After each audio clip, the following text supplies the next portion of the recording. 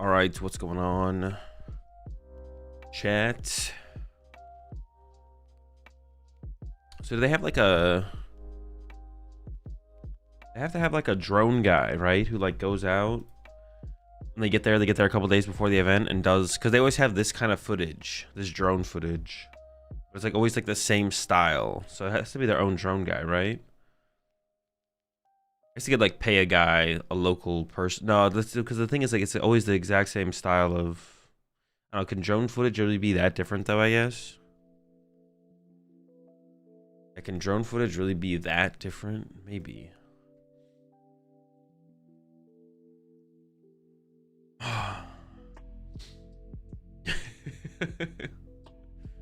Dude, Shay's back with the lipstick collar.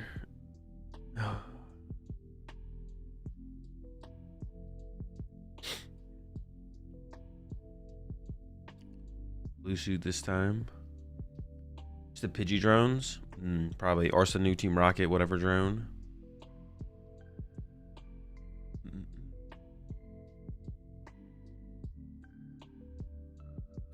Yeah, so I assume they must just go shoot some drone footage like before the event happens. Then that must be what they go do. Take the drone out for a spin. I wonder what day they start setting up the production stuff. It seems like they get everything broken down on Sundays. I don't know if that's actually, or if they, yeah, it seems like they get everything broken down on Sundays. Maybe it's Mondays though. Or maybe they still do some of it on Monday. Maybe.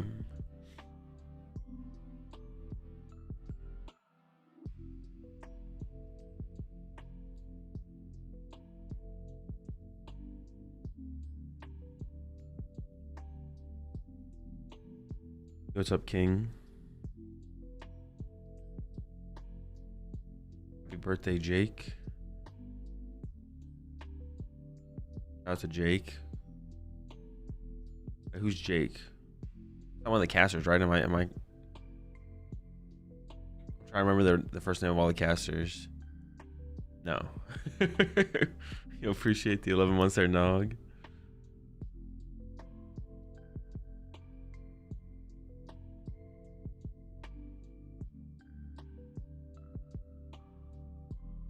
Predictions for the weekend? They're gonna play Pokemon. Think Tank Terrapagos can make a comeback in this meta? No.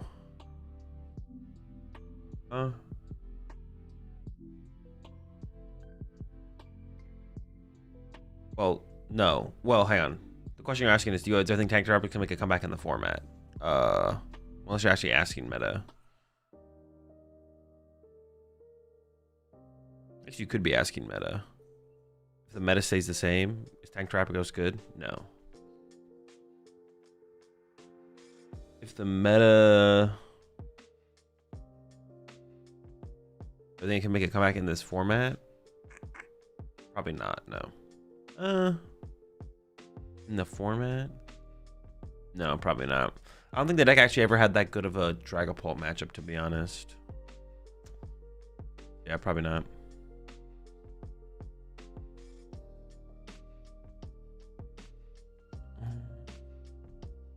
Green Art Grimmsnarl seems decent. I think it'll be a meta deck for sure. Let's get out by Sunday, from what I know. That's why they want to get everyone out in the timely manner. That's what it seems like for sure. It seems like they get done on Sundays. Yeah. Sorry, right? Are you aware today is Norway's National Day? Nope. I guess yeah. The answer is yes, I am. Because now I am equipped with that information.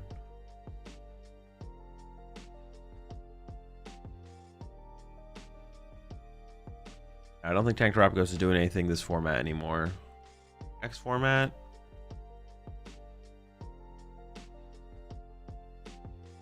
I don't think that much changes now. Tank Terrapagos is kind of cooked for a while. Yeah, I don't know when Tank Terrapagos. I have no clue when Tank Terrapagos will be able to be a good play again. I feel it's Zork right now. It's pretty good. I'm played to Portland, but Joltik's scary. Joltik is a little scary, but the deck's pretty good right now. I think Joltik will become a worse play moving forward because I think Raging Bolt will get more popular. Oh yeah, with Raging Ball getting more popular, Joltik becomes a worse play, which makes things a little bit better for Zork. Raging Ball's definitely way more manageable than the Joltik box, I feel like. Would you consider taking up casting once your competitive days are done? I said this in the past. I don't really like. I have no like desire to want to be a caster. Like if the opportunity comes up, I'd probably take it, but I have like no desire to want to be like a caster. Like it's not. Yeah, if the opportunity came up and they asked me to cast something, I probably would say yes. But yeah, as of right now, I don't really care. Not in like a bad way, but it's like if I don't. Yeah, it's not like I don't have like aspirations to cast tournaments. I guess that makes sense. Like right now, for what I have going on with Pokemon stuff. Maybe I'll change in the future though. And then both favorite into Zork? I think so, yeah.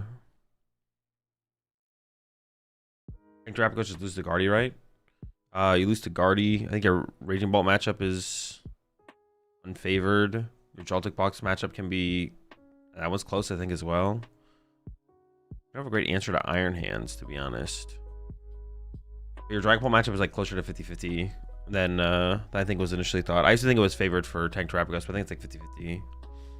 Which, yeah, 50-50 against 50-50 against Dragapult, while you're unfavored, very unfavored into Gardevoir, does not feel great. Does not feel great. Maybe next format, but who knows? Y'all, do we know roughly when Pokemon releases next season's regionals events, dates, locations? Usually it's between NAIC and Worlds. I think the last couple seasons between NAIC and Worlds is when they've given us the information.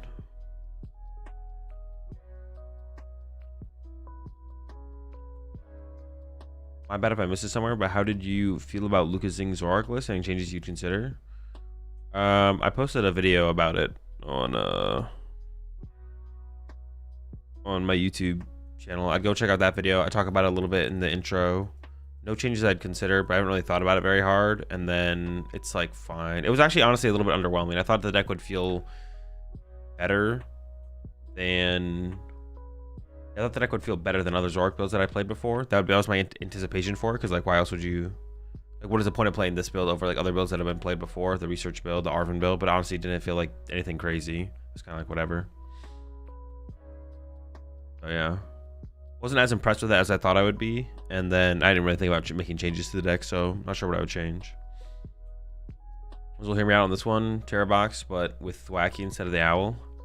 Lock it in. Found the broken deck. All 8% interesting. This is Milwaukee. This isn't the current tournament.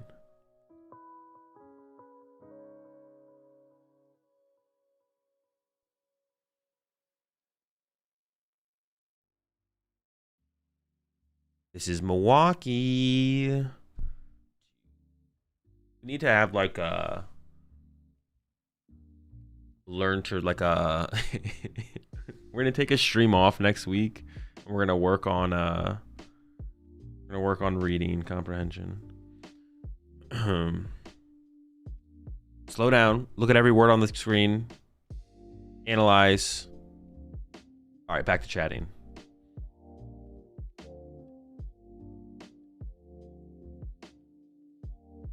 We can go. Oh, hey, let me make sure this is up. I think so. While we're waiting for the rounds to start, we can take a look at what's going on over in Melbourne. Tonison 7. Oh, is he playing the Brixty though?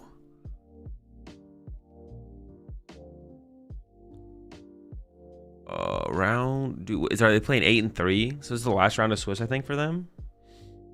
Should be the final round of Swiss today. It should be like 8-3, 3 rounds tomorrow. The tournament is not being streamed. Let's see what we got here. Brent 7-0, another 7-0, and Jeremy. I don't recognize Jeremy's name, I don't think. Natalie 601. Hero. I don't recognize the name. I don't recognize Hero here, but 6-1 from Japan. It was interesting how the Japanese players went. Henry Brand 6-1. Daichi's over there, 6-1. Soda, another Japanese player, 502. Kaiwin, 502. So I believe that would probably be the win-in for both these. Or both these players are on like the losing out. If you lose this round, you probably can't make cut anymore. They didn't win like the rest of them. I would assume.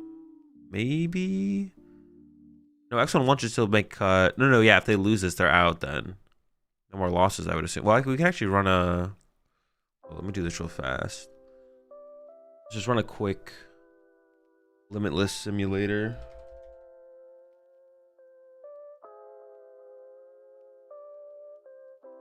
Was calc 563, 16%.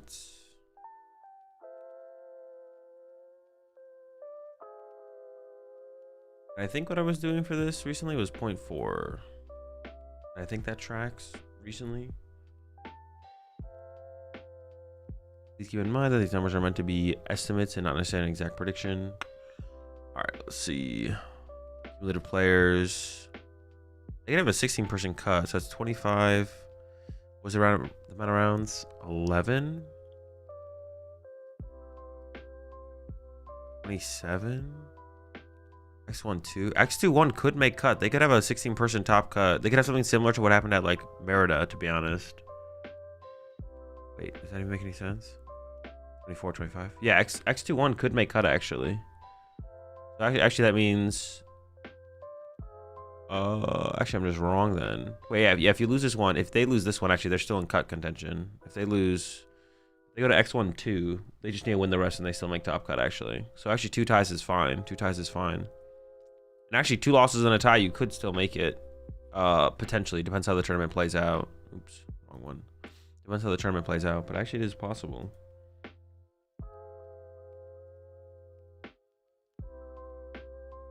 Outside to see the Australian standings.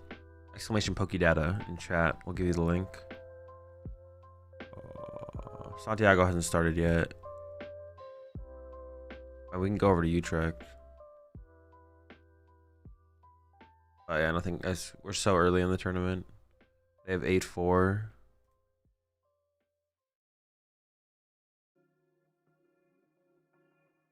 Okay, one more round of Swiss today. Let's see how the American players did. That one over there.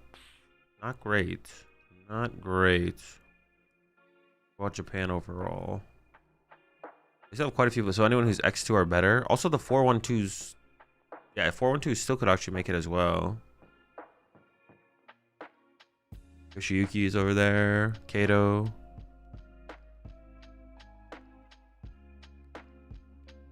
Ryuki.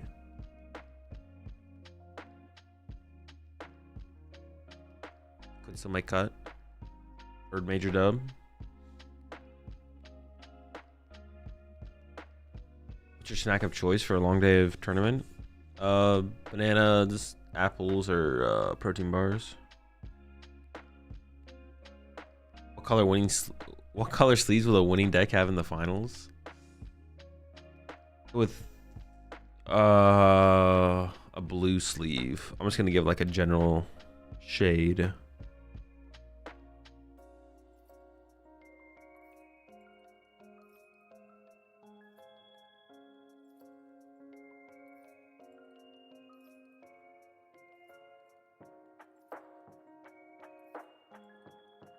Another website you can look at these look at these stats is PTCG standings. Nicer UI if you ask me. There's something I remember using that one in the past, but there was something that would come up, and I'll pull it up real fast. Is it just PTCGstandings.com? I remember like stopped updating or something. I don't know. I remember I've used it before, but there was something weird about it. That's why I stopped using it. Is it PTCG-standings.com?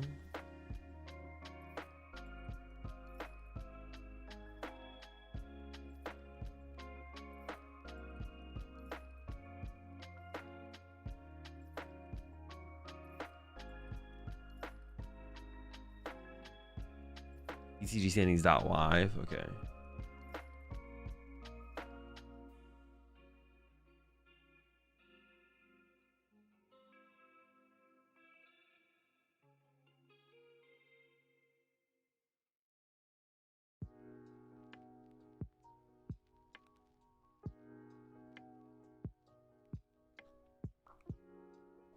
don't like the. I actually, it's fine. I honestly like the Pokédata a little bit better. It's just a little bit easier to read.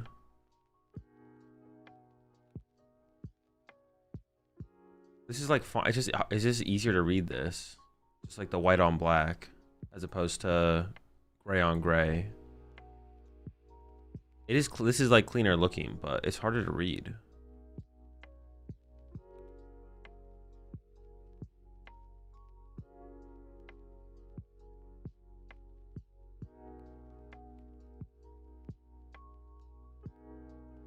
I think I'm gonna stick with the data on this one. Do you sleep during the day to wake up for the stream so fast, respectfully? Is it because you are of old age? Do you sleep during the day? I mean, I didn't sleep that much. I only got like 3 hours of sleep, 4 hours of sleep. I still went to sleep pretty close to my bedtime. I don't know.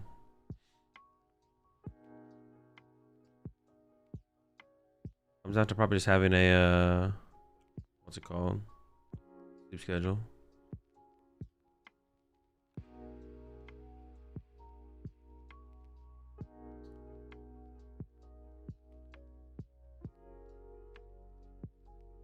Best sleep color for the Zork deck. I'm playing to a cup next weekend. Best sleep color for Zork? I don't know. What is the what sleeve color matches Zoroark the best? Mostly dark Pokemon in play. I don't know. Everything kind of goes with black, so you can pick any color, right? I guess maybe the question would be like, what color goes with Darmanitan the best, more so than anything?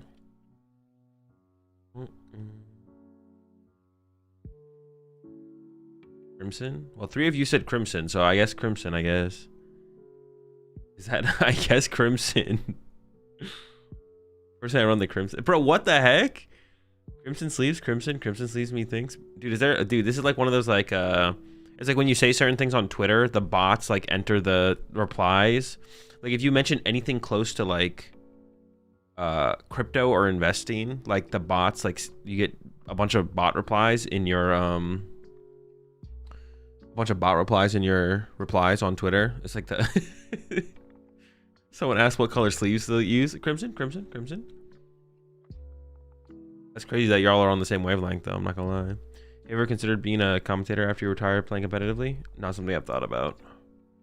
You have a 9-to-5 job during the week? Nope, just Pokemon. Is the sleeve meta for Zoroark? Apparently, bro. I was just not informed about this. It matches Zoroark's Mohawk? Okay. My bad, I just wasn't on that level. Are you into crypto? No. I've just seen the bots.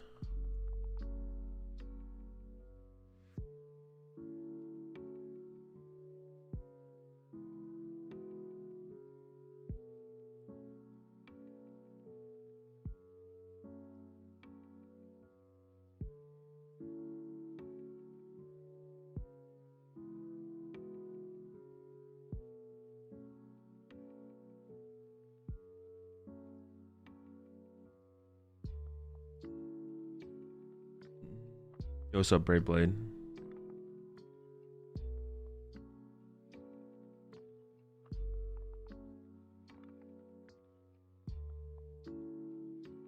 Our special event streams also skipping the first 2 rounds of Swiss. They're the exact same as regional streams. There's nothing different between special events and regionals besides the prize pool. It's the only thing that's different. Everything else is the same, literally.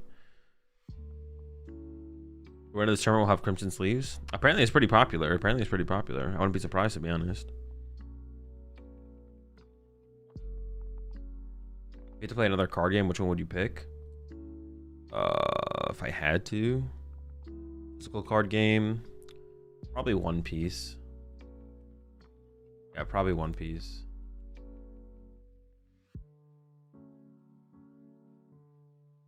What is this one? Is this Utrecht? No, it's in Melbourne. Alright, the Melbourne standings don't really matter.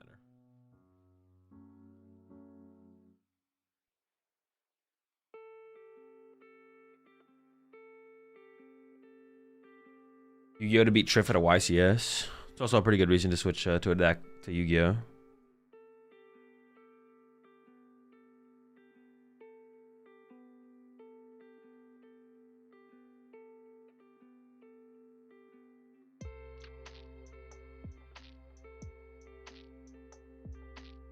Magic should top a Pro Tour like Ian Robb. Magic's pretty cool too. It'd definitely be like Magic or One Piece though, for sure. No, I have no interest in Yu-Gi-Oh. Well, just because I have no interest in Yu-Gi-Oh, because you can't, like, I don't know, you can't win any prizes. There's no prizes to win, so it definitely would be, that definitely would add to the incentive, because I haven't tried really any of the other card games to the point where I like one over the others. If I'd already played Yu-Gi-Oh and I liked Yu-Gi-Oh more than the other ones, then I'd pick Yu-Gi-Oh, but I really haven't, so.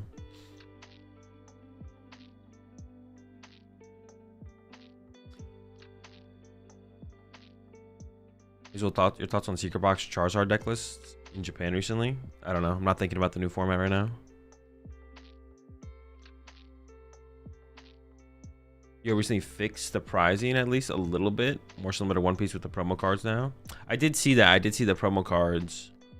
I guess we'll have to see how that plays. Have they had an event with those yet? With the promo cards, the placement cards. The One Piece World Champ sold his winter promo for around 7 mil. Was it 7 mil? I don't know even where I heard this. I heard it was like 1 million. And I've heard two different numbers. Either way, it's pretty crazy. 1 mil or 7 mil. 1 mil or 7 mil. It's still pretty crazy. Did you see if you ever get crazy because you co-stream? Not really. It's just like 2 days off sometimes. It's just 2 days off. It's not that big of a deal. What do you think about one Klefki in some decks to counter Genesect? Not worth, probably. It's a lot to get the... I mean, I guess if you're retreating for a turn into the Klefki to actually Prime Catcher, maybe it's not terrible. I guess I don't hate it. I have to think about how popular... It definitely could be worth it if Genesect becomes popular enough. I don't know if Genesect is popular enough, and it only seems good in Prime Catcher decks. But I guess it could be good in non-Prime Catcher decks. They take a knockout, you push up the Klefki, you get access to your ace spec, but yeah, it's probably not worth it right now. Genesect's probably not popular enough right now to warrant it, but if Genesect got popular enough, I guess it'd be an interesting inclusion. I don't know what deck you play it in, but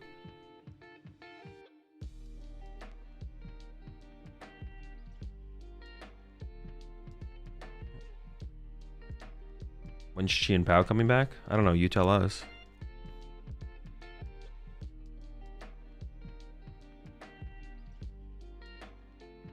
I thought it was 5.9 or 6.9. I don't remember. I mean, either way, it's crazy. Even if it was just 1 million, it's crazy. That's what I heard. It was for around 1 million, but I could be misinformed. I'm not like actually in the community. That's what just someone told me.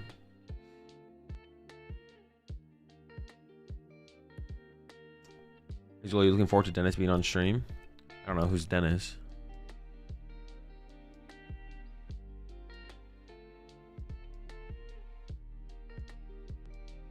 Genesect is a really strong card. I hate it. You have to boss orders to kill it. It's almost never correct to kill the Genesect.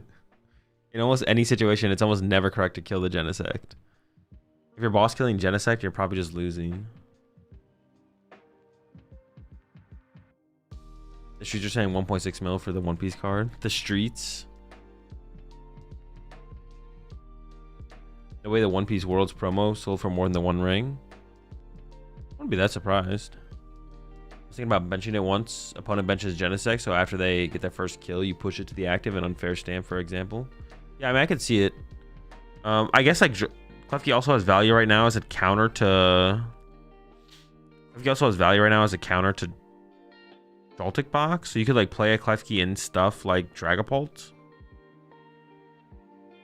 But like, yeah, what decks are even playing? The Genesect is just not super popular right now. It by itself, though, I guess could have value. Well, definitely could have value outside of that, though. But yeah, you definitely could have value outside of that. But Genesect's not that popular right now.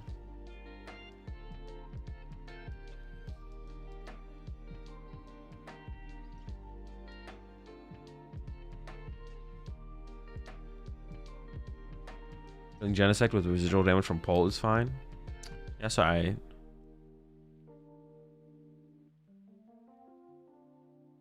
Sometimes you gotta boss KO Gen so you can prime catch it the next turn. Yeah, I mean, I guess it could come up.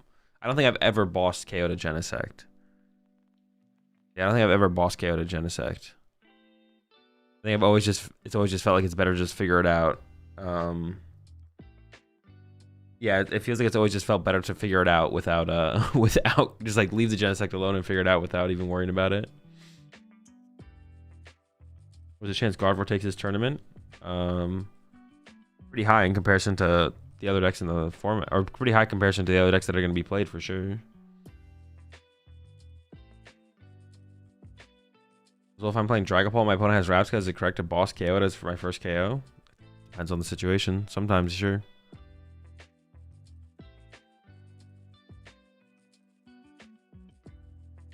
Depends. That's the way it is for everything in Pokemon. Nothing is ever 100%. Everything is always situational. Always a sometimes. If you're forced to do one of these, would you rather play competitively a Pokemon Retro format or another card game competitively? Is it just Pokemon Retro formats in general or a single Retro format? If it's a single Retro format, then a different card game for sure. Honestly, another reason I'd want to go to One Piece is because they have rotation. So I think One Piece just seems better than any other game, to be honest.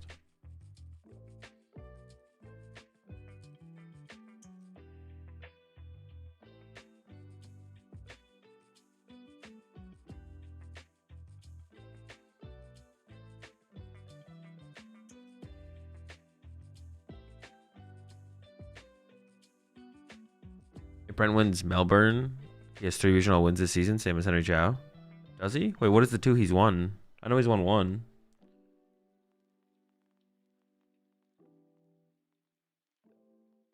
So are you planning on going to any pre-releases soon for this next set? No.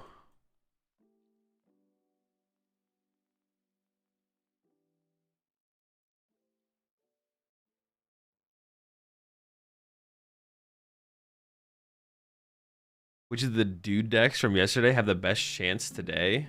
Probably the Palafin deck would. One Piece has rotation? Isn't it just a random ban list when deck becomes too broken? No, they added rotation, I believe, recently. I don't know if a rotation has happened. Huddle in chat just said it hasn't happened at all yet. But they have rotation now as well. Magic has standard has rotation as well. Oh, that's true. Magic also has rotation for standard. Whenever I think of Magic, though, I think about all the different formats. There's just so many formats. Yeah, I think if I went to go play another game, that would be One Piece for sure. Just standard One Piece. Because to be like super competitive in Magic, you have to like play a bunch of different formats. It's a lot.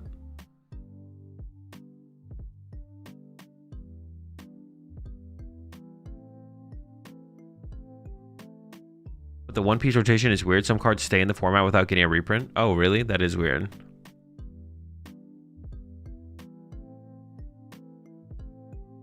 Why do you like rotation over non-rotation? I think it's just better to keep the game healthy and approachable for newer players. Keep stuff from becoming broken.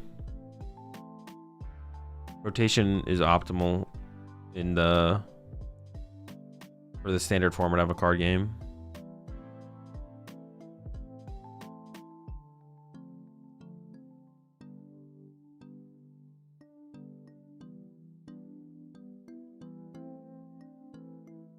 When does Shaman come out? With the next set.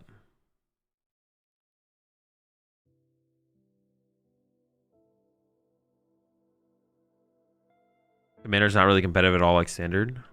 Yeah, but there's like the other formats, right? Wait, isn't that Pokemon cards are staying format year over year? Yeah, but they get like reprinted. Apparently. Well, I mean, from what did Huddle say? Well, someone in chat said some cards rotate without getting reprinted, is what they were saying. Or some cards don't rotate without getting reprinted.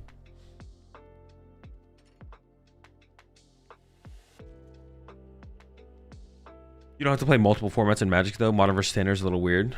Well, don't you have to like play Sealed, though, at least? Like, to be super competitive in Magic, you have to play more than just Standard, right? Ever seen Grand Archive? I have, yeah. Isn't Modern just kind of like expanded in Pokemon? I think so, yeah. Yeah, to be competitive in Magic, you have to play more than just Standard.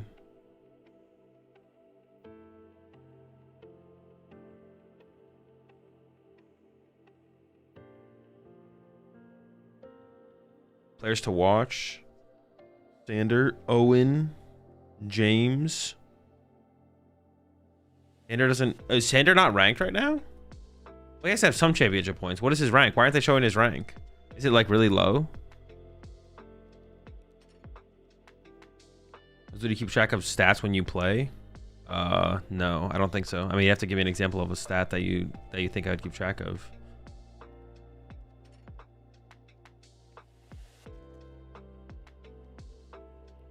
Yeah, you really should play standard, draft, modern, and pioneer in order of importance.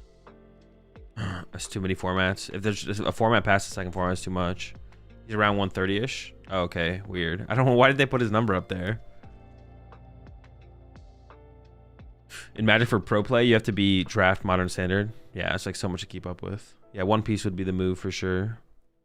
Tord not playing? I don't think so. Tord usually doesn't play in the special events, I feel like.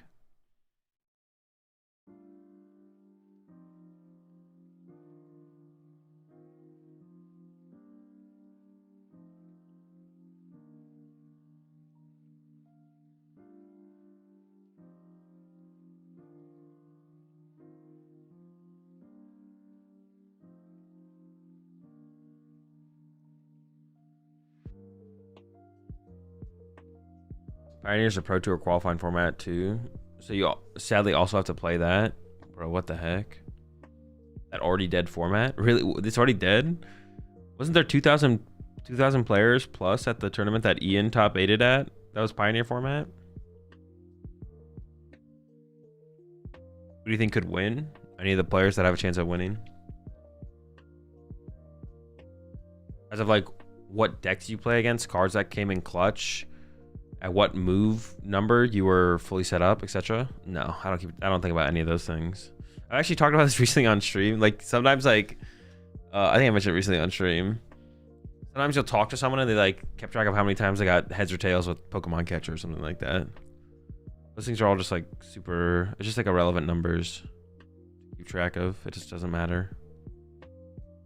As far as like cards that came in clutch, that just comes with like, you'll just like remember those things if it's important to remember. Yeah, I don't like keep track of that.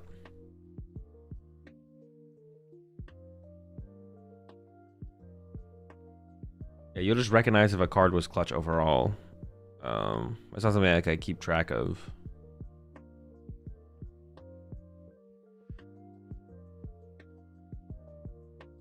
Melbourne in terms of player pool is just a massive cup and not a regional size. True, it really is just kind of a Mickey League Cup. Doesn't really count.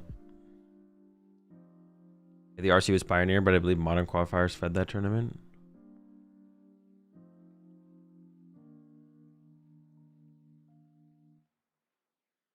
Like how many times your ace spec is prized? No, I don't keep track of that stuff. It doesn't matter.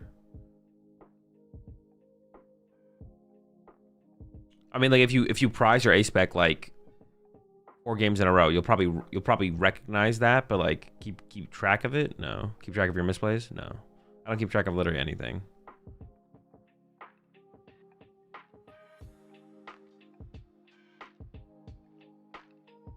There's nothing that's really worth keeping track of, to be honest. It's all just kind of noise. It's like irrelevant numbers. Like if you prize your prime catcher 6 games in a row, that's unfortunate, but it doesn't matter. Who cares?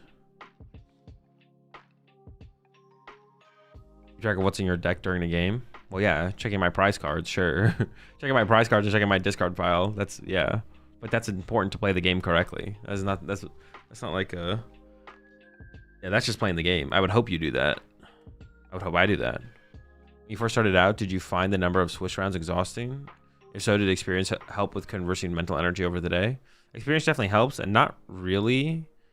Because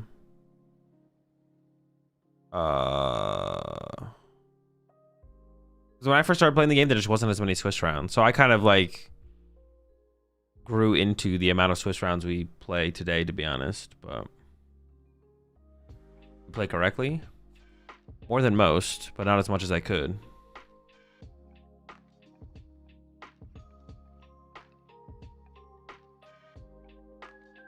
When are you playing next? Portland in 2 weeks or whatever, or I guess next weekend actually. Wait, is it next weekend? Yeah, Portland's next weekend.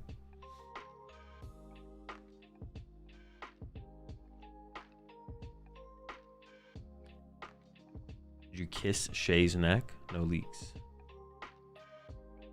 Happy to brought up a question, but do you think you share similar views on the game with other top players? Yes. Or do many top players view the game differently? No. Most top players view the game the same. Which is why it's always funny when like people like disagree with like concepts that I talk about in the chat. It's like these aren't like controversial takes. Pretty much every top player views the game the exact same way. That kind of comes with being a top player though. Once you to become better at the game, understanding the game fully is like kind of part of that. So it's hard to get better at the game when you don't actually understand the game.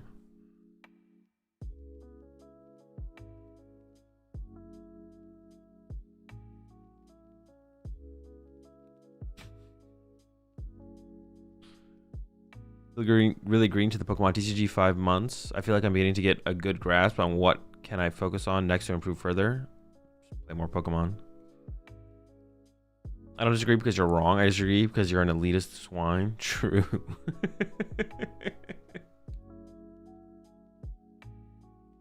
Elitist swine. So who do you think is number one in Europe on points? I don't know. Whoever's number one in Europe on points. Whoever that is. It's not James, because James is number 2, and it's not Owen. Whoever's number 1, I don't know. Hey, let me guess this. Who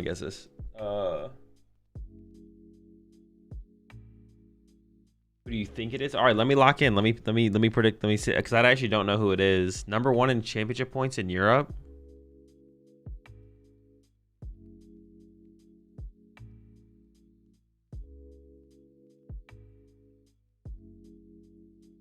Could be Miloslav, or it could be Magda. Besides them, and I'm not looking on chat on purpose. I'm blocking chat with my hand. I think Magda. Is it Magda? My guess is Magda.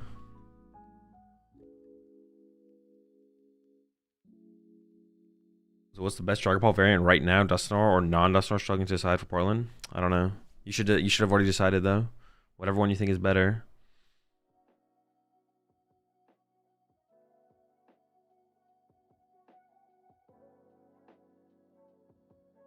Prediction for winning deck this tourney? I don't know. Gardevoir feels like the best deck right now.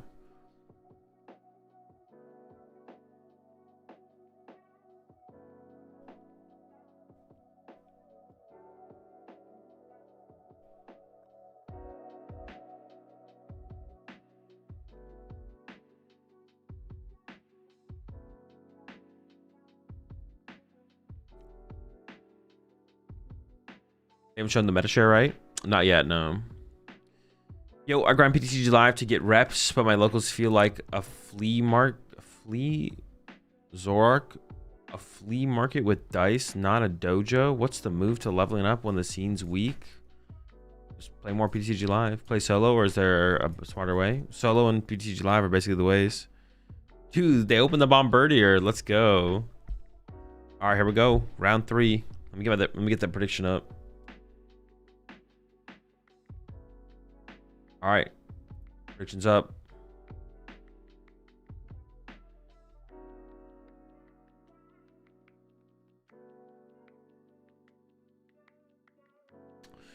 Meta share is on X. Can I post a link? Yeah, sure. Did it actually go up?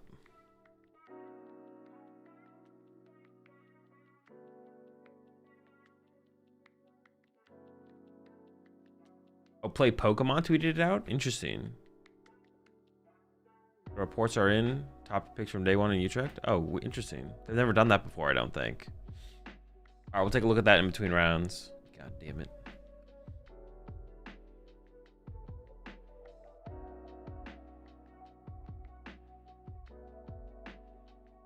And we actually might be, yeah. I don't know why it does that on YouTube. All right, so we got Terrabox here up against Zoroark. There is the Bombardier start here for David, which doesn't seem bad, but oops, did prize 2 Zorua, which is bad. So there's not going to be a whole ton to find off the Bombardier, I guess. Well, I mean, you can find like double Darumaka. Of course, there's going to be the threat of Water Pawn. I think it's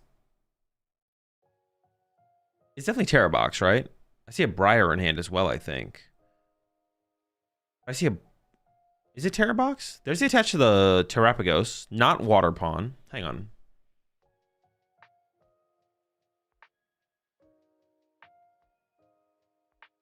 I want to go back to the deck search. I want to see what's... I think it is just Terror Box, right? Metal... Yeah, it's Terror Box. It's Terror Box. I think. Okay, over to David. Without even using Bombardier, we got a Darumaka. We got a Zorua. We could still use Bombardier here to get some more stuff. Are you sure that's Bomb? I'm positive, yes. I see the Birdier.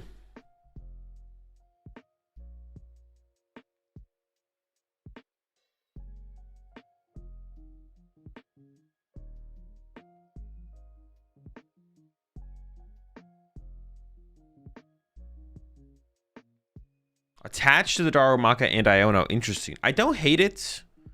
Getting the reversal down aggressively like this is nice. But... I mean, I guess there probably wasn't a Dark Energy in hand. I assume if you had a Dark Energy in hand, you definitely would have gone for the Bombardier. I don't love it, though. I don't hate it, but I don't love it. I kind of would have liked to have seen the Darumaka coming down and a Nest Ball. So we can get a second Zorua here. And it is a Cyrano build. As we see the Cyrano there at the bottom. It looks like it had two reversals in the hand, actually. Doing some prize checking as well here now. Secret Box, Cyrano. So probably pretty similar to the... Yeah, Cleffa, Artisan. Pretty similar to the Lucas Zing build from Milwaukee. Nestball here going to get the second Zorua, I'm sure. Does play 3 Darumaka. Yeah, definitely similar, definitely similar.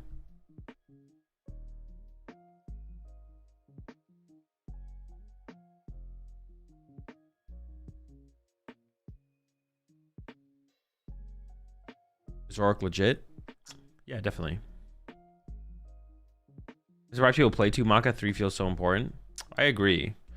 Not a big fan of the 2 Maka. But I don't want to say that for sure, actually. It was the popular way to play it at Milwaukee, but I feel like more common we do see 3 Darumaka. More commonly we see 3 Darumaka, but it was popular at what's it called? Milwaukee. Just the 2 Darumaka. It doesn't feel great though, but I mean you can't play everything. Alright. Got the double Zorua, got the double Darumaka. Despite the lack of attacking with Bombardier. And there's no other Zorua. You wouldn't hate a third Zorua here probably, but there's no Zorua to find, so. Over to Adam here. Has Noctowl in hand, despite the Iono. Getting rid of the Fanrodom search.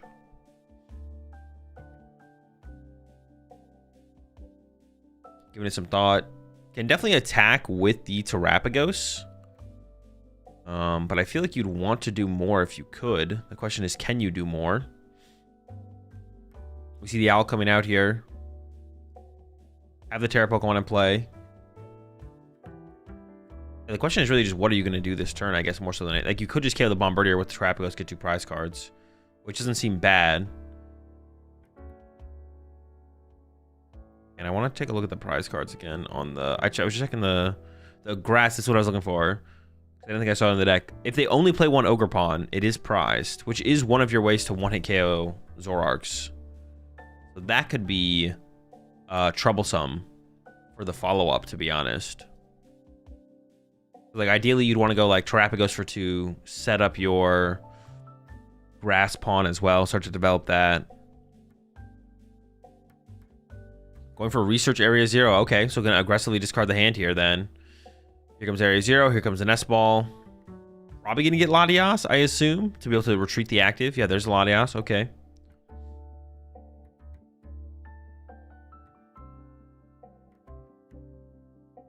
Is our Chaladon Zoro viable? No. Second Nest Ball coming in. Here's to see what gets grabbed here.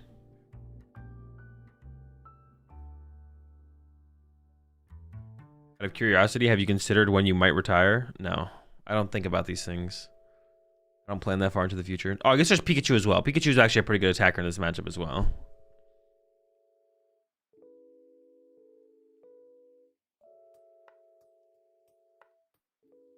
Why David attach a Maka and not the bird? Is the bird useless in this situation? I mean, you'd use the bird to get basic Pokemon, but he values putting reversal on Darumaka better than searching or calling for family or whatever it is with the bird. How much HP does we discard Ice Archer and Ursaluna there off the research? Ursaluna can be okay in this matchup if there's like a Fez in play. But into the late game is not great. How much HP does the bird have? Are we knocking out the bird here? I do see the Water Pawn in hand. Does that have 200? It is 200, so it is just KO'd here. Leaving the bench space open as well, and there's the knockout getting 2 prize cards. Not going to find the Grass Ogre Pawn.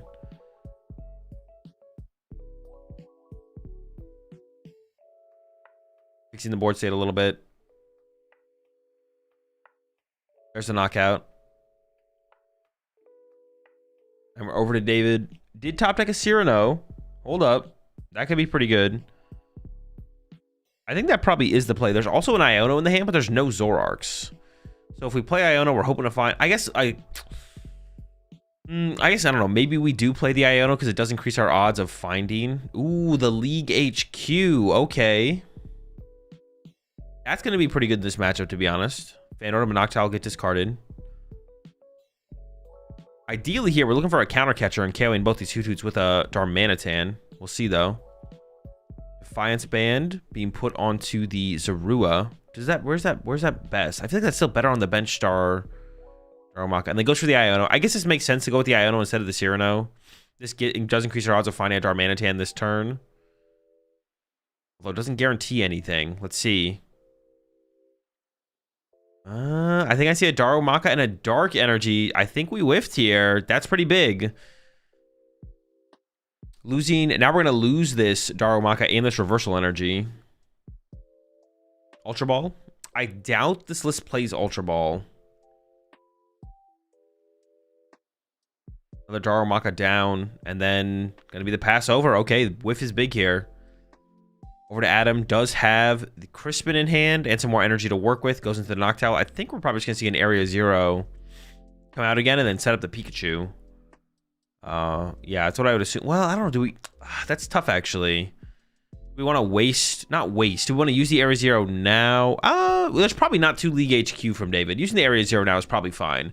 Area 0 plus Crispin here actually seems pretty decent, to be honest. Just Area 0, bump the League HQ, maybe get like an Ultra Ball for another Noctowl, or looks like it was eyeing up Nest Ball.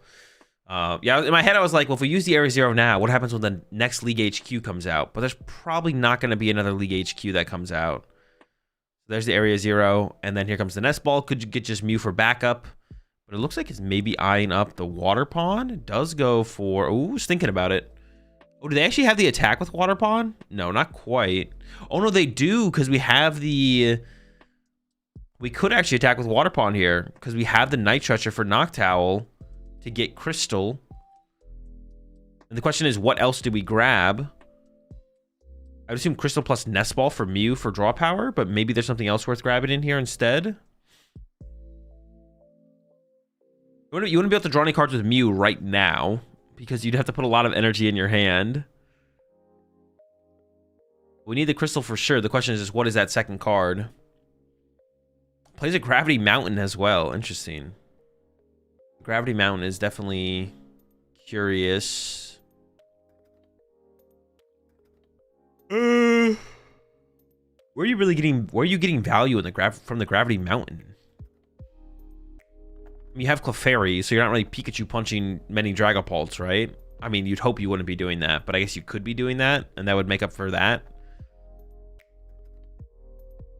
Versus Guardy? Oh, I guess against Guardy. Sure. Okay, there's the Crispin. There's the Crystal.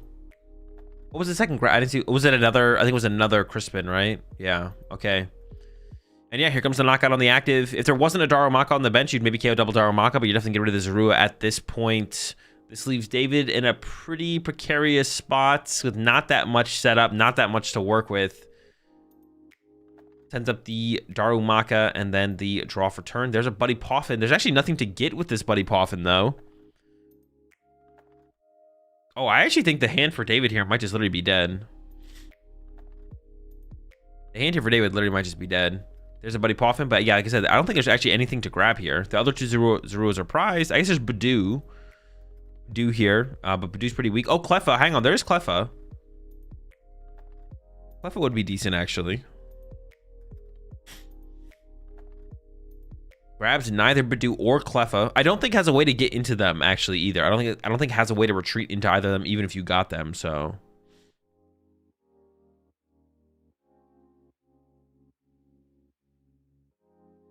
when David used Iono, he was going all in on Darmanitan, right? In this situation, is it not better to play safe in Cyrano and trade twice? I mean, there's an argument for both plays. Like the Cyrano or the Iono gives you a higher chance of seeing the Darmanitan. For sure. Adam got Crispin in hand. Oh, that is true. We know the Crispin's in the hand, ready to go again. So yeah, may as well pack it up.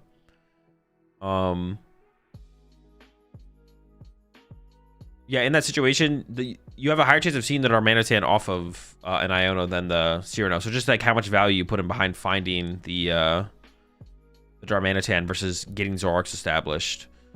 I don't necessarily agree with. I don't actually. The more I think about it, actually, the Cyrano I think is just better, right? Because you can get. To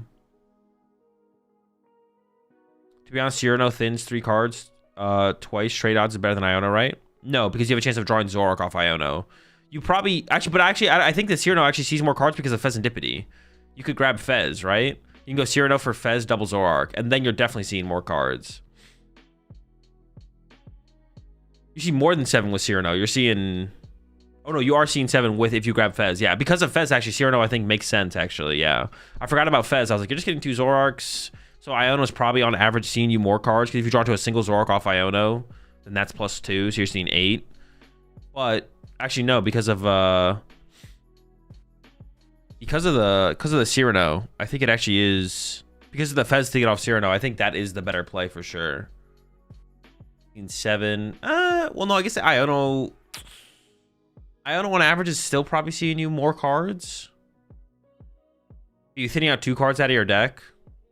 But also you're set up to be able to do something on the next turn. So the question for David is like, how much do you have to do something this turn? How much do you have to Darmanitan this turn versus, okay, if we whiff the Darmanitan but still set up some Zoroarks, we still probably are in a fine spot. And honestly, in that situation for David, I think you're still probably in a fine spot. So I think, yeah, he definitely had to do something that turn. The Cyrano versus Iono turn? I don't think so. I think if David just whiffs and just goes Darmanitan or Darumaka pass, I think it's like fine. Unless you mean something in terms of just like at least evolving to a Zoroark. Yeah, I don't think David had to attack that turn, to be honest, because all Adam was really threatening was Terapagos, which is kind of like whatever it felt like. All right, this time there's a Darumaka prize here for David. Something has an advantageous board state in some way. Okay, sure, yeah.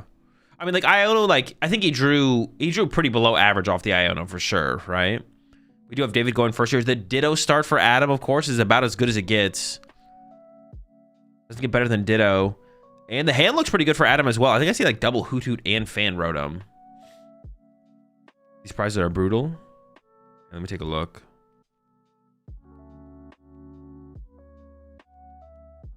Oh, let me go back and take a look.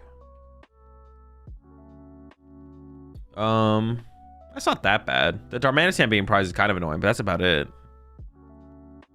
Yeah, it's nothing crazy. You should have just took Grimmsnarl. True. Doesn't he know the cards are out? I feel like I'm averse to gambling off. I don't know if I don't have to, but there's definitely a time and a place. I mean, everything's well,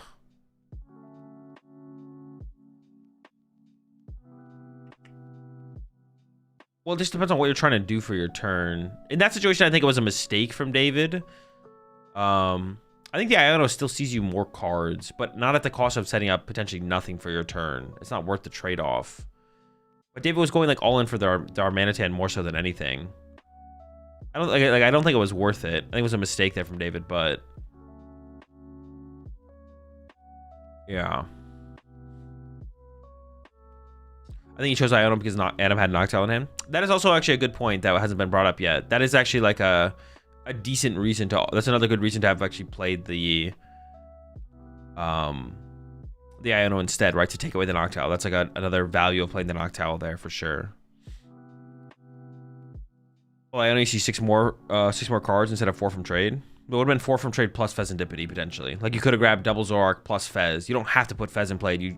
Fez in play. You trade first. You trade twice first, and then if you feel like you need a Fez at that point, then you also Fez.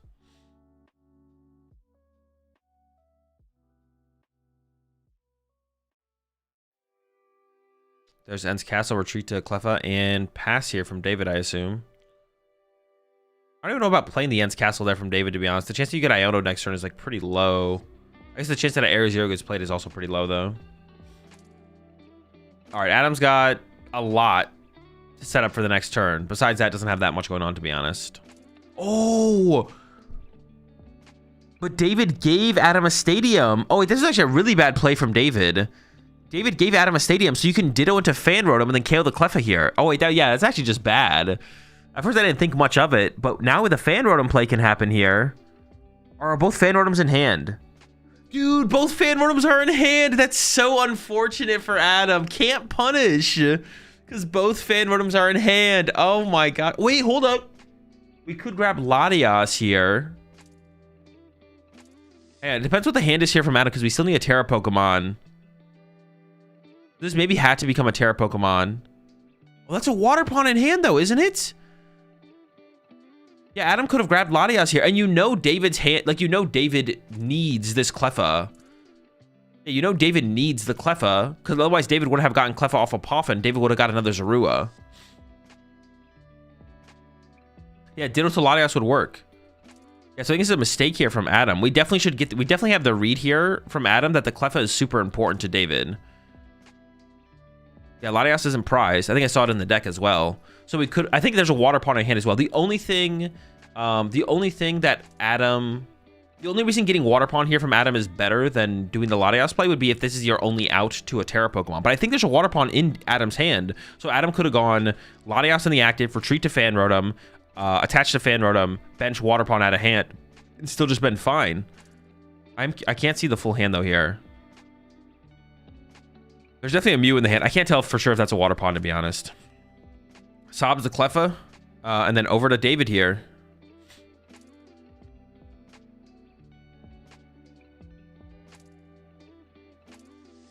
I think that is another Water Pond in hand. Water Pond here feels weird if you can't trap or Reshiram. Oh, I guess that would have been weird if David hadn't retreated the Reshiram, though. That is a good point, actually.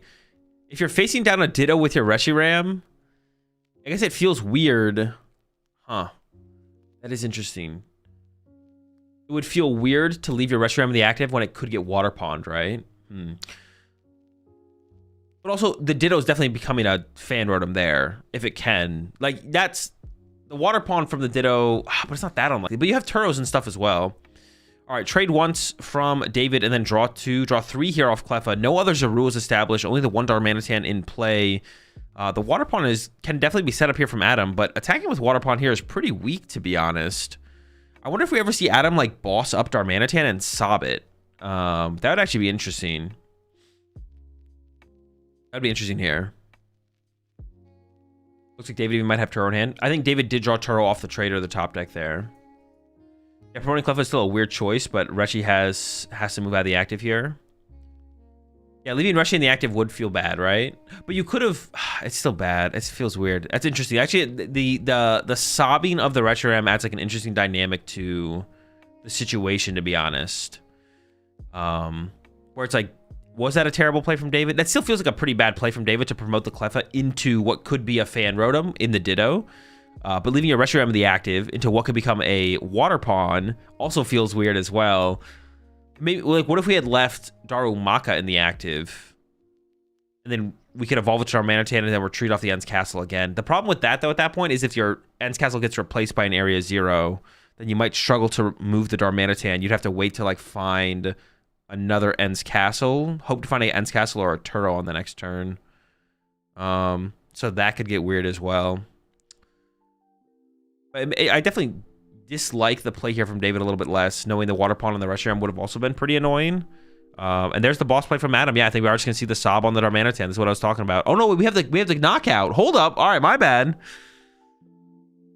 Now KOing the Cleffa is a little weird here, giving the bench space back to David. But the question is, it's not like you have Monkey Dory or Halucha in the deck here for Adam to like chase down the Cleffa later.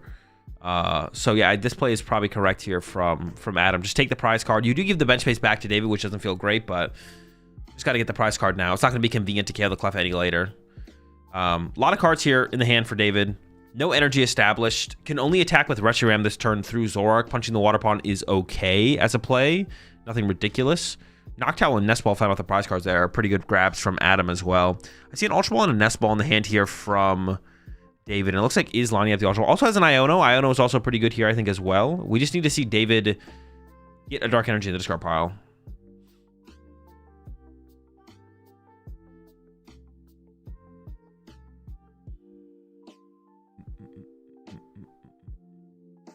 Also don't get outraged by killing Cleffa. Well, I don't think you'd ever punch the Zoroark. The question there would be if you punch the Reshiram. Yeah, I don't think ever punching Zoroark there. Yeah, I wouldn't ever punch Zoroark as Adam there. But you could have punched the Reshiram, but both of those feel pretty bad. I think, yeah, just taking the KO on the Cleffa was always the correct play. For sure.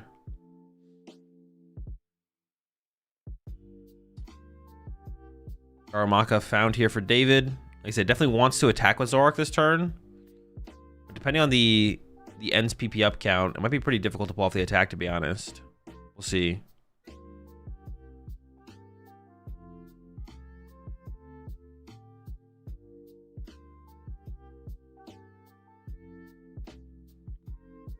Pheasantipity gets found, or Pheasantipity goes in hand. Has the Iono now. Iono into Fez. Fez is not great to put into play in this matchup. Has a counter catcher as well. I don't hate that. I don't know if I like the Hoot Gust, though. Hoot can be retreated with Latios, or something like the Noctowl can't. Yeah, I'm not sure I love that. Comes a 6 off the Iono. Yeah, you really want to avoid putting Fez in play in this matchup. I almost wonder if David shouldn't have put Fez in play. It just gives such an easy closer to Adam through Ursaluna Gust.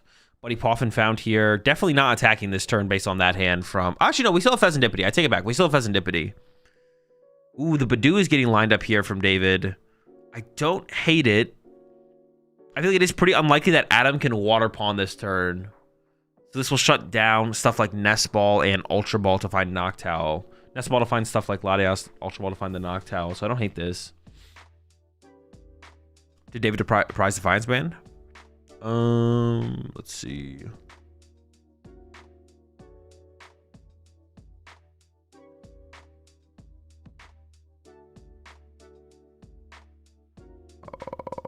We're gonna see the prizes.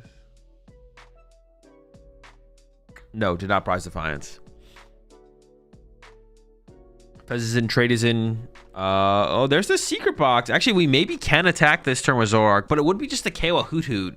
I don't know if we want to give Fez draw over to Adam right now, to be honest. As David here, I kind of like just attacking with Badoo at this point.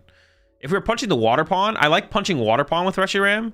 I don't really like knocking out the Hoot and giving Fez draw over to Adam, though. I think I would just punch with Badoo here. Item lock for a turn.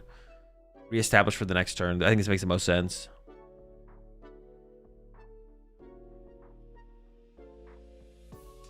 What's the actual time to use Fez? Seems like any matchup, the advice is don't bench Fez. Yeah, you never want Fez in play, but it just has to. It's correct to come into play pretty often. What the heck? Dude, Adam just has Noctowl Latios in hand off the... dude. Dude. Crispin Area 0 on the way? Dude. Check in PC one time? What the heck? And has the Ogre Pawn. Dude, what? This draw is actually just absurd from Adam. Also has the Grass Ogre Pawn in hand as well to start to build that up to respond to Zoroark. And because of the lack of Darmanitan here, there's no way to want to KO the Grass Ogre Pawn besides Ursaluna from David. Dude, that's just absurd. That's literally just absurd. Lightning to hand, Grass to hand as well to use with the Ogre Pawn. There comes the Ogre Pawn. Cycle the Grass out of the hand. And then attach Psychic for turn into another Water Pawn attack. And Latios gets put into play as well. Boom. Dude, what an absurd draw off the Iono to 4. Like, on top of everything else, the Grass Ogre Pawn also gets established. Like, absurd. I think you just KO the Darumaka here for sure. Protect your Hoot Hoot. Adam is going to do a little bit of a check here. Yeah, you just always go after the Darumaka here because you want to protect your Hoot Hoot on the bench. That Hoot Hoot is super valuable. Punished by not Countercatcher Noctowl? That is true. I did mention that. I feel like Countercatcher Noctowl did make more sense to potentially stop the potential. The Water Pawn play was like pretty unlikely no matter what, especially when Badu got involved. But yeah, you should bring up the Noctowl there, right? And just try and buy some time. Adam plays Rescue Board, right? So Owl was always at least a Water Pawn. Maybe. I'm actually not sure. A lot of people have been adding the Rescue Board to the Terra Box decks, but I don't know if it's like everyone's playing it or not, to be honest. I'm sure the vision was to Darmanitan both Hoot Hoots, but not Countercatcher Noctowl was definitely correct. Yeah, definitely. The vision was definitely to KO both Hoot Hoots, but I think just you got to be a little bit more aggressive there. Are David's thinking about sending up the Reshiram, which is a little weird. There's an Ents Castle in the hand, so it doesn't really matter which one you send up, I guess. If you brought up Owl, is it even possibly Water Pond? Well, like someone just mentioned in the chat, there's people do play Rescue Board. Now, I don't know if Adam plays it, but it definitely has become an inclusion in the deck for sure. All right, Secret Box already aggressively getting lined up here from David. Giving up the second Ents Castle? No, he can't give up that. Giving up an Iono. That also feels kind of bad, but if you play Palpad, you should be fine on hand disruptor cards. We have a second Iono in the hand, so we're definitely Ionoing this turn. Could also Fez or trade first here to try and find more cards to work with the Secret Box, but I'm sure David is trying to use those cards after the Iono. Use the draw power after the Iono. So no Darmanitan this turn. Oh, the League HQ. I forgot about... Ooh, Power Glass plus League HQ is pretty good here. The League HQ is pretty good. Yo, I really like the League HQ, to be honest. I'm a big fan of that. Hourglass League HQ. We need to find a Dark Energy so we can just punch this Water Pond, do something, set up some damage in play, and then build up to Darmanitan on that following turn. Should probably grab like a Cyrano here to cycle it to the bottom of the deck so you don't draw into it. And then even the Buddy Poffin, grabbing the Buddy Poffin and thinning that out of the deck seems pretty good. What Psychic Pokemon is that? Is that a Sigilif? Sigilif? Oh, the Monkey Dory, of course, yeah.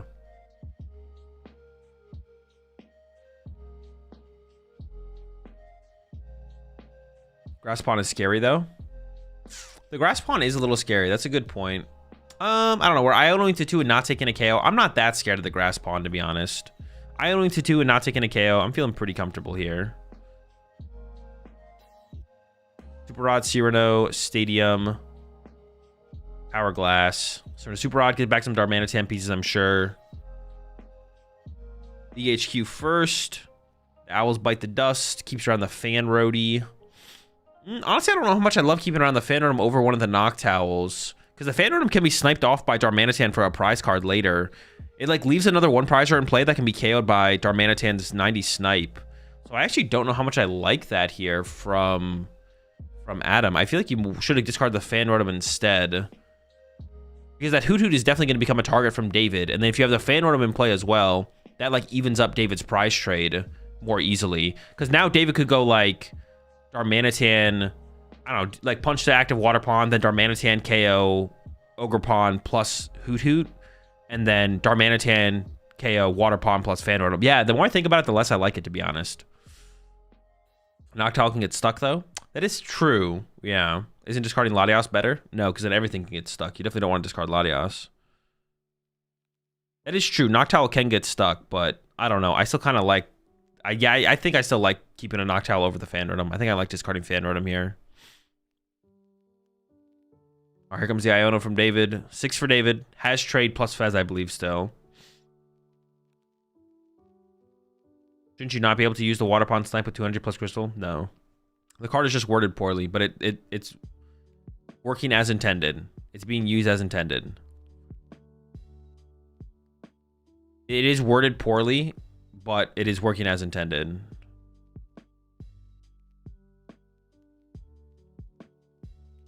Okay, there's a trade. Boss Cyrano. Second Zoroark into play now. It's pretty nice. Can just ship to Cyrano probably.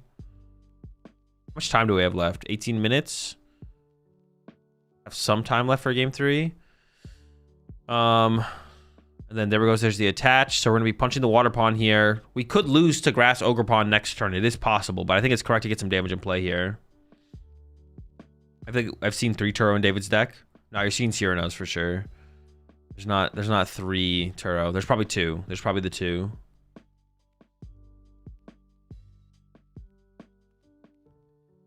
And 170 punch. Okay, Adam does win with double grass energy. Or Crispin grass energy. Or Vessel. Or Noctowl. Top deck. Does play the rescue board actually. Okay, so the attack still would have happened. The attack still would have happened from Adam. Ooh, honestly, the sob here from Adam is super good to trap this League HQ. Oh, true. There's also League HQ. So it would have to be like Crispin double grass or something like that. Or get an Area 0 involved.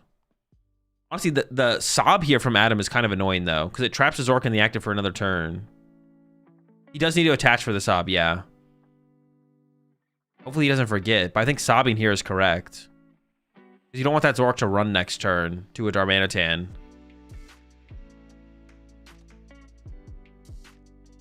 The other thing would be to put the metal energy on the Ogre Pawn, but I think you go for the sob here. I like the sob. I don't want the Zork to leave the active. Because if David's able to run to Darmanitan next turn, I actually feel like David's in an okay spot. Like, it's not that unlikely that David finds Gust, KO, Ogre Pawn off the bench, plus KO Hoot Hoot next turn and gets 3 prize cards. Oh, Adam's thinking about just running. Runs to the Fan Rotom instead, actually. Okay, interesting. Preserves the energy. Should we not attach the energy? So if we're going to do this run, though, if we're going to run, shouldn't we attach somewhere? I feel like that means we should be proactive with our energy and put it in play somewhere if we're not sobbing. Looks like Adam is thinking about that. Attaches to the Grass Ogre Pawn. I don't know if I like that. You know it's not going to be in the active next turn. Like, David's not going to take a knockout until the Fez dies or the Ogre Pawn dies. I do see the Ursaluna in hand there for David. That'd be another option. Although Ursaluna makes things more awkward. So I think David's definitely looking for the reversal energy combo here. If we can find it. Definitely looking for a reversal energy Darmanitan. 2 cards. Neither of them are reversal energy or Darmanitan. Trade number 2 coming in. Zoroark Zorua. Well, I think it's have to be Ursaluna KO Ogre Pawn.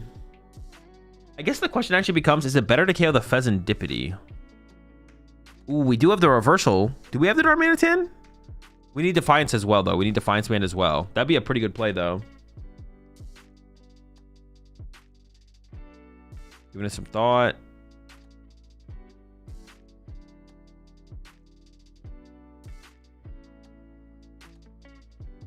Might as well attach the reversal, right? That makes sense.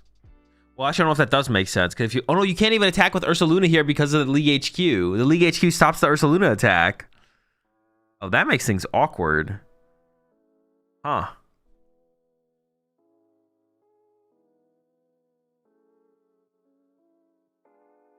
How many energy in the discard pile for Adam? I think it's 0. I don't think there's any in there, to be honest.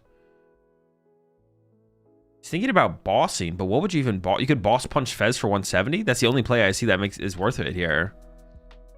Taking a knockout here seems really bad. So no matter what, David just shouldn't take a KO. Do you know if David's playing a black belt? We haven't seen it yet. There's the Fez bring up, so we're not going to take a knockout. We're just going to punch the Fez here. I don't like this Zorua bench here because I think you want to leave it open for another Darumaka. I think you want to be able to go Darmanitan plus bench Darumaka next turn. No, don't bench Zorua. All right. There's this Zorua bench. Is it that bad? I don't like that bench here from David. I don't like the bench. Just punching the Fez. I mean, I think if Adam doesn't have... Ooh, Turo. Reset that damage on the Fez seems pretty good, to be honest. Yeah, I really don't like that Zorua bench up from David, because I think David wants to be able to go Darmanitan plus bench Darumaka. Turo buys Adam a turn here, though. Pushes up the Fan Rotom. Fez gets benched again, and then pass over to David once more. Can we find a Darmanitan? There it is off the top. But we need a little bit more to go with it. We need the Defiance Band and a Gust on the Ogre Pawn, but we just bossed last turn. So now it's one less Gust we have. All right, the trades are coming in. Defiance Band, Iono. No Countercatcher or Boss, though. We need to go KO Grass Ogre Pawn plus KO Hoot Hoot. But then if the Darmanitan gets KO'd, we don't have like another... Yes, that's not... Oh, but I guess one reason you can't do the Darmanitan Darumaka thing is then you lose to Water Pawn going KO Darmanitan plus Darumaka. So maybe this actually is the better play from David, actually. Yeah, this might actually be the better play from David, because if you had gone Darmanitan Darumaka, you lose to Crispin on the Water Pawn. All right, Monkey Dory gets discarded. We still want to do the Darmanitan play this turn. We still need a Gust effect. Not that many cards left in deck. Trade number 3 coming in. Goodbye, Cyrano. Second Darmanitan. There's a boss. Okay, we have the play. Defiance Band, boss, KO Grass Ogre Pawn plus Hoot Hoot. Severely limit Adam's options. I mean, it's got to be the play here, right?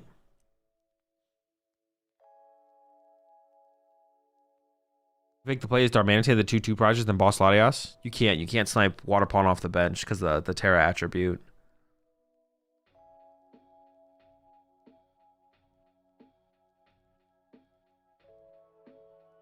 All right, here comes Darmanitan.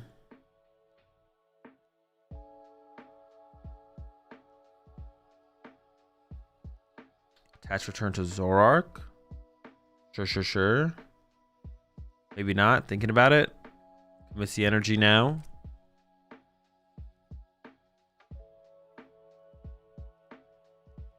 Oh, we're not bossing the... We're leaving the Grass Ogre Pawn. Is that fine? We had Defiance plus boss. Chose not to. Our Darmanitan for 2. I don't know how I feel about that. I mean, we definitely want to KO the Hoot Hoot. We did that. Sure, cool. I don't know how I feel about that. All right, Adam still does not have a ton of options.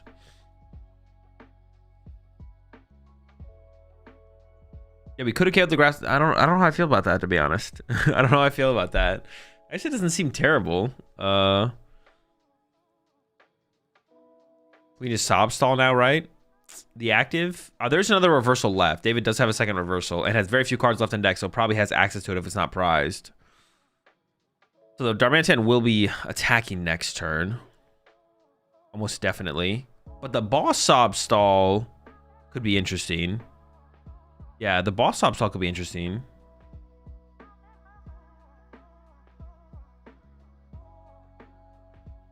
I was thinking about bossing the Retro. What about boss on Fez? Okay, there we go. Yeah, I like the boss on Fez a little bit more for sure. There's the attach to play around the League HQ. Night Stretcher coming in, probably for a Hoot Hoot.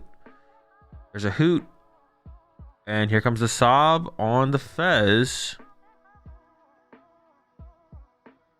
Things still seem pretty awkward here for Adam. But you have the Grass Ogre Pawn as like a threat, which is really nice still.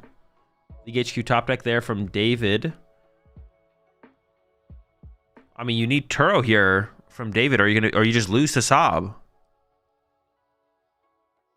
Has an Iono in hand, so deck out isn't a threat here. The question is, does David have Turo?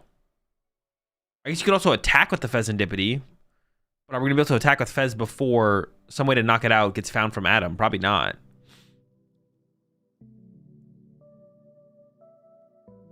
Turo? I guess you could no, you can't trap anything in the active because the Latias.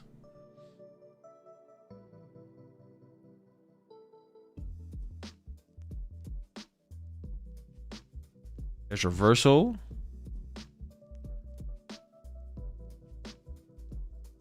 Okay, there is a Turo. We have Turo.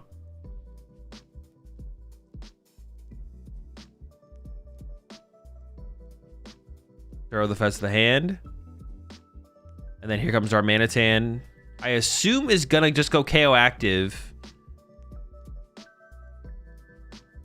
plus KO Hoot Hoot. You do have the counter catcher here though, so you could bring up the Grass Ogre Pawn. He's going for the Grass Ogre Pawn. But then Sob on Reshiram becomes a threat, right? What were the prize cards again? Does David play Palpad, and is it prized? I guess they'll show us the prize cards here in a second when they draw the prize cards.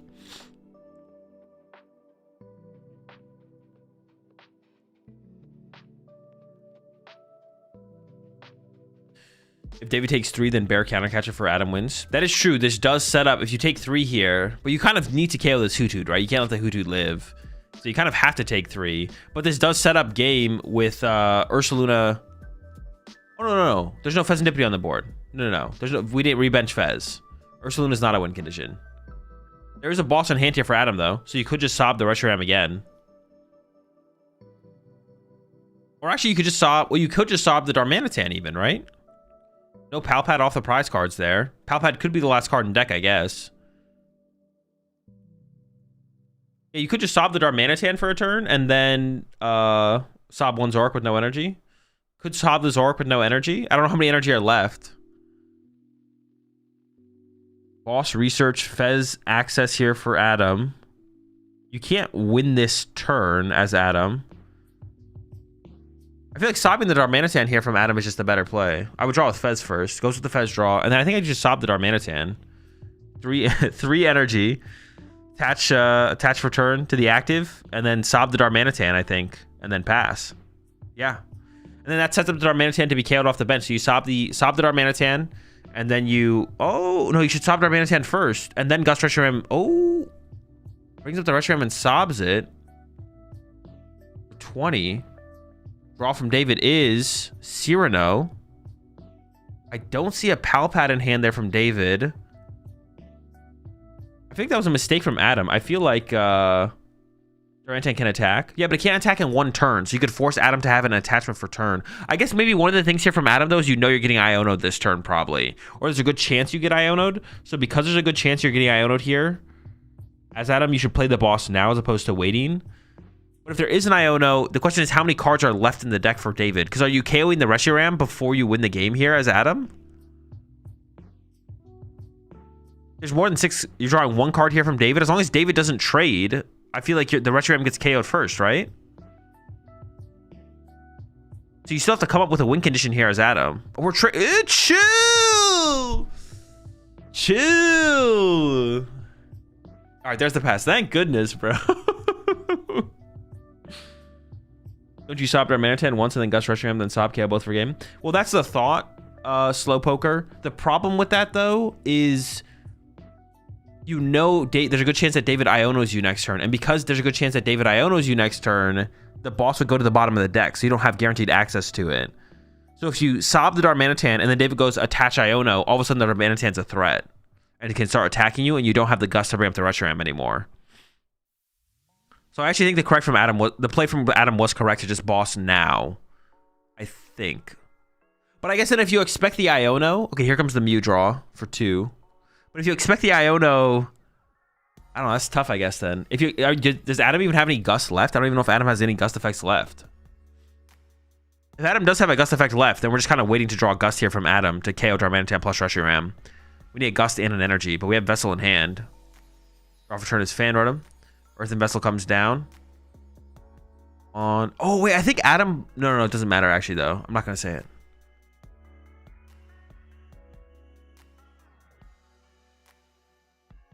I don't see a Gust effect. I don't think.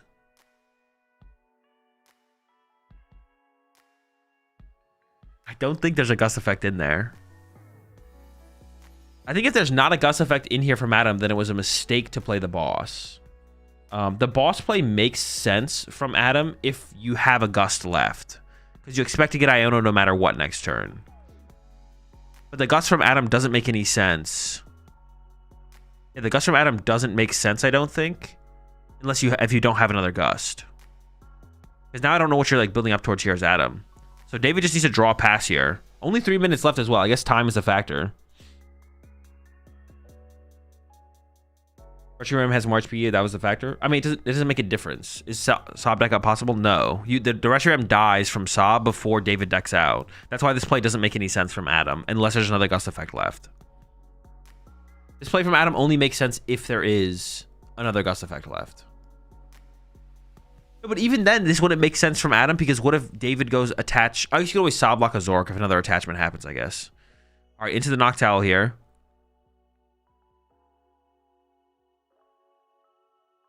Area 0. Yeah, I don't see a counter catcher or a boss. Goes for the Area 0.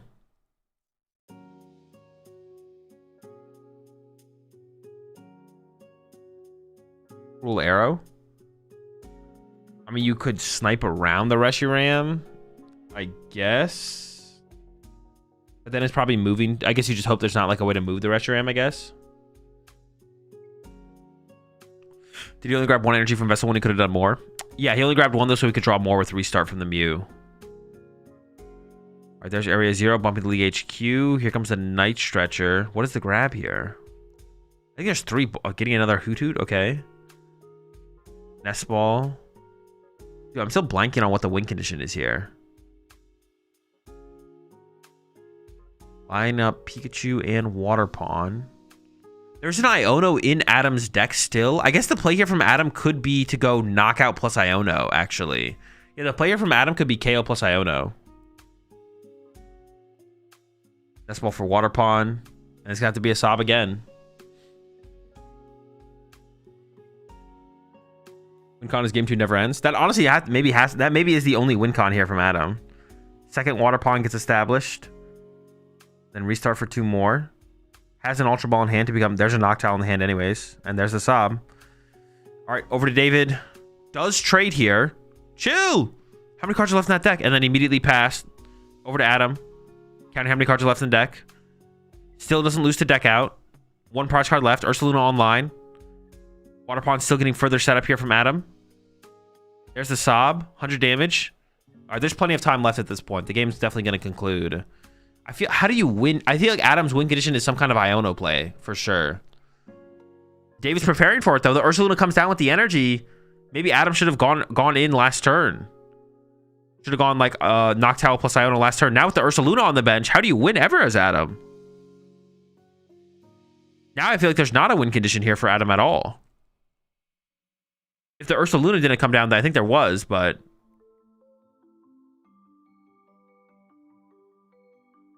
Eyeing up the Ultra Ball.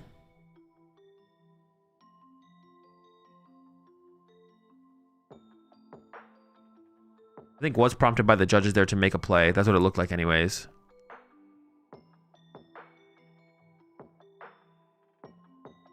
Retreats to Terapagos. And then pass? Pass. Hope David doesn't have Ends Castle. But I think David has Ends Castle. Unless I'm trolling. 25 seconds left. Yeah, I think David does have an Ends Castle, so it should just be over here. Attack with Fez Iono to 1. That would have been a good play to set up, actually, honestly. I actually do like that play. Fez punched our Manatee on the bench plus Iono. Yeah, that would have been a good play for Adam to have set up, I think. Didn't go for it, though. I think Adam, it seemed like, was always playing the game as if he had an out, but actually just never had an out. All right, we're decking out here off the second trade. I mean, if David doesn't have... What's it called anyways? It doesn't matter. You lose. So you have to just go for it.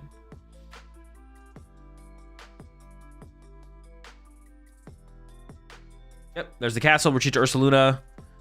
David wins game 2. And, yeah, ends up with a tie here in round number 3. 1-1, Adam versus David. Yeah, the Cruel Arrow play, I think... What other possible plays were there?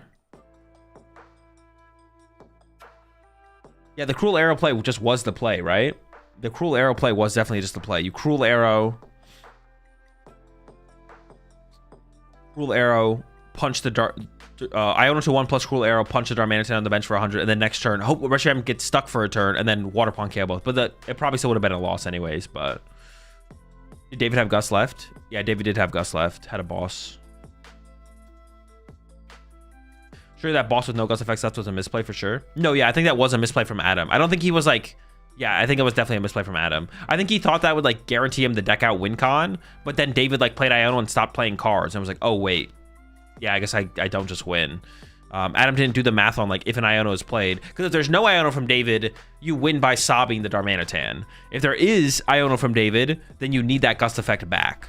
And then Adam would have to play off of the reason like you kind of want to play the boss right there is because the reason you kind of want to play the boss there is because if you know you're gonna get Iono, which is David's only like non-lose con, is to play Iono right now on the next turn, then you're not going to be able to have the boss for the Reshiram.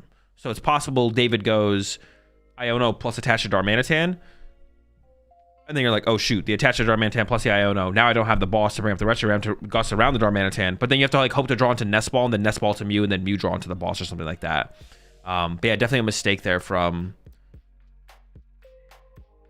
Adam. Adam shouldn't have played the boss there for sure. Did he have Pika left? Yeah, he did have Pika left, but it wasn't a possibility. Pika doesn't do anything in that situation, I don't think. I guess Iono plus KO active with Pika. I think David had no energies left. You could have bossed Orc with no energy. No, I think he had two. I think he actually had 2 energies left. He just didn't attach them. He just held on to them. I think he had 2 left. 2 dark energy.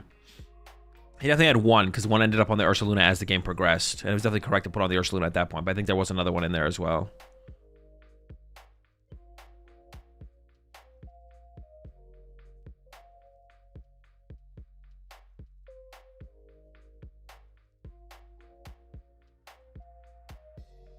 All right, let's take a look at standings.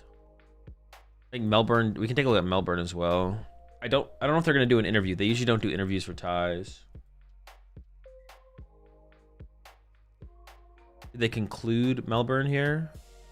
They didn't show us the final. Wait, is round 7? Did they do 7 rounds in day 1? Is that it?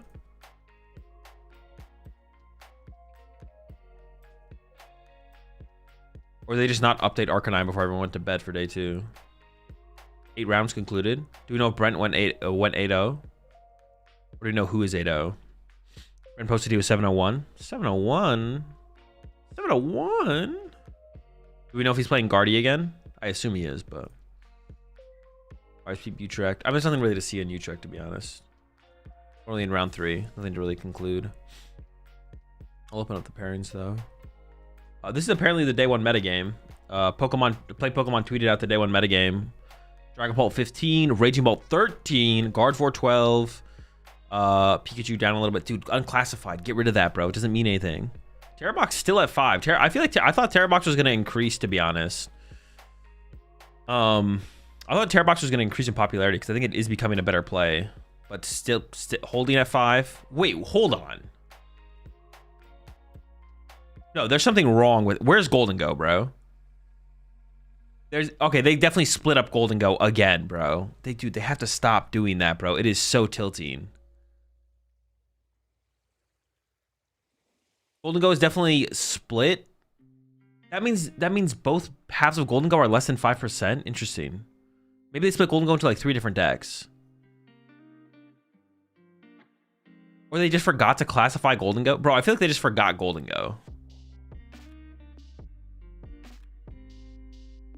I guess like it could be like 4 and 4, right? It could be like Golden Go without Dragapult could be 4%. And then for some reason they classify them differently. So it's like Golden Go without Dragapult is 4%, and then Golden Go with Dragapult is 4%. Or they just forgot to put they forgot to classify Golden Go. Or that wouldn't make any sense though. All the unclassified is Golden Go? No. The unclassified statistic is just shouldn't be on the sheet because it doesn't tell you anything. It's like an irrelevant. Unclassified at 6 seems cap. Well, I think they classify it based on like numbers of Pokemon and deck and stuff. So like 6% unclassified isn't. I don't think that's that crazy. But the fact that they even show the unclassified percentage is just stupid because it doesn't mean anything. It's like, who cares? This tells us nothing. This doesn't tell us anything. Like 6% unclassified. Okay, sure. What am I supposed to do with this? I can't do anything with this. It doesn't tell me anything. It's like a useless stat. It just shouldn't exist on the... We want to see what the classified decks percentages are. We don't know what 6% of the field is. Have fun with this. Yeah, exactly. It's just like... It's just BS. Still 8% for Dangle is a huge drop off theoretically. That is a pretty big drop off. I feel like something's missing here though.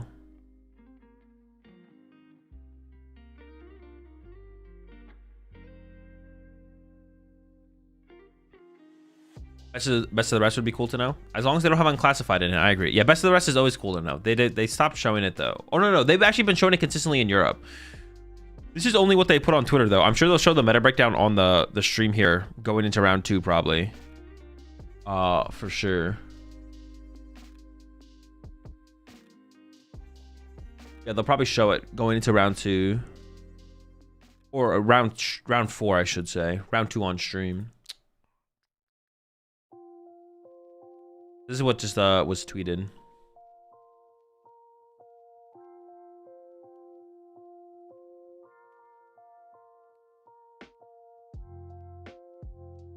All right, chat. I'll be right back. Round 4 coming up.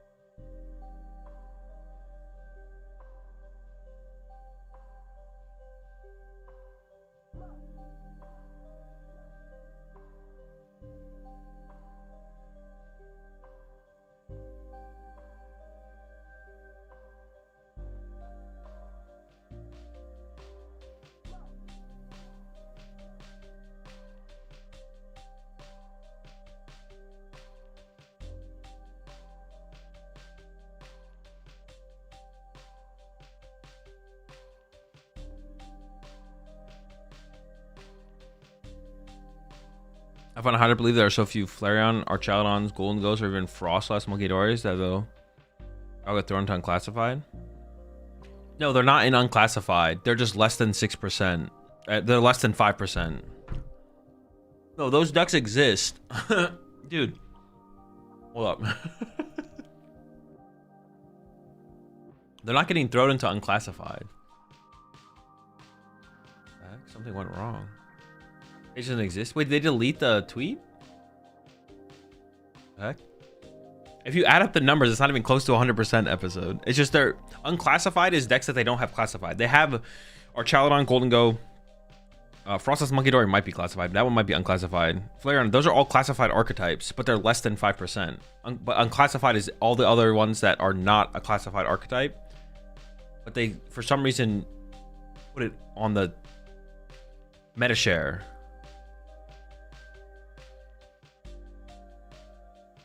But it's not even close to 100% on the thing.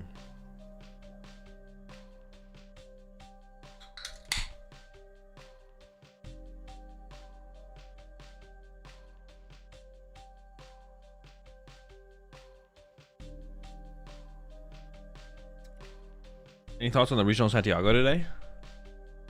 I don't have any thoughts on it. Are you planning to review the top 16? We'll take a look at the results for sure on Monday.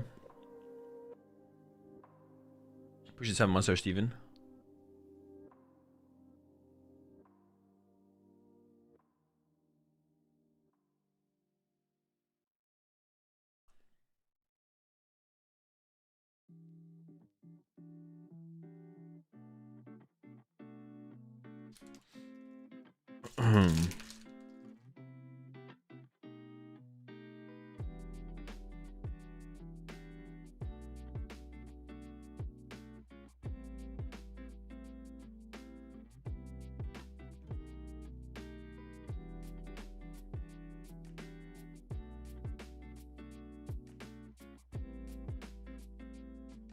I'll take a look at the results on it from on Monday, but there's no stream or anything for it, so.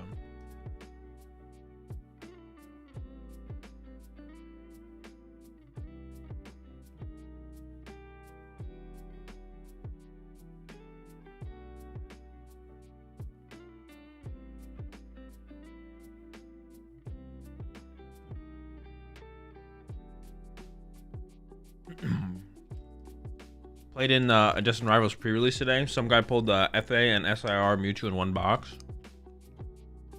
It's probably a content creator booster box. Bro, I can't believe people actually think that. Well, I don't know. I mean, hold up. People probably do believe it's real. I can't believe people actually think that they give creators like rigged booster boxes. How do people believe this stuff, bro? How do you come around to like believing that this stuff is real?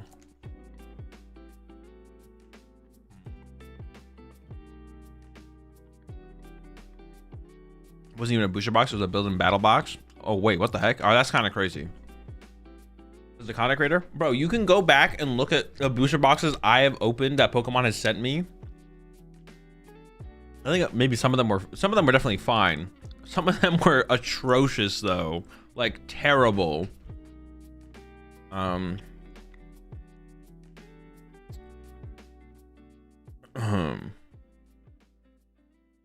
But yeah, they don't.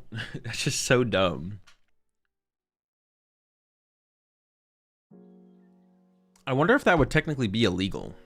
Would that technically be illegal? It would be like false advertising of a product. It would be illegal, right? It would have to be illegal. Like you couldn't give like a content creator that got product from Pokemon directly. If the product was rigged and just had like insane pulls or whatever, and it was like like obviously it was like promoted content. I was like, yo, I sent this from Pokemon, so it would be illegal for them to like rig the box outside of what would be the norm to pull, right? I feel like that'd have to be. That feels like it should be illegal, but I guess I don't know for sure if that would be illegal. It sounds illegal.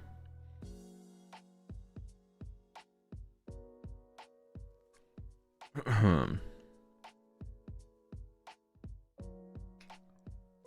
the fact that people believe that it's stuff that actually happens is just crazy. I don't know. I'm losing more faith in humanity every year. They do that with gambling sites though, and it's legal. What do you mean? Do that with gambling sites? Like you mean when like a streamer plays on a gambling site? They don't rig it in their favor. That's not legal. You can't do that. Not a lawyer, but they need to disclaim that the rigged thing is not for sale. True. They have to give a disclaimer that's like a different product, right?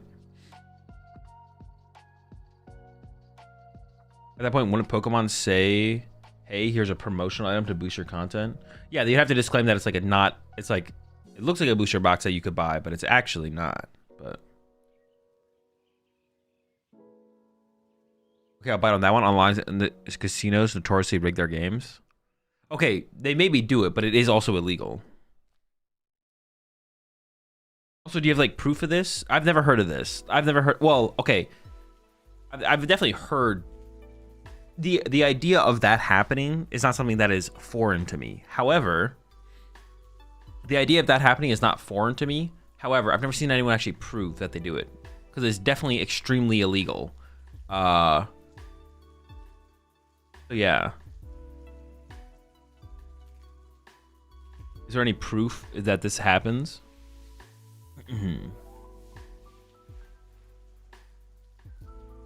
Where's the CoffeeZilla video? Links.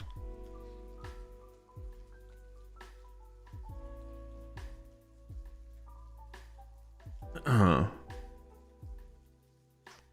there those streamers that would just gamble CSGO skins or whatever that then it turns out they own the site?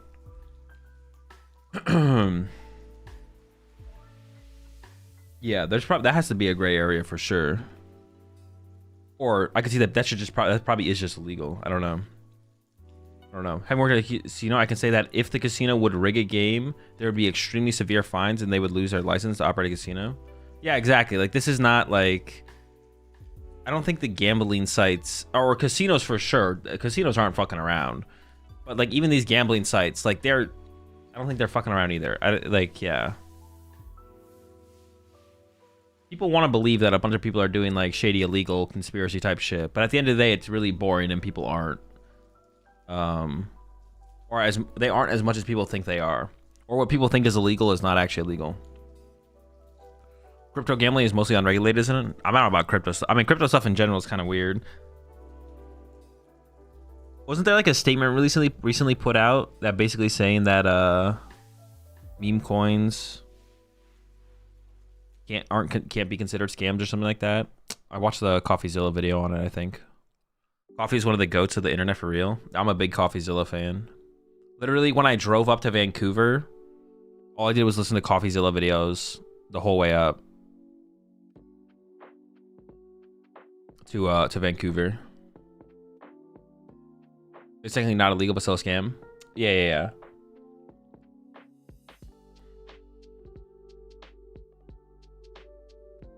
Casinos are already profitable enough, no need for shady dealings. Yeah, and they're so regulated. Well, casinos specifically. I think the online stuff is a little bit more separated than from casinos. Casinos are like so regulated that like they're doing all they can to not mess up, because they want to keep doing what they're doing.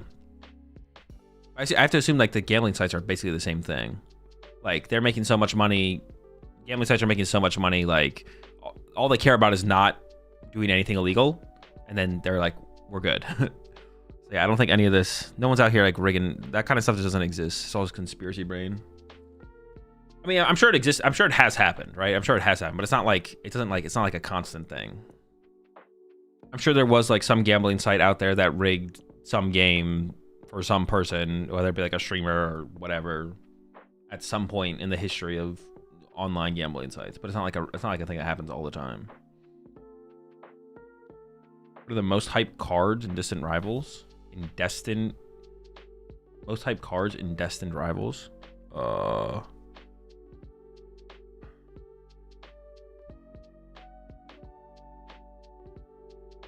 Shaman. Probably the Rocket stuff, but honestly, none of it's too ridiculous. Ethan's Typhlosion, the Rocket stuff, Shaman. Shaman's not really hype, although it will be a played card for sure. Isn't that what happened at Trainwrecks? I don't think so. I think Trainwrecks just gambles a lot.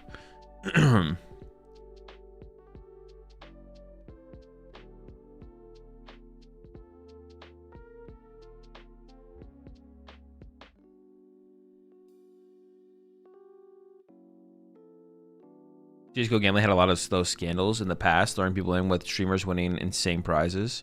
Dude, that stuff is also weird. Especially after watching the CoffeeZilla video on the CSGO gambling sites.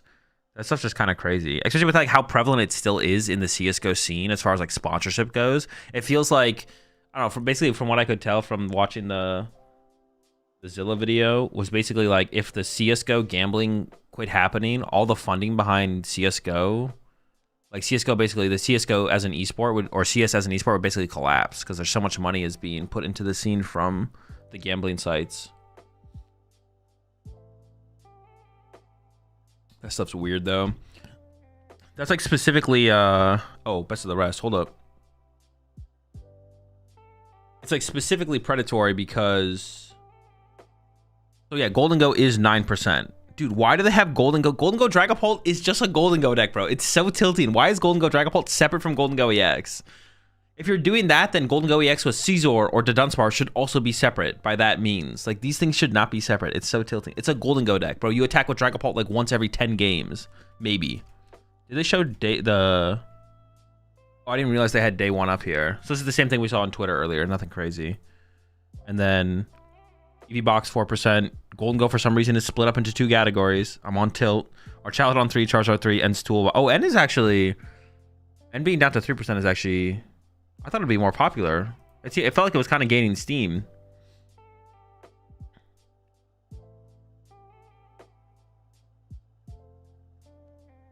If you split up Golden Go, they got to split up Dragapult with Dusknoir and Tradenor. Yeah, exactly. They're not like... But I also don't... honestly, that one has more legitimacy to it, to be honest. That has more legitimacy to it. Golden Go being 9% is a lot. Not really. It's been more popular basically every other tournament. This is like its lowest it's ever been, this format.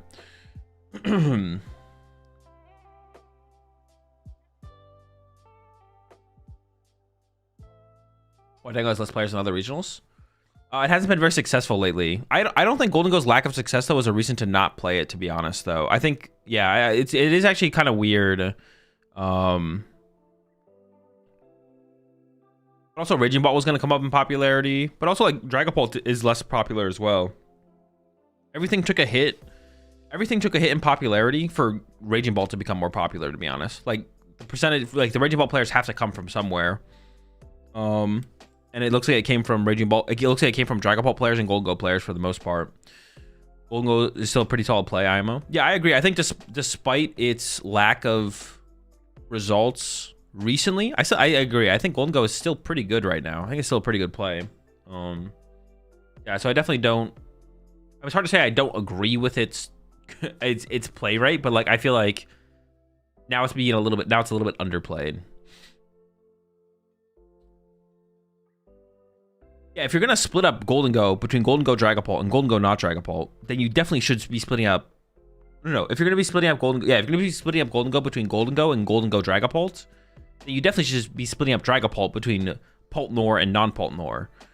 Just be consistent with it, I guess. Overall, I don't want them to split up anything, because I think it's just like lumping them together. I think it's fine, makes everything cleaner and easier to kind of look at.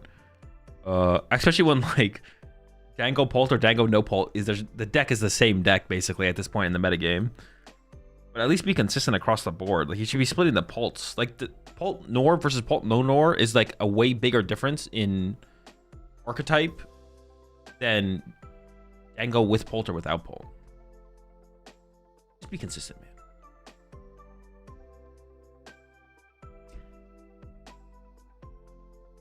That's good to hear. Was planning on playing Dango to Portland. Yeah, I still think Dango just about as good as it has been this whole format, to be honest. Oh, we got Benji Fam on stream.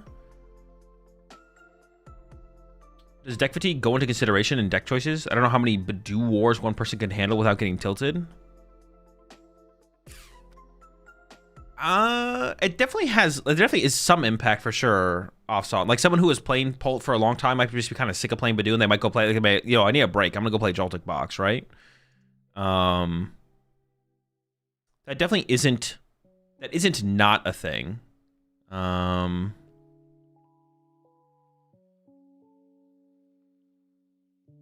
I don't think it affects a very high percentage of deck choice. Because it would just go the other... I guess it's probably neutral, right? Because like the players who would put Dragapult down because they're tired of Badoo Wars is maybe equal to the amount of players who would pick up Dragapult because they haven't played Dragapult recently. They're like, I'm bored of Golden Go. I'm gonna go play Dragapult. So it's something that's like impossible to calculate, but there definitely would be some back and forth, right? The players who are putting down Dragapult because they're tired of playing Dragapult. There's also players who are picking up Dragapult because they're tired of Joltik Box or Golden Go or whatever. So it's pretty impossible to calculate, and it's probably close to a wash in terms of people putting it down or picking it up just because they're bored of the deck. The meta shift is what's more going to lead to people picking up, putting down decks when decks become better or worse plays, or when something just gets hype, right? Raging Bolt, not only is it probably a better play than people gave it credit, including myself. What is going on here? Oh, wait, that's post-Swick, so it's Zacian, right? Yeah, not only is it probably better than people are giving it credit for, up to this point, including myself, for Raging Bolt, but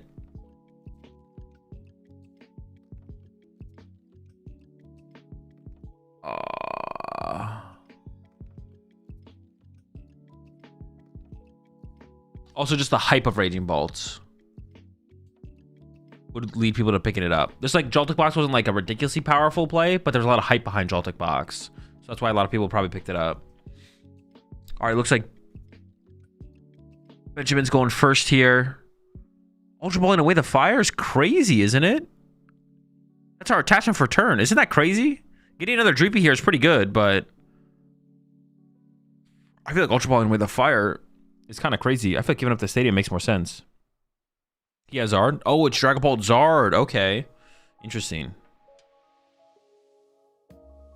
Okay, discarding the fire is a little bit less crazy then, for sure. Pulled Zard with Stamp? Okay, okay. Oh, I didn't even check the prize cards when they showed them. So it is Hopzation, though, on the other side, right?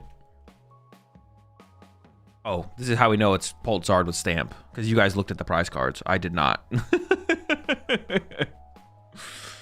Yeah, you guys looked at the prize cards. You play high rarity or base? I play minimum rarity.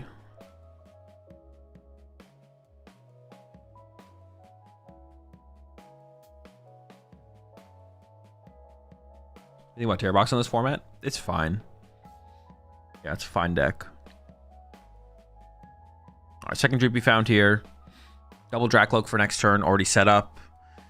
And did preserve the League HQ, which is fine. I guess you don't know the matchup. And because you play the Charizard, I guess discarding the fire seems a little bit more reasonable. League HQ could, of course, be super impactful depending on what you're up against here. And is it that good against the Zacian deck? Probably. League HQ is probably not that ridiculously good against the Zacian deck. Zacian top deck here for Emilio, though. That's pretty cool. Get off that turn 1 attack. We have Arvid as well, so we can KO a Dreepy here, I believe. Appreciate the 17 months there, Ferd. There's a Course's Tenacity discovered. Okay. Is this the... I wonder if this is the Iron Valiant build. Probably not, because you play the Tatsugiri. You don't really have bench space for Tatsugiri if you're playing Iron Valiant stuff. Do you have any favorite art card? The Cleffa. Yeah, the Cleffa. So do you play min rarity because you don't like max rarity or because min rarity is cheap? Honestly, both. It is definitely a... honestly, I do kind of just like the way min rarity cards look overall. I just like how it's like so much simpler, so much cleaner. I'm a big fan of the minimalistic style of stuff. When things are like functional but minimalistic is what I'm a fan of personally, to be honest. We see the secret box coming out here. Giving up the Course's Tenacity and the Jet Energy and the Postwick, keeping that, what is it, Snowy Mountain? No Prime Catcher here. We need to Secret Box here? Wait, Secret Box feels like it was just like a unnecessary. Yeah, Secret Box just seems super unnecessary here. Why did we Secret Box? Are we literally just secret boxing for what we could have Arvin for? Is that what's about to happen here? We're just punching the active here, right? We could have Arvin for Nest Ball plus Tool card, and we would have had Postwick in hand. So the only thing we're gaining here off the secret box is a supporter at this point. We literally secret box for what we could have gotten. And then we just grabbed another Arvin. Dude, I think secret boxing here just, I don't think makes any sense. I think it's another two Snowy Mountain. What is it called? What is this thing called? Is it Snowy Mountain? Something Snowy Mountain? Thins the deck? Nah. I mean, you're not wrong, but I don't think it's worth it. You're barely even thinning the deck. Ooh, Iron. Oh, no, we could have got the Iron Bundle anyways, though, right? Like, this isn't like anything crazy. Calamitous Snowy Mountain? Oh, is that what it's called? Calamitous Snowy Mountain. I guess the secret box gets our follow-up Arvin. Maybe that's worth it. But we could have just held the Jet Energy and jetted the Tatsugiri back to the active and then reused Tatsugiri to find a supporter. I think that was a waste of secret box, to be honest. I feel like a waste of secret box. This play is pretty nice, though. Wait, do we even have a... Oh, we have Snorlax. Okay. I was like, I don't even know if we had Snorlax there. All right. Retreat. And then pop the Iron Bundle. Get a KO Dreepy here. And then I'll put 30 on the other Dreepy, I think. Boom, KO Dreepy, 30 other Dreepy. All right, sounds good to me. This matchup, honestly, though, I think is terrible for Emilio. This is a very good matchup for Benjamin. Fez promoted here from Benjamin. Does get to use Fez this turn, which is nice. For draw power, despite using the Dreepy that could have become a Drakloak. TM Evo, okay. Not a ridiculously powerful draw. Definitely leaves a little bit to be desired, but we still have a Loke to work with. We want like an Arven or a Poffin here. Let's have a peek. I mean, that looks like Arven to me. Arven Superon? I mean, we're going Arven here. TM Evo is pretty good here, I feel like, for... Yeah, there we go. All right, this is going to be a pretty good turn here for Benjamin. Get a Charmeleon online. Maybe even just evolve that Drakloak to Dragapult as well. Here comes the Arven. Gonna get the Poffin. I don't know what other tool cards are in here. Maybe a Defiance Band. Maybe we could grab another TM Evo if it plays 2 TM Evo. Oh, Rescue Board makes sense. Sure. I don't see another TM Evo there. Stamp his prize, yeah.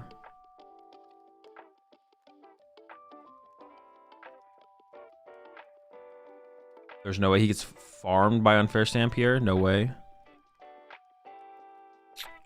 Wait, what do you mean? If we had Unfair Stamp, he'd get farmed here? If you had Unfair Stamp, would you actually play our Unfair Stamp here over just playing... I think you just play the Poffin every time, right? What's the stadium do? Whenever you attach an energy to a... Is it a non-water basic? Wait, this stadium just sucks. What basic Pokemon are you playing around with this? Wait, doesn't the Snowy Mountain only affect basic Pokemon? Non-water basic? Bro, what is that even good against? Monkey Dory combo? Oh, it's for your own Monkey Dory. Okay. That still seems terrible. That still seems terrible. All right, I'm curious to see what Benjamin actually grabs here. Attaches for turn. Oh, okay, hold up. My bad. 20 damage on the Fez. Yeah, I guess it works for your own Monkey Dory, right? Okay, that's fair. That's fair. I hate it a little bit less. I still hate it, of course, but... Goes for the Drakloak, which is interesting when we already have a Drakloak in the hand. I'd assume you'd want to go for double Charmeleon there, but maybe only plays one Charmeleon, or the second one's maybe prized. Just make it easier to get to Charizard. Because the Charmeleon is definitely the... I feel like would be the focus here from him. Yeah, if we have Gus KO something here from Emilio, it's definitely Gus KO Charmeleon, for sure. The Charmeleon's going down. I don't even know if Emilio has... I mean, Emilio has Boss, but I don't know if we have a... Wait, I don't know if we have the extra damage to KO the Charmeleon. I think we're coming up a little bit short here. Here comes a Nest Ball. Maractus. I guess that makes sense in this deck. Game Devo, Monkey Dories. I have the Monkey Dory. I guess if you have a Dark Energy here, you have the KO on the Charmeleon, actually. That would work.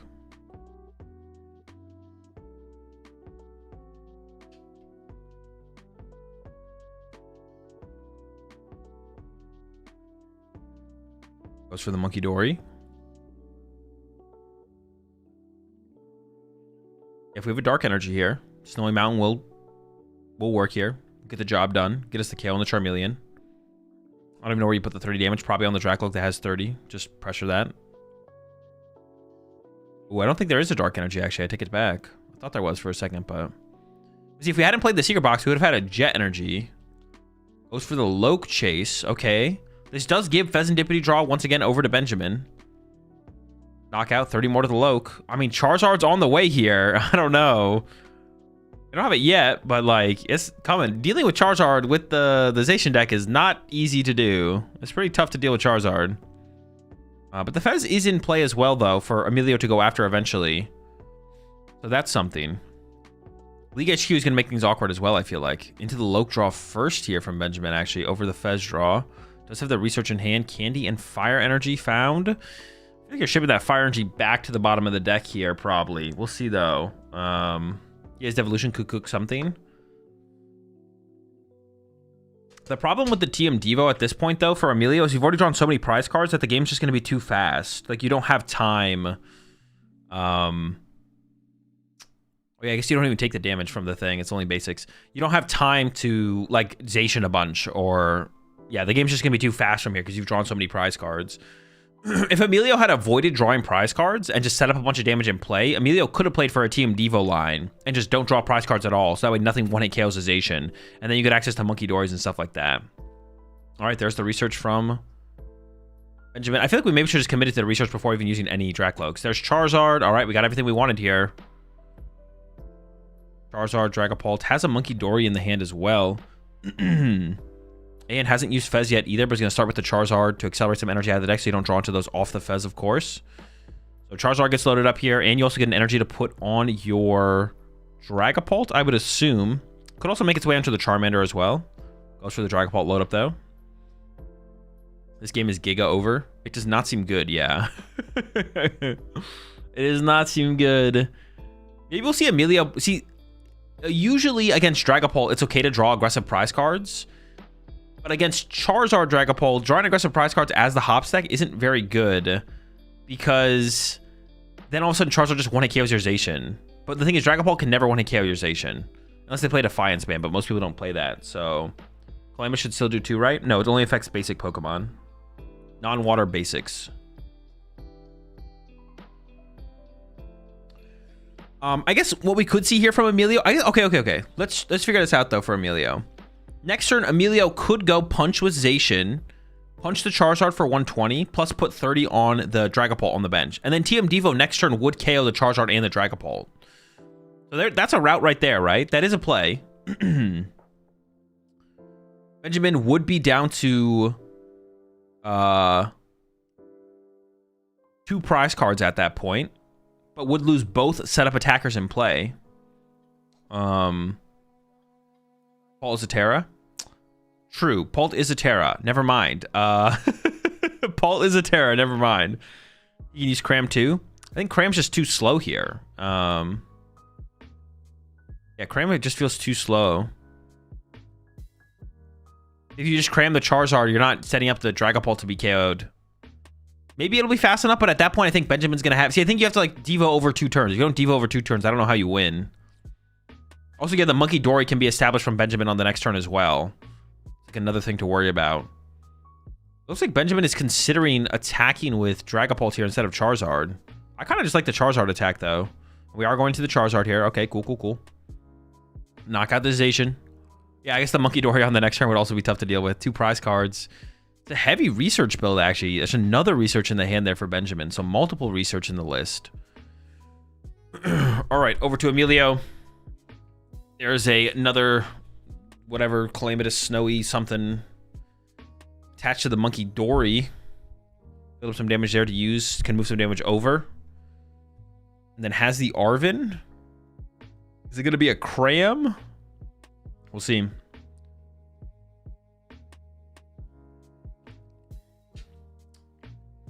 I guess you could go for the Zacian here. You could go for the Zacian here. You go Zacian punch, put 30 on Charmander, and then Monkey Dory 20 over to the Dragapult. And then next turn, get another attachment down with the Snowy Mountain, and then move 20 more over. And then you could TM Devo the Dragapult and the Charizard. I think there is a Hop's Choice Band in hand here for Emilio, so I think it is possible. This play is possible, I think, here from Emilio. We'll see what Emilio gets off the bag, though. There's a Cram getting lined up, so no, I don't think that's going to be the play. We might just see double Cram get grabbed here. It is going to be the double Cram. We do have the TM Devo for later. So this play is still, like, actually... No, actually, this play is still available to Emilio. You don't have to use Zacian here. You can go Cram Punch active plus Monkey Dory 20 over to the Dragapult, and then next turn Monkey Dory 20 over plus TM Devo. Yeah, okay, this still works, actually. Hold up. Well, we have the Monkey Dory on the other side from Benjamin here, though. The Monkey Dory from the Benjamin. Benjamin's Monkey Dory is going to make things awkward. Love Tatsugiri to use. Top 6. Want to find some kind of supporter for next turn. Iono, honestly, Iono plus TM Devo was not bad. You don't hate to see that.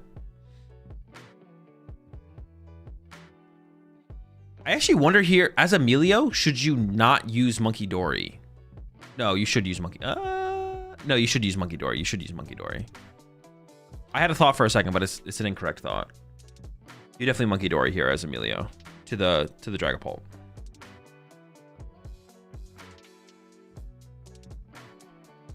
Sure. So Emilio here is just hoping that there's no Monkey Dory from Benjamin, but there is a Monkey Dory from Benjamin. And yeah, there's the punch on the Charizard. Doing what? Is it 210, 220? 180. Same difference.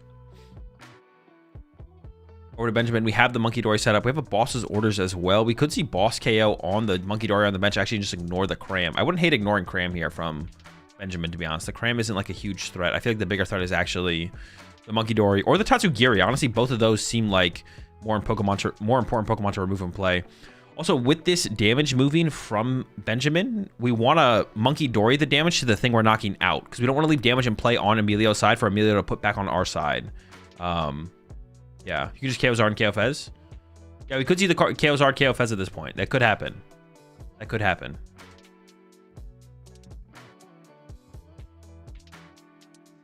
I guess the question here for Benjamin would be, actually, do you just want to research? Oh, we're going to retreat. Oh, wait, we can KO the Tatsugiri off the bench with the... Oh, we get a 2-prize turn. We actually KO the active and the Tatsugiri. And that takes away the Cram into Ursaluna play from Emilio. Oh, yeah, this is definitely the play here from Benjamin. This is a really good play. And then we just research here, try and find an Iona for next turn, I feel like. Although it looks like it's considering the boss. Goes for the boss, actually. Okay. We do have our other Charizard in hand here from Benjamin, so we're maybe trying to hold on to that. KO the Monkey Dory, KO the Tatsugiri, shuts down both Cramorants.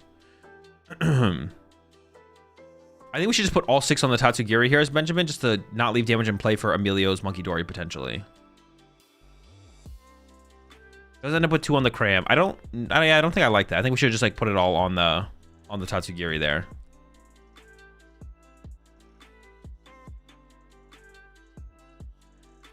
Brock's scouting and Arvin found off the prize cards. Maybe. Okay. We got him. So the active, I don't think... Can the active get KO'd here? I don't think so, right? Crams can't attack. Ursaluna does 240. If they play Defiance Band? Monkey Dory can't move enough over. Well, you can't Ursaluna and Monkey Dory, I guess. Yeah, not quite enough here. There's not enough here. Yeah, and with that play from Benjamin there, yeah, that is true, Blaze. The Cram into Ursaluna combo was available. KO Zard, KO Fez.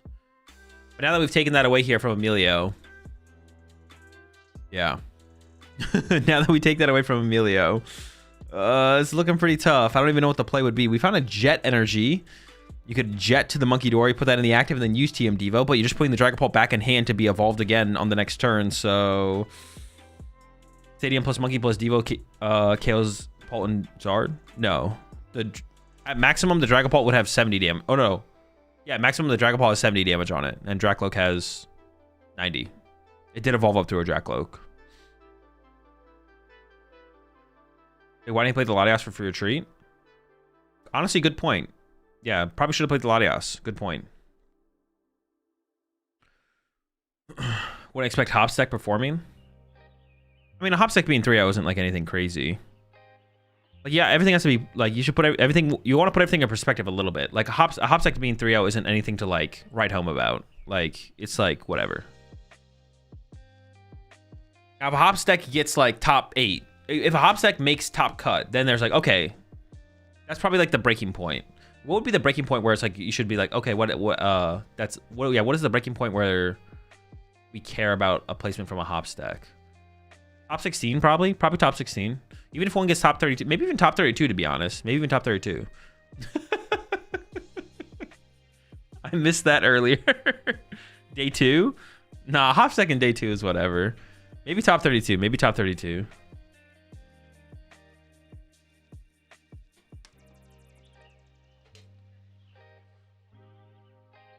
Top 16 for sure. Maybe top 32.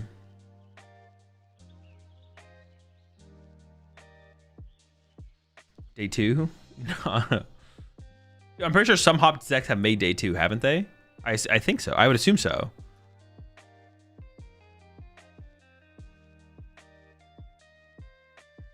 I have to imagine a Hopstack has made day 2.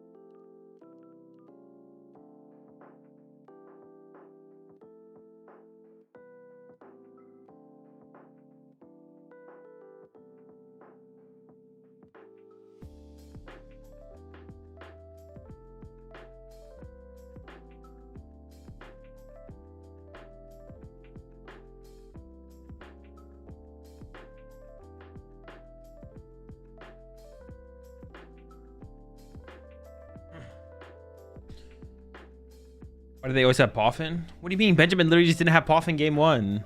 Actually, no, it's because they cheat. It's because they cheat. All European Dragapult Zard players cheat. Like, dude, the deck sucks, bro. It has Charizard. Like, how else would they be able to do well with it?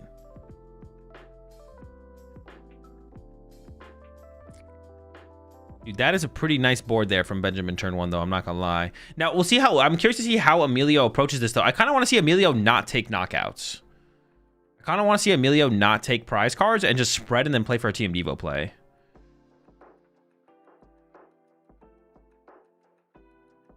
Do you think it's disappointing that trainers Pokemon are getting no support in future sets? No, not really. I don't think it's a bad thing that they...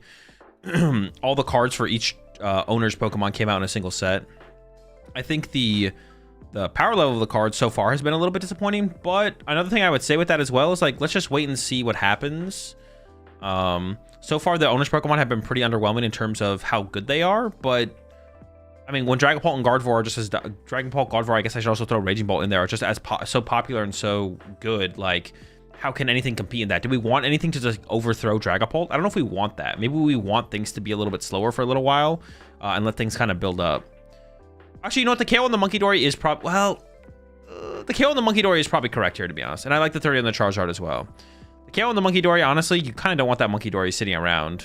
So I don't hate the KO on the Monkey Dory, but we should probably not try and draw any prize cards from here. We probably want to chill on the prize cards from here. Oh my gosh, the hand from Benjamin is just dead. It's draw pass. We have Rare Candy, TM Evo, League HQ. All right, there's the pass. Ooh, top deck boss here from Emilio. You boss KO the Charmander is the question. Here comes the Earthen Vessel, thinking about giving up the Post-Wick. Does give up a Post-Wick here. I wonder how many Post-Wick are actually in this list. If you play the 2 Calamitous Snowy whatevers, how many Post-Wick are you actually playing? At least 2 for sure. Searching out some energy out of the deck, trying to increase the odds of top decking. I wouldn't have hated to see the Vessel on the Iono from Emilio, to be honest. Could have Vesseled the Iono. How much did we hit for with Snorlax? We hit for 230. I'm wondering if we want to boss KO this Charmander. How scared are we of Candy Charizard next turn? Like, if it happened, it'd be pretty bad, and we don't have a way to want to KO it. I kind of want to see Emilio Gust KO the Charmander, even though we already put 30 on it. Because, like, it feels like the only way for Benjamin to get back into this game is Candy Charizard. Okay, there's the boss on the Charmander. I do like this. I do like this, I think. Knockout 30 on one of the Dream Beats doesn't really matter, of course. It just matters if Benjamin's going to send that one up or a different one. Does send it up. Tatsugiri found out the prize card is pretty good for Emilio. Up the board a little bit more. Counter Catcher found here from Benjamin. That's also not bad. Counter Catcher the Snorlax. I don't know if Emilio has a way to move the Snorlax here as well. So that could actually buy Benjamin the time he needs to get back into this one. I don't like how slow Benjamin is playing. Because any time Eaton up here is really, really bad. This game is definitely going to end. The HQ comes out as well. That can make it tough to attack with the Snorlax, I guess. So that even makes it that much more difficult to utilize Snorlax. Top deck Night Stretcher, nothing to grab. Well, I think here as Emilio, you're just kind of waiting. See, this would have been another situation where it would have been a lot better if we had discarded. Ooh, Ultra Ball top deck here from Benjamin. Gonna be able to go get... What are we gonna be able to go get? A Dracloak here. The question is, what do we discard, of course? Value's keeping the TM Evo around. I don't hate that, I guess. HQ kind of blocks Ben's own TM Evo. Well, we can evolve the active, right? We can evolve the active Dracloak. And then if we get an energy off the Dracloak, then we can use the TM Evo. That can be the play.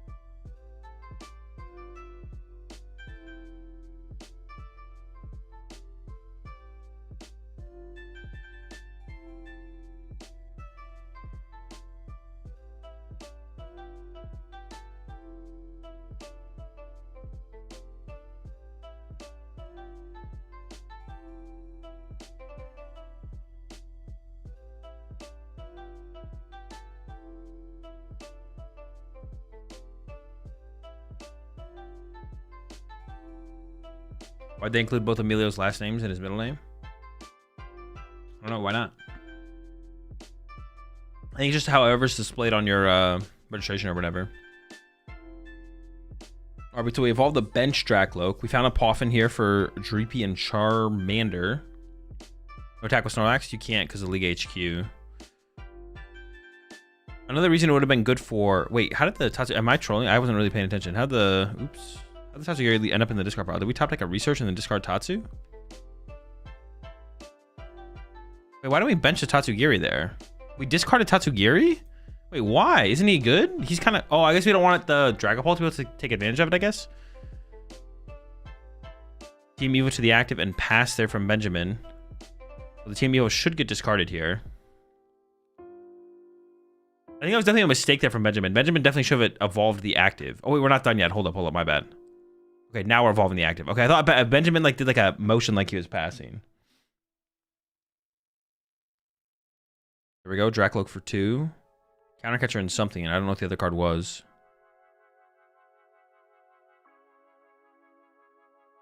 Fire Energy the active. There's no way there isn't a different deck to put on the graphic and get that unclassified nonsense out of here. What are the odds Pult Dango was grouped with other Pult decks on the graphic? You're behind, Curry. You're behind. We've already been there. Our Team Evo coming in from Benjamin, Loke, and Charmeleon found. Board's looking pretty good. Gotta deal with that Charmeleon here as Emilio, but I do see the boss in hand, so we are going to be able to deal with it. Does Team Evo not also need 2 energy? No, League HQ only affects basic Pokemon.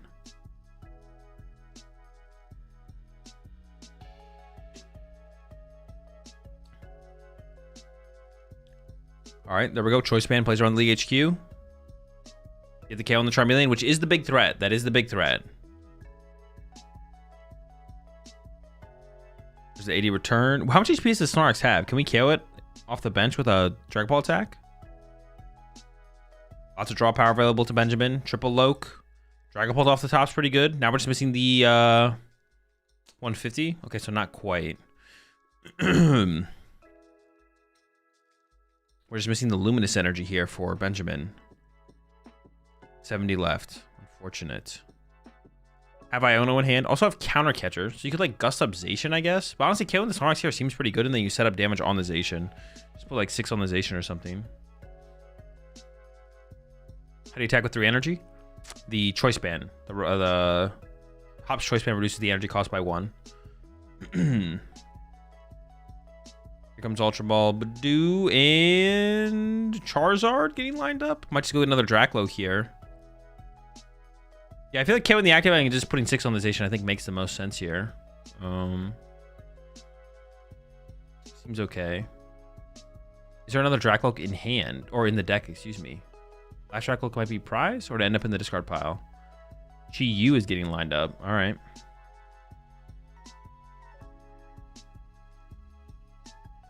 Or is 4 the max? Snorlax's attack costs 3 energy to attack with. There's 3 energy and a Choice Band. It costs 4 with League HQ, so 3 energy plus a Choice Band equals 4.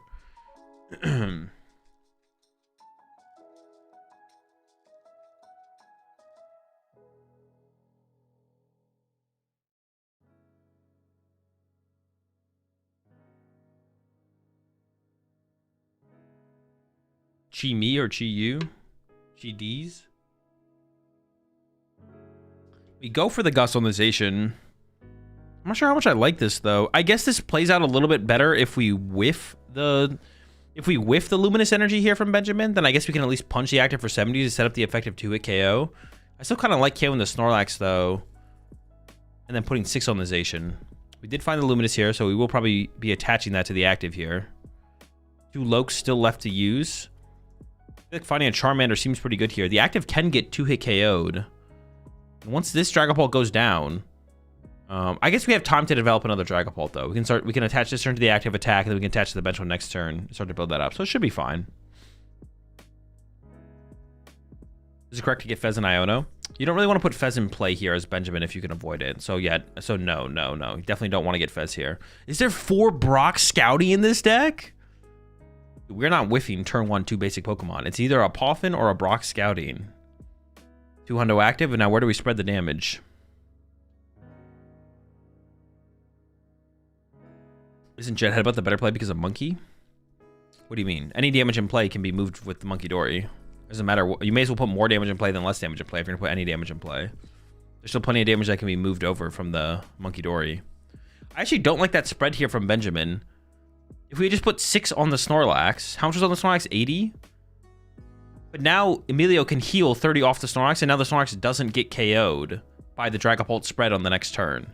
I think that's actually a bad play there from Benjamin. If Benjamin puts all 5 on the Snorlax, then the Snorlax has 1 HP remaining, and then even if you heal 30 with Monkey Dory, it still gets KO'd next turn by a Dragapult spread.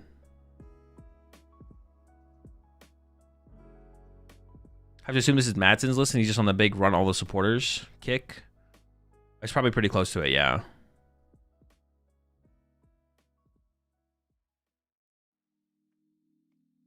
How does Monkey Dory work in the Hops deck?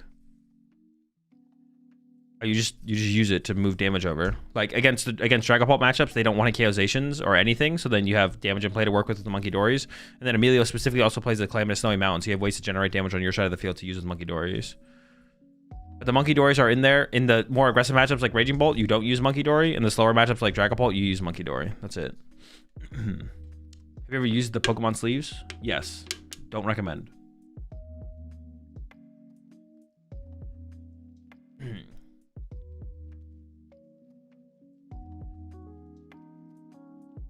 Yeah, as well as what Soda said. Because of the Hops Choice Man, you don't really attach to your attackers. You charge up your Zacians and your Crams with the Hops Choice Man, which means your attachments for turn can easily go to your Monkey Dory. What about with outer sleeves? No, because then you're playing a double sleeve deck, and that's cringe.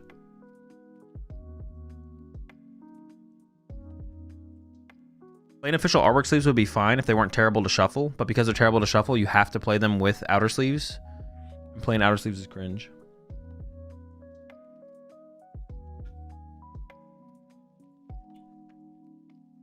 So I'd have to play a Luminous Energy, right? No, you just play basic Dark Energy. You just don't play Metal Energy in the deck. Or there's Nest Ball for Iron Bundle. So Emilio is going to be taking a KO this turn. Yeah, the deck doesn't use Zacian's second attack. Why outer sleeves cringe? Because then your deck is double sleeved. Double sleeving your deck is cringe.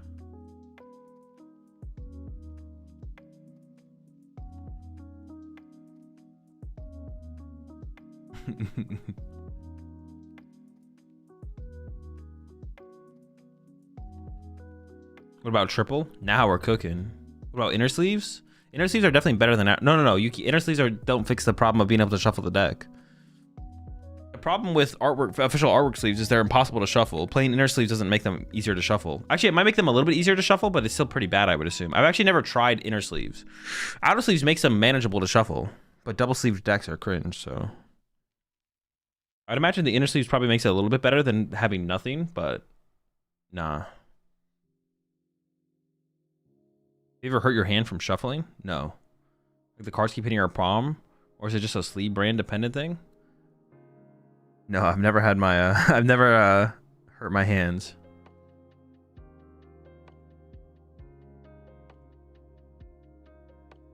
All right, there's the attack from Emilio, down to 2 prize cards.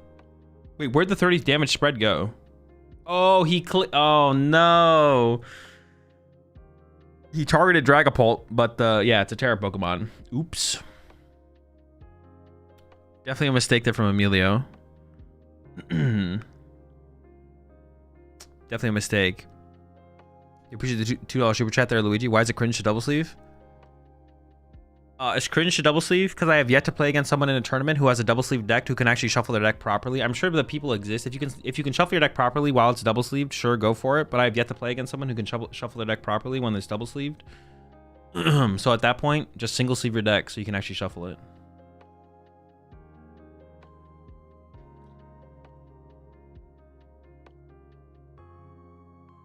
I use inner and outer sleeves. That's diabolical. You deserve prison time. I have gigantic hands, so my quadruple sleeved deck is fine. Quadruple? Now we're cooking. I actually watched that video of someone who went to a Magic tournament with like a 7 sleeved deck or something like that. You're pushing 12 months there. It's Rowlet.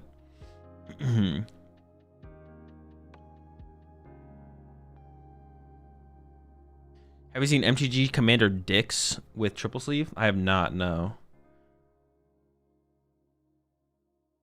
Appreciate too much there, Poketech. I'd be like the guy who took 6 plus sleeves, 6 sleeve plus top loaders to the MTG major. I don't think he did top loaders. It was like 7 sleeves though.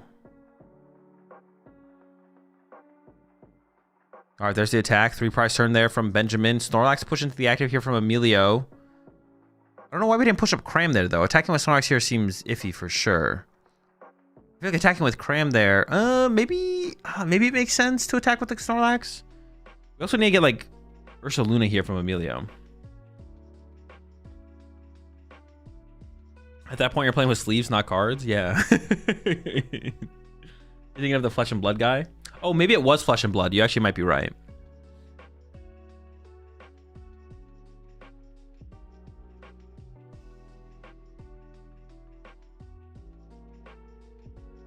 I like to believe I'm pretty good at shuffling a double sleeve decks. I'm able to mash double sleeve 100 card MTG decks.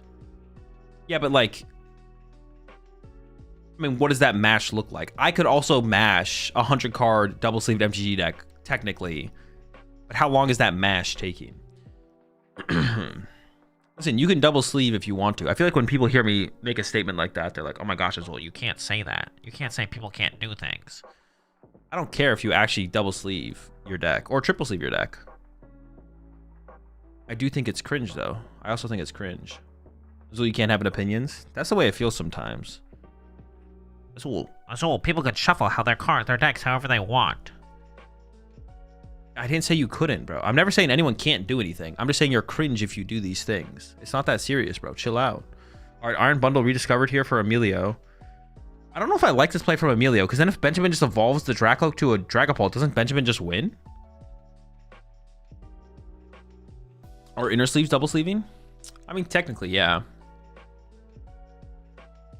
I don't know. I don't like this. Well, I don't know if we're using the Iron Bundle, I guess. Maybe Emilio's not going to use the Iron Bundle.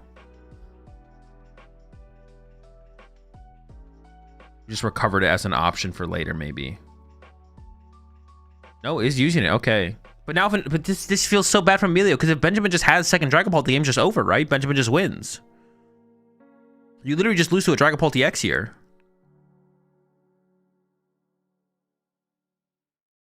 Snowy Mountain. Energy to the Monkey Dory.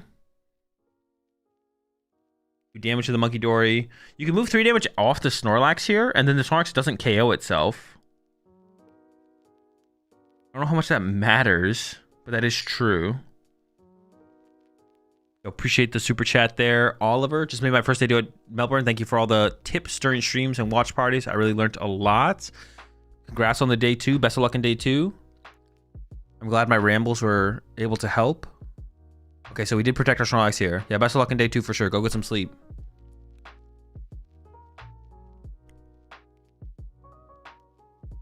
You bundle, why not Cram in the active? That's what I was kind of thinking as well, but I guess we weren't guaranteed to be able to attack with Cram, but we want to attach the Dark Energy to the Monkey Dory this turn. Like I said, I think if Benjamin just evolves the bench Dracloak to a Dragapult, I think the game just ends. Am I missing something? Oh, I guess you could see double Monkey Dory plus Ursaluna from Emilio next. No, because you have to attach to the Ursaluna. Man, I don't know. This seems pretty bad. Lucha Counter Catcher ends the game here anyways. Lucha Counter. Oh.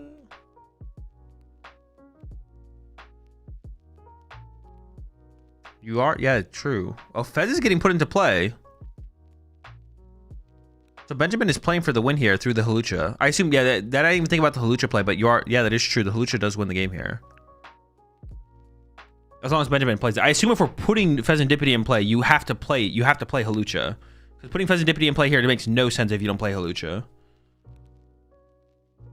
Double Dory Devolution?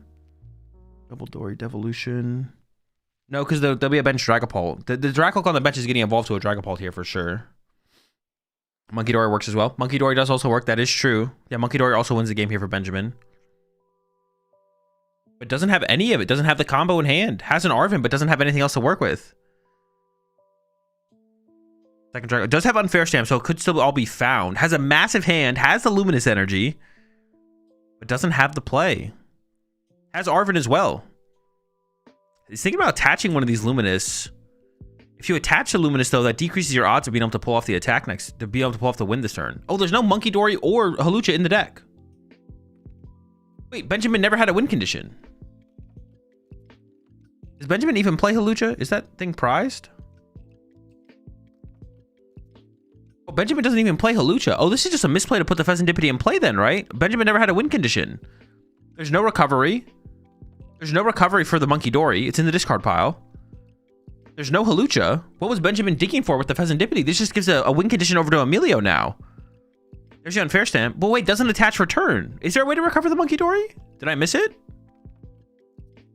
He has Rod? But it wasn't in deck, was it? I didn't see it in deck. I also didn't see a counter catcher. It was in hand? The Ultra Ball Rod earlier? Yeah.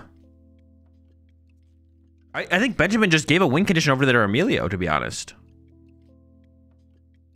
Emilio doesn't have win con anyway, does he? No, Emilio can go boss KO Fez.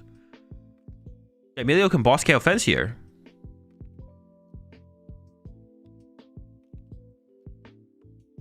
Unless Benjamin doesn't take a KO here, but not taking a KO here seems incorrect. What is he KOing with? Ursaluna.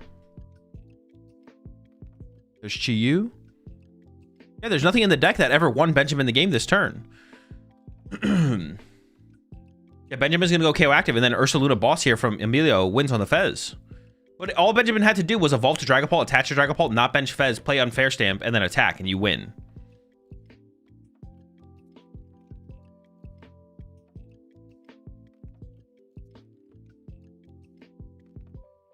Hasn't played a supporter yet. There goes the research. Sure. I think Benjamin thought he had an out, but then didn't end up having an out.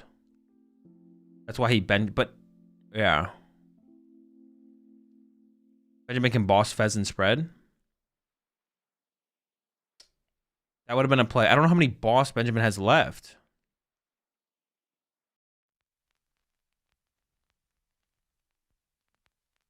Drew 2 instead of off the Iono. No, he got unfair stamped. He drew 2 off the unfair stamp. If he doesn't attack, he still loses, right? If he doesn't attack, he still loses. Yeah, not attacking here doesn't make any sense for sure, yeah. And not attacking doesn't make any sense. Yeah, I guess Benjamin could have gone boss Fez. Benjamin could have gone boss Fez and then unfair stamped, right? Get choice belt. Choice band in hand here for Emilio. Draw into. As for 3, Ursaluna plus boss. 2, I saw Arvin. That's not good enough. There's Nest Ball, but there's no boss. I think that's game. Emilio could hide behind a Zacian, actually. Yeah, Emilio could actually hide behind a Zacian here for a turn.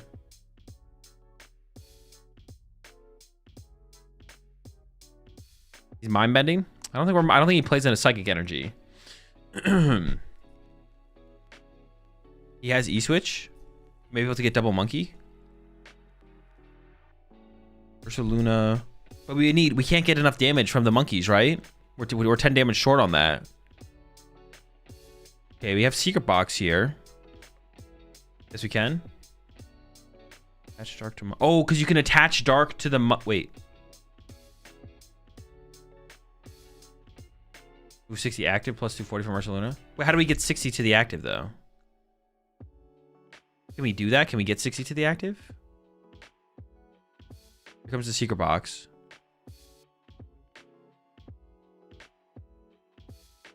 Double monkey. No, but we don't have the damage. The way the damage is set up wouldn't work for it. Am I trolling?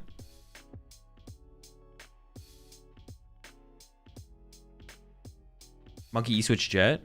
Monkey E-Switch Jet. No, but we can't. There's only 3. We only have 1 3 available. We have 2s and a 3. So we can't get 6 to the active. We can only get 5. 3 from the Pheasantipity, 2 from a Monkey Dory. Then what? You don't need 60. 5 is enough. Oh, am I trolling? 5, 8. Oh, you're right. 5 is enough. Yeah, I am just trolling, actually. You're right. Okay, here comes the Nest Ball. There's the Ursaluna. Does Emilio have it? Wait, we have E-Switch.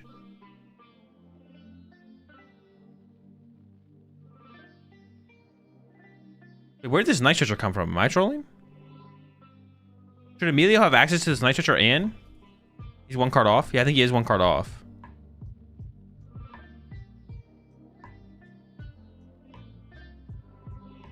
Switcher from Secret Box? Wait, then where'd there was Nest Ball in hand?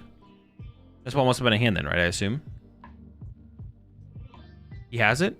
Well, he has it if there's a Monkey Dory in the discard pile. Oh, there is. There's a Monkey Dory in the discard pile. He does. He has it then.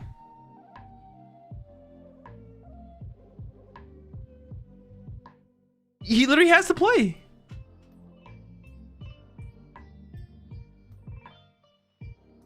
Okay. All right. We're going to game 3. Game 3 with 3 minutes left. I think we're about to see back-to-back ties. Gotta activate the Monkey Dory in the active first.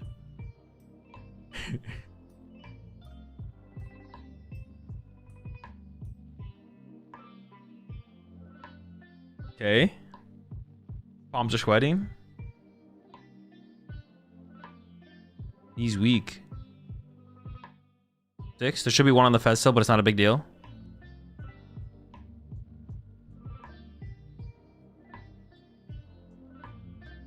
Okay, he's got it. He's got it. He's got it. Dude, yeah, for some reason I thought we needed 6. So I was like, there's no way we can get it. But yeah, 5 does work. You're right.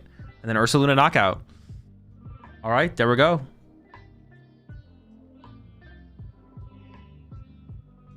Huh. All right, where did Benjamin mess up? All right, as they set up for game 3, I mean, Benjamin definitely messed up. Where did Benjamin mess up? That's the question. Where did Benjamin mess up? What was our hand like before we benched this Fez here? The Fez bench from Benjamin makes 0 sense because it didn't give us anything. I don't think. Like, if we just have if Benjamin just has boss Unfair Stamp in hand here, it depends what we draw off this Fez here. Let's see what's drawn off the Fez. We have Unfair Stamp. We don't have boss yet. Okay. We draw 1, 2. No, I think we did have a boss in the hand here.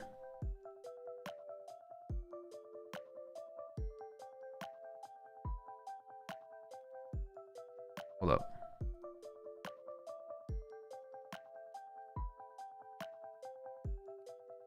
Dude, is there not a boss in the hand? Am I trolling? I feel like there's definitely a boss in this hand. Oh, maybe there's not. Are the bosses in the deck? Oh, the bosses were in the deck. Okay. So what Benjamin needs to do here is don't bench Fez. If we don't have boss, there wasn't anything Benjamin could have done.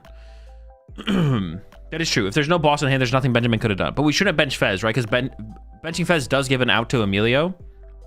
So what Benjamin just needs to do there is just evolve to Dragapult, attach to Dragapult, burn the Buddy Poffin, and then play Unfair Stamp. And then hope to get boss off Unfair Stamp, and then boss Fez, punch Fez.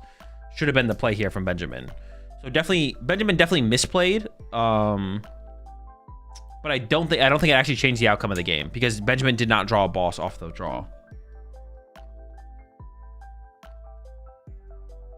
He could have done it even if he needed 6 now if he attaches Jet to active Monkey and then retreats. That's enough. No, because the Ursaluna needs an energy on it. It had to be 5. It had to be 5. There was no way to get 6 and attack with Ursaluna that turn. All right, Benjamin is going first. No. I take it back. Emilio is going first. There's a Nest Ball. We have 2 minutes left, so it's unlikely, if not impossible, for Benjamin to win. It is possible for Emilio to win, though. Emilio has to be super aggressive, though. Skipping KO could have also worked. No. Not really, because then Benjamin doesn't win on the next turn. So you're giving, like, Emilio +1 turn to play the game. So I think Benjamin not attacking doesn't really ever make sense there. It possibly could make sense, depending on what you drew off the Unfair Stamp, I guess. Well, okay. It could make sense, actually, I guess. No, I don't think it ever makes sense for Benjamin to not attack. I appreciate the 2 months there. MRN. All right, attach a Monkey Dory and pass here from Emilio. We got the Badoo in the active, which is going to be nice. Double GP Monkey Dory. The hand is living off a Dracloak here from Benjamin. Also has a League HQ in hand. Could play it, but I honestly... maybe you do just... Oh, well, no, you want an item lock, so you don't play the League HQ, right? Oh, doesn't even bench the Monkey Dory here from Benjamin. I don't actually like that, because what if you get Iron Bundled? I think you want the Monkey Dory on the bench to play on Iron Bundle. Double Monkey plus Norax kills Pult. No, it doesn't. It would come up short. The Snorlax caps out at 230 damage. So couldn't quite get the KO.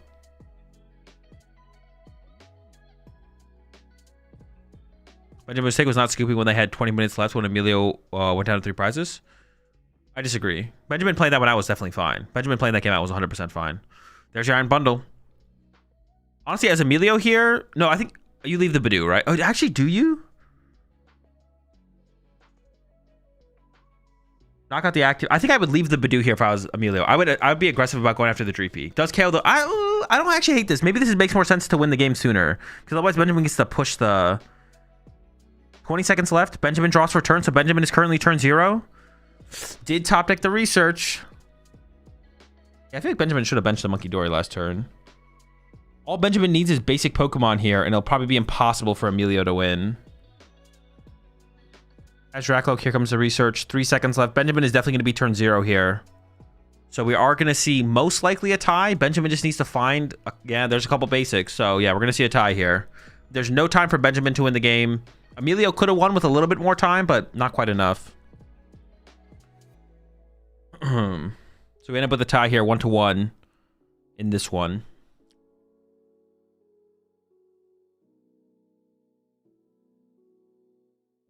Go for Candy and Paul as Benji here? No? That's probably the best shot he has at winning. Honestly, that's a fair shout. Yeah, we could have seen Benjamin play for that because you could have won here if Emilio doesn't get another basic, right? Yeah. It's actually a fair point, to be honest. That's maybe what Benjamin should have played for. And let me go back real fast.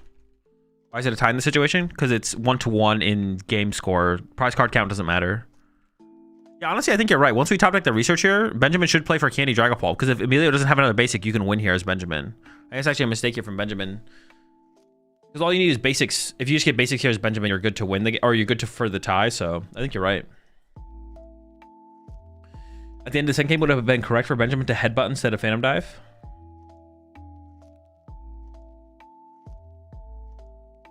Ooh, you could be cooking there, Curry, actually. But then Fez can get pushed and stall for a turn. I don't know if that actually is correct. Fez gets pushed and stalls for a turn. W research into boss. I'd have to look at, we can go back and look at the board state, to be honest. Yeah, another tie here in round 4 is unfortunate. Ties all day, every day. Honestly, the as far as scooping goes, I think the only scooping that should have happened was Emilio probably should have scooped game 1 faster, right? I'd have to go back and look at it, but I think Emilio could have scooped game 1 faster. I don't think Benjamin should have scooped game 2 faster, though. I think Benjamin was fine to stick it into game 2. Prize cards mattered? No, prize cards matter in Top Cut because there has to be a winner, and prize cards also matter in Best of 1 Swiss in Japan, but it's different in Japan than TPCI events.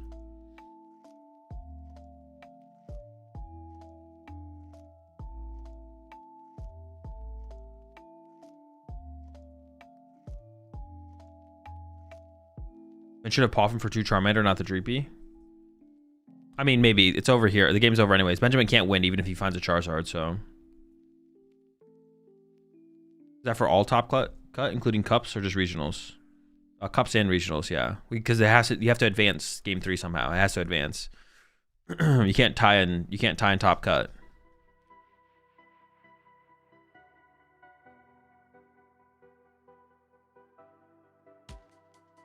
Benjamin promoting his best of 2 ideas with this? What do you mean? Is Benjamin a fan of... Oh yeah, Benjamin is a fan of best of 2, right? The problem with best of 2 is best of 2 always just becomes best of 1. Depending on the time rules, in Pokemon, best of 2 would just become best of 1.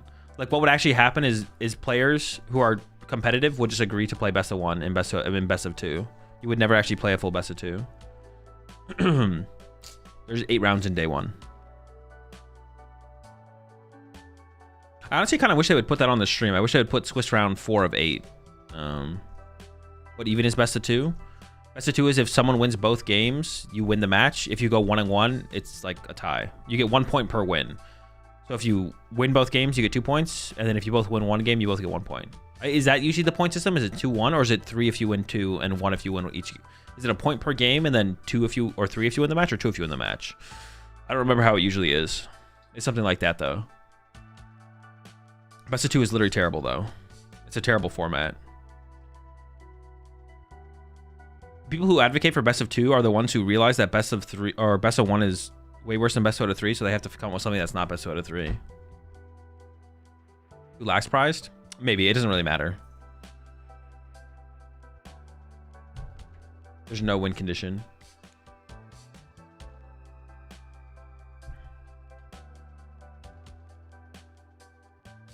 Per win and 1 per game would be the current structure with 1 less game. Actually, yeah, you're right. So it has to not be that, right? It has to be 1 per win. Best of 2 sounds worse than best of 1. Best of 2 sounds worse than best of 1 somehow. Best of 2 is probably better than best of 1, but people would have to actually play 2 games. I think what happened in Lorcana is like players just agreed to play best of 1. Yeah, best of 2 is terrible though. Best of 1 is terrible. Best of 2 is terrible. Best out of 3 is correct, even if sometimes it does feel bad in certain metagames in the Pokemon TCG. The other formats are just way worse. Not even close. Doesn't mean best of 2 out of 3 can't be improved. More time, adjust the turn rules. Yeah, best 2 out of 3 can still be improved, but it's not even remotely close compared to the other 2.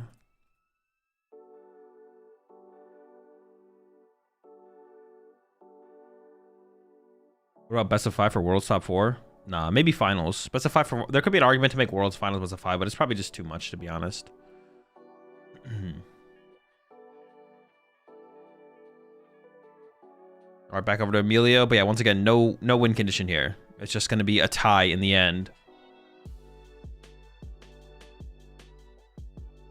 League of Legends used to have best of 2 like 10 years ago. Yeah, I remember that. Did they do best of 2 in Europe, or was it in North America? The thing is, like, it's so boring to watch a best of 2 tournament. It's so boring to watch a best of 2 format as like a viewer. Like theoretically, for something like League of Legends in like normal for like the regular season, like the regular games before, because there's no time limit in League of Legends. So best of 2 in something like League of Legends is honestly fine. But as a viewer, it's like so unsatisfying to watch a best of 2 play out. You want to see someone win. You don't want someone to win game 1 and well it's like a tie or team A wins or it's a tie. Like who cares? Like I can't watch the other team make a comeback. So why am I watching this? But yeah, best of 2 in League of Legends is fine because there's no best of 2 in Pokemon. The problem with best of 2 in Pokemon is there's a time limit, but there's no time limit in League of Legends. So it's like technically fine, but it's a very unsatisfying format as a spectator, and spectator value does matter. So you really can't do best of 2 can't exist in stuff like League of Legends because of the spectator value. If time's up is the double loss. No, it's a tie if it just goes down to game count. If it's 1-1, it's a tie. If it's 1-0, it's a win for the person who's up 1-0. Finals of World should be best of 5 with sideboards. True. Also, you can switch decks. It should be like 3 different decks each. Sideboards. They should also add like another aspect to it, like boxing or like chess, like Pokemon chess. 1 round is chess. Then you play a game of Pokemon. Then you play a game of chess. I guarantee if you put 20 extra minutes on time in a round, people will keep time because they simply won't scoop unwinnable games as early as such. I think I disagree, Derek. I think that the community would adapt. The community will definitely adapt. I think if we were given more time, I mean, 20 minutes is a lot.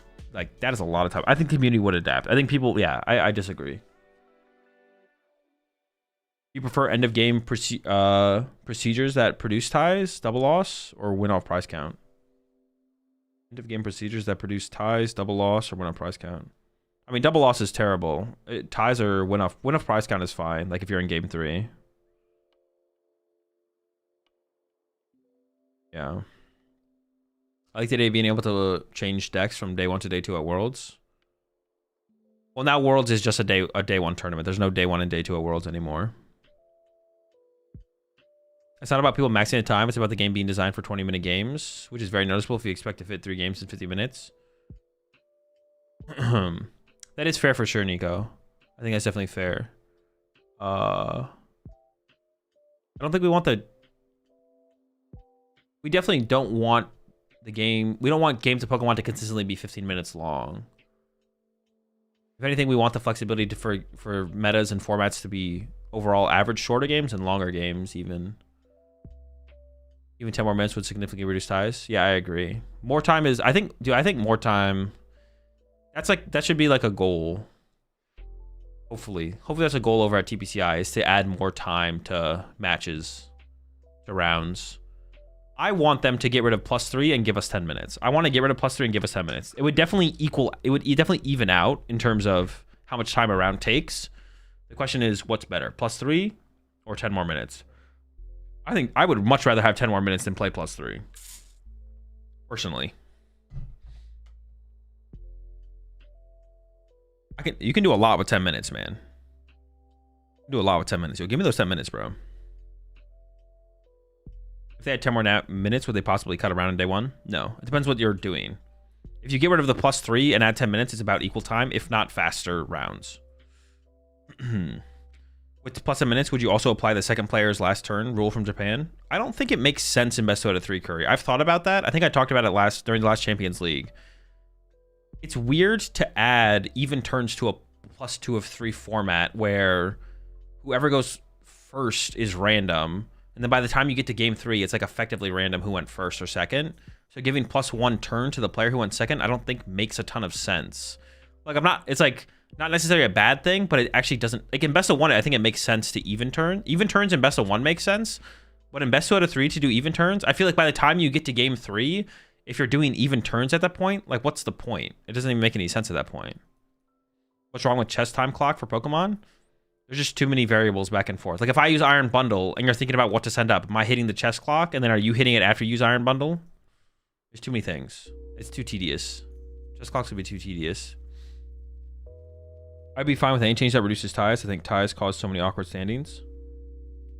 A little bit. I think the awkward standings wouldn't change too. I don't think ties are going to make that big. Not having less ties isn't going to change too much about awkward standings. To be honest, it's still going to be about the same.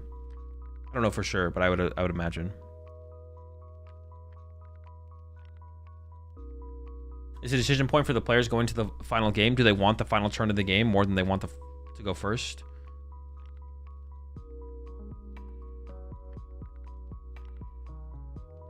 Does that actually matter? That doesn't even matter though, right, Curry? You still just choose first or second based on if it's correct in the matchup. That shouldn't change anything. Because the tempo of the game is what matters anyways to begin with. Like if you have the last turn of the game, but you're in a bad spot because you went second, like it doesn't matter, right? It's like, oh, I have the last turn of the game, but my opponent's not having the prize exchange, so I never win anyways because they went first.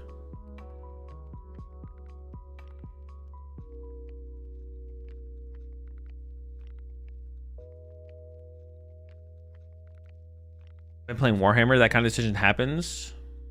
That would depend on the judge still, since there's slow play. Thinking too long right now. Well, yeah, obviously like slow play is still a thing that you have to judges have to monitor, and you have to like monitor when to like call a judge on your opponent. But for sure, I like more choices for players because it theoretically rewards prep + knowledge. Yeah, I agree, but I don't think it changes too much in that situation, right? Or in that outcome there. At least in smaller tournament sizes, ties always felt very impactful for the whole tournament standings, but that could just be confirmation bias. I mean, I think it affects all tournaments at the same rate ties do. It's just easier to calculate and calibrate at a small tournament because if you're looking at 20 players and like one theoretical, like if you're at a League Cup with 30 players and the cutoff is top 8, it's easy to calculate that and see where the things came up short. But at a regional tournament where there's 1,000 players and there's breaking points for top 8, top 16, top 32, top 64, it's harder to see the variable of ties. But I think it's all equal across the board. If there was less ties, I guess things would look cleaner, but I don't think it like changes that much about I don't know if it changes too much about people like whiffing and bubbling and stuff like that.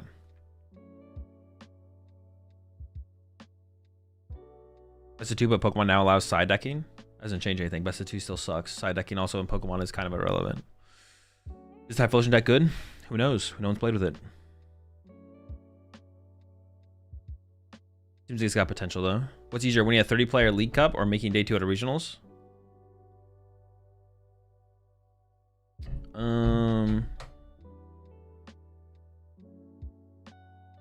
Depends how big the regional is, I guess, to be honest.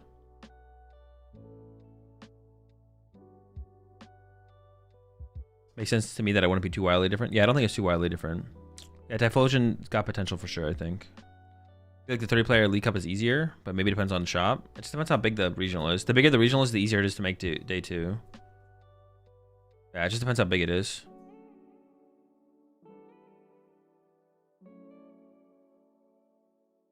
Should ties be removed from the game? No, they're pretty chill. If we want best 2 out of 3, we kind of need ties, I feel like. I guess that's not 100% true, but... how does that work, actually? I feel like ties reduce variables in the outcome of the game. Am I wrong on that, though? I guess if ties didn't exist, there would always have to be some way to determine a winner in every single game of Pokemon, right? Like, if game 2 finishes and you don't have time for game 3, then it just becomes like a sudden death match or something. What's the average quality of the players at the cup? That would also matter. But I guess if we're just assuming like, what's winner? Winning a 30-person League Cup or making day 2? I'm gonna say on average, winning the 30-person League Cup is easier. Yeah, on average, winning the 30-person League Cup is easier for sure. Well, no, yeah, on average, winning the 30-person League Cup is easier than making day 2 at a regional. It does depend on other variables, obviously, but yeah, if we're talking just averages, then it's easier to win the 30-player League Cup. So was better Cypher Maniac's code breaking as a card or her Lucha in the Hobbsation matchup?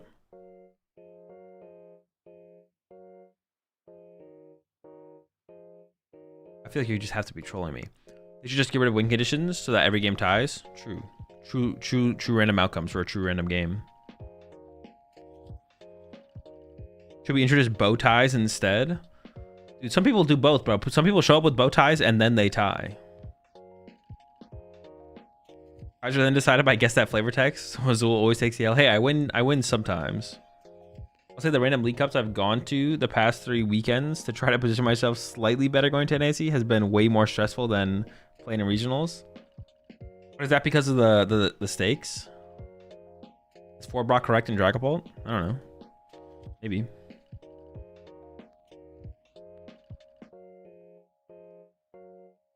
Campus called out. Yo, true. He do be wearing bow ties, though. But does Hampus tie like that? I don't know if Hampus ties. Maybe Hampus only wears bow ties. Is Hampus even playing this season? I haven't seen his name at all, I don't think, so far. Appreciate the 44 months there, Harry Potter.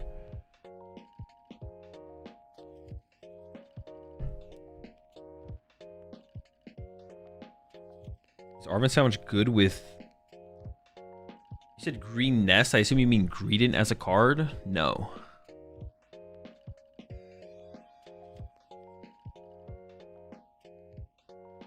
He only plays Control so ties happen. He played Stockholm and Gdansk.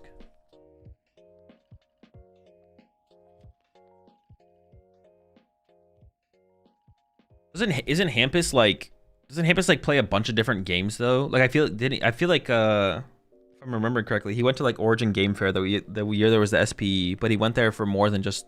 I don't know if he played in the special event. I think he didn't even play in the special event. He just played the other games at Origins. Isn't he just like a board game god? Might be misremembering. I might be thinking of the wrong person. I feel like I'm not though.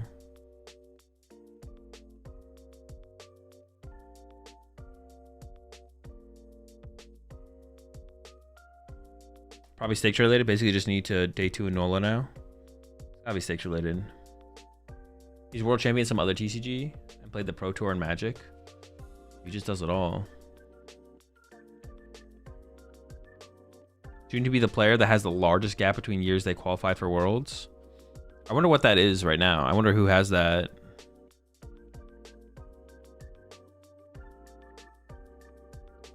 If Sam Liggett qualifies for Worlds this year, he's definitely up there, I feel like. I don't think he qualified last year. I could be misremembering though. Was the easiest way to practice the doctor format? I mean, probably going to school for becoming a doctor would be the best thing to do, but...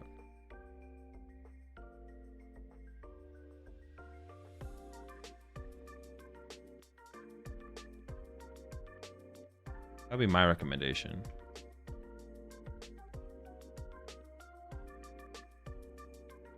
I'm trying to think of like other players who have come back recently who are like playing for their invite. You meant Descent Rivals? The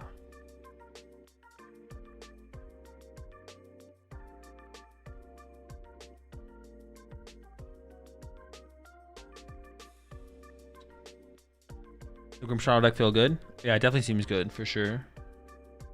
It hasn't played that much this season, unfortunately. Okay. Talk about Team Rocket's Mewtwo. The easiest way to practice the Destined Rivals format? I don't know if it's on Twin Leaf yet, but there's some simulators out there that would be a way to play it. There's no great way to play it though. For sure, there's just no great way to play it.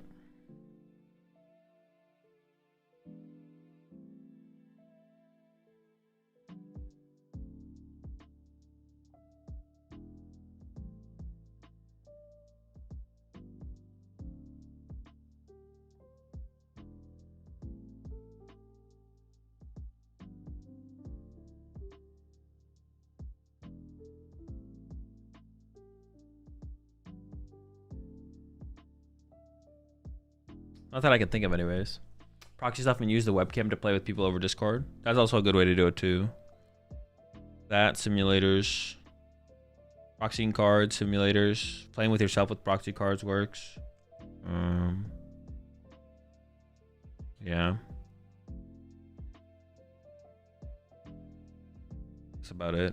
I mean, it'll be out in what, 2 weeks on PTCG Live? Yeah, we're not far from it being available on PTCG Live as well. It's coming up soon.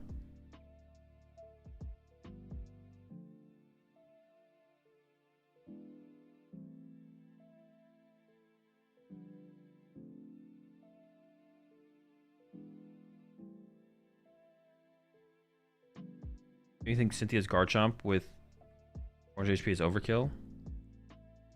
No, I don't think about the game that way.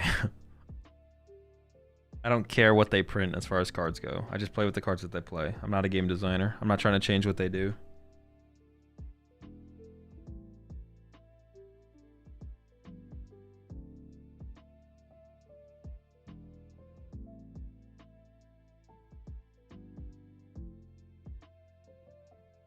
I'm not trying to recreate the game. I just play Pokemon.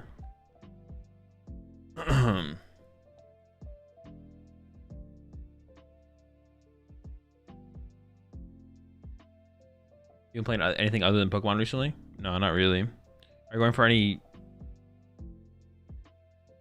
Destined Rivals pre-releases? No, I don't go to pre-releases. No, Psyduck feels bad. Pre-release starts today. So we'll get confirmation, but not likely, it seems. Don't we already have confirmation? I feel like have people been opening up pre-release stuff already? I feel like we already have confirmation, right? Except when they reprint Balloon, Azul crashes out. Yeah. The only things I think about as far as that stuff though goes is like stuff I think about in the moment. Like the Balloon, true. The balloon.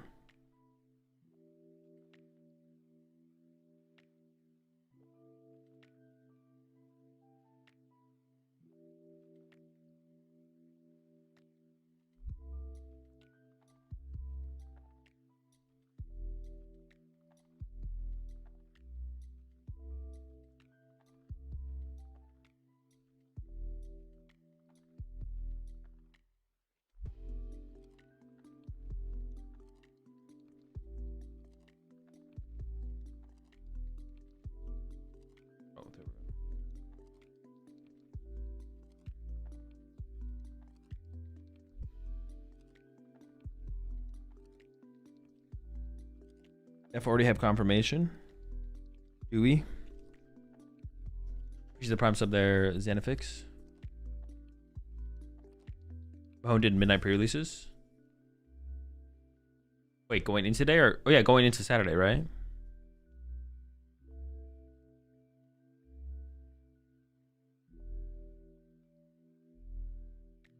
No, Psyduck is criminal. That's pretty criminal to be honest. Honestly, all of TPCI should just go to jail. Lock them all up. F40 have confirmation. Okay, that's what I thought. I mean, based on the release schedule of all the previous Gym League promos, we're not gonna get the thing until September, like Pilot said in his tweet. Hey, dude, that's Oh, dude, that's just annoying. That's just annoying. Oh, that's just so stupid. It's just so dumb.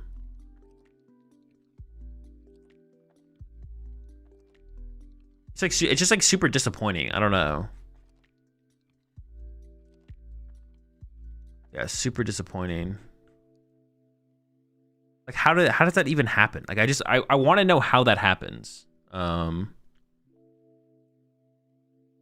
just want to know how that happens. Like what is the communication like from TPCI to TPC, and then how does it end up being that far away from being released?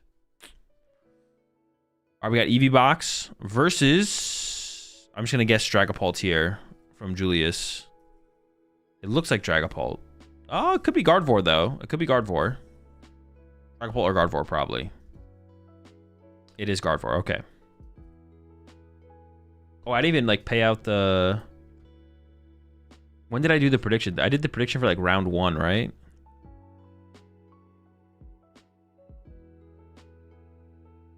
What happened in round 1? It was round 1 a tie? Yeah, the first 2 rounds were ties, right?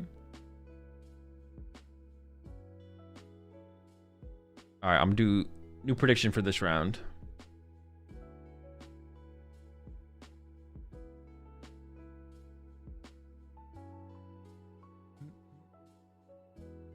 I know what I'm voting. It's got a good track record so far. Guardy as well. Guardy stays tying. Did I see a Raging Bolt? I didn't see a Raging Bolt in there, right? There's no way. That makes no sense. I don't know what that card was, but it definitely wasn't a Raging Bolt.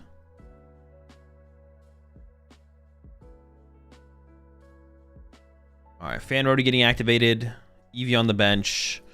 This matchup is pretty favored for Gardevoir, I think. Now, you can do some cheesy Angelite plays, but I just don't think it actually happens.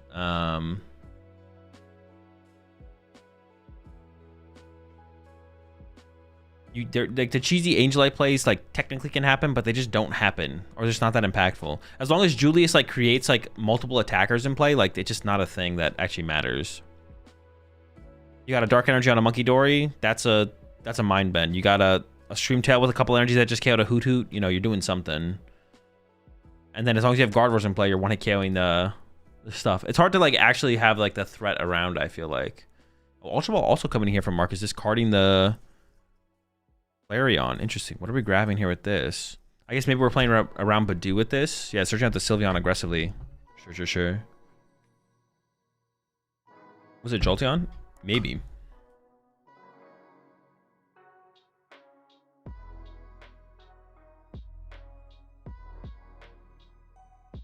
Searches out the Sylveon. We have our Terra for next turn.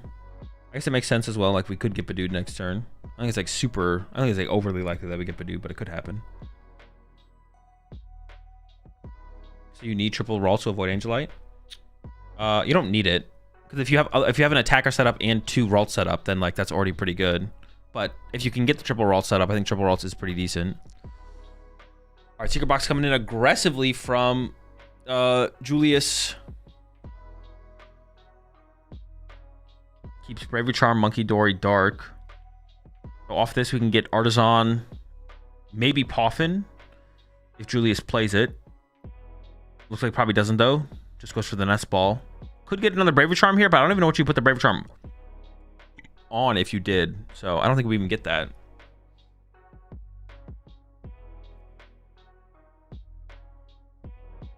Into the Nest Ball. Probably just going to hold off on the Artisan until we draw for turn. I guess I wonder if we ever attach active so we could Cleffa this turn instead of attaching to the Monkey Dory. I guess that could be a consideration here.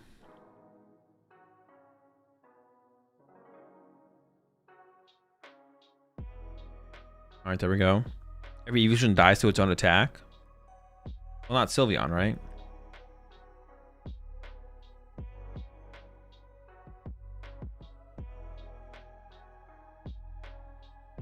Activates Artisan first. Okay. I mean, it doesn't seem terrible to do. I wonder what the grab is going to be here. We could go for the Badoo, I guess. We could retreat to Badoo and attach to Dark. I wonder if we should have... It was the Cleffa prized, maybe? Or actually, does Julius even play the Cleffa? I guess could be a question as well. Cleffa was not prized. Because we could have activated the art. No, the Cleffa is in there. See, I don't like this play from Julius. We could have artisaned after we played the research. Now we're forced to commit to the Badoo. But if we draw poorly, then yeah, I'm not a big fan of that from Julius. I feel like we should have waited to activate the artisan until we see how the research plays out. We don't need to like draw that aggressively here. Badoo getting beefy here. Love to see it. Beef do. Can't die to the fan road-up now. There's the 7 off the research. Oh, let's go, bro. The punish. The hand is dead. I'm not gonna lie, I'm a big Julius fan, but I'm also a big fan of watching people get punished. More so than that, I'm a big fan of watching people get punished, so you still can get Cleffa here. But now you have Cleffa and Badoo on your bench, which feels bad. So I'm curious to see how Julius plays. I mean, you kind of have to, right? You kind of have to go for Cleffa here. Your hand sucks. This isn't good enough, right? We have to go for Cleffa here. But having Badoo on our bench alongside the Cleffa feels terrible. I guess the one argument for getting the Badoo aggressively like that from Julius was to put the Bravery Charm on it, but I don't think that's worth the trade-off. Just throw the Bravery Charm on the Monkey Dory and then hold off on the Artisan use. No, we're going to the Badoo here, actually. I guess we have Ultra Ball for Curlia. No, but we're going to get Angel Lighted by it. If we Ultra Ball for Curlia next turn, it's getting Angel Lighted. Yo, this is not good for Julius. Yeah, getting punished for the mistake here and ends up not even committing to the Cleffa here, which I think we should just commit to Cleffa here. I think even though it feels really bad to put Cleffa in play after putting Badoo in play, we still should just do it. I'm curious to see what Marcus is actually able to pull off here. I guess with Latias, excuse me, or Rescue Board, I guess it's possible to Angel Light this turn, right? Can he Angel Light with no items? Technically, yeah. With Rescue Board or Latias, it would be possible to Angel Light this turn. Crispin plus Crystal, yeah. Crispin plus Crystal and Retreat. I don't know what the hand here is for. I don't think that hand is doing it, though. Yeah, that hand is not doing it, but... yeah, this hand does not have double Noctowl, so I don't think it's possible. So we're probably going to see... oh, no, dude, Julius is going to get bailed out by the Iono. I think we're probably playing... oh, maybe not. Hold up, the Noctowl's coming down. Maybe we're not going to Iono. But if you... but the Noctowl... honestly, from this hand from Marcus here, I think I would just Iono. If we're using Noctowl here, I assume that means we're not... okay, then we're going for the Crispin. What are you grabbing, though? Crispin, what? Area 0, take away the Artisan? That honestly is, like, super weak. I feel like the Iono is the better play here, to be honest. I'm not going to lie. It's going to make things really interesting if Julius doesn't top deck anything, though, because then Marcus kind of knows that Julius's hand is dead. Is that counter catcher in hand? It is, yeah. This is going to make things interesting for sure.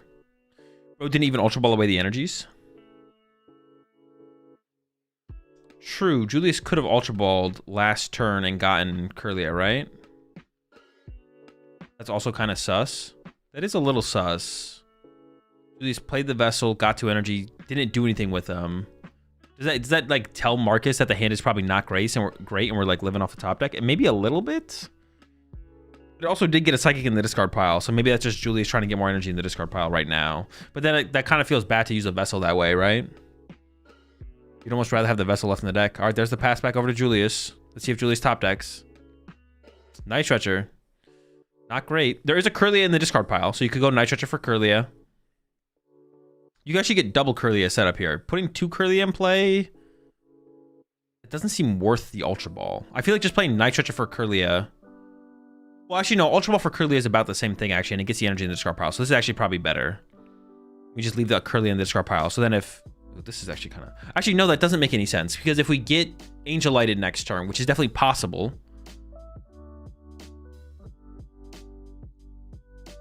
going for Gardevoir. If we get Angel Lighted next turn, then we want to be able to Ultra Ball for Ralts again. So this actually doesn't make any sense from Julius. Julius should have gone Night Stretcher for Curlia, pass. And then if we get Angel Lighted, we Ultra Ball for Ralts. And then at that point, we probably commit for Ultra Ball for... you get a Ralts? Oh, actually, that is fair. Did we get Ralts here and then Ultra Ball for Cleffa and then go Cleffa? Actually, that might be the play here from Julius. We might Ultra Ball for Ralts and then Cleffa actually might be the play. That's actually that's actually fair. I guess I was kind of off that thought process of doing the Cleffa thing because Julius just didn't do it last turn. But at this point, we should just go back into the Cleffa, right? We should have probably Cleffa'd last turn, but we didn't do it last turn, so we should probably do it this turn. You can Ultra Ball away the Drifloon and the energy, get Cleffa, retreat to Cleffa, draw 6. She's running the Brent 60. It's very close, if not exactly the... Dude, just get the... No. Just go Cleffa. There's going to be... Actually, no. There probably is not going to be a punish on the other side. We're probably not going to see Angel Light on Curlia. Actually, you would Angel Light the Curlia here, right? If you're Marcus. There's the Iono to bail him out. Always lucky.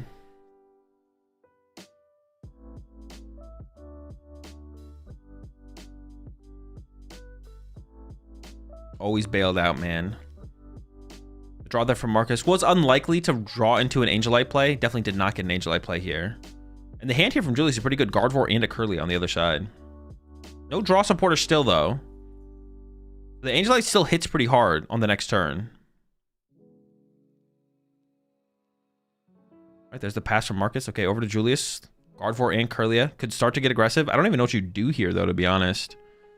We have Dark Energy. Oh, we have Screamtail. Ooh, we can start picking some stuff off here off the bench, actually. Yeah, we can Screamtail KO one of those Hooters. Move some damage. We could load up some energy on our... Ooh, we gotta be careful where we put the damage here, though, because of Angel Light. We gotta be careful where we put Psychic Energy. I was gonna say we could put a couple energy... Oh, we only have 3 energy in the discard pile. We're actually probably not doing any of that. Yeah, just 2 energy to the Screamtail, KO a Hoot, right? Yeah, that's probably just the play here. I mean, we probably evolved to the... Oh, do you wait? Actually, do you wait on the Curlia to play around Angel Light? Actually, I kind of wait on... I like holding off on the Curlia here, maybe. If you evolve the Curlia, then I feel like both those get Angel Lighted. But if you wait, then you probably get your Screamtail and your Gardevoir Angel Lighted. But if you evolve to the Curlia, that probably gets Angel Lighted. So you have a little bit more recovery to the Angel Light. Because I feel like we're getting Angel Lighted next turn for sure. Julius making sure that the... What is the... What is the ability on that Hoot called again? Ooh, Noctowl top deck. Yeah, it doesn't change too much, I don't think. Iono found off the prize cards for Julius, so the hand is live again with the draw supporter. Insomnia. Is that the name of the ability, really? Yeah, the Insomnia Hoot gets taken out. Yeah, it doesn't protect it. Crispin here gets us to the bench and gets us... And I think we just... I think you do Angel Light here. The question is just... What do you Angel Light? Like, if we could... We have Boss now, actually. We can't get to the bench. No, we could get to the bench and Boss, because we could probably use the Noctowl. Like, do you put back the Screamtail and the Gardevoir? That's always the play, right? Putting back a Ralts feels pretty bad, right? The play is always get rid of Gardevoir and Screamtail. And see, that's where the Mind Bend comes in, because then Julius can just go evolve to Curlia plus Mind Bend. And that's where things get annoying as Marcus, because the Evolution deck does not play a ton of mobility cards. But anyway, energy is kind of broken. It is pretty good, yeah. Does energy go into the deck? Yeah, it's everything. Everything goes back to the deck. Would only Angel Light a Ralts if it was the only other Ralts? What if it was a Curlia? If there was Guardy Curlia on the bench, do we put back the Guardian the Curlia? I feel like then we put back Guardy Curlia, right? And then we deal with the Screamtail on the next turn. Or threaten the last Ralts.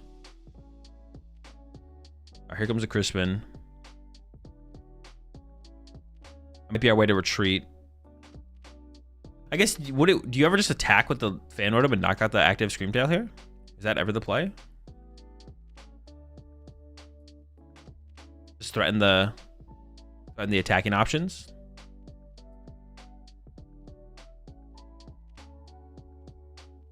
What if we had Bundle? But if you bundle here as Marcus, then Julius pushes Gardevoir. Countercatcher on the Ralts. Oh, but Countercatcher on the Ralts actually makes things awkward for Julius to actually get into the Mind Bend. Actually, okay, this play is actually better than I thought. Because this makes it awkward to get into the Mind Bend. So we're not even going to get Mind Bended next turn, probably. Pheasant Dippity just gets the fire energy. Yeah, here we go. Angel Light coming in. Maybe. Evolving to the Noctowl. Why? seems like such a waste. What are we getting off this that's worth it? This seems like an insane waste of a Noctowl. Our second Sylveon, I think, is prized as well. No, it's in there. This seems like such a waste, though. Yeah, it seems like a hella waste. Wait, this makes me think that Marcus isn't putting the Screamtail back in the deck. And I don't think Marcus is putting the Screamtail back in the deck. I think Marcus is going to put the Ralts and the Gardevoir back in the deck. Which I think is... I think that's probably a mistake, to be honest. Yeah, I think this is probably a mistake here for Marcus. I think we should definitely put the Screamtail and the Gardevoir EX back in the deck. Let's see what Marcus does, though. This makes it definitely seem like we're not doing that. Which, yeah, I don't like that play. Energy has to go in.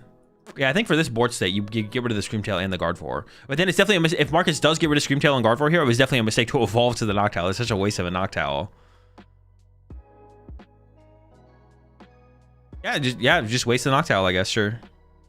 Yeah, this play, the evolving to Noctowl only makes sense if we're leaving Screamtail in play, which is a misplay to begin with, but at least it makes sense.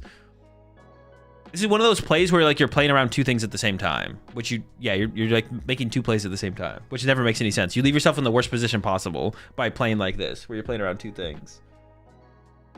Maybe Marcus overthought it at first though, and was like, oh, I'm gonna get rid of Ralts, Gardevoir, and then was like, wait, I should get rid of the Screamtail, and then was like, well, I've already evolved my Owl, so I guess here we are. Yeah. Because now, like, an Iono from Julius hits that much harder because we have no Hoot in play to work with. Or there's the attach to the Ralts, evolve to the Kirlia. Has Cleffa in hand. Could have put Cleffa in play to retreat to Cleffa. Badoo's not even that good here from Julius. I wouldn't have hated to see the... Dude, if this Badoo was just a Cleffa, man. Candy Guardy! But we don't have any attacking option, I don't think. Candy Guardy's pretty good, though. Do you actually do it, though? Because then you're candying Guardy. Do you want to preserve the candy? Cleffa would have been better here. Cleffa would have been better here for sure. Cleffa plus Badoo clogs your board so much. Yeah, that's true. At this point, I don't hate. Gives him Mind Bend. Ooh, true. We do get the Mind Bend. Sure, let's do it. Let's go Mind Bending. We threaten the 2-hit on the active as well, then. Another Dory to the board. And we also get a Psychic in our discard pile, which is honestly kind of nice. And we have, yeah, Iono for next turn. Sure. Not bad, not bad. We go to the one without the Dark Energy. Ooh, actually, I kind of like that. But now we have no energy. Like, our Guardy EX can get trapped here, though. So I don't know how much I actually like this. I feel like I want that extra Psychic in my discard pile. Because a good play here from Marcus, I think, is Boss Guardy, Punch Guardy. Just, like, flip. Boss Guardian flip through the confusion. No boss in hand here for Marcus, so it might not happen. Ooh, there's the Kieran in hand, so that can reset it, and then you could KO this Monkey Dory, I guess, and then go for the Angelite on the next turn, maybe. The thing though, with this Owl burn from Marcus, it's going to be so hard to find that Crispin and set up another Sylveon. I guess maybe it's not that hard. We still have Crystal left as well, so we have Crystal and... it could still be tough, though, to find the Crystal or the other thing. This Kieran would also, if we use Kieran here, it would involve us... Ooh, there might be an Nest Ball in hand. We can Nest Ball for Latias here if it's not prized. I was gonna say, using the Kieran here is a little bit awkward still, because we'd have to burn our energy to pivot. Giving it some thought. Not attaching to Sylveon for turn here feels terrible. Okay, we're attaching to Sylveon. We could also just flip through the confusion and save the whole Kieran. But that feels bad. I feel like we should just pass. Okay. This also feels bad. I feel like we should have flipped for that. There's an Iono from Julius. Needs to find Ralts here, of course. I guess maybe Marcus is saving the Kieran to next turn guaranteed Angelite. I feel like our... okay, actually, I don't hate that, because our Sylveon's not going to guaranteed die here, actually. Okay, I actually kind of like that from Marcus. With no energy in the discard pile here from Julius, I actually don't hate that. And yeah, actually, so then we could have saved the Kieran for next turn to go Kieran switch retreat, and then guarantee the Angelite. Okay, that's pretty chill. I don't hate that. But here from Julius, shouldn't we leave Gardevoir in our active? Shouldn't we retreat to Gardevoir? Even if we can't attack with Gardevoir, we should retreat into it, right? Or hold on, actually, does the Clefairy actually gets the KO here? Maybe we just do that. That seems pretty good. Kind of sick. Yeah, sure. Why not? See, and this is why Angelite's not that good against this deck. There's so many threats on board. It's hard for Angelite to ever actually fully mess with your opponent. So 2 off the Clefairy here. Or the Gardevoir, I guess, sure. Goes after the Fan Rotom KO, okay. I don't know if I like that. I almost like pressuring the other Sylveon EX more instead. Yeah, I don't even think I like that from Julius here. We can always do that later. KOing this Fan Rotom can always happen later, I feel like. I guess unless you think I was gonna say Jarkus. Unless you think Marcus is gonna play a jamming tower. Marcus with his signature Jarkus play. Jamming tower to remove the Fan Rotom from the bench.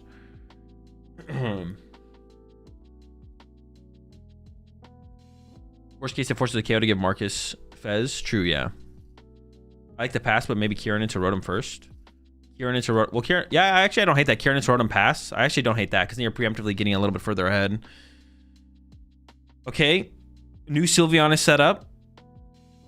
Also have some options in the hand here from Marcus. Going in with the Poffin. Yeah, but what is the play here from Marcus? What do we even do? See, this is the problem now in this situation from Marcus. Like, what do we do? If you Angelite, what do you Angelite? I guess if you can Angelite the Clefairy and the Gardevoir, but like you'd also need Iono to go with that. You need like Countercatcher Iono here from Marcus. But even then, even if you have Angelite, even if you Angelite the Clefairy and the Gardevoir, you're just gonna get Mind Bended again. Like at the very least, if Julius doesn't find Gardevoir for the Kirlia, you just need Psychic for Mind Bend and you're still back, right? You're still chilling. He has no Hoots left. Yeah, no Hoots left. Hootless out here. Hootless gaming. Not looking great. As Marcus go next. I actually don't. I think it's actually probably optimal for Marcus to like stick this out and then try and win game 2 and then end up in a tie. Like this matchup is just so bad that like I think you're fine just sticking this out, to be honest. Yeah, because the matchup is so bad. Like just stick it out and then if you end up in a tie, cool. But you're probably gonna lose. The chance that you win 2 games in this match is like not very likely. If you can cheese one, just take the tie if it happens. So I think you just stick it out until it's over. There's the Fez for 3 now. After the restart for 3. Jeez. No counter catcher. Dude, what do you do? I don't know.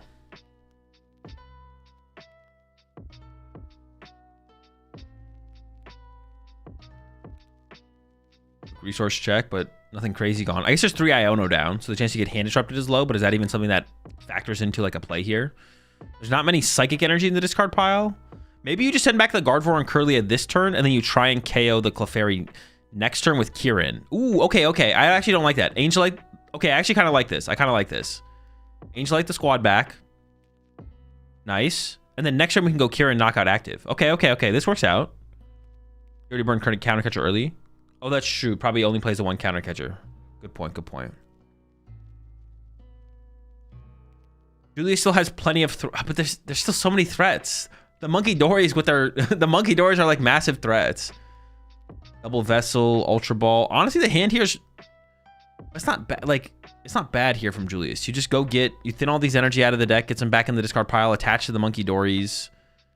Like you're doing fine here as Julius for sure. I don't know if I like actually. Oh, interesting. I don't know if I like the way Julius is playing this actually. I mean, getting a Ralts is fine.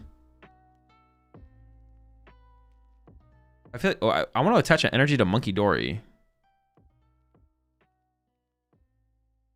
Yeah, I want to attach an energy to Monkey Dory. He had KO. Isn't Sylveon 260? No, Sylveon's 270. Wait, did he have game anyways though? Could he have? Because he has double Monkey Dory. Oh shoot, did he have game?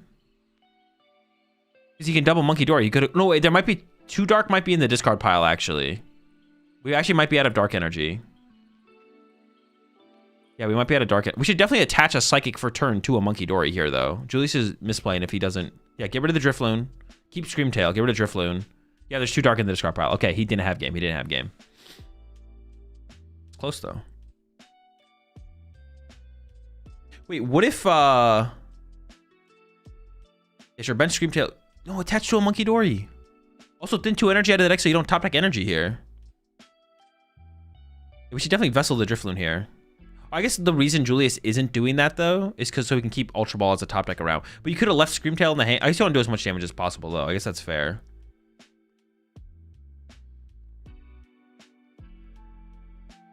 Wait. Oh yeah, we don't have a Dark Energy. We don't have Dark Energy. I was like, wait a second. Shouldn't we have one? Or am I trolling? All right, Marcus concedes. I guess the Sylveon was probably staying in the active. If the Sylveon stays in the active, you can't win, right? Yeah. So Marcus like needed like a Ursaluna there. Does the deck even play Ursaluna? I don't even know if the deck plays Ursaluna. I forget. It's just too much, man. The guarding matchup stuff. There was some sketchy and this was a game where there was like sketchy moments in the mid game for the comeback to have happened for Marcus, to be honest. I think there definitely was opportunity.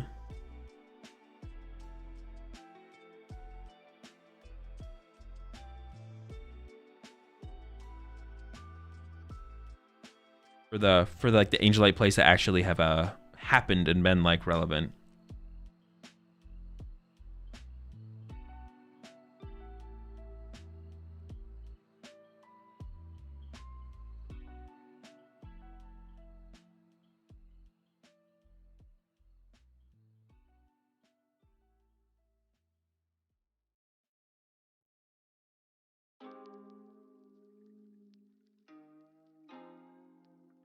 Let's see how you lose that easy deck. Just take 6 prize card before your opponent does. True. Honestly, Marcus was just kind of throwing there. The prize card taking was just a little bit slow, right? Just draw 6 prize cards, right? That was a weird fade-in right there. I didn't know we were going to. The Umbreon is unpleased with the EV Box's performance there. Questioning why it's not in the deck. It's like, bro, what are we doing here? Sylveon and Flareon can't handle this, bro. Get me in the mix. I one-hit KO Gardevoir, bro. Easy. All right, the hand here from Marcus. Pretty good. Question is, how much do you... I can't tell what the support is. We're Ultra Balling away a Hoothoot here. But we are going to get Fan Rotom with this, I assume. This is prizes. What were the prize cards? I didn't even see them. Wasn't paying attention. Again, as always.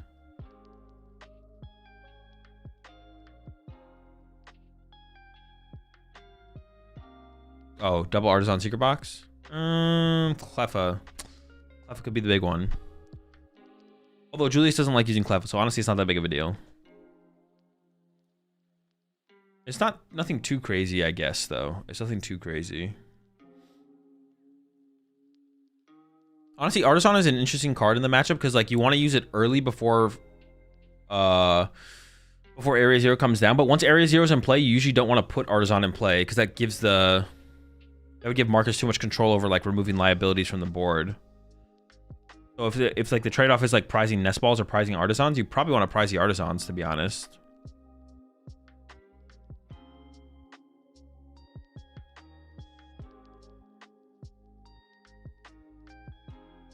Seems like playing Festival Lead might be good with so much confusion, burn, poison, burn, etc. No. That's not the reason to play Festival Lead. No.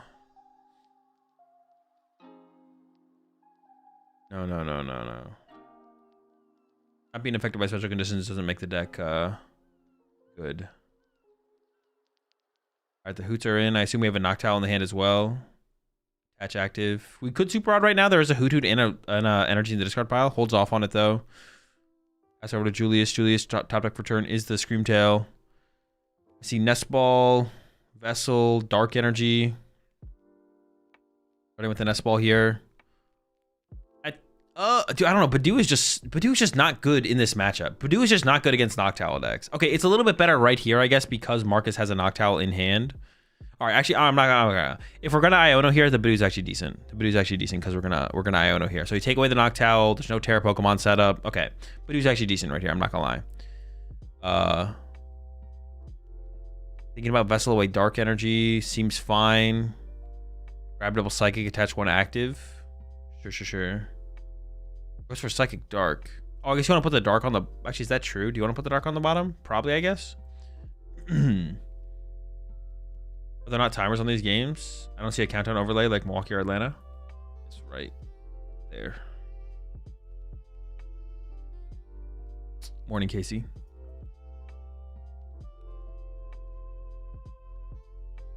Badoo is only fine if you couple it with Iono. Yeah, true. If there was no Iono here, Badoo would be pretty bad. But we do have the Iono, so it's pretty chill. He's a Screamtail down as well. I would still probably lean towards... Honestly, if there was...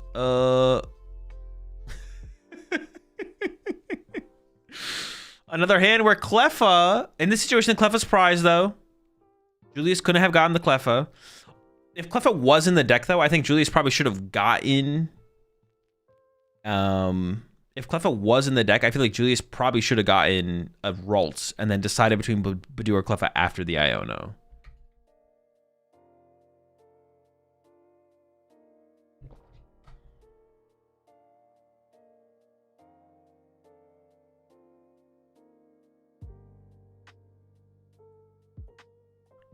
Ralts down. It's got to be retreat pass.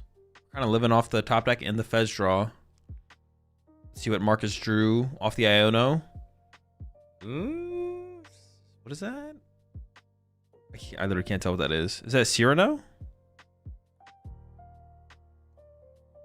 These full art cards, man. That is a Cyrano. Okay. I mean, it's pretty slow. Oh, you could get Flareon and start swinging, though. You could get Flareon and start swinging on him. Oh, you can also get EV-EX. You can get Flareon EV here and then load up your EV. All right. Cyrano kind of cooks here, actually. You get Eevee, Flareon, Sylveon. Oh, maybe not.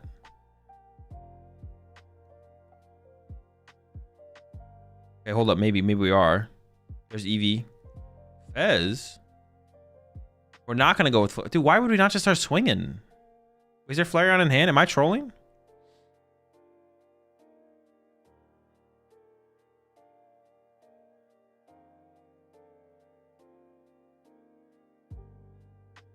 Not just swinging here is so slow. I feel like we want to be aggressive just to have the option of being able to overrun the Gardevoir player. Yeah, there's no Flareon in hand. Yeah, I don't like this play at all here from Marcus. I think we definitely should have got Flareon there.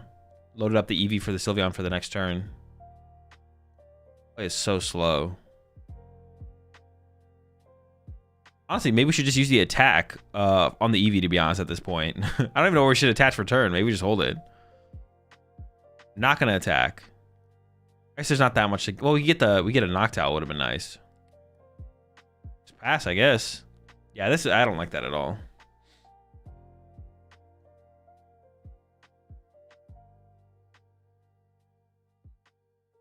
Okay. Draw Badoo. Over to Marcus. Water Energy top deck. I mean, now at this point from Marcus, don't you just draw a pass? Attach pass? That might just be the play here for Marcus. Attach pass. And then hope to top deck a Lightning, a Noctowl, or a Crispin to then put the Ralts back in the deck. Draw from Julius. That's a research. That's pretty good. Ultra Ball comes out. Do we ever just bench the Fez? Looks like the answer is no. I assume we're going to go for a Kirlia here, which makes sense. No, going for another Ralts. Interesting.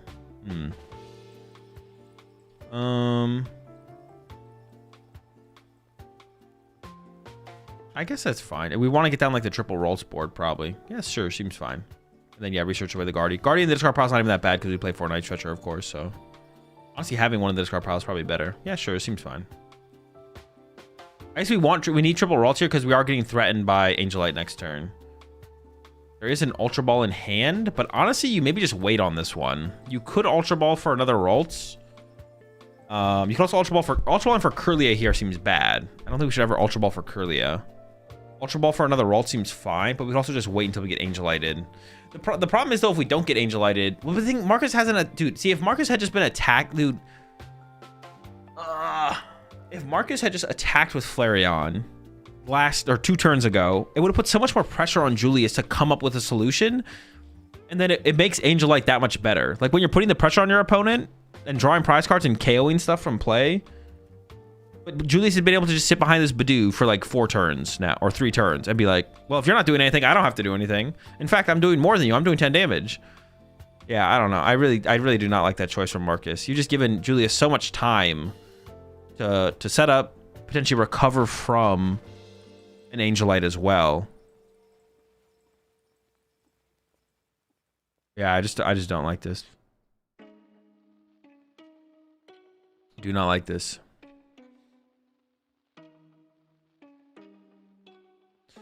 Yeah, Marcus' strategy makes no sense. Long game favors Guardy.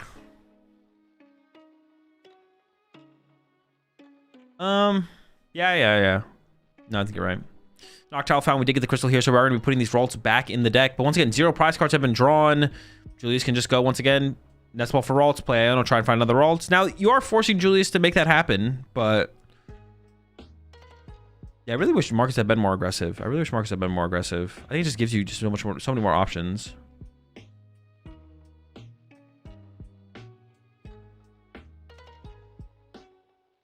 Flareon wasn't prized. No, if there's the Flareon definitely was not prized.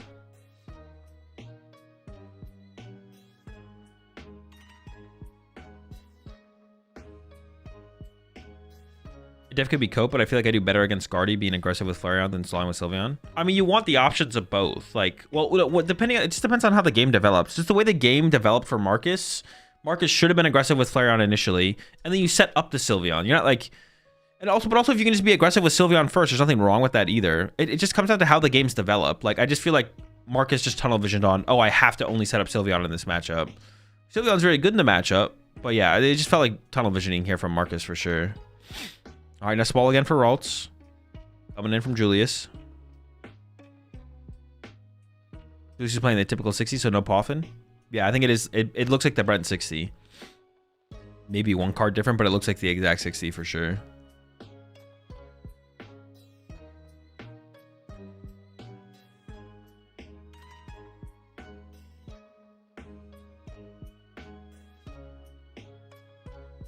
Why no Poffin? Because you don't need as many Ralts as aggressively, and then your other bigger Pokemon, the Clefairy, the Pheasantipede, the Monkey-Dory, the Screamtail, can only be found with Nestball. They can't be found with Poffin. Poffin's like value falls off super early. Oof, this hand is not great for Julius. I actually question whether or not we should even... I don't even think we should play this Ultra Ball. I think we maybe need this Ultra Ball to go get Fez. I think we should just like get Dark Energy, attach that to Monkey-Dory, and then Badoo again. Just get Monkey-Dory set up. Not even one. Going with the Ultra Ball. Yeah, the Ultra Ball is just not good here from Julius, I don't think. What are we grabbing? Ralts? And then our hand's just dead? We're living off the top deck? Or living off Marcus Ionoing us again, I guess? Oh, we have a Guardian in the discard pile, don't we? Okay. The hand's not that bad, actually. We have Guardian in the discard pile. I forgot about the Guardian in the discard pile. So we have Candy Guardian in hand here. Actually, I like this play from Julius. I take it back. Would have been better to combo with Fez in discard. Is it? I don't think so. Oh, wait, no, you might be right. I think the Fez is in the discard. Yeah. I think you're actually right. Okay, there's a knockout from Marcus. What the top deck is here. I mean, you just push Ralts here, right? We have Guardian in the discard pile. So we want to build up damage on the Guardian, then Monkey-Dory some damage over. Ultra Ball top deck. So now we could get Fez. We'd get 3 cards. We have to Ultra Ball away 2 of them to get a Guardy, theoretically. We'll get 1 more card to play with. I mean, Angelite is set up on the other side, so that's kind of scary. Goes for the Fez angle. I think I like the Fez angle better. We hope to draw into like 2 pretty bad cards plus Ultra Ball, or plus draw supporter. Monkey, Curlia. Ooh, we got the Night Stretcher though, so we can Candy Guardy off the Night Stretcher. Sure. Seems fine. I guess we want to leave Guardy in the active here though, right? Because we don't want to get Angelited. Was it just Guardy Punch active here? Because if we put the Guardy on the bench, it's just going to get Angelited, right?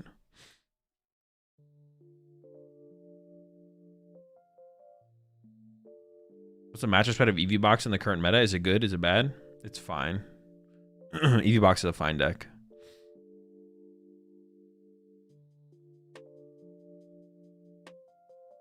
Night Stretcher for Clefairy.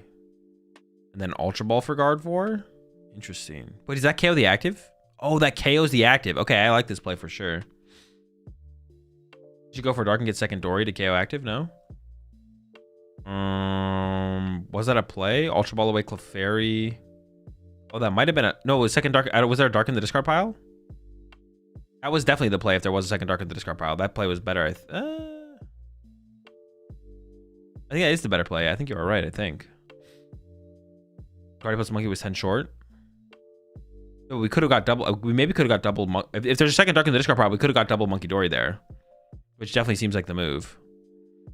Or is this better because the Clefairy generates more threats on board?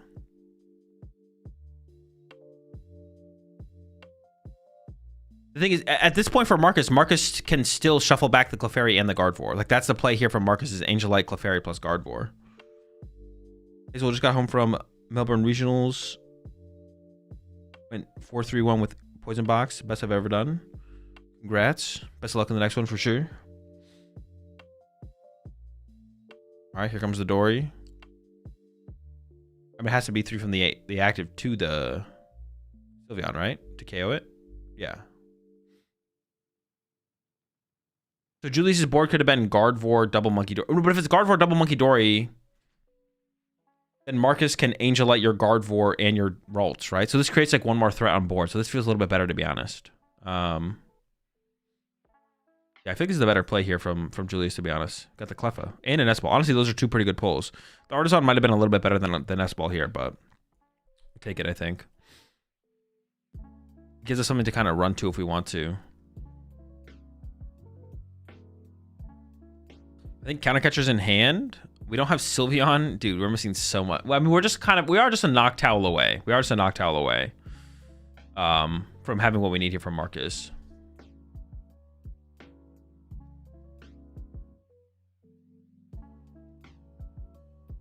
You not use Guardian to put a Psychic Energy on Monkey Door in case of Angelite?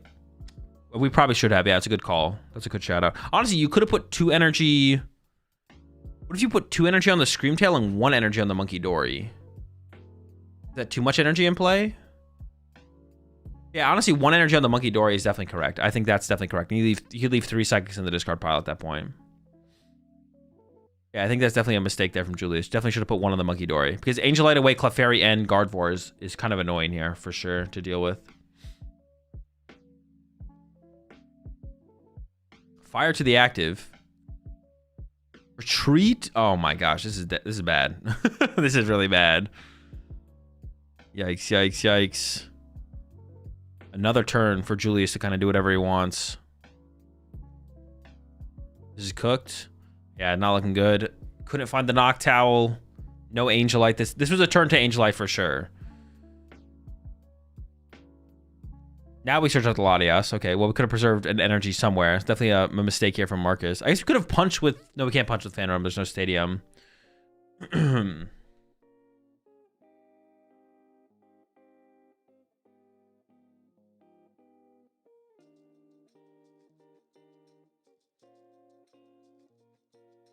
Turbo to reset the Noctowl. Okay, that gives us something to work with going to the next turn.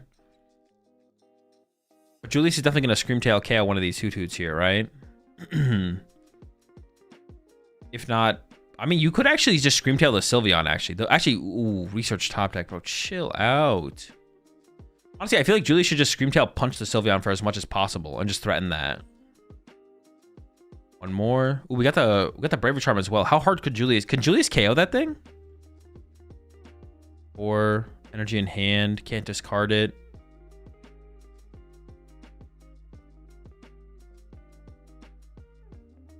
Julius goes to play Countercatcher. Obviously, you can't do that. Oh, Julius plays double Screamtail, so not quite the Brent 60. You can't hit Bench Terra? Oh, true. My bad. Don't listen to me. Don't listen to me. Oh, we're generating a couple threats here. Is this going to be Screamtail KO a Hoot? We can Monkey Dory some damage over to the Sylveon just to start to threaten it. We should probably generate an energy on the Monkey Dory again, though. I don't hate the energy to the Clefairy. Honestly, I still like the load up on the Monkey Dory, though. It also gives us more damage in play to work with. I think this damage should just go to the Sylveon here, because we just want to be able to threaten it. Goes to the Fan Rotom. I guess to end up with the prize card a little bit later. It's not terrible. I don't hate it, I guess. I think Julius should still put 1 energy on the Monkey Dory. With an extra energy onto the Screamtail. just to make it a bigger threat, I guess. Sure, I don't hate that. Because now if Marcus shuffles back the Gardevoir and the Clefairy, then the Screamtail's a bigger deal. Maybe that makes sense to not put the energy on the Monkey Dory then if we're going to put the third one on the active. And KO Fez, though. That would kind of... that would put all of our energy kind of in one spot, though, right? We could have put 5 on the active. Yeah, we guess we could have KO'd the Fez. All right, counter catcher coming in from Marcus. Still no Crispin. Mew is coming down, and it looks like an Iono. With Crystal gone and Crispin not being played, Marcus is not going to be able to Angelite this turn again. Oh, no. I wonder if we should just left the Screamtail on the active and KO'd it. Probably not, though. We don't want to get Fez draw. We're definitely trying to trap the Fez for this turn, I guess. You could, I guess, at least punch the Fez. No, you have to attach a Sylveon here, I guess. All right, it's looking pretty rough for Marcus still. So many threats on the other side. Yeah.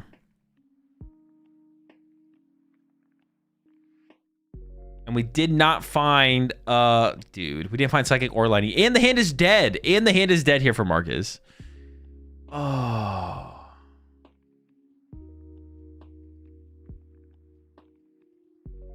Screamtail can't punch Share on the bench. Yeah. Oh, hey, we have Fez still. Nope, we still whiffed. How many matches in Utrecht? 1,200. All right, Area 0 was found. We could punch with Fan Rotom, I guess. We can attach a Fan Rotom and punch with Fan Rotom here. Still have a couple of Nest Balls to use. I don't think we can get low enough for the Mew to be used. What was the energy count in the discard pile? We had Super Rod before the Fez draw there from Marcus. Was there energy in the discard pile that Marcus could have recovered? I think there was. I think it was a mistake there from Marcus. I want to say there for sure was. I'm not going to go back and look, though, actually. Azul, will all the champions of all the tournaments participate in a world championship of some sort? Yes, but it won't just be the champions of tournaments. There's other ways to qualify for worlds as well. But yeah, the world championships is at the... Oh, dude, there was so much energy in the discard pile. Yeah, Marcus definitely should have played Super Rod before using Pheasantipity there. That was a big mistake.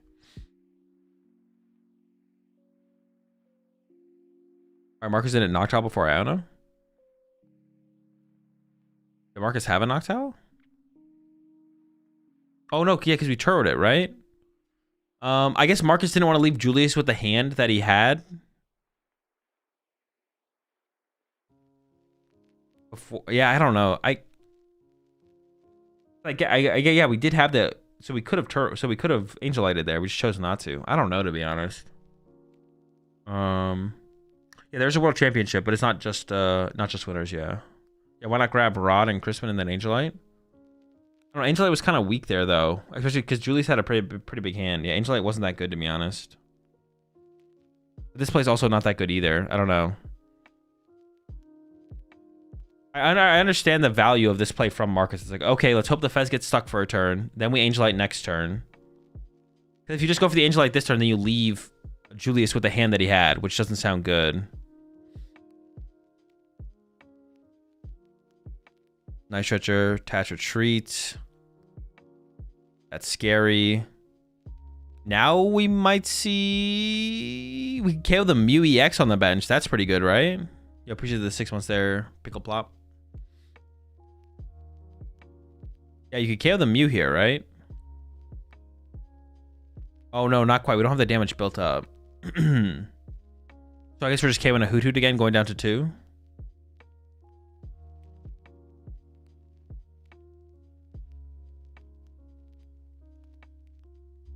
All right, 2 prize cards remaining. Board still very much set up here for Julius. The hand doesn't have a ton of options. Oh, it does have Secret Box. I take that back. That's like all the options. Hazel, I was wondering, what is your favorite tournament that you ever played? The next tournament I play in. What major is being streamed this weekend? A lot. Melbourne, Utrecht, Thailand, and there's one more. Oh, Santiago.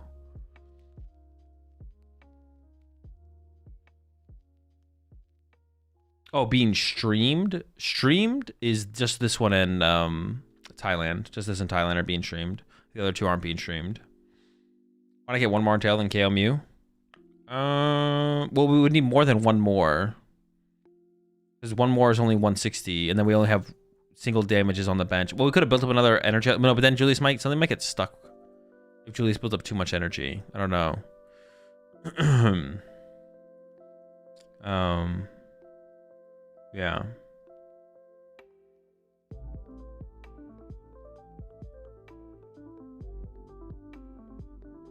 Just hurt himself by forgetting the 2 damage counters on a Cleffa a couple of turns ago.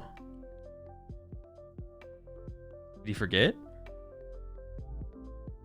All right. Angelite is finally set up. I guess you could send back Screamtail and... You could send back Screamtail and Clefairy here, I guess. You could also send back Gardevoir and Clefairy.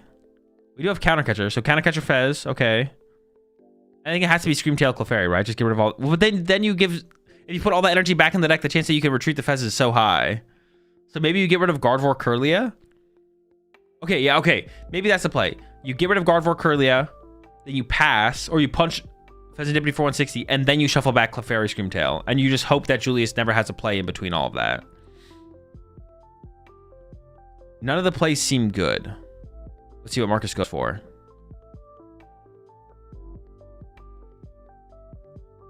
Five seconds left as well in the time. So actually, once time gets expired here, Marcus will be turn 0, and Marcus has no win condition. All right, that's time. So yeah, no win condition for Marcus, but I think Marcus was losing this game anyway, so it doesn't really matter.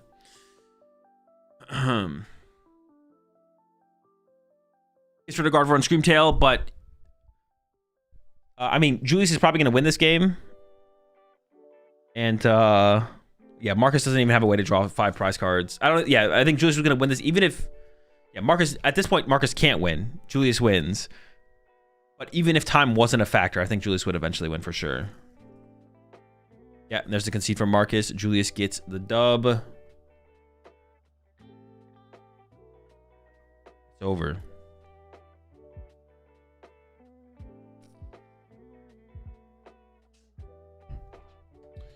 Is this your full-time job? Yes.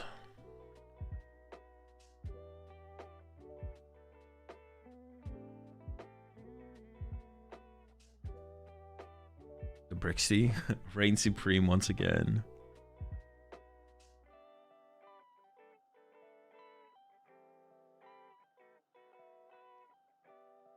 Honestly, that would be kind of crazy if... Well, I guess this isn't exactly the Brent 60. There's a second Screamtail in here. Unless Brent also made that change. She appreciates the 8 months there. Surge.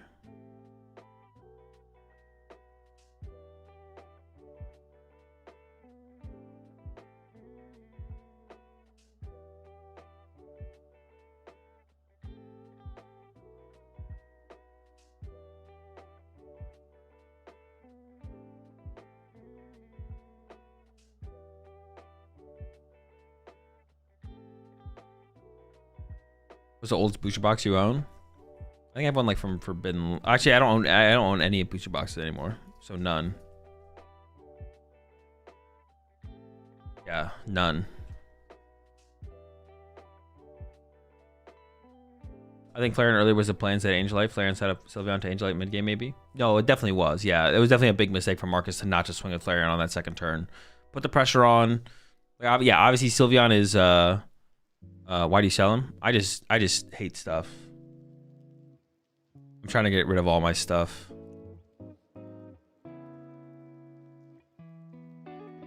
All I want is my computer set up to make content. That's it.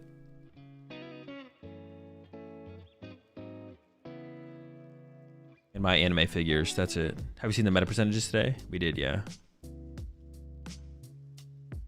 What's up, Ozzy?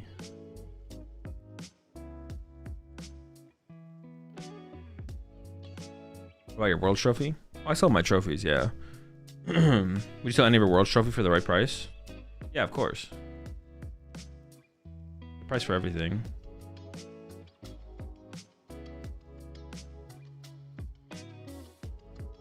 Ever thought about casting a regional one time like Wolfie did? I just said I'm not against the idea, but it's not something I'm seeking out to do.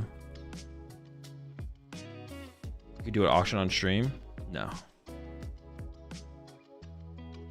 What's the price for deleting YouTube chat? Very low. In fact, Soda, I'll pay you to delete YouTube chat. How much you want?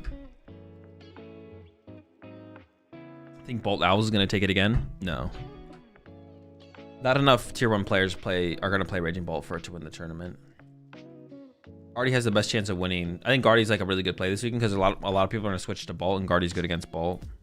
I think Guardy's in a really good spot this weekend. A lot of good players play Guardy, and a lot more Bolt is gonna be popular. Rat card. All right, I got you. Shut up.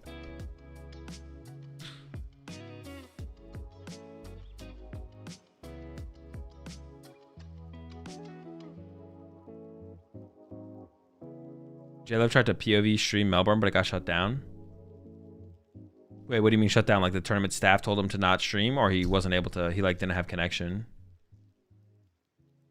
Wait, POV stream like he was playing in the tournament and tried to stream it while he was playing, or he was just like live streaming from the venue? You definitely can't. Yeah, not stream. That didn't answer any of my questions. Did you try Pidgeot Bolt? No. GoPro stream. Was there a rampant Bolt Zard or Zard in the meta breakdown? Not really, to be honest. If Pult Zard is part of the Pult, not really at all, to be honest. Yeah, there wasn't like a that much increase. I think we're more likely to see an increase in. We're more likely to see an increase in Charizard going into Portland than we are in this tournament because there's such a short turnaround in terms of like the Zard hype. I think the new Spite House is gonna be played with Raging. No, probably not. I love his POV streaming. Yeah, he has a sick setup. No, but like, was he playing while he was streaming, or was he just live streaming at the tournament? Wait, was he even streaming, or was he just recording? Was he just trying to record his games while he was playing? Yeah, he was playing. You can't. You obviously can't do that. Why would he even try? Oh, hold up, we got the interview. Round 5 winner, 5 wins, 0 losses today. Julius, first of all, Julius, how are you feeling right now? It's pretty cool actually, and I'm not a great carnivore player at all. Like I just like last evening like build that very quickly. The deck. I have played like Milwaukee, sure, but like I thought I played Racing Bolt like 11 evening. All my rooms like Arnie Karjala, Michael Hunter, and many of my friends. Julius Kerkis want to me to play carnivore, and I was okay, fine. I build that quickly, and I'm not sure how to play well with the carnivore, but the deck is so broken that it doesn't matter. Like, and Monkey Dory is the best card in the game, so. There you go, you heard it here first, folks. Monkey Dory, the best card in the game. Can't argue with you. So you say this is your first time playing Gardevoir. I'm guessing, have you ever had a chance to test against Flareon at all? Yeah, like I played that in Milwaukee in the USA America Regional Championships with Gardevoir, and it was really fun. Almost top 64, but it's okay. And it is my second time to play Gardevoir. And also, wait, I don't remember now what to say. Have you tested much against Flareon? No, I have no idea how to play against Sylveon Flareon. I recognize in the game like I have West Ultra Ball. I don't do that. I was like I wanna hold in the if something happen. That I can Ultra Ball the Ralph's back, but like, why I don't play as Ultra Ball West, I don't know. There is a couple of scenarios where I should play many ways better, but it was very good experience for the next rounds if I face Flareon again. Yeah, well, there you go. Hopefully, well, you seem to navigate your way out of that one rather well. Now, Julius, you know, you're a very good player. How has your season gone so far for you? Pretty well, I guess. Yeah, like, in the Hawaii season, like I tried to not to play Pokemon at all, and tried to take a break, but I decided to play in Hawaii season. I forced myself to play the Pokemon because I really enjoyed the game, but then I didn't do well in the Hawaii season, but I didn't test that much, so I can play only myself. But now this season was like I was so firing if the trying hard and working hard to get more placements because I really want the gold medal in one day. So when I'm working hard, it's really paid off. But I don't have a gold medal now, but I'm really proud and I don't regret nothing. All of this playtesting what I have done in this fall season. Yeah, well, I'll tell you what, Julius, you're after that gold medal. You're doing rather well this weekend. I have a couple more questions for you, a bit more fun ones. The first one, everyone that doesn't know you personally, Julius, you're a very happy person. How do you always be so happy at events all the time? You need a lot of coffee.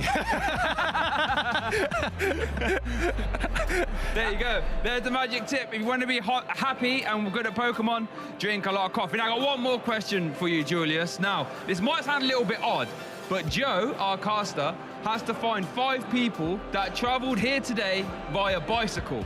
So my question to you is, did you bike here today? In Netherlands? Yes. I feel bad I don't, but maybe I try tomorrow. Maybe when I need to go tomorrow, even in the airport. Yeah. Maybe I checking out somewhere the bike and going there. Okay. In Amsterdam.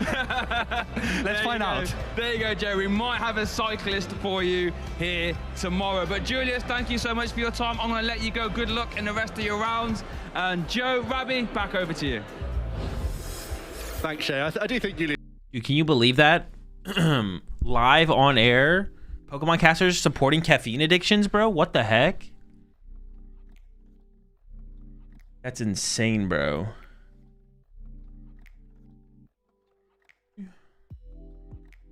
Absolutely absurd.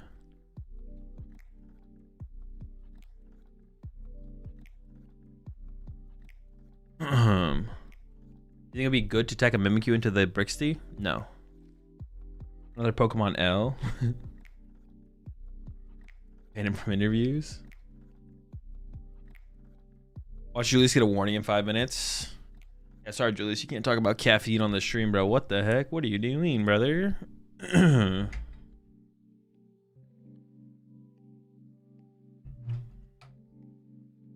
was thinking of cutting in research. That'd be a terrible cut. Don't do that.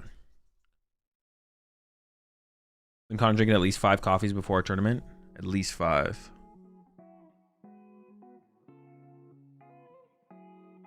The aspiring Pokemon trainers watching and buying 10 gallons of coffee. Openly discussing performance enhancers. Hate to see it. Dude, what has happened to the game I love, bro? What has happened?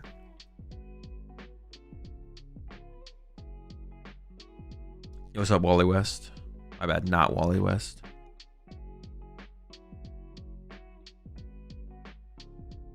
I checked Twitter. Why are people saying Julius has been canceled? Wait, are you memeing or is that true? Is that real? You gotta be me. You're just memeing, right? You're memeing. It's the where you're in on the coffee meme. We have drug testing at regionals. It's the only way to ensure fair, non-caffeinated play.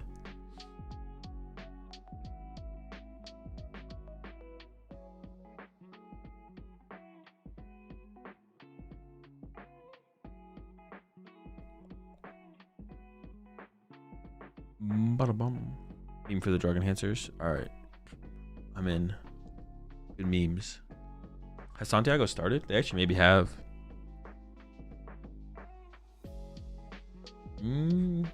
They could have started round 1, right? Wait, actually no. What time zone is Santiago in? Actually, it might be West Coast time, isn't it? Could be. Who knows, man? Who knows? Could be anything. So Melbourne's done for the day. Did they update it yet? Dude, why aren't they updating it? They didn't even update the Arcanine standings, did they? They're just like, you know, input the things, just shut it down for the night. Everyone go to bed. Don't update it. 8:52 here in Santiago. Santiago had just started. Oh, okay, so they did just start round 1.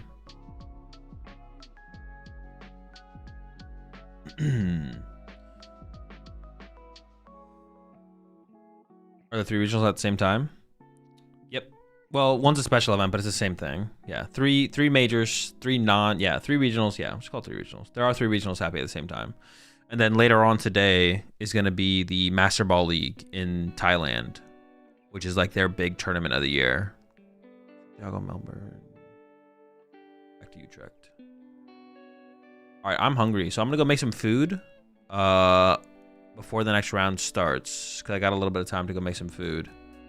Yeah, I'll be right back. Gonna stream that too. I am gonna stream that too. Yeah. So I'll be streaming that. That starts at 8 p.m. my time. So we're gonna watch. I mean, how many rounds do we even have left? We don't even have that many rounds left, to be honest. What was that round? 5, 6, 7, 8. That was round 5. We have 3 rounds left, so like 3 more hours. Leave the audio, please. No, I'm gonna get demonetized. So yeah, we'll be done here around like 9 a.m. and then like 12 hours. I gotta get some sleep. Sleep is gonna be the goal. But I'm gonna go get some food right now. I'm kind of hungry. I'll be right back.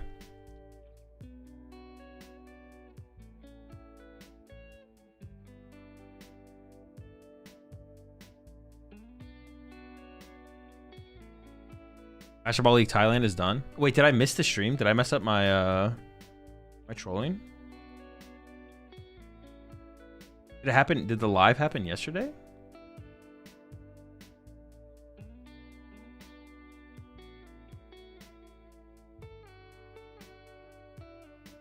No, you're literally just wrong. The stream is scheduled literally for today. Where are we literally about to get into the next round? Actually, maybe I won't go eat. They're literally already back. What the heck? How much time is left in this round when they ended? Oh, they had 0 time left. All right, we might watch the next one, and then I might go get some food.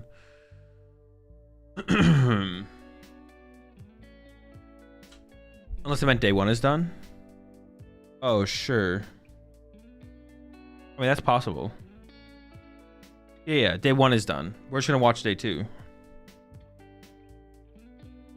They don't stream day 1 though. I don't care about day 1. Yeah, they're already back, so I might just hang out here. I am kind of hungry though.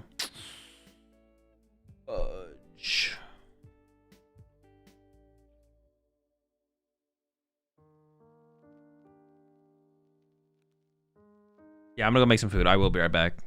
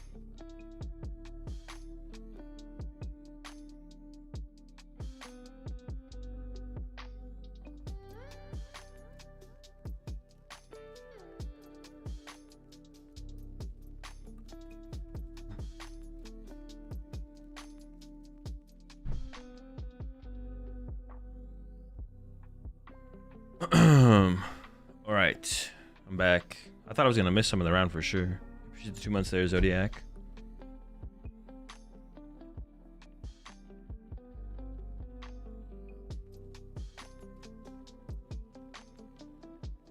Did we do a prediction for this round?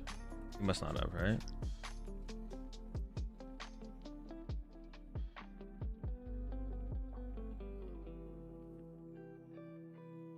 No, I didn't do a prediction. God. Or I did do it and then I just don't remember that I did it and paid it out.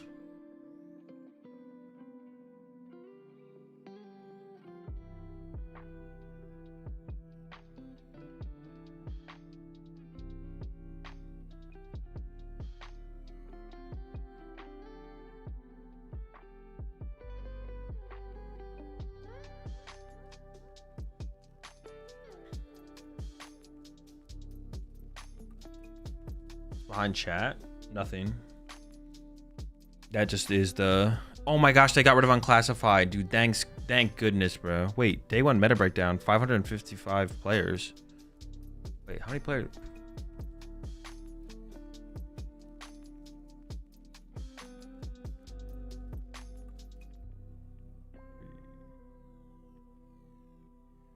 What do they mean by 555 players?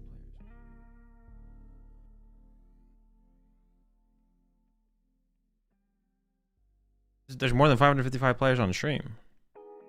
Oh, is this not Masters? No.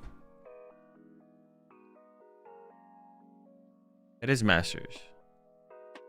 What's 555 players mean? That's Melbourne?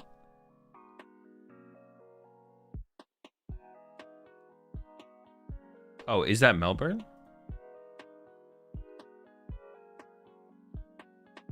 Melbourne had 563 players. Maybe that is Melbourne. Yeah, PokeDS says 563, but maybe it is. Maybe they have a different number. Sure.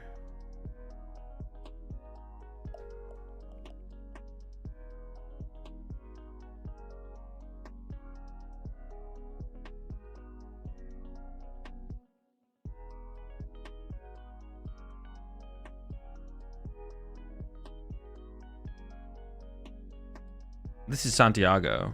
Hold up. Oh, they're showing all kinds of meta breakdowns. This is Santiago.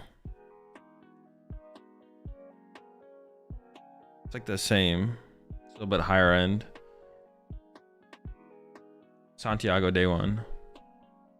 I don't think they showed the late people or something like that. Oh, okay. So that was Melbourne they were talking about.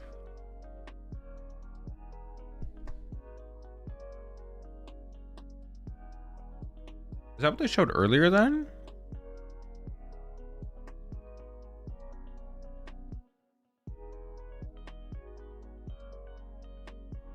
Okay, this is Melbourne now. Okay, interesting.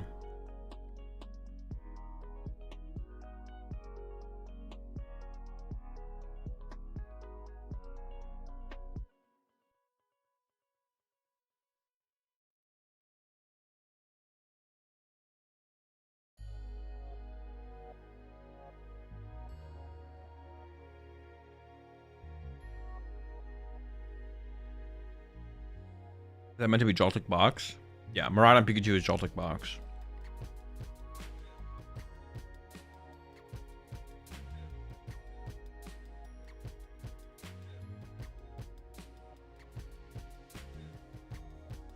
I feel like you should have a Joltik and an Iron Hands or something on that thing.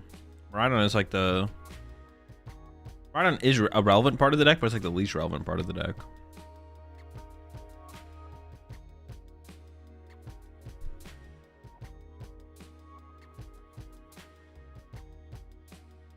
Yeah, I agree, Gio.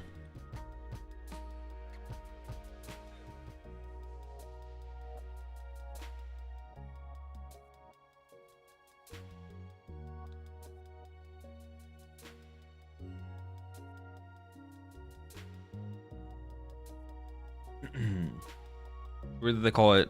It's not Joltik though. It's actually Miraidon. No, it's not. Weird they call it Miraidon when everyone else calls it Joltik. Miraidon also implies kind of another deck right now. I mean, I see if you don't know the metagame. If you know the metagame, if you see Maraudon, what's it called? You probably just assume it's Celtic Box.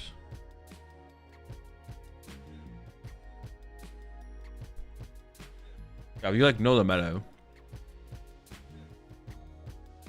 you know that could only be one deck at 6%. It is just Celtic Box. You know it's Celtic Box. You know it's Celtic Box.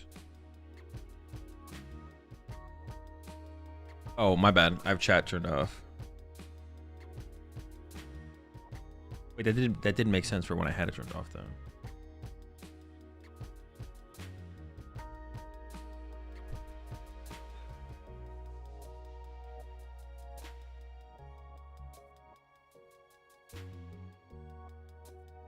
They must just be using the asset from last format. I guess that is possible. Sure.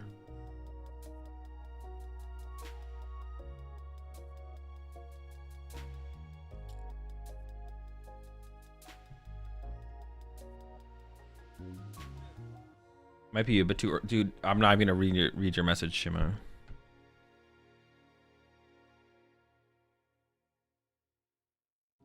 All right, I will answer your question. I might be a bit too early for this. Yes, you're way too early for this. Asking this question is completely irrelevant. But I'm gonna let you know. I'm gonna answer your question and let you know how irrelevant it is. But wouldn't there be a Celtic Box and Maraudon once Zekrom releases? We don't know because we don't know what people are gonna play. Technically, there could be a United Wings on the graphic, but nobody plays United Wings. All that matters is like what people end up playing.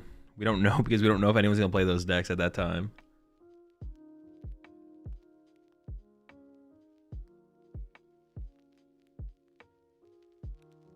Funny that they call it Maraudon / Pikachu after the whole naming discussion yesterday. Wait, naming discussion on what? Will you watch the Taiwan Matchup Ball League? No. That's only because there's not one in Taiwan. Wait, are you talking about later today? Or are you talking about in general? I will be watching. Wait, is it in Taiwan? Where's the Matchup Ball League later today? It's not Taiwan. It's Thailand, right?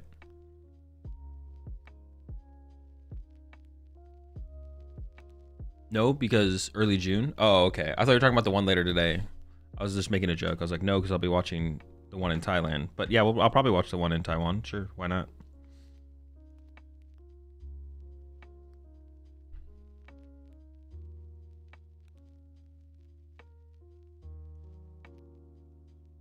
All right, we got Owen versus Arthur here.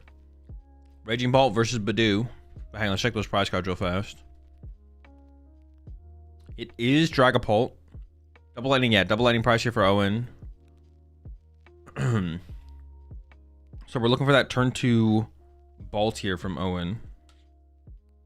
Or ideally 90, so we can KO a Dreepy. That's the plan. But we'll see if we get there.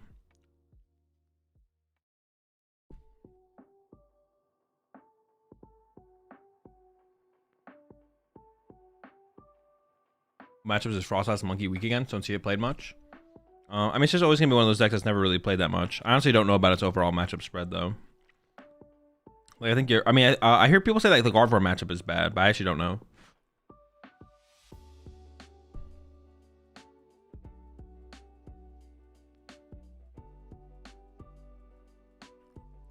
All right, there's the fan art from Owen. I wonder if is Owen gonna.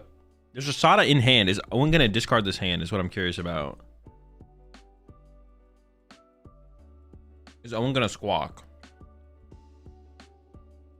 If we're using Phantom here, I assume we're not. Okay, never mind. All right, we probably are squawking. I was gonna say if we're gonna use Phantom here. Wait, isn't this a mistake from Owen then? Shouldn't we use Phantom after we squawk?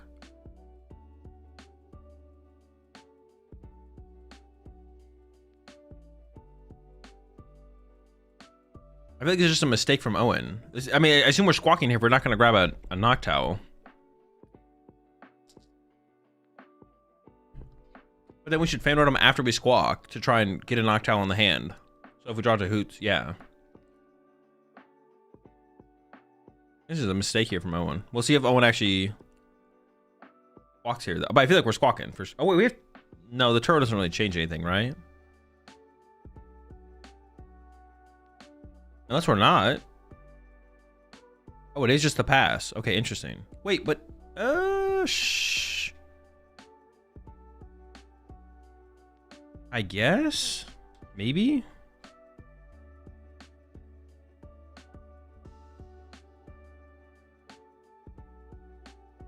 It feels weird because now we can't do 90 with Raging Bolt next turn unless we top deck Latias.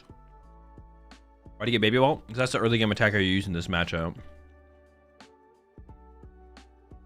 I'm fine with not squawking here as Owen as long as we're trying to pull off a 90 damage turn 2. But we're not going to do 90 turn 2. We're just going to go attach, fighting, active, retreat, Sada, KO Badu, I guess. Oh, it just feels weak.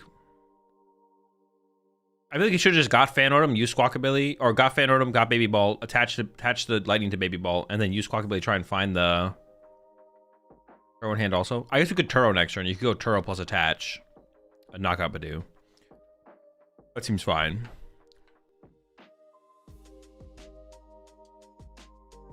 KO and Badu is so much worse than KO and a Dreepy, excuse me. Do you have Rescue Board? No, that doesn't play Rescue Board.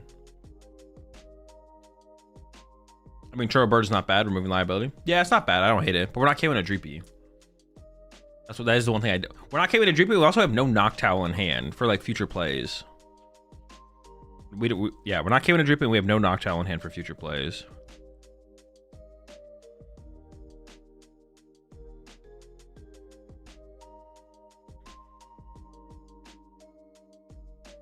He's also telegraphing the Sada over to Arthur, or like Crispin, I guess. It's probably Sada. Well, we got to just a Crispin there. It feels pretty weak.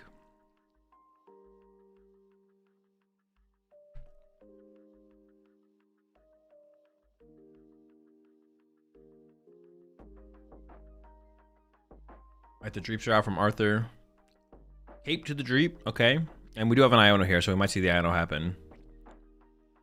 He's sending 2 Ultra Balls back to the deck. Could have Ultra Ball for another Dreepy there. It is the Dusknoir build here from Arthur as well.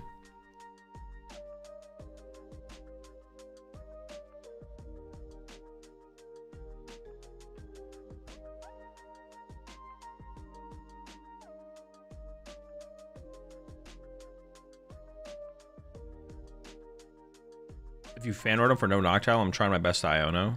Man is bluffing. There's no bluffing going on. Everyone knows that Owen's hand is good when Owen doesn't Squawkabilly and doesn't get a Noctowl off the Fan Rotom.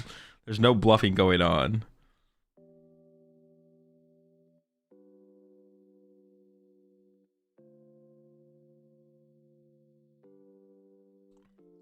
I don't know what's so good for Owen. What? Oh, I didn't see Owen's hand yet. Latias Noctowl? It's pretty broken.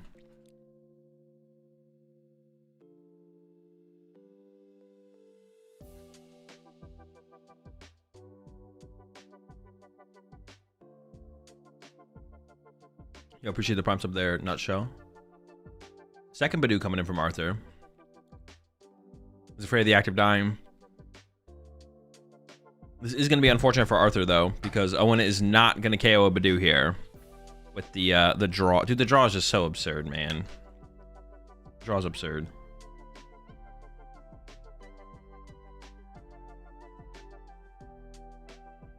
You think...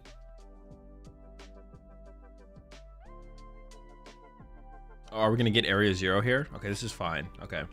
Oh, we need a Benchy Ogerpon to use the Noctowl. My bad. Why are we keeping the Dreepy? We don't want, when we evolve it to a Dracloak, we don't want that Dracloak to just get sniped by Baby Bolt. Although, does that ever become the focus from Owen this turn? Do you ever just snipe the Dreepy with the cape? I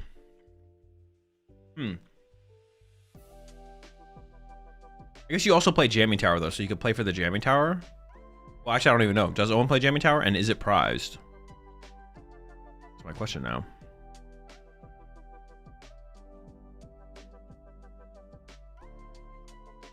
It's not prized. The question is, does Owen play it?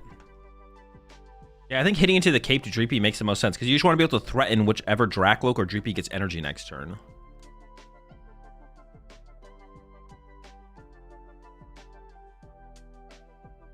Did Owen just Sada? Am I trolling? Is there no Crispin? What? Wait, what is going on?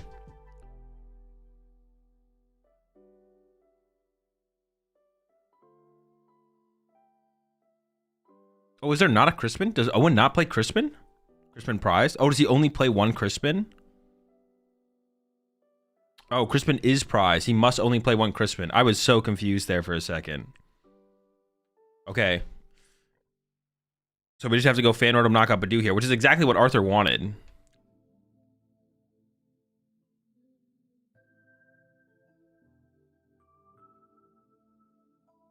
Really Bulk KO Duskull is better here? Well, you can't. It definitely is better if you could do it, but you can't do it.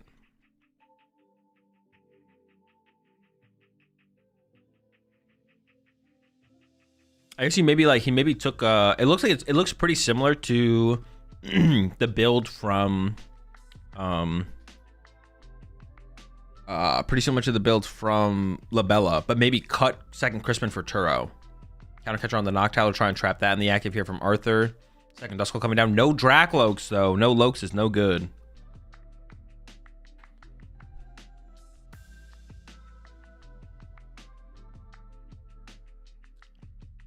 After active retreat. All right, back into the Fan Rotom. We're still swinging. Still fine here. Knockout. I don't know why Owen doesn't bench the Mew. We have access to Area 0 right now. Like getting unfair stamped here or something like that. We'd want Mew in play, I feel like.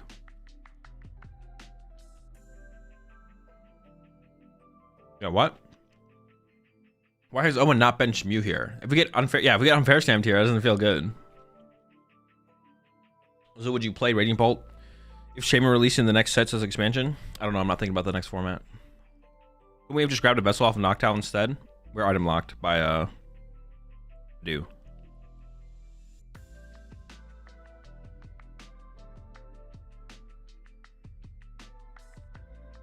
Besides the situation of prizing Crispin, is it worth playing 2 Crispin? Yeah, 2 Crispin is still pretty good outside of just like the prize variable. There's the unfair stamp. We didn't bench the Mew. We have no draw power on board. Just have a Hoot Hoot. That could definitely come back to punish Owen here, depending on what we get off these 2 cards. Countercatcher stamp would hurt if you bench Mew. No. Ow. Countercatcher what? The Mew? And then what?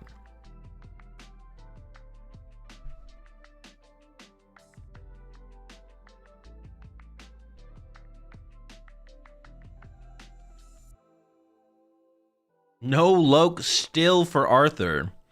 I do kind of want to see the Artisan come down to take away the bench space, though, from Owen. At least we found well, we got an energy. We got something.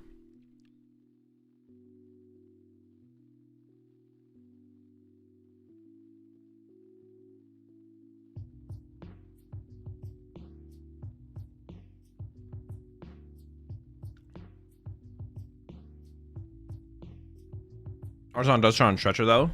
That is fair. That is fair. Good call. Oh, we have to go into the Iono. Which Owen doesn't hate to see, but we got to find some Dracloaks here for Arthur. Yeah, Owen definitely doesn't hate to get +2 cards there. Loke? I saw 1 dragon. Dude! This is some Lokeless gaming out here, bro.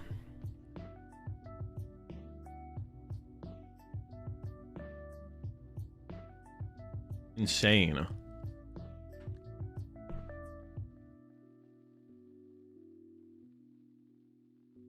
Countercatcher again.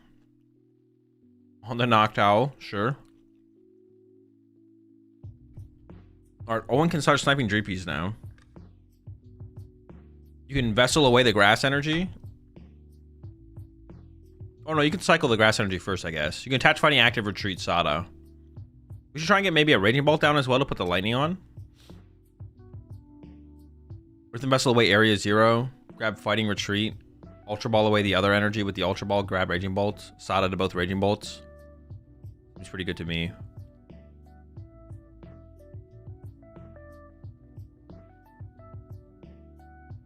Sequencing like this is also fine, though. We should definitely set up the big Raging Bolt, though. And then we could just, like, snipe the Dreepy with the Cape, to be honest, just to pressure it. I don't think we're, like, playing around Candy. Yeah, I kind of just still like I like the snipe on the Cape Dreepy, just to try and get the most value out of Baby Ball, potentially. But also, like, carrying a 1 prize here is kind of weak, actually.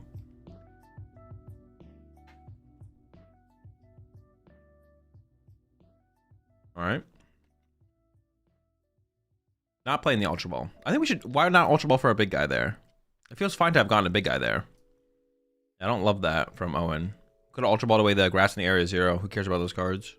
Get the extra energy on the big ball and get the big ball established. Draw back into the Mew here, which probably should have already been on the bench. like we talked about.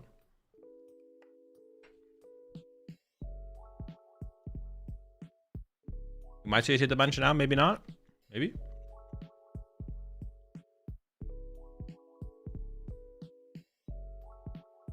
Maybe once Noctowl guaranteed next turn. That is fair. Saving the Ultra Ball for Noctowl doesn't seem terrible.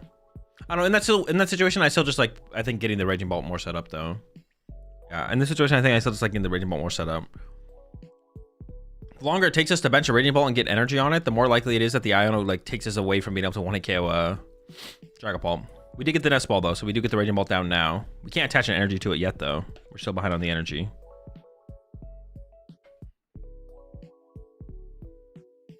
Now Mew does make it feel like it makes it easier for Arthur to win. No, not really. Doesn't really change anything. Not with the bench that Owen has established. At this point, I wouldn't Ultra Ball. Well, unless you're trying to play around Badoo, I guess is the only reason.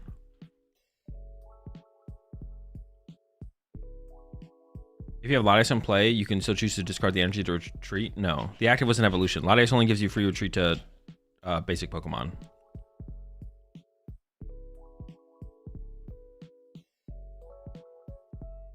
When is Arthur going to the next game? We're cleaning up our bench right now. Oh, wait, the Jamming Tower also gets rid of the luxurious kit. Okay, this is pretty good, yeah. This is pretty good. When are we going to the next game? I mean, the Raging Bolt still isn't set up here for Owen. Okay, maybe this actually... All right, maybe I take it back. Actually. Maybe this does make sense from Owen. Because if we're going to go for the Jamming Tower play right now this turn, I guess it makes sense for Owen to save the Ultra Ball. If we're doing it right now. I guess that does make sense. I didn't think we were going to be doing this right now, but if we are going to do this right now, which actually this play is pretty clean, then I guess it makes sense for Owen to actually have not got the big bolt into play yet. Oh, we're sniping the Dreepy here, right? What was the question? Dude, what was Owen thinking about so hard there? He forgot to restart? He did, yeah. I think he could have drawn 1 or 2, right?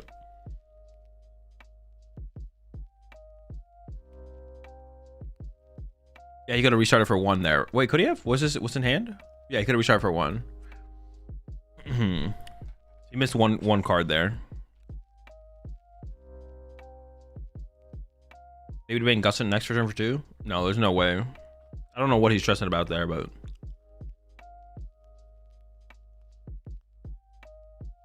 Okay, we have the Dusknoir here from Arthur KO, the active. And then I guess you're just pushing up Duskull?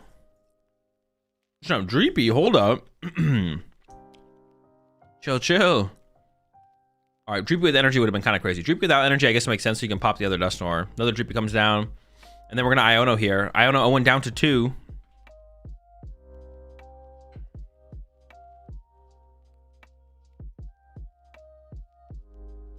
We still have Fan Rotom set up here for Owen to like take a knockout on the Dreepy potentially. Judge drawn off the Iono is not bad. It's not energy for Raging Bolt quite yet. That's definitely what we're looking for here. Finally, a Dracloak. Oh my gosh. Holy smokes. Took long enough. Maybe we're talking about it dying right now. True, I guess that'd be like the only thing to think about is like, should you KO the Dusclops to stop the Dusknoir from KOing your Baby Bolt? Okay, that is actually fair, maybe. That's maybe the one thing to think about. In my head, I'm like, oh, we just always KO this Dreepy guy here. Dracloak to the bench. We could have evolved the active, actually, to be honest. I don't know about that.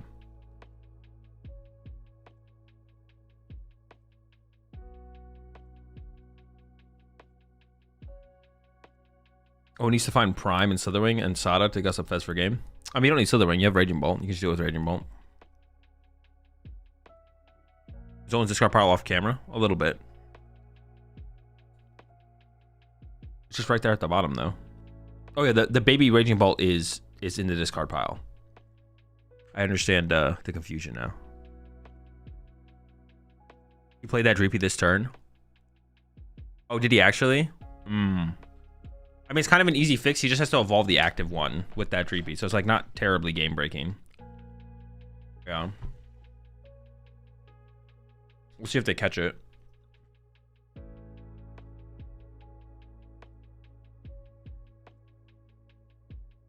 Yeah, because the Dreepy got KO'd. Yeah. Yeah, it's not like a huge deal. Honestly, it just kind of gets fixed with the Switch, I guess. Well, yeah, we'll see what happens. If he doesn't evolve that Dreepy, then it's like not really that big of a deal, but obviously it shouldn't happen. Maybe Charm to the Raging Bolt, protected from Dustclops plus Dragapult knockout. Use for 1. Finds the Prime. You could... I mean, K with the active already neutralizes the Duskull, doesn't it? Yeah. Nothing really to... You save the Prime here for sure. Should be a warning. Yeah, it should definitely be a warning. No real... I don't think a prize penalty needs to come of it, but yeah, it should definitely be a warning. These kind of situations, you should always get a warning for making any kind of error. Oh, sorry, he can't Prime. My bad. Badoo. Well, maybe just try and see what happens. Arthur was able to evolve a Dreepy that came into play on the first turn. Just see what happens, you know? How it goes. Alright, we can cycle the grass on the pawn. That actually can be the way we win the game. We can attack with Ogre Pawn to KO Duskull at this point.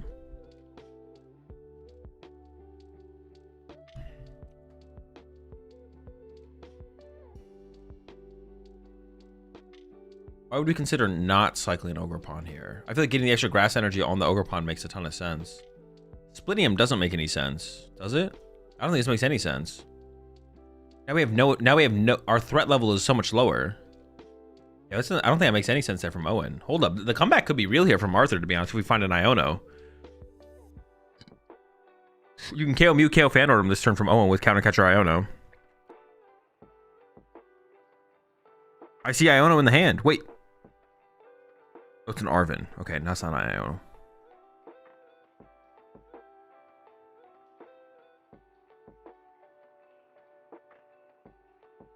Avoid Gust KO to remove with energy.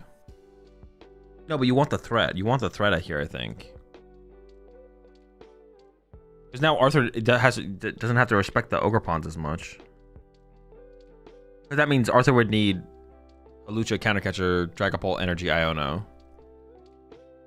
Another card. Oh yeah, I would just like create a... I don't know. I just set up a bigger threat, I feel like. Well, I guess like splitting the energy does lead to your Raging Bolt being able to 1 KO the active more likely because you don't lose 2 energy.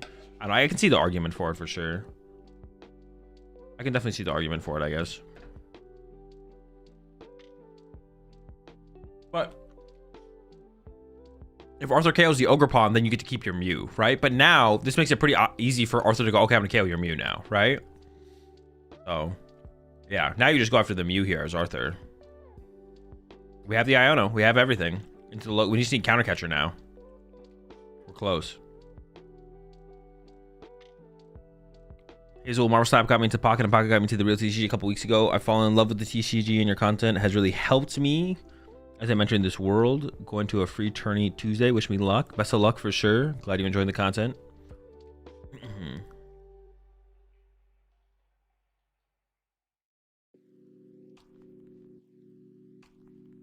Arthur got the bear to Countercatcher up Bolt for KO. Could that be the play? No, I think you don't care about the Bolt here. I think you take out the draw power and the Mew for sure.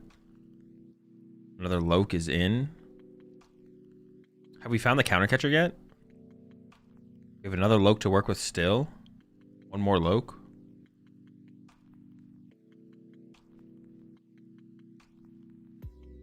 Wait, Ultra Balling away a Loke? What? Not the Loke. Is there another Loke in there? Okay, we got another Loke. Is there a Countercatcher? I do see a Countercatcher. There is a Countercatcher. It was not near the top.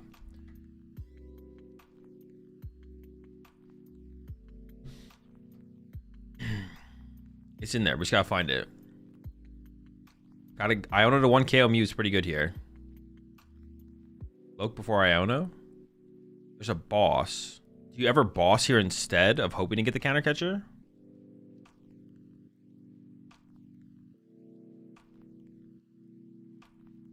Arthur's playing with no urgency for a guy that is 5 prizes behind.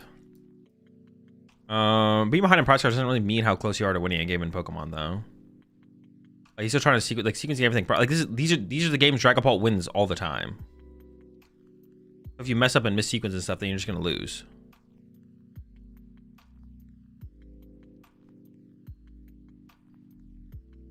Yeah, Dragapult wins these games all the time. Being behind in prize cards has nothing to do with the Pokemon TCG, to be honest. Yeah, prize cards are not an indicator of who's winning a game in the Pokemon. No, they just aren't. Either you're winning or you're not. But it has nothing to do with the prize count. Why Ultra Ball before Iona when you know C is closer to the top? That is actually, honestly, I did notice that as well, Charles. It depends how many cards are in the discard pile, to be honest. So, oh yeah, Arthur is heavily valuing just the Gust play.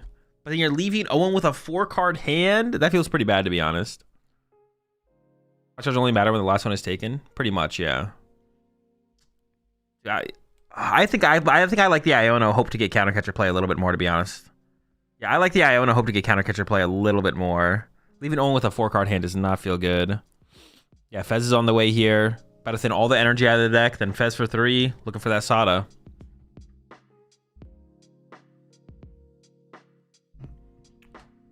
Yeah, I think I would have just gone for the Iona hope to get countercatcher if I was...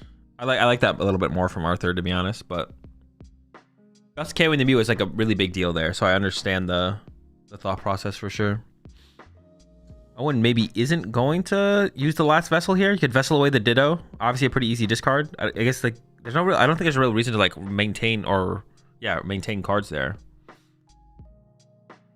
All right, here comes the Fez. I wonder if it was ever correct from Owen to cycle with Ogerpon first before the Nest Ball. Probably not though. This is probably fine. Yeah, it's probably fine.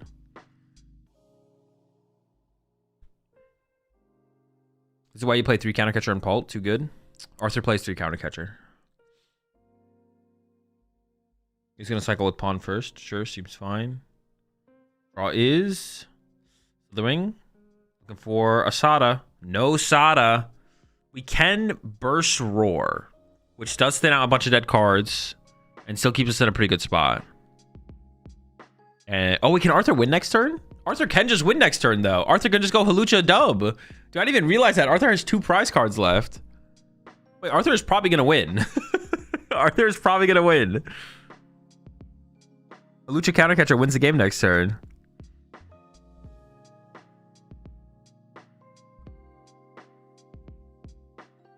There's the Hoot. And even Nitrogen from Owen there would have led to more draw power as well. Do we play Halucha? Yeah, Arthur has the Halucha. It's in the deck. He does need to find it.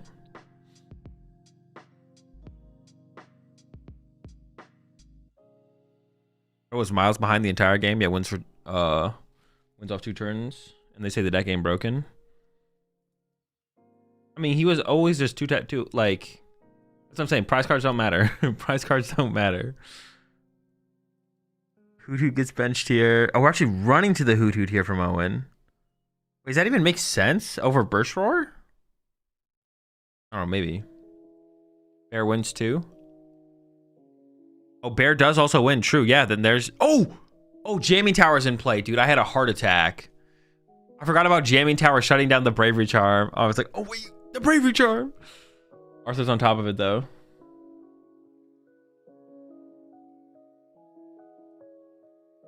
I think Arthur should pop a Dusk. Yeah, same. Then he gave me a heart attack. Oh my gosh.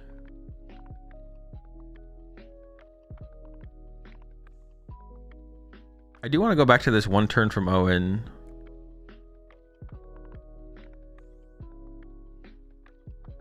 The Jamming Tower turn. Like, we could have had a Raging Bolt with an energy on it. I think Owen probably made the right play, to be honest. To go for the Ultra Ball for Noctowl to get the Jamming Tower to kill the thing off the bench, but... yeah, that's probably correct. Probably correct.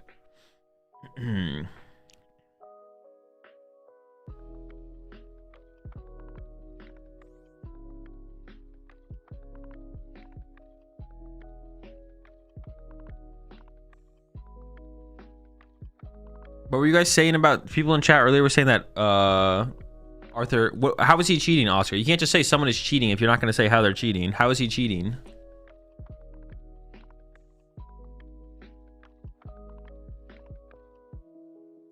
Did he actually evolve the Dreepy same turn? He did. It didn't really matter though. It would have, the way it fixed it probably wouldn't have mattered. How often do you use Billy if you start him? Usually if you start the Billy, you're going to use it, but like 90% of the time you start Billy, you use it, maybe even more.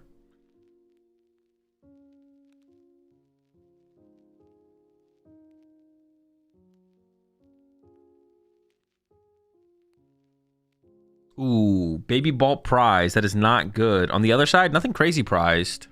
Also 3 energy. I mean, the 3 energy is like nothing ridiculous, I don't think. It really is just that baby bolt. Baby bolt is just key. That's kind of just the guide, to be honest. You like Dragapult Dusknoir or Straight Bolt more? I like Straight Bolt more, but I don't know if it's better.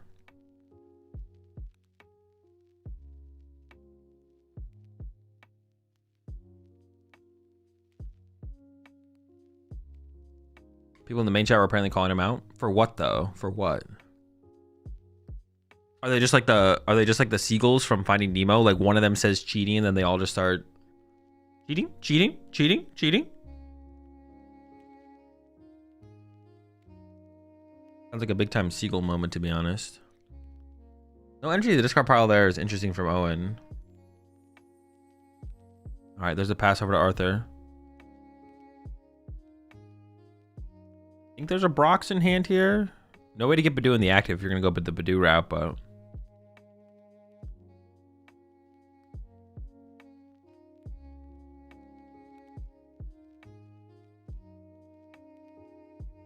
oh no, there is the Arven, so you could get into Badoo here. I don't know how much you care about getting into Badoo though. Badoo is just like so weak in this matchup. I almost just want to see another Dreepy get got. Yeah, I'd rather just see another Dreepy get got here, to be honest.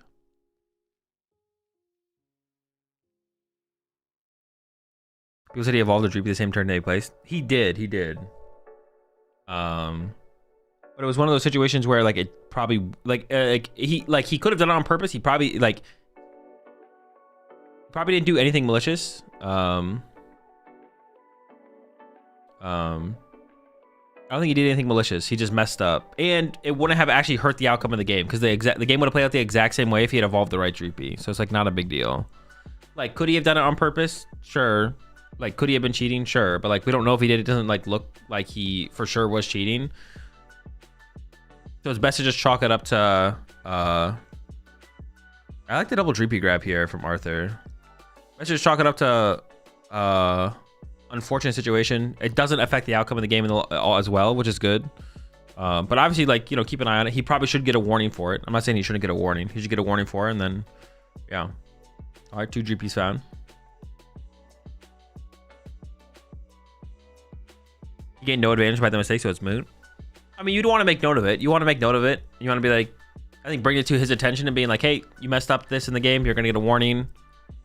And then if it continues to happen, then it should lead to some kind of penalty. But like, there's really no way to tell if he did anything malicious. So it's like not worth like stressing over.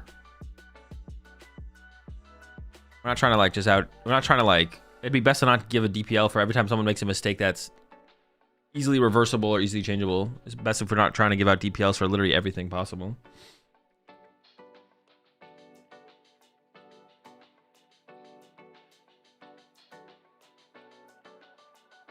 Okay, so this is gonna. It is still a Dreepy KO for Owen here, which I guess is pretty good for Owen. We still get a Dreepy KO, even if we don't get it through the Baby Bolt.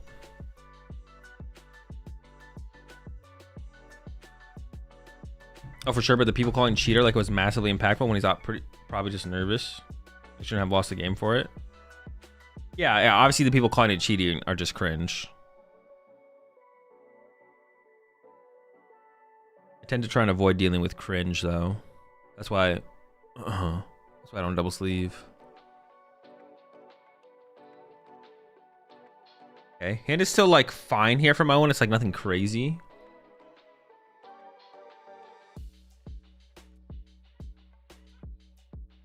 Chat bloodthirsty for a cheating scandal? Bro, they need it, bro.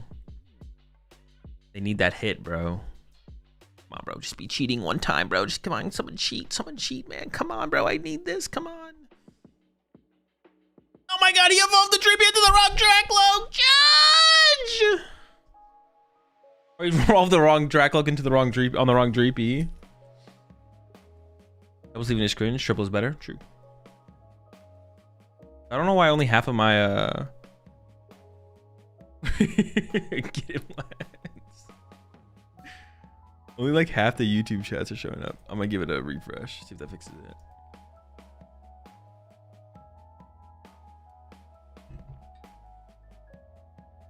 Team Evo PTCG Live will legit sometimes evolve the wrong GP first.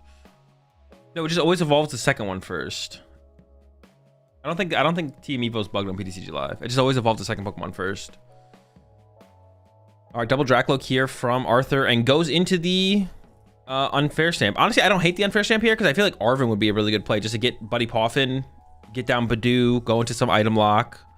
So yeah, I don't hate this. Or even Brock. Wait, did we research into it actually? Maybe I'm just trolling. Did we just research into unfair stamp? We did. Okay, I'm just trolling. We're still looking for a Buddy Poffin here, though. Got 2 Lokes to work with. We're looking for a Buddy Poffin. Yeah, item lock would be pretty nice here. The fire energy in hand. There's an Iono. I don't know what one Arthur took there. I don't even know if he knows. Oh, is that Buddy Poff? Is that my Buddy Poff, bro? Let's go. That is my Buddy Poff.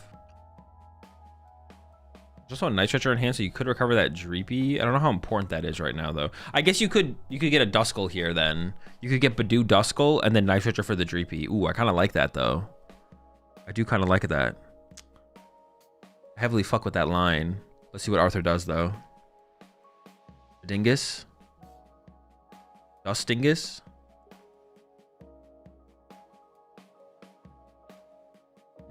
Yes, I think it's the line for sure. This is definitely the line.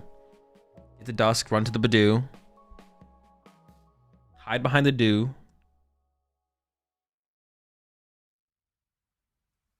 Sentiment, he's the sacrifice. It's the sacrificial Badoo. I saving Stretcher for future Duskulls. That's just not something that's going to happen in this game. There's one Duskull left in the deck. Yeah, by the time this Duskull dies, there's not enough time to Night Stretcher for a Duskull. That's just not happening in this game. Night Stretcher should definitely just go get a Dreepy here. This setup is too clean. You get the Duskull option on even prize cards, and then you also set up another Dracloak next turn out of hand. Saving it for a Duskull is too slow.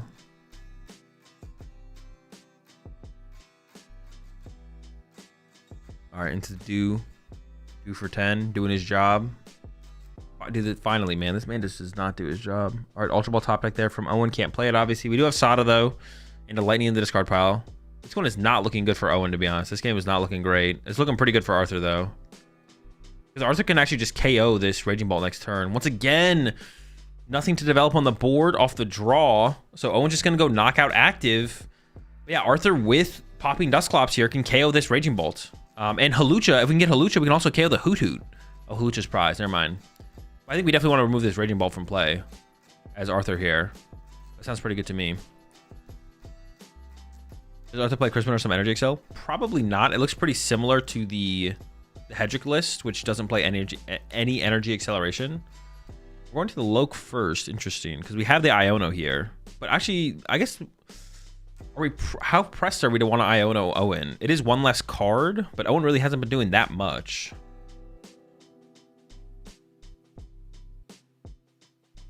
I wonder if Arthur should be forced to use that Dracloak there.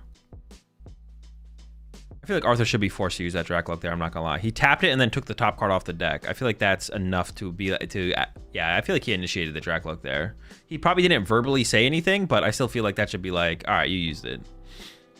Into the Jack now to get the Dusclops and the Dragapult EX. So we have the full play here to KO the active. Yeah, I'm not sure how I feel about that. Like, obviously, like, he probably did not verbally say anything, but I feel like you definitely don't have to verbally say something every time to like have initiated a play. I feel like he should have been held to the Loke there.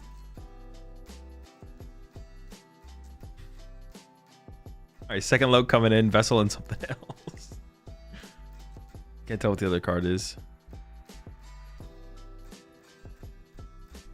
I don't know if I actually like that choice there from Arthur, though, to go down the kind of forcing the Jack line when we could have like double Loked first to try and find Dusclops Dragapult, and then we could have Iono'd instead. I feel like popping Dusclops plus Iono is such a better play here from Arthur. I feel like we should have looked for that before playing the Jack, to be honest.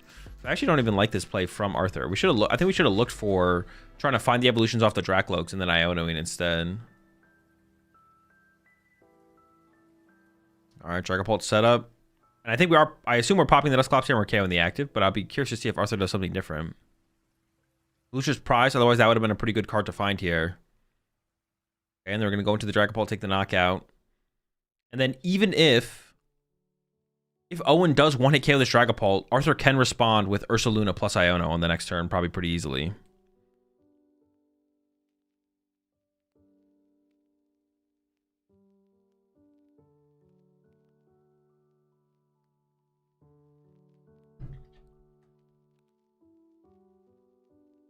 Bad vibes coming from the top card. All right, Ogerpon is sent up with 2 grass energy here. We do have Latias in place, doesn't really matter. The hand is pretty decent. Now that we have access to items here for Owen, the hand's actually not bad. The KO on the active is definitely like almost guaranteed. The question is how much more can Owen set up this turn? Another Sada off the top. We would like to get double Raging Bolt set up here, I feel like. It doesn't seem like the case. I mean, you could get Noctowl here. I guess you kind of want to keep the Hoot around, though. You could get Noctowl here and then Noctowl for double Nest Ball for double Raging Bolt. Or like Night Treacher plus Nest Ball, I guess. No, I mean, yeah, you kind of do want 2 Raging Bolts set up here, right? All right, let's see what Owen does.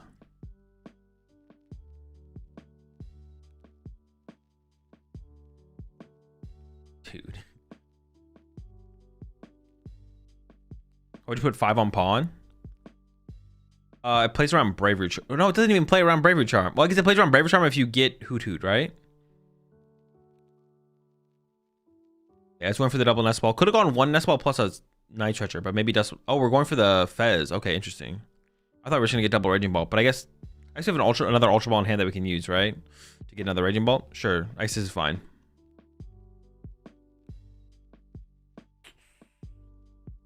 No, ooh, we did get the Bravery Charm. The Bravery Charm is kind of nice here to play around the Ursaluna knockout. Actually, that's kind of cool. Then we could Ultra Ball away Slitherwing and the Energy. Well, actually, I don't even know. We don't even need second Raging Bolt here. Yeah, I guess we don't even need second Raging Bolt here, right? We could just bench a Slitherwing. And because we have the Bravery Charm on the Raging Bolt. Look, I guess the question would be like, do you think... Oh, discarding Mew here is kind of crazy. What the heck? Chill out. Yo, chill. Chill. You think Arthur plays Jamming Tower is the question, right? I feel like that's the question. Not benching Mew here seems absurd, but... Oh, I guess we don't have an Area 0 yet. Maybe it's not that absurd. I might be slightly overcooking. This means we're committing to double Raging Bolt. I guess that means we're playing around the Jamming Tower, right? Yeah, the question is, do you play around Jamming Tower or not?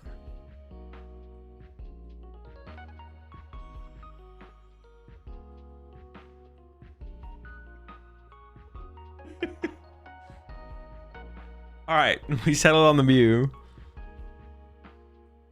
Double Bolt setup. This means we think Arthur might have Jamming Tower, because otherwise we know. Otherwise, the Bravery Charm protects us from Ursaluna. All right, loaded. 1, 2, 3. There's Area 0, but we have no Mew to bench anyways now. We could just throw it out there. Over to the Fez. Oh. That even track? Does that even make sense? I guess it stops Countercatcher Iono, Ursaluna, KO Fez. Sure. I guess that makes sense. Yeah. Okay. I don't hate it, actually. That actually makes sense, I guess. This play makes sense, yeah. Where do we discard the energy now, though? Where do we get rid of our energy from?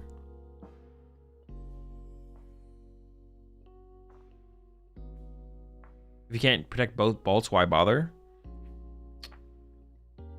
Because you don't, if you leave more on your active bolt, then you don't care if your bench bolt dies. But I guess they're always going after the Fez if they're gushing off the bench, right? So, yeah. The only thing we would have wanted to keep around would have been Mew. Like, Mew would have been really nice to keep, but... Okay, there we go. 5 knockout. There's a couple different ways that Arthur can approach this now. This is interesting now. I feel like KOing the active is not that good here from Arthur. I feel like we should go attach active. I feel like Arthur should just attach active and chill. Or if he still has switch left, he could Ursaluna punch. Ooh, okay. Yeah. What if we get... We're going for Fez. Oh, is Ursaluna in the discard pile? It might be in the discard pile right now. If Arthur can get Countercatcher Fez, Iono, Ursaluna Punch Fez attached to Dracloak. Into next turn going switch Dragapult. Countercatcher or boss KO Ogerpon and Fez. That seems like the play for sure, right? Iono Badoo Countercatcher Nox still a thing? Doesn't seem very good. I don't know where, like, that feels like so slow.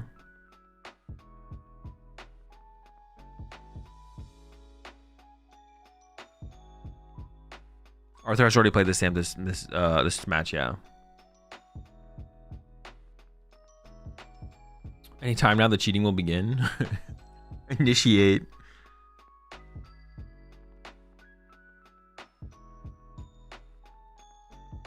Another Droopy getting set up here. Countercatcher into Iono, attached Loke. That'll be fine. We'd like, I mean, if we can get the Ursaluna Punch on the Fez, as long as we have a pivot to move the Ursaluna. I think the switch is left though. If Arthur still has the switch and we can get Night Stretcher Ursaluna, Punch Fez, that'd be kind of broken here. Will he evolve the Droopy again? You don't have, oh, we do have the Countercatcher. Evolves to the Dragapult, okay. If Area 0 is bumped with Jamming Tower, would the overdamaged Pokemon get KO'd from Jamming Tower or get removed by discarding Amp from Area 0? Alright, he's going for the Countercatcher play. We don't have the Ursaluna yet. So that's the last thing we need to find here. I honestly don't know. I assume you bump it with the Area 0, right? Your Area 0 gets bumped, so you have to resolve that before you check for KO, right? Area 0 happens first. Yeah, that makes sense. All right, 4 for Arthur, 1 for Owen. No Mew in play. Palpad drawn. That's not great. Do we have the Ursaluna Punch? Ursaluna Punch here seems kind of broken. Have we used Fez yet? Have we used Fez yet? From Arthur. Nope. Apparently not. Well. Draw 3. Do we have Night Stretcher for Ursaluna? No. Do we even punch for 70 here? What is it? I don't even think you punch here because you want to be able to punch it next turn but not KO it, right?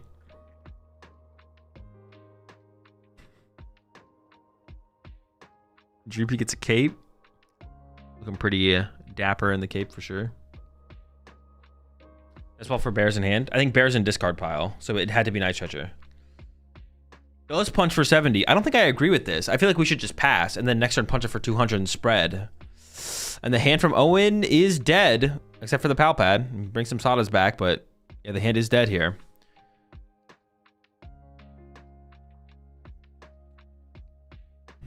Yeah, I think it was definitely a mistake there from Arthur to punch. We shouldn't have punched there. Oh wait, I guess it's free retreat because of Latias. It's not actually stuck. Okay, maybe not. Maybe punching is fine actually. All right, I take it back. Oh, because we can burst roar here as Owen. Yeah, what the heck, dude? I'm trolling. Wait, can you burst roar with a 0-card hand? I actually don't know how it's worded. I assume you can because he did. Okay, the play made sense. The play made sense. Okay, now from Arthur. Yeah, punching for 70 made sense. I thought the Pheasantipity was stuck. I was like, this thing is stuck, isn't it? But they have Latias, so it's not.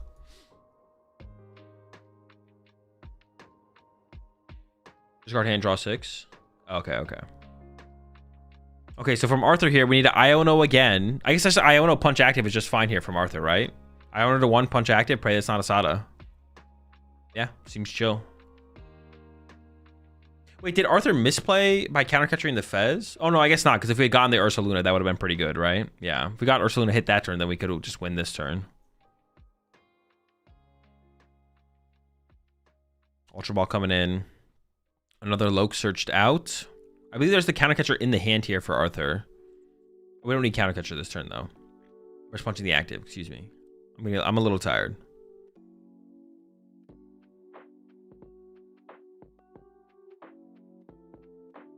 Fail the nest ball. I think we have the Iono in hand, so just Iono, then continue to dig with Loke. Actually, I think... Oh, what the heck? Why are we taking a knockout? This is just a mistake here from Arthur, right? Okay, I mean, this is never the right play, because this activates Night Stretcher as an out here for Owen. An Ultra Ball. It's not a Night Stretcher.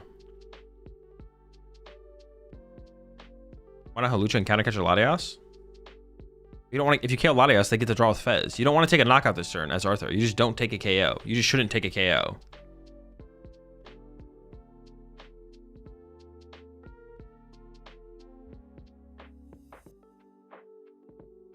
Yeah, taking a knockout here is just bad.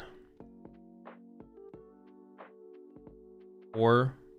I don't know what the hand is here for Arthur, but now Owen can also leave this Raging Ball in the active. That's ball top deck.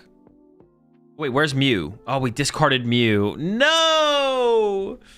Owen disrespected the Mew twice. He deserves this. Honestly, it's kind of true. The Mew is like super important.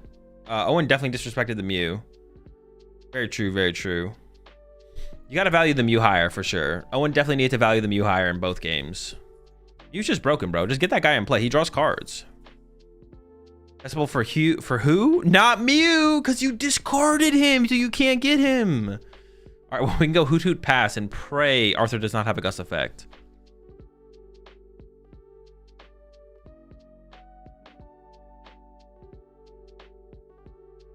Bro played during Sun and Moon. He knows how powerful Instruct is. True. He has the knowledge. If Owen just benched Mew, he could have evolved it into Loke same turn to win the game. Now we're drawing cards. All right, Hoot's on the bench and pass, and then pray for top deck. Oh, retreat to him? Sure. I guess it activates Night Stretcher. But Arthur should never take the KO here. There's an Arven in hand. Maybe just doing a check here. There's a counter catcher. All right, Arven for counter catcher for game. And Owen gets... Arthur, excuse me, gets the dub. Wait. Oh, yeah, we have 2 prize cards left. Bro, he knows. He knows the disrespect. Dude, he will never discard Mew ever again. Honestly, deserved L for Owen. I'm not going to lie. For disrespecting the Mew like that. Imagine disrespecting the Mew. Exactly. But he can't be out here just disrespecting Mew. Like, bro, get his ass in play, bro. It'd be really funny if the next deck we see Owen play has 2 Mew in it. Like, you can't prize that guy, bro. He takes it to the next level. Pairings link? Just go ! Pokedata and then click on the Arcanine's pairing tab on the page. Even if it's a misplay, he would rather lose than disrespect Mew like that ever again. Honestly, true. The disrespect is crazy. Next deck has Mew as the primary attacker. It's just a quad Mew deck. Honestly, he has to kind of, like, as tribute, he should do that just to make sure Mew, he's in Mew's good graces moving forward. Have you seen any surprise decks doing well today? Not really, no. Yeah, definitely some mistakes from Owen. Arthur played pretty clean though. I feel like Arthur played pretty clean overall. Mistakes from Owen. Arthur played clean. Yeah. Big comeback in game 1. Honestly, this game though was a little bit more back and forth, whereas like Arthur was kind of on par with Owen most of the game. But the baby bolt was prize. It's a pretty big prize to prize. But sometimes you prize your prize cards and you can't get your prize cards until you've taken knockouts and they're stuck in your prize cards.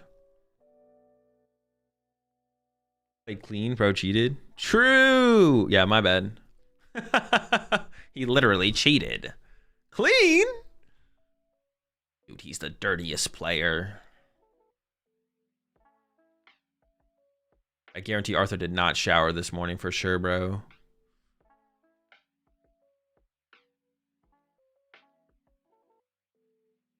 Someone in chat was saying that he was stacking it before he even did the Dreepy thing though. Someone was in the early on in the chat was saying that he was like stacking his deck. Is there actually any? Should I even go back and look at this? Or are they talking about physically stacking the deck like this? Is this what people in the YouTube chat were complaining about? Like doing this? Is that what people were complaining about in the YouTube chat? Honestly, I could see or not the YouTube chat. Not YouTube. My bad, YouTube. Not YouTube. Not you, YouTube. I'm talking about, they said the main channel, the mainstream. That's what they're talking about. I wouldn't put that on y'all. I wouldn't put that on y'all. I know y'all know better. But someone in the main chat, someone came in and said that in the main chat they were saying that he was cheating. And the main chat was going on and on about it. His top 4 cards of the shuffle never changed. That's what they said was cheating. Oh, okay. I mean, it's possible that happened. We can check. Doesn't change, doesn't change, doesn't change, doesn't change, doesn't change, doesn't change, doesn't change, doesn't change, doesn't change, doesn't change. It is not changing. It could just be like one. Oh no, it changed right there at the end. It did change at the end. And then Owen shuffles, yeah. It did change at the end there. I mean, it should. You want to see it change probably a little bit more than that, but it did end up changing. We did 2 months there. Shining. But it's just one shuffle. Also, do we know what was on top? Can we like, what did he put on the top of his deck? Man, I don't want to miss the interview. Hey, let's go to the interview first so we don't miss it.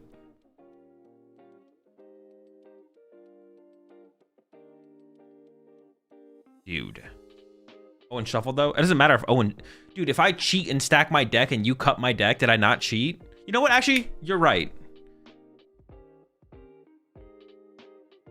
I'm just gonna... If I cheat and I don't win the tournament, did I really cheat? You know what I'm saying? Like, I'm just gonna cheat all the way to the finals and then I'm gonna concede. Like, you got this one, buddy. Oh, congrats on another dub. All right, let me go. What was... I actually am curious what the top cards of the deck were now. Oh, shoot. They didn't cut to an interview because they... All right, let me see if they cut to an interview real fast. Any interviewers? Not a bad plan if you're just there for the paycheck. That's what I'm saying, yeah. It was a prize checking stack. Oh no, I'm not talking about the stack, Marcos. No, the prize checking thing is fine. That's 100% fine. Yeah, him like sorting his deck was fine for sure. Did he cut to interview because he cheated? Had to be dealt with, bro. Can't interview cheaters out here. For the record, I don't think he cheated. I don't think Arthur cheated. Would you even cheat in SPE? I mean, if it means you like, there's still stuff on the line. There's like getting your world's invite on the line, right? Dude, people cheat at stuff that has like no bearing on anything. The answer is yes. The answer is just definitely yes. People cheat at like league challenges and league cups. Like, we can't. You can't. Do not try and rationalize. It's not worth it trying to rationalize why a cheater would cheat. Once again, I don't think Arthur cheated. We're just talking about just a question. You know what I'm saying? I'm answering the question. I don't think we're not talking about Arthur anymore. It's because it's thrilling to cheat. Exactly. The thrill of the cheat.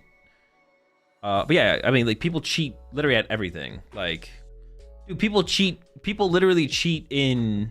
I guess there's like less... For that, there's like a little bit less on the line. Like, cheating... Like, if you truly actually love... Like, you have a lot of friends in the game and you like playing the PokemonTCG...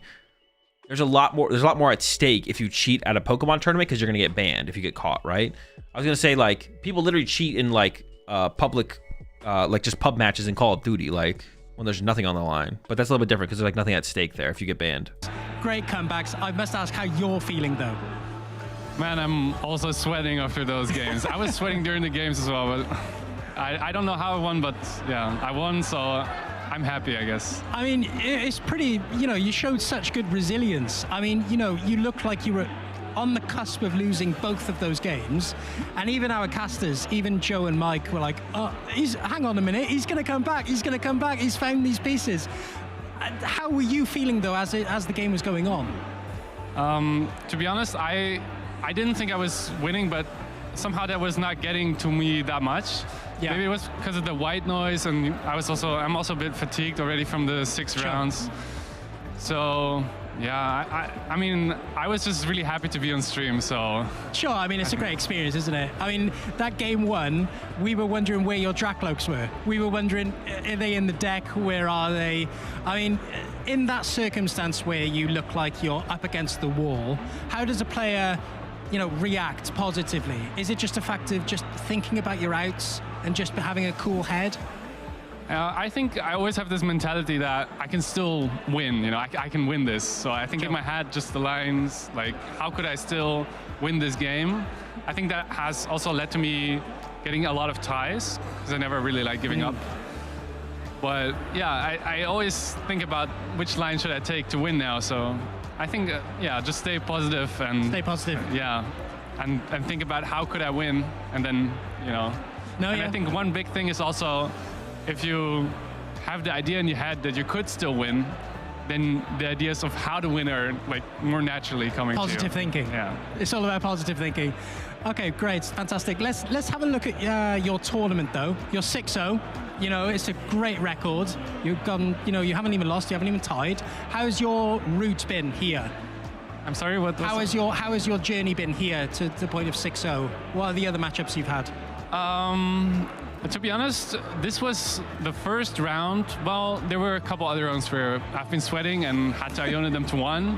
But most of the other games have been just my opponents bricking and then them getting destroyed by the Dusknor package together with the spread damage on the bench. It's a lot to handle. If you don't have that good of a setup and then the Bidou comes as well, then it's very easy for me to clean up.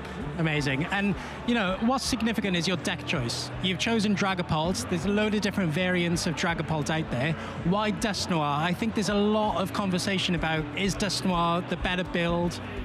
Personally, I'm not sure, but I always like to have some way of one-hitting my opponents. Okay. And that's why I play the Dusknoir, so there's always some threat of my opponent has to be aware of that. I could knock their Pokemon out in one hit, and I feel like if you just don't play the Dusknoir, then your opponent sometimes, for example, Raging Bolt, if it has no damage on it, cannot be knocked out. But if I have a Duskull on the bench, then the Raging Bolt, it could be knocked out. So you got to play around that. And I like having that option available to me. No, it's fair enough. I mean, having different options, being flexible, it's all a part of having a good game. Now you are on, let me check, 627 points, going into this tournament. You're 6-0 now. How is your World Championship invite? How has the journey been thus far? So the thing is, I really want to go together with my friend Benji, and he doesn't have that many points, so therefore I'm not super motivated to get to the final stretch, and I know I'm kind of on the edge of being qualified. I kind of feel like that if I would qualify, I would still go even without Benji, because Worlds is such a nice event. I would get You're just stealing the points off other players. Yeah. So. But it's looking good now, so maybe I'll qualify and then I'll go, yeah. Oh, fantastic. Now let's talk about you as a player. Where did you start? Where's your local leagues? Tell us a bit about yourself. So I'm from The Hague. It's not far from here. I started playing in, I think, the end of 2011, so like December, I think. So it's a long time ago, and then I played a little bit as a senior.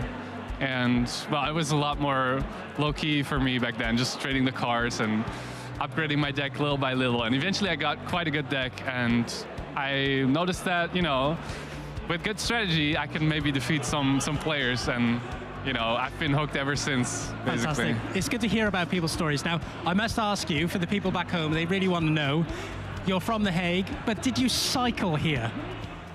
I did not today. I think the reason is I would cycle to the train station, but my bike is a little broken. It needs a checkup. Otherwise, I would have done so. It's a bit of a broken bike. Okay, fantastic. Well, you've heard it here first from Arthur. He didn't cycle here, unfortunately, Joe, so go ahead, mate. But let's go back to Shay in the fan zone.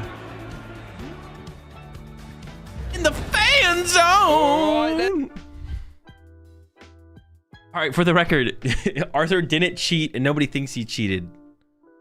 Or did he? Chat, let's investigate further. Coming to you live, we're taking a look at round 7. Or round 6 on the Utrecht Regional Championships to discover, did Arthur cheat? The fuck did he put on the top of his deck? Go down, enhance. Look at all the...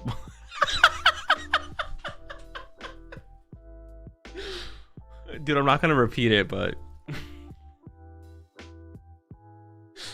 So So Azul, do you think Joey Chestnut cheats in the annual hot dog eating contest? Nah, that's the GOAT right there, bro. No one does it like Joey.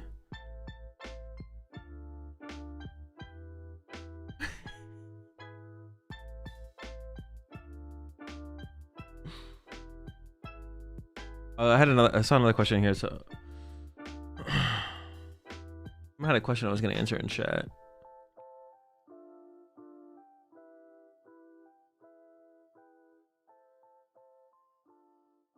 Well, oh, it's gone. I can't even find it.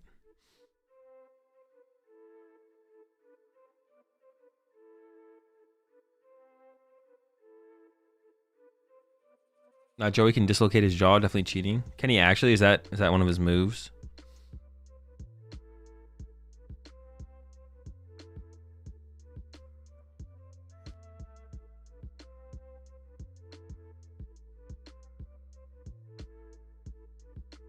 Cheating allegations aside, Azul kindly respond to the Botox allegations. No comment, no comment.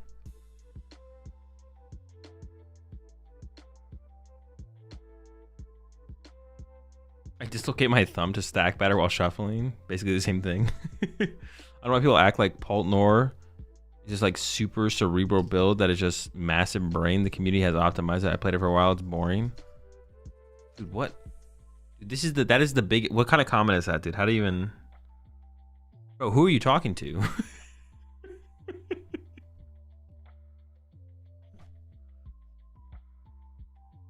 So we'll respond to the BBL allegations. YouTube chat shadowboxing. Talking to the fake.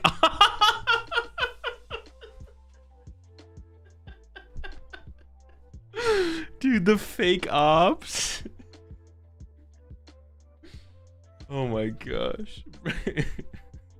Talking to the fake ops. I don't know why he cheated. I wouldn't have after you killed.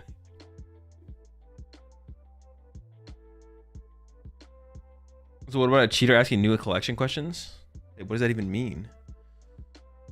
Oh. All right.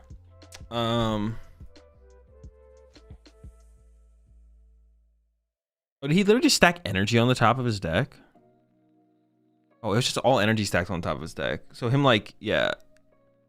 Him doing the shuffle thing wouldn't have even made any sense. Yeah, there's nothing going on. I thought I would just check to make sure, but yeah.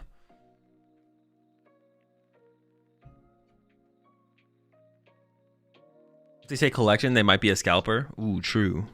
That's kind of like a, what is it? It's a Freudian slip.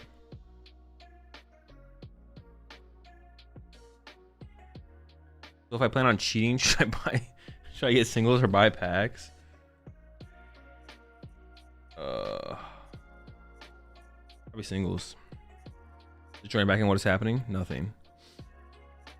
There's a deep blue Squirtle. Hey, what the heck? What has that Squirtle been eating, bro?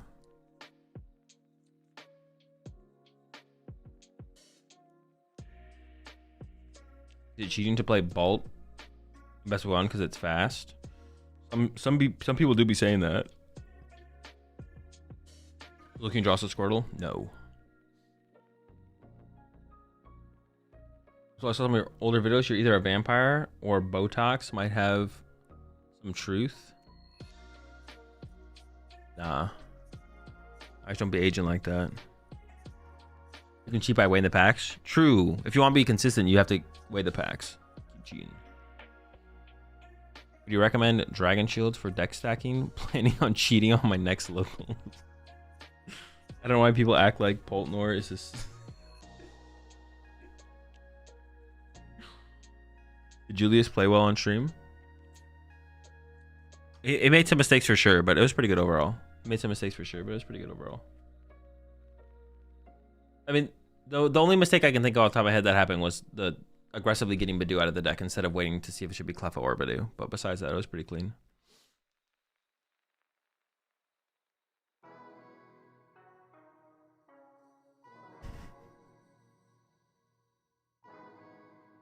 It's honestly that's a solid copy pasta that you can use for future decks for sure.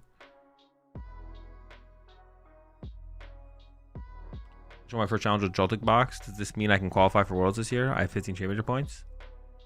That has nothing to do with whether or not you can qualify. You can still definitely qualify, but that doesn't matter.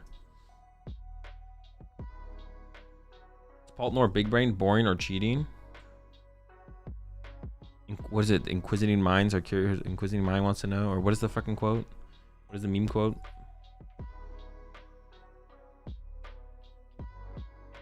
So I almost have 10k points. Can I challenge you real quick?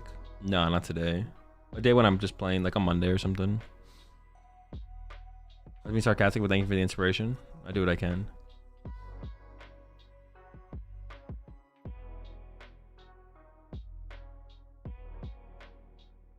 First Joltik box I see from now on is getting that coffee pasta.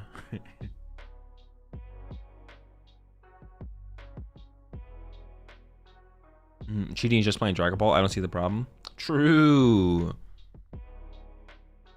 He's playing the BDIF, not just cheating. That's the same difference, right?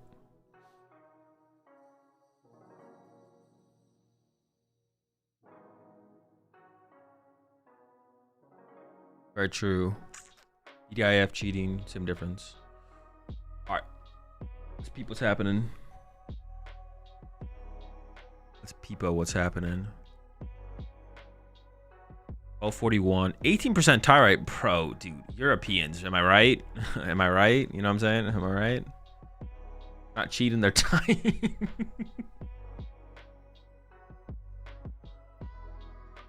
have any plans? Do you have any plans for your birthday? I don't know. It depends what day it is. I forgot the date. I'm sorry. Always the Europeans, dude. That's what I'm saying. You would know best. Yeah, the. Wait, peeing and cheating? What the heck? Looks like Julius got another dub though. Is 6-0. Dominic 6-0. Dude, I recognize Dominic Fink. I don't think I actually recognize. I don't actually think I actually know who this is. But there's an American player named Dominic that I know, and then I'm thinking of Josh Frink. I've put two other American players' names together, and it reminded me. It makes me think that I know who Dominic Fink is. Maybe I actually recognize the name though. Alberto 6-0, bro. Somebody stop, bro, dude. This is just, dude. The Yu-Gi-Oh players, bro. They come over, they cheat in Yu-Gi-Oh, then they come over to our game, and then they cheat in Pokemon. Will it ever end, bro? Elvis. Oh, they were right. I did see him at the Burger King. You know, we just saw Arthur now at 6-0. Ryan Morehouse. That's a name I haven't seen in a while. 501. Alex Dow playing at this one. 501. Actually, wasn't Dow doing well at another regional? Is he actually in position to get his invite this year? I don't know how much he's actually played.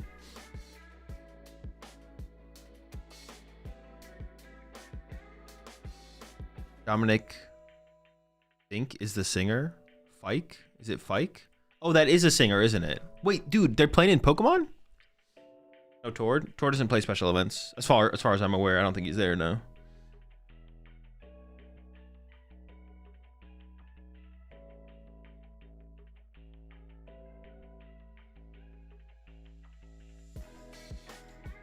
Yella, okay. Yo, Yella sent me his 60.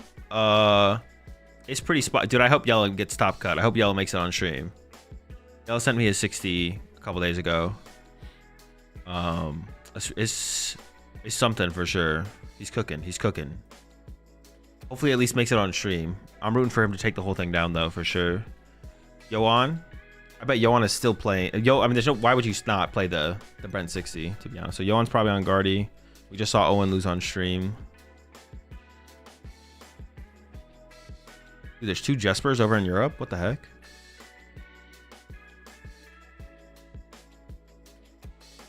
Noah, top American over at Utrecht.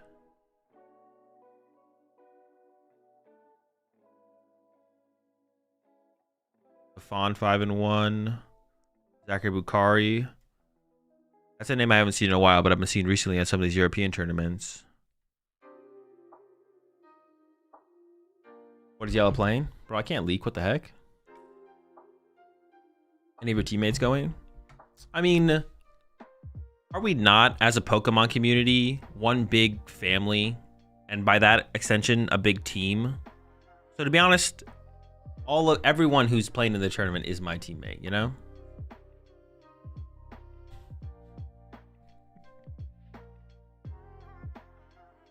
I got Dow versus Adrian.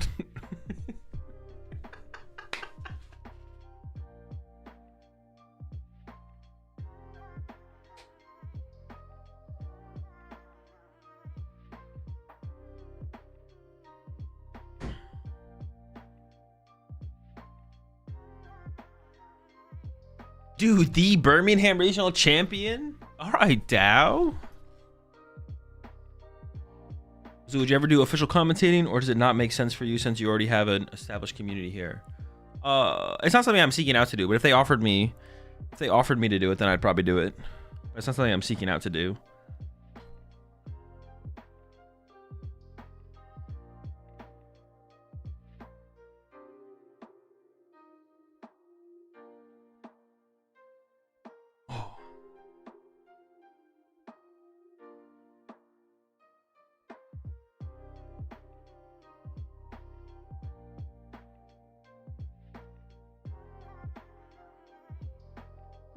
Azul is slowing retiring from the IRL TCG. Yeah, I'm trying to slow it down as much as I possibly can.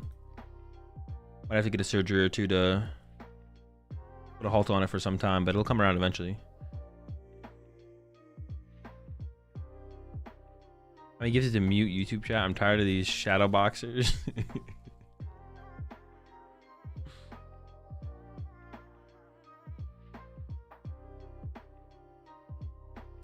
Azul on official Pokemon stream. Why is chat asking stupid questions? I doubt they can even see the chat. Can they actually look at chat while they're commentating? Is Henry Chow playing? Most certainly not. I doubt it. No, he's not there. He's not there. We looked at the American players earlier. Yo, PG 2 months there. El Smallra.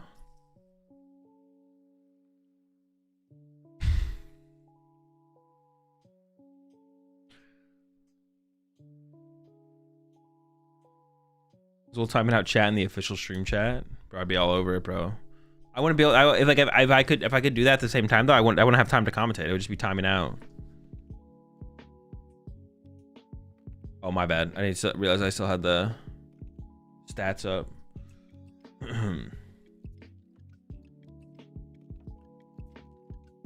If Zul kept going hard shuffling at events every other weekend, he's gonna need Tommy John surgery. True. I'm trying to avoid that, bro.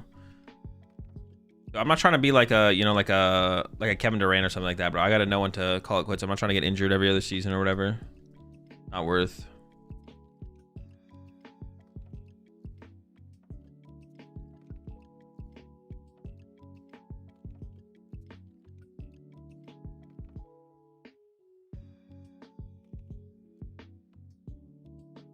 All right, here we go.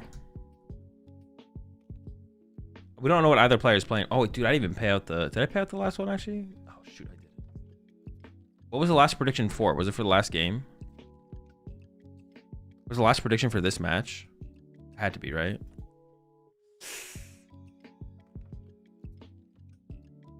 I think it was. All right. Prediction up.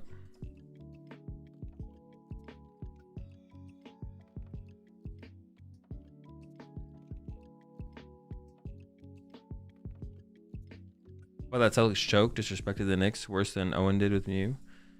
Celtics choke? What do you mean choke, bro? Tatum literally died. No, actually, he didn't actually die. Don't sue me. They can't. They're not gonna win without Tatum, bro. It's cooked. It's chalked. We got Guardy versus Golden Go, baby. We don't know what's in the Golden Go, but we'll figure out here soon.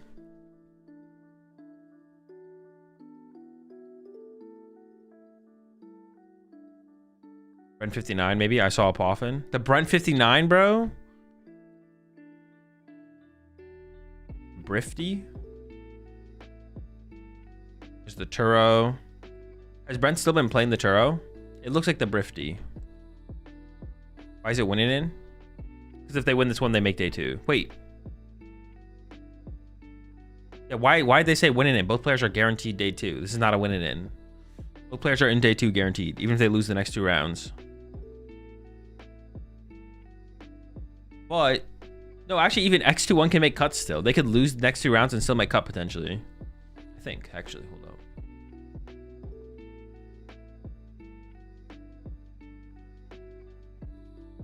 Oh, I didn't calculate for this. We're at an 18% tie rate currently. I'm just gonna say it comes down to 17. 12, 41, 17.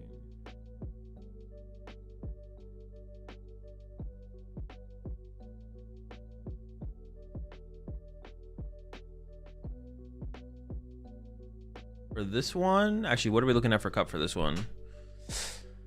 29.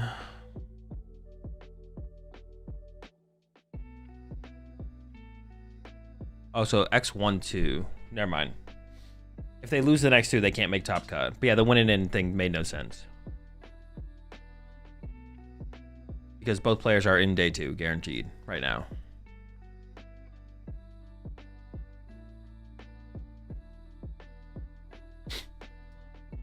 All right, Ralts, Monkey Dory found. We have a Dark Energy for the Monkey Dory. I think there's a Research in hand as well. Research and an Ultra Ball, okay. And then there's the pass over to Adrian. Buddy Puffin top deck, can't complain about that. Pretty good. And also has access to the Artisan, so hella Mimighouls. Hella Gimmigouls will be on the way. It looks like it is the Dragapult build. So Dracloaks also could be getting set up. Is playing the Genesect as well. I see the Genesect in there. They did not start the timer. The players still have 50 minutes remaining, apparently.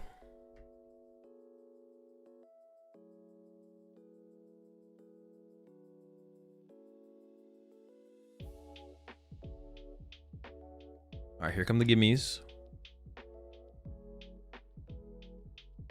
Gideon Dreepy as well. Azul is toward the Faker of Pokemon.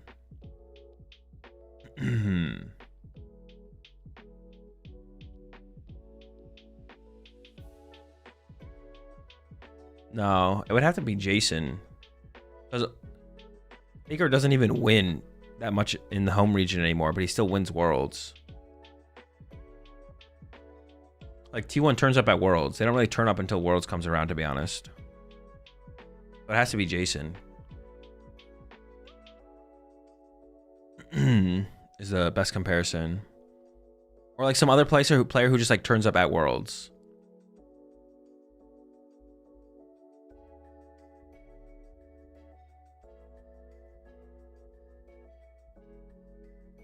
Yeah, it's just Jason would be the best comparison.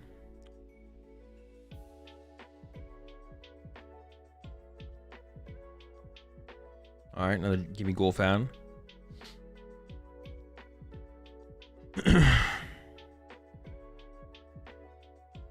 Energy Search Pro in hand. Oh, is the rest of the hand actually dead here for Adrian? It looks like it's dead, actually. I think it is. All right, there's the pass. Over to Alex, whose hand is very much alive here. A couple Ultra Balls. Has a Bravery Charm as well. So we could see Drifloon get found here and then just attach the Bravery Charm to the Drifloon. I don't know where else you'd want the Bravery Charm anyways. Like, it's just best on Drifloon or Screamtail. So I feel like we should grab Drifloon with this and then Ultra Ball for Kirlia. I don't love this. Aren't we just kind of wasting our Bravery Charm then? Or what am I missing here? Oh, you could Bravery Charm the Badoo. Bravery Charm and the Badoo, I guess, is reasonable here, to be honest. We should come into Kirlia. Yeah, we're definitely Ultra Balling for Kirlia. Like, my question was, like, where's the Bravery Charm best? But I guess the Bravery Charm on the Badoo is not bad. But it's not even that good, right? So it kind of doesn't really matter on the Badoo. It's pretty good, actually. It's pretty good. Actually, I wonder, should Adrian have played the Energy Search Pro last turn? Because now we're just not going to be able to play it. Because we're about to get Badooed here.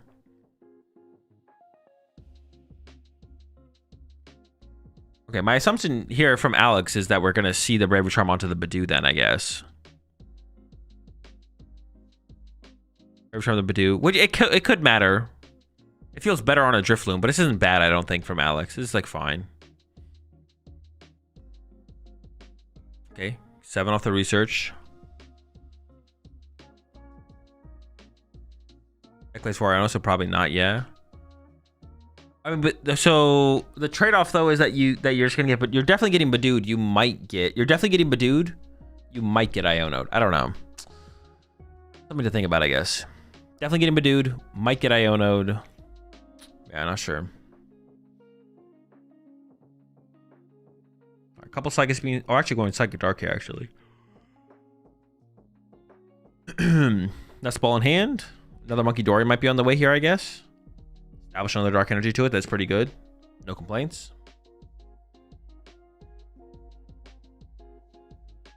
I would have played Energy Search Pro to at least thin out the deck. Yeah. It does feel pretty bad if you get Iono'd at that point, but I don't know. I mean, our hand is dead, so we want a top deck. Yeah, I don't know. Feels pretty bad. All right, Badoo for 10. Over to the Monkey Dory of Adrian. Top deck is... Oh, it is a Golden Go. Okay. We could retreat to the Golden Go and then draw 2 cards, or we could just draw 1 card here off the Golden Go. That's the question now here for Adrian. There's also Artisan here as well. Is he going to commit to the retreat? At least get 2 cards off the Golden Go. Could Artisan as well get a Gimme Ghoul? I kind of lean towards doing that first, to be honest. I feel like we should definitely Artisan here. Yeah. All right, Golden Go for 2. Energy Search Pro, or not Energy Search Pro. Pure Energy Retrieval and a Buddy Poffin. So didn't get punished by not Artisaning first. But yeah, the hand is full of items, so nothing to do here for Adrian besides maybe use Artisan. Doesn't use the Artisan. What are we trying to save our bench space for?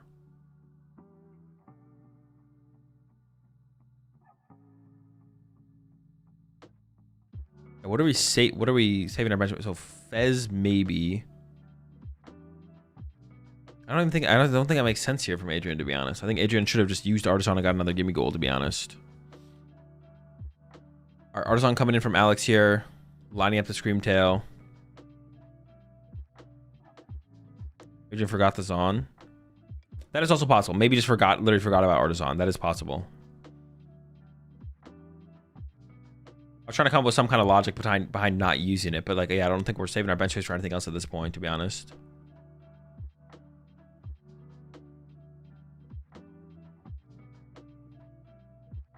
All right, Screamtail here from Dow. I think the only way to progress here from Dow is Iono. Oh no, we have a Guardian hand. We actually don't have to Iono here. We could wait and just go attack with Screamtail. What would we do? We just Screamtail KO the Gimme Goal off the bench, probably.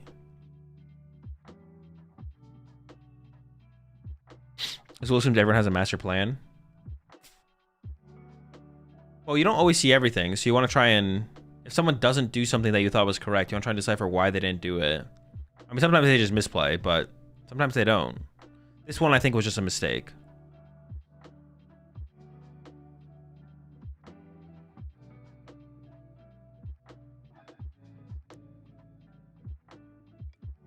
Could Iono here? I mean, you are breaking item locks. Honestly, Iono in here isn't even that bad from Dow, because you are like breaking item lock. Yeah, it wouldn't be that bad.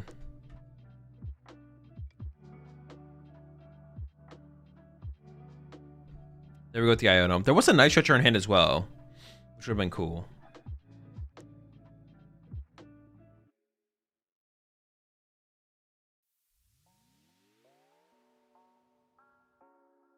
All right.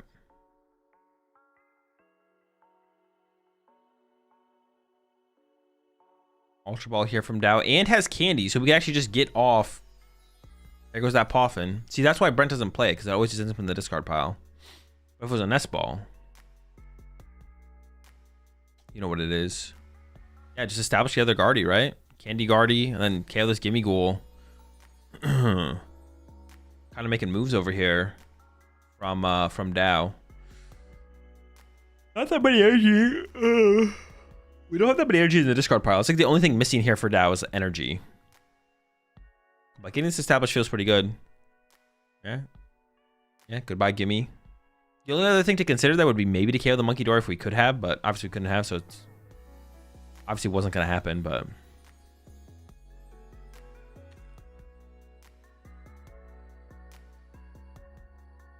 All right, over to Adrian. Drawing 2. There's the Arvin. but an extreme lack of Pokemon set up here from Adrian. But even if we had just used Artisan last turn, then we could use Artisan this turn, and we have 2 more Gimme Ghouls in play to work with moving forward. Now it feels like it's gonna be pretty tough for Adrian to just like keep a Golden Ghost in play at this point. Like every turn, Alex can threaten KO active. Oh, there's the Vengeful Punch. Okay. Is there a Jamming Tower? There might not be a Jamming Tower here from Adrian.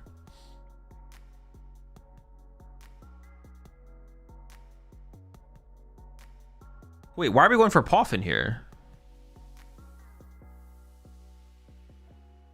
Okay, actually, I don't hate it. If it does get us 2 Gimme Ghouls, I guess that's okay. Wait, do we have the... as long as we have the knockout on the active, I'm okay with this. This is fine. It gets us like +1 basic. I thought we were going to go for the Energy Search Pro or a Vessel, but I assume that must mean... Oh, okay, now I don't like this. If we have no... Dreepy? I mean, Dreepy's fine. If we already have 1 Dreepy in play, putting another Dreepy in play is not a big deal. Does he have the knockout? I'm assuming he has the KO here. Not having the KO here would be kind of criminal, so...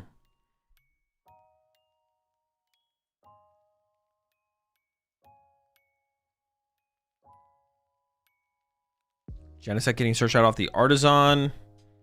That does not seem worth it for the Vengeful Punch. It seems like a waste of our Vengeful Punch here, to be honest. Is the Vengeful Punch not better on the active to prevent like a 1-hit potential play from happening? Okay, we have Metal Grass. I thought we were going to a TM Evo play here. I was like, oh no, that's not good. We are going for a team. Dude, this game's over. Yeah, this one's over. Pack it up. We have to take a knockout this turn. We are so far behind now. This one's over. This is cooked.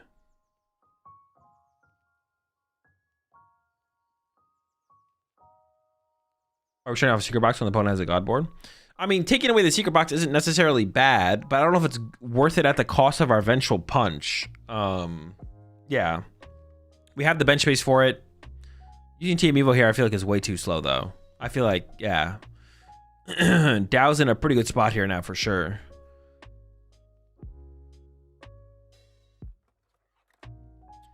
Definitely in a pretty good spot. The question is just like, what do you do? We need to find energy and get it in the discard pile here as Dow, to be honest. So I don't love the idea of researching away 2 supporters and a Bravery Charm. I kind of just like playing the Iono here as Dow, but it looks like Dow is going to research here. I don't really like that, to be honest. That's a lot of draw support going down. Well, we don't really need that much this turn. I think I just like playing the Iono and keeping the draw supporters in the deck. -2 draw supporters. No energy again? Uh-oh. That's not good. Actually, the only thing we can KO this turn, I think, is the Dreepy. Huh, alright. Still not... You don't have to be too scared yet here as Dow. But things are getting a little bit more interesting for sure. Yeah, I really don't... The more I think about it, I really don't like that research. The more I think about the research, the more I dislike it from Dow here. It's not terrible, but... Where are the vessels? We're already down 2 vessels, I think. We're already down 2 of them. So we only have like 1 vessel left. Of course, raw drawing into the energy would have been nice as well. Whoa, what? Do we not just want to KO the Dream? Just get a prize card, right? Maybe he's concerned about building up energy in the discard pile?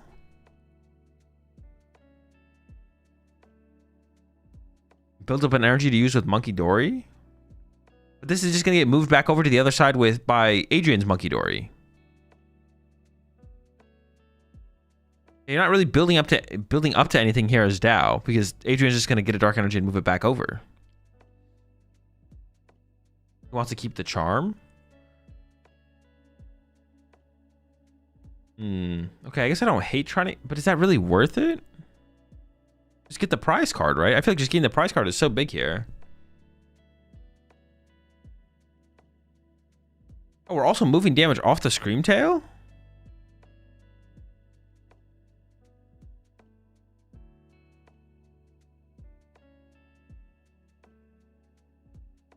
I don't know about this play. I guess another play here that okay, all right. One more thing that I guess Dow is trying to do is trying to open up a bench space for Pheasantipity plus attacker. So that way you can have Screamtail plus Pheasantipity in play. I guess I don't hate it. Yeah, it's not... I don't hate it. I don't know. I kind of like just KOing the Dreepy there, but... This might be okay. This might be okay. Maybe. It would be nice if this Badoo does get KO'd. I'm not gonna lie. The Badoo getting KO'd here would be pretty good. Get the Fez down, draw some cards, play the game. Maybe he's going for best of 1 win. Bro, that would be extreme cheese.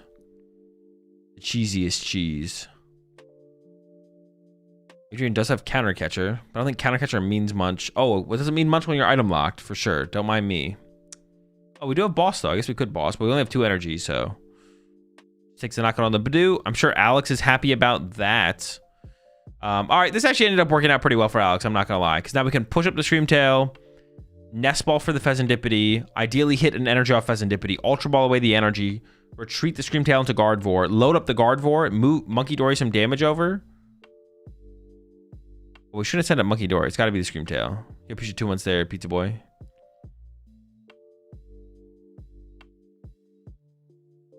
As long as Fez... Oh, the Psychic Top Deck also gets us there. Okay. All right, all right. We do have Guardy EX KO active now.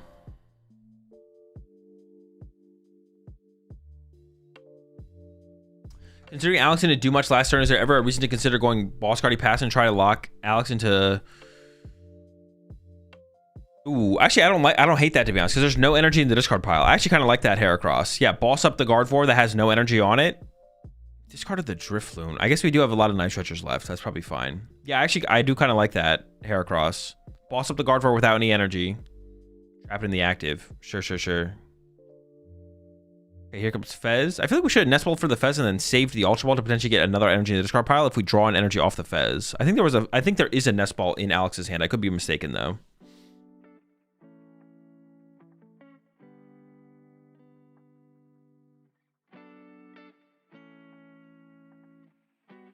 Need to push Gardevoir there? No, I don't think so. I think pushing the Screamtail makes just as much sense, right? I think getting the energy off the Screamtail makes more sense because you're trying to attack with that. Oh, you could attack with Clefairy this turn. Oh, okay, that's pretty good. The Clefairy attack's pretty good here.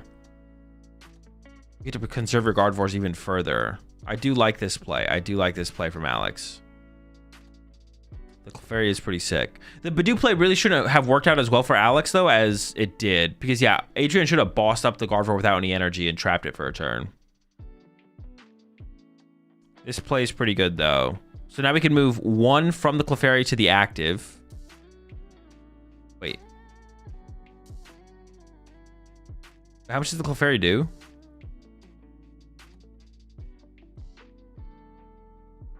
Wait, am I trolling? 220? Is Golden Go resistance to what's it called? He just messed up, right? There should be more damage on the bench Golden Go. Well, I guess in this situation, if you're just moving 1, there shouldn't be.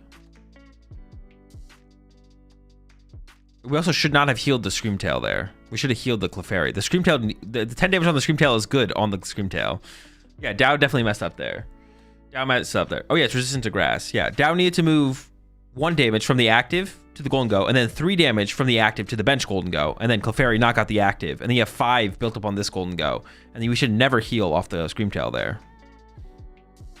There should be 30 more damage on the active Golden Go here, which would actually set it up pretty nicely to die to a Gardevoir next turn. I guess it still dies to a Gardevoir next turn because we can't attach a Golden Go and Monkey Dory in the same turn, so it's actually still pretty good here. Yeah, we're still in a fine spot here. As Alex to get the return KO for sure.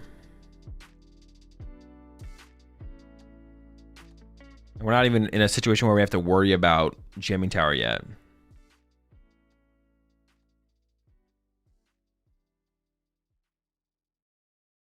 One damage on Screamtail actually allows it to hit 260 with 6 energy, so yeah, that was a mistake. Yeah, the one damage on the Screamtail was like really, really good to like stay there. It was like perfect to just leave it at 1. Set up for the a big 1 hit later on.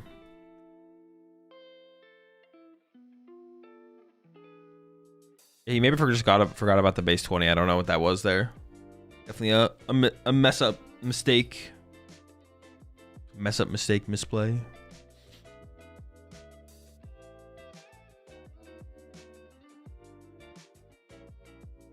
Considering Adrian runs Genesect Vengeful, I'd be surprised if he ran Jamming Tower. That is, I would still play like he has Jamming Tower. I would still play as if he has Jamming Tower. Jamming Tower is just like too good in Golden Go right now for this matchup specifically. He actually might not play it though. That is fair. I'm kind of assuming. I don't even know if we've seen it from Adrian. But if I was in Alex's shoes, I would still Oh, there it is. Yeah, I would still play like it exists because it's just too good to not run.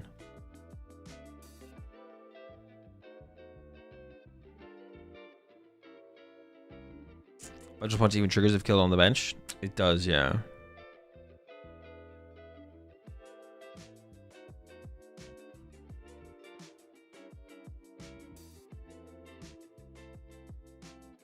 All right, well, we got our energy. We obviously don't need very many to KO the Clefairy here. We only need to discard 2. Yeah.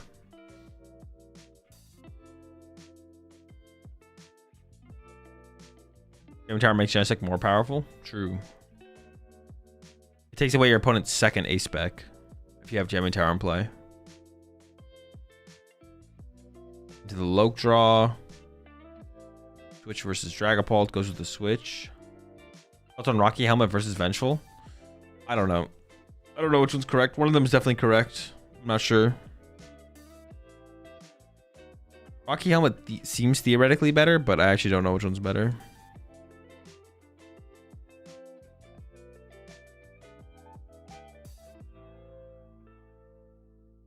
Oh, I guess Vengeful Punch is better because of Gardevoir being more popular, right? So yeah, Vengeful Punch is the better one right now because of Gardevoir being more popular. That's probably a good enough reason. All right, Guardy is loaded. All right, we've recovered the Clefairy as well. I guess we're just swing with Clefairy again. Honestly, I don't hate it though. The Clefairy does work. Well, we could just attack with Gardevoir here, right? And that's just as good. What if we benched Fez and attacked with Gardevoir? That actually almost seems like the better play, to be honest. I actually kind of like that a little bit more.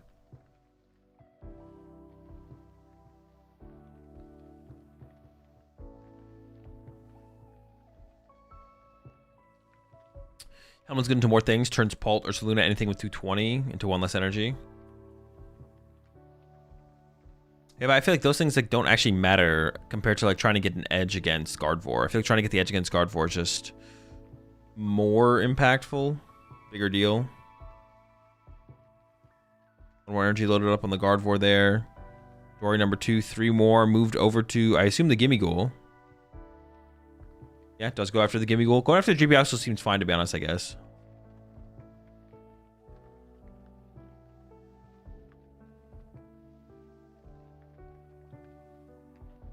Yeah, I would do anything I can right now to try and get an edge against Gardevoir. Gardevoir is just like too good.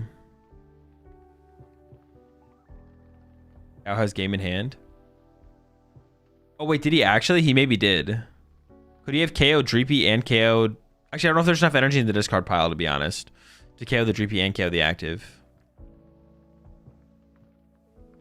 We definitely have been lacking psychic energy here for Dow. This maybe would have been enough, though.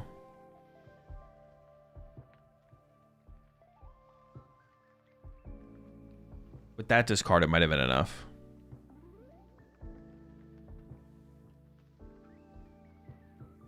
Either way, this is like game on board for Dow for sure. The game is definitely over. Whether or not Dow wins this turn, could have won this turn, the game is definitely over. I don't know if there was enough energy in the discard pile for Dow to have won. On this turn, I don't think so.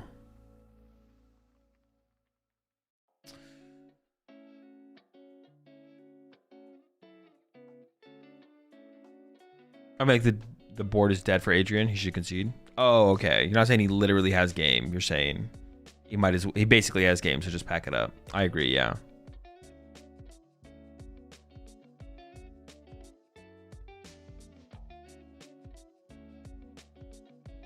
Yeah, Adrian definitely should have conceded. At some point during Alex's turn, Adrian definitely should have conceded.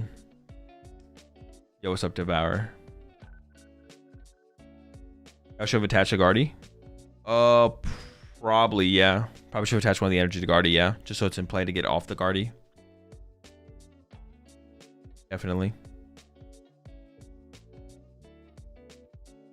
Adrian does have Iono here, but it just doesn't matter, right? Because even if you Iono here, double Monkey Dory Guardy is enough to just win the game.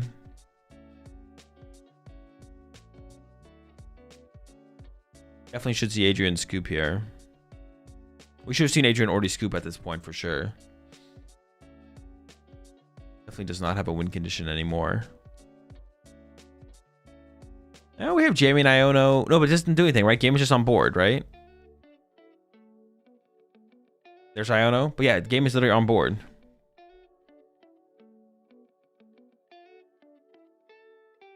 Yeah, Adrian's just kind of wasting time here. It's definitely a very winnable matchup too. You just want more time to play the next game. Definitely pretty poor play at this point from Adrian. It's so much better to not show Joe jamming. That's also a good point as well, actually, to be honest. You just shouldn't show the jamming, yeah. No Santiago homemade stream? As far as I know, no.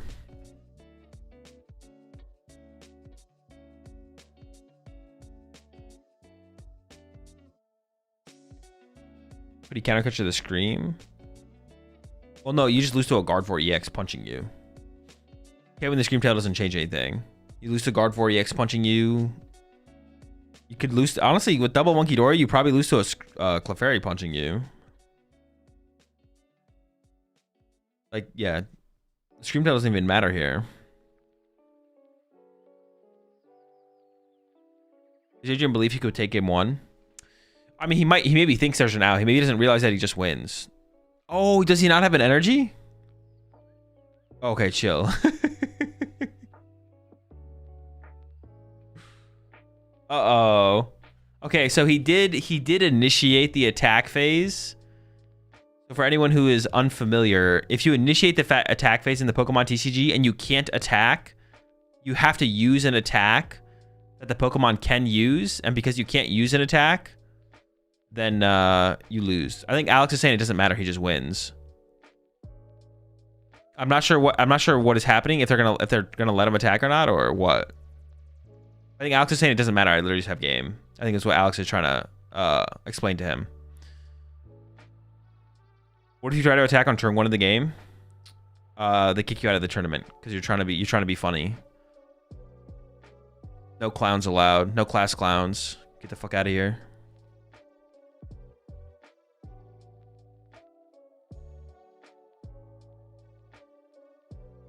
Yeah, for anyone who's unfamiliar, if you like make it very clear you are attacking, but you don't have whatever you need to attack, you are in the attack phase at that point, and you have to use an attack that you can use, and if there's no attack you can use, you just have to pass.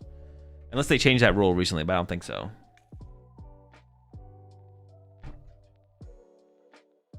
We don't like funny people? Yeah, no clowns allowed.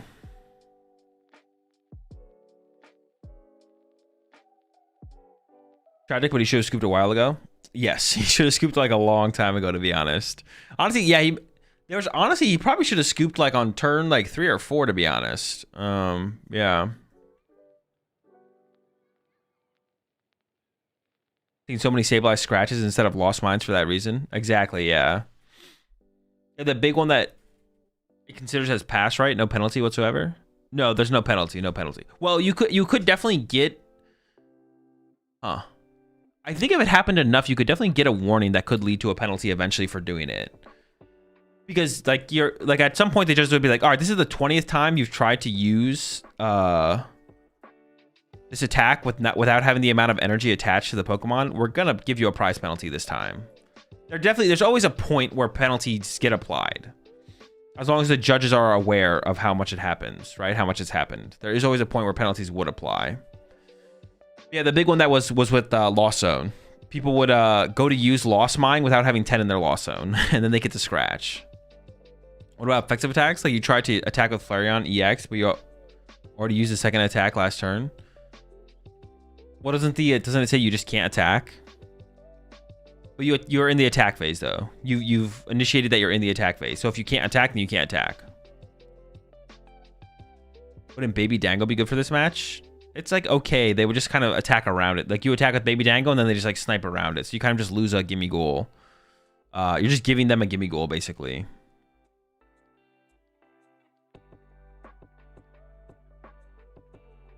So not great, no, not great. The hand is okay. The hand is okay.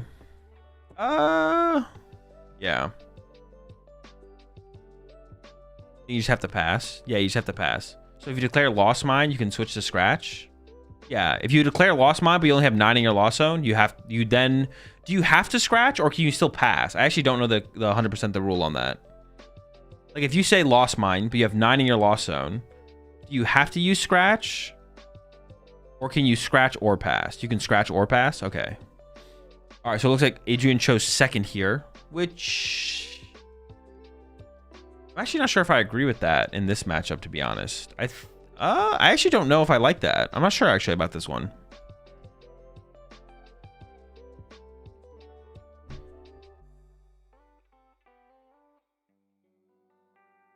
Yeah, I'm not sure about first or second in this. I almost feel like going first makes a little bit more sense. To just open a gimme goal and try and get a turn two knockout or something like that. I mean, using Team Evo is pretty nice, but I'm not sure.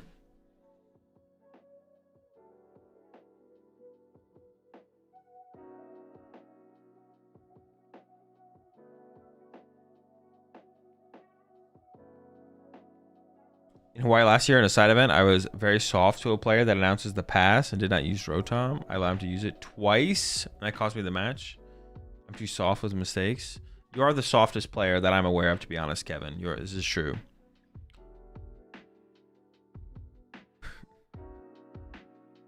Wait, so it makes it more likely to find gimme? Yeah, but it's not like Guardy's doing... If Guardy goes second... Oh, I guess you could get Badooed, right? If Guardy goes second, they could just Badoo you, and then you might just not be able to find your gimme goals. True. Okay, that's fair, I guess, yeah. We are trying to find our gimmies. If we don't open Poffin, we can't use Arvin anyways. Yeah, yeah.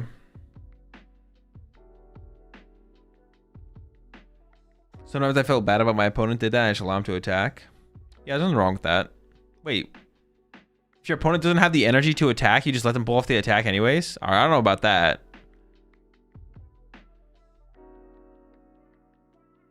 All right, Cypher Maniac coming out here.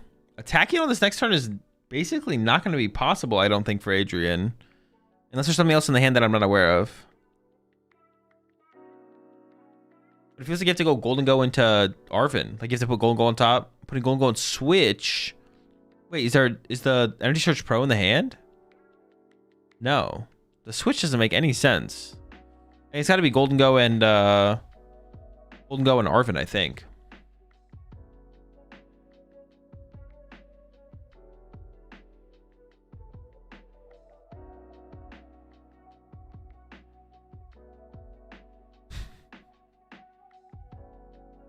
Actually, always give my opponent the win if they just ask nicely. All right, I'm going to use that one against you.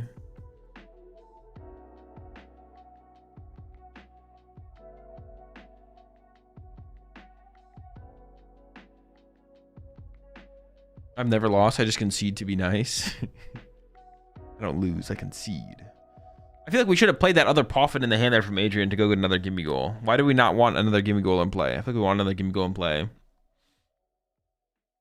I don't think that makes any sense here from Adrian. All right, another nest ball coming out from Dow. I assume Badoo or Cleffa is probably on the way based on, just depending on how good the hand is. It looks like Badoo's being the one chosen. Chosen one. We got Iona. This one for Miniax actually pretty good for Adrian if Dow does play this Iona, because then you get the 2 cards you put on top plus 4 more cards, which is not bad.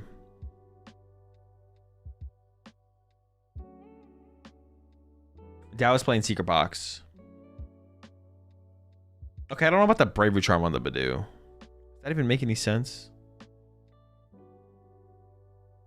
Also, do we attach here? We could attach return to a Ralts.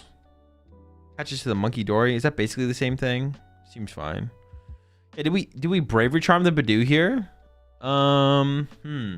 Interesting.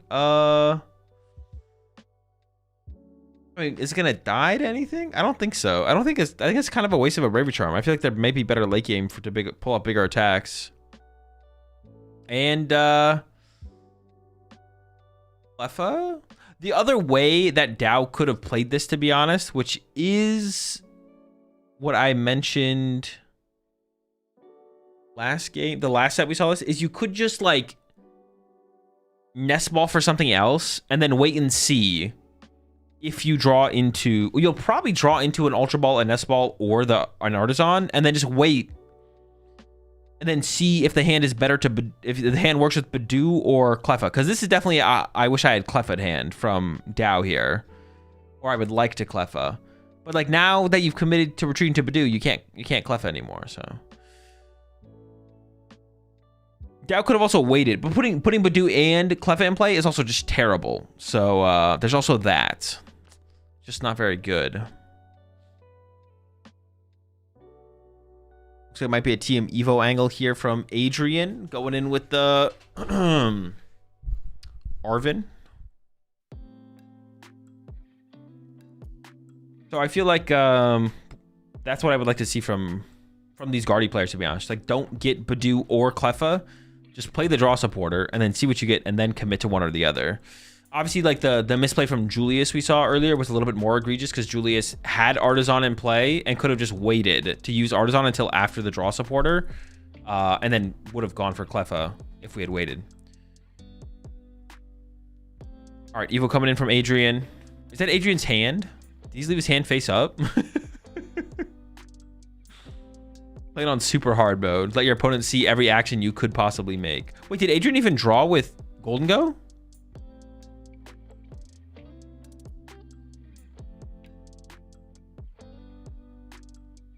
Did Adrian even draw with Golden Go? He did not. Definitely a big mistake.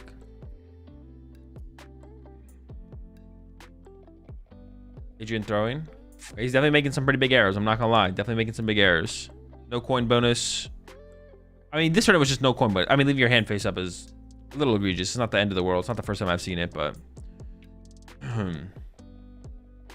leaving your hand face up is not the first time I've seen that, but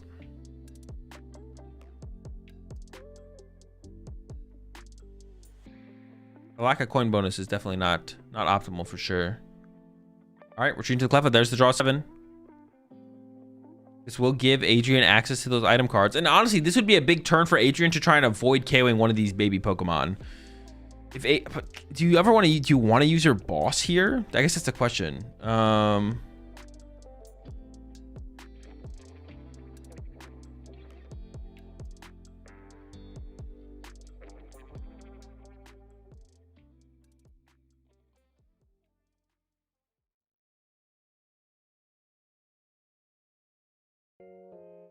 Should I put a hand for the Iono bait?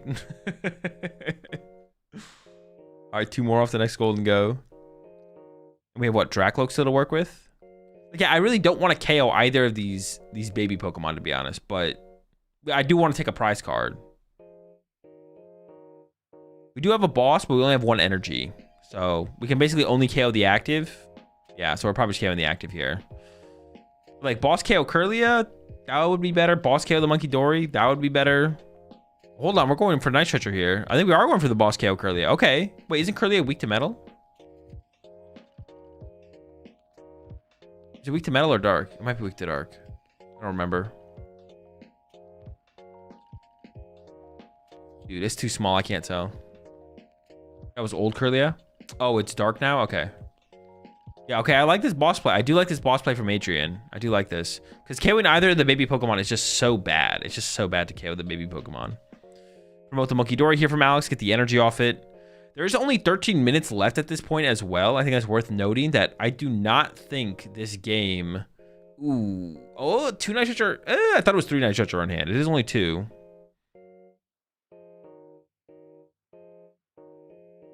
Dude, the double baby Pokemon. See, this is like another situation from Alex. Like, we wouldn't be like, Alex would have gone into Cleffa over Badoo if Alex had just played the supporter first and not gotten committed to the Badoo beforehand. The card's counter catcher. Yeah, there's the 1 counter catcher. So I definitely think, I don't know. I guess that's a tough. I'd have to like play more with the Gardevoir deck to see how much I like that. Dude, honestly, Badoo is just kind of cheeks, bro. If can we just cut him, bro, and just play 2 Cleffas? Like, what are we doing, bro? Badoo is just straight cheeks, bro. What is he even good for? Honestly, there's probably some late game moments where it's like pretty powerful. I'm not gonna lie. Guy's literally straight cheeks, though.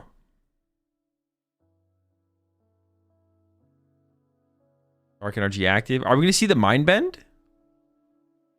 I feel like we're probably not. He's thinking about benching the Fez. Are we actually playing research here? I thought we were gonna try and hold his hand. A lot of the Japanese lists have moved to the Team Evo angle. Yeah, I don't know if that's like a format / meta difference, or if that's maybe just the evolution. Like maybe should we be playing more Team Evo based lists? Yeah, we saw that at Champions League. A lot of the Japanese lists were like super heavy Team Evo builds, like 3-3-3 Guardy, 4 Arvins, back to 2 Team Evos. So I'm down. I'm down to go back to that so we don't play Badoo anymore. Cut the Badoo. Put a Team Evo in there. Give me some Arvin.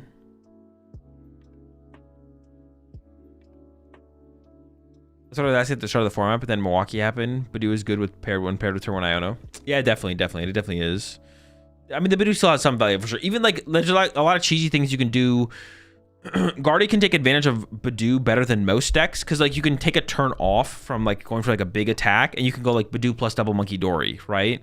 And you like item lock them plus spread damage or take a knockout through the Monkey Dory stuff. So no Guardy, that sucks. Didn't we just evolve? Oh no, we had the Curly in play before. We could have gone to Guardy, yeah. Uh-oh. Dow's losing it. With the Guardy. Cards are flying everywhere. Keep it together, Dow. Lock in. Back into the Badoo we go. Do it up. Or do we actually get in there with a Mind Bend?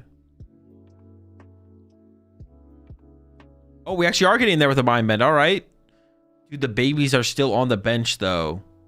You hate to see the babies surviving this long.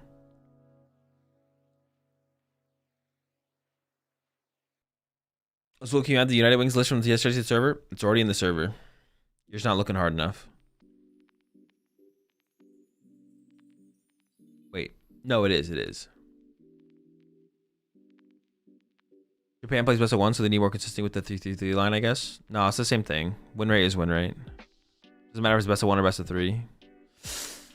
No. I'm spitting.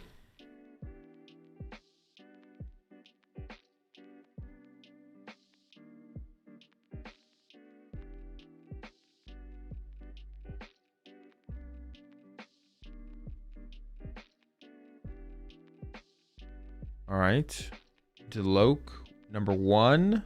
I mean, the only way out of this here is Turo or Switch. But if we find either of those for Adrian, I feel like Adrian's in a pretty good spot here. Has quite the hand, and I mean, we'll probably have access. I see the Turo in the hand, so we could definitely Turo here. This is looking pretty good for Adrian, to be honest. And we have eventual punch to potentially work with as well. This is looking good. Oh, and there's... Dude, wait, hang on. Can we get Monkey Dory down here? No, we can't Monkey Dory in. Yeah, we should... Knocking out the active is probably just the play here for sure. But if damage ever gets built up in play on Adrian's side, we can also KO the Cleffa with like a Monkey Dory play. Or maybe the Badoo as well, I guess, with like a Jamming Tower combo. Dude, this is just looking too good here. I didn't play or watch Poke for 2 weeks. Did I miss something? No, not really. Don't you flip a coin if your Pokemon is confused after attacking immediately? Yeah, but if we switch it out to the bench, we get rid of confusion. Or if we Turo it, we get rid of confusion. So that's what we're looking for here from Adrian, is a way to move it around. A way to move around the Golden Go.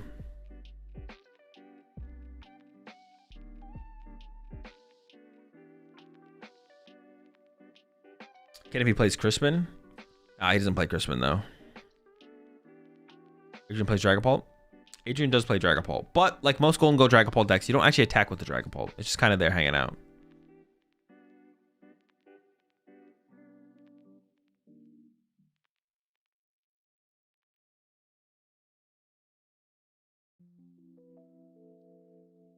Dow should stick this out, yeah? Because is there a way that doesn't end on turns? No, I think at this point, Dow should probably... yeah, at this point, maybe Dow should have conceded a turn or two ago. There's an argument for that, but at this point, I think if I'm Dow, I'm just sticking it out.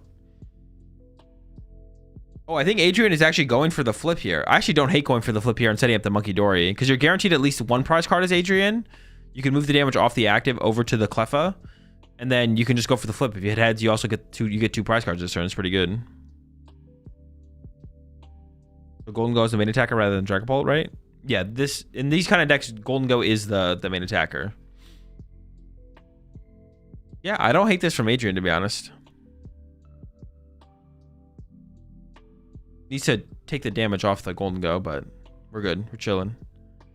We're chilling, man. We're chilling. All right, here we go. I would attach the Vengeful Punch as well. I don't know where it should go. Maybe to the bench Golden Go, actually. One of the bench Golden Goes, but I would definitely put the Vengeful Punch in play somewhere. Do you have to discard the energy before the flip? No.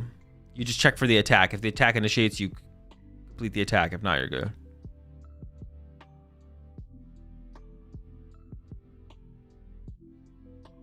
All right, attack. It is the heads. Okay. All right. Do we ever concede now as Dow? I would definitely consider conceding. Like...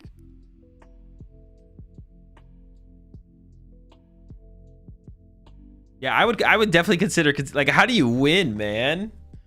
This does not seem... Oh, you could still... All right, you can still do some cheesy... Oh, there's just so much draw power in play. The problem is how much draw power Adrian has set up. You have so much draw power.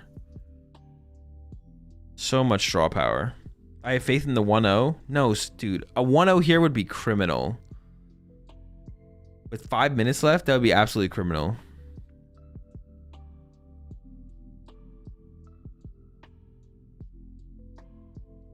It's not winnable because we'll lose the tower at some point. Nah, you could definitely counter catch a trap, Golden Go or Dracloak or something and snipe around it with the Screamtail.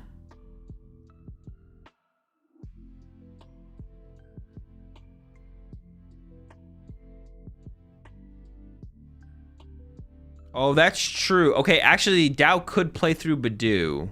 That is actually fair. Badoo is actually, Sure. Yeah, counter catcher plus Badoo. True. That could make things interesting.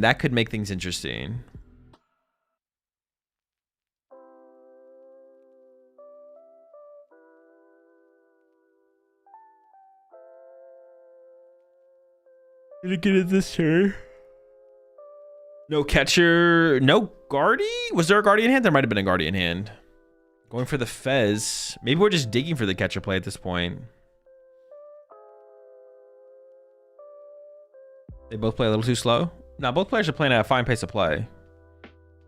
No Guardian hand. Oh, is there no Guardy? Alright, well, there's an Ultra Ball, so if we want to get a Guardy, we now can. What is that card? Oh, it's Clefairy?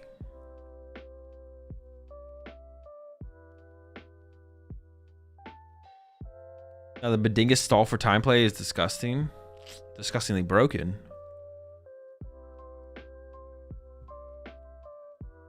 So do you ever have any issues with the digital notepad that you have listed on Amazon? No. I've had zero issues with it. Except for the fact that I lost my stylus, that's it.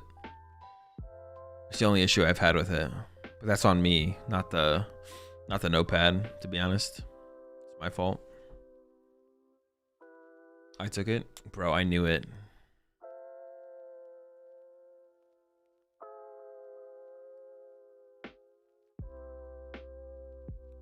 Red medals in the prize cards. Dow doesn't know that, but the stall play could be super effective.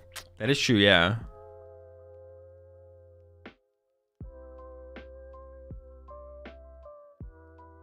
You use your fingernail then? No, I use a pen with a cap on it.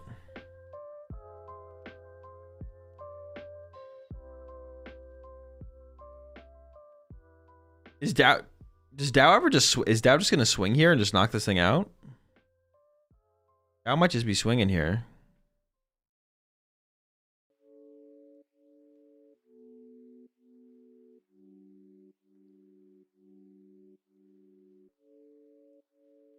This is awesome. I think we're gonna get there. No shot.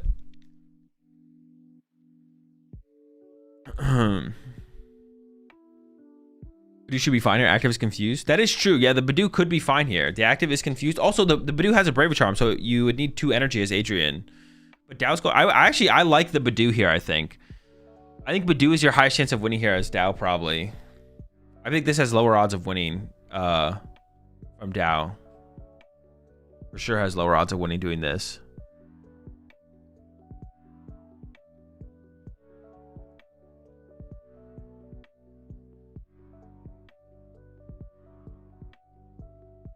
I think the higher win rate is definitely to Badoo. Just Bedingus as much as possible. All right, there's the knockout. forgot to Monkey Dory as well. Could have Monkey Dory. Oh, maybe you don't Monkey Dory. All right, maybe Monkey Dory would be incorrect. This does also activate Jamming Tower. Jamming Tower is actually a play here for Adrian now. Energy Search Pro, switch. Oh, the Maniac off the top. Can he be stopped? He's just too clean, man. He's too clean. Can't stop him. Here comes the Bravery Charm. Can we win this turn is the question. I don't think we can win this turn, but 2 prize cards this turn is pretty good. No monkey since they have their monkey? Yeah, I guess, right? Well, that's a missequence there from Adrian. It's not terrible, but you shouldn't use Cypher Maniac yet. You should wait. You should draw with the other stuff first. But I don't fault him too much because he's just trying to play fast. You know what? Honestly, I respect the way I respect this. We're trying to play fast. We're trying to make sure we can win the game. Not optimal, but just worry about winning. Gotta win this game.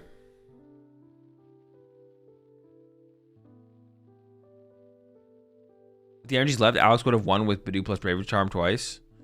It was looking pretty good, to be honest. Yeah. I think the Badoo play was the correct play from Alex there, especially because it has the Bravery Charm. And then we would have had the follow-up Bravery Charm that ended up on the Drifloon, right? Definitely an error there from Dow.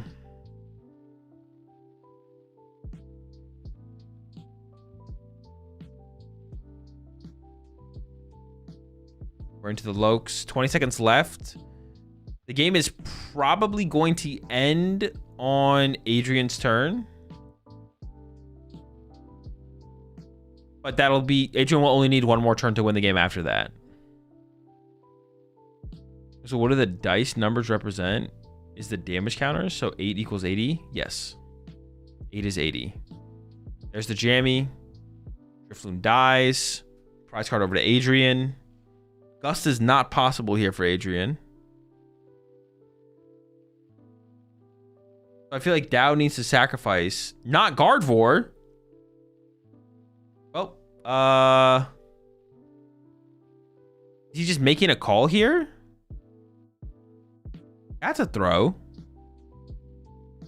Yeah, that's a huge throw. Like, if he sends up Monkey Dory there and then goes like Iono counter catcher Badoo, he could win. Yeah, massive throw from Dow there. That's huge. Wait, we just discarded a Psychic Energy off the Superior, though. Hold up. Dude, please say there's 7 in the hand. I'm getting kind of nervous here now. No, there's 6! No! Oh, we have Monkey Dory. Thank goodness, bro. Dude, give me a heart attack. There's a Monkey Dory. Thank goodness. Oh, my gosh. Oh, we're fine. We're fine. Yeah, it's my bad. My bad. My bad. All right, we end in a tie. Another tie. You know what it is. It's European players, bro. They love tying. They love tying it over in Europe. It's their thing. How many matches did they stream? They started in round 3, so they streamed 6 matches. 3 of them were ties. 3 of them were ties. So we could have a 4th. 4 of the 6 matches on stream could be ties potentially. Come on, Europe. Dude, I'm the one who woke up at 2 a.m. All right, what are we doing? Dow should have scooped at 3-6. Yeah, Dow should have. But the Badoo line was actually reasonable, to be honest. I don't know. Should Dow should Dow have scooped? I don't know if Dow should have scooped. Like the Badoo win con was there.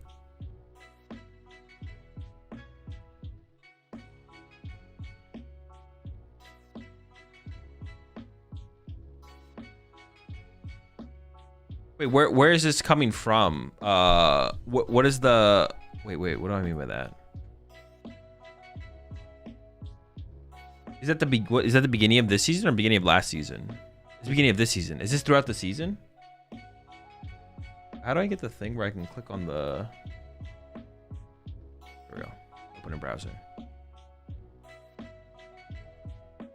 Okay, dude, the tie is egregious there. Actually, like, Dow had a dub as well. It's just this season? That actually is interesting. And I'll show it on stream here in a second. Adrian had tower though, so he could have KO'd Badu with Monkey Ping. No, there's only 1 damage coming from the monkey. There's only 1 damage on the Monkey Dory. Yeah, there's only 1 damage on the Monkey Dory. Or gentlemen in Europe, so no stall, win preferred.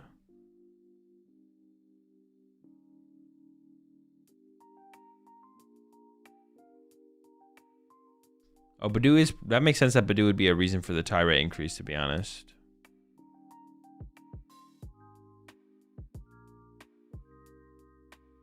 So much time. Alright, well, let me make sure there's not going to be an interview here. Then I'm going to run and get some water. And then when we get back, we'll take a look at the tournament and everything before we get into the final round of Swiss coming up.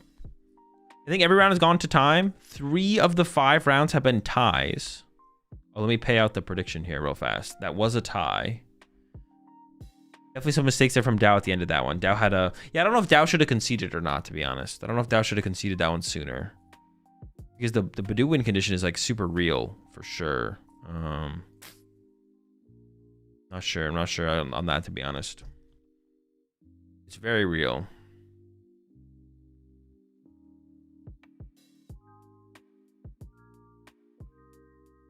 Any known players attending Utrecht? No.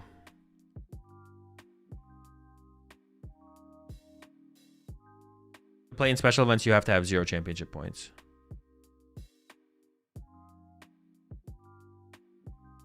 At this point, make the game start with 1 prize card to reduce going to tie and ties. True.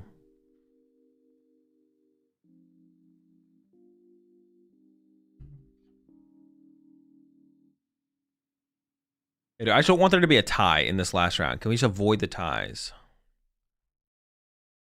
All right, I'll be right back.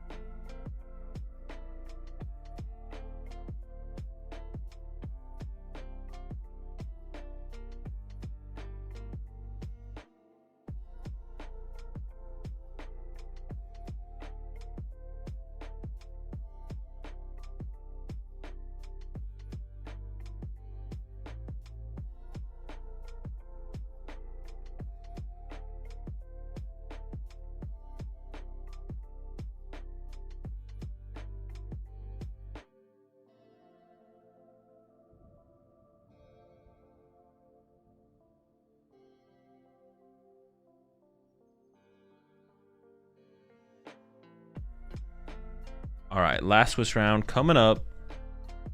Oh boy.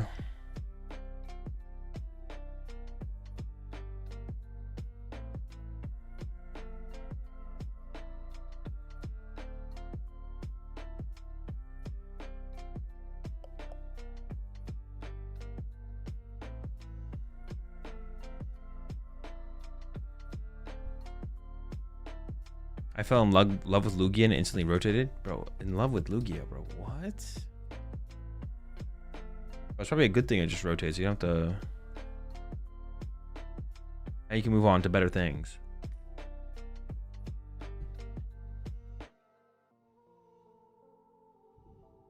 That's illegal. Exactly. Yeah, that's illegal.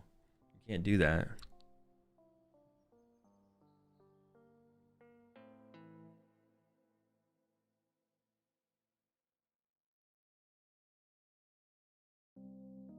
Janine, curious if any of the Guardi decks on stream have any meaningful deviation from the Brixie? No. I think they've all been basically the Brixie. Plus or minus one card. Plus minus one card. Alright. Let's take a look at... We start by looking at this. That Ridgeway shared.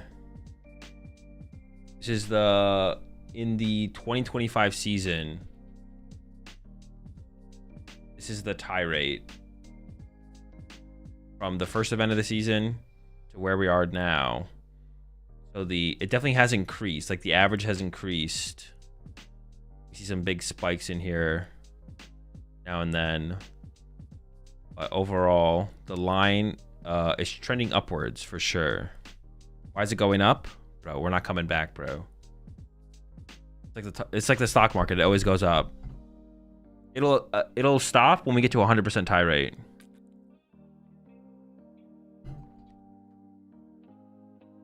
Yeah, once we get to 100% tie rate, it stops. There is an endpoint, 100%. Looks like adrenaline from Slay the Spire. Yo, it kind of does. Format got slower and 61 starts to make day 2. Oh, honestly, that's a good point. Those are good points, actually. Because people start to ID more, yeah.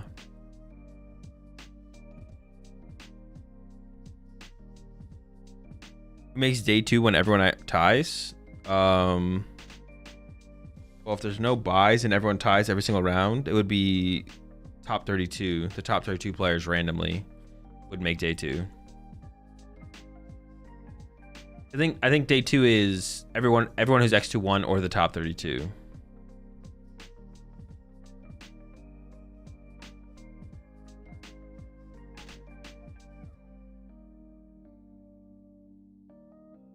Year 20XX, the PTCG metagame has evolved into who can get into the most events through Arcanine, since all players tie and get the same amount of points each tournament. True. Is Walls viable in the meta? No.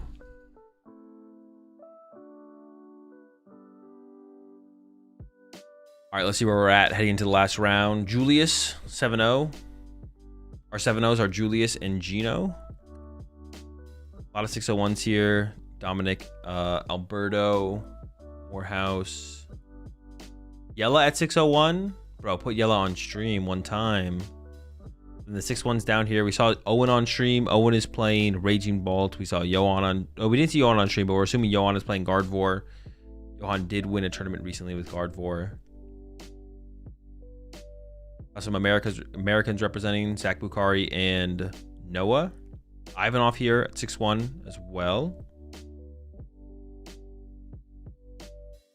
Consta, 502. We just saw Dow on stream, now 502 as well.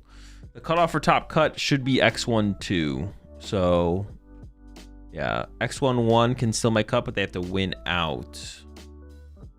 X and 2 can still make cut as well. What did the calculator say? 29 points. Unless something crazy happens, then we have a 17-person cut or greater.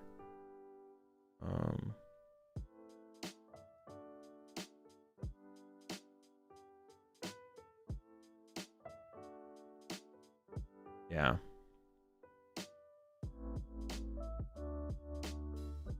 There's a difference between a regional and SPE. The only difference between special events and regionals is there's no entry fee. The only difference between regionals and special events is special events have no entry fee and there's no cash prizing. That's it. Only difference.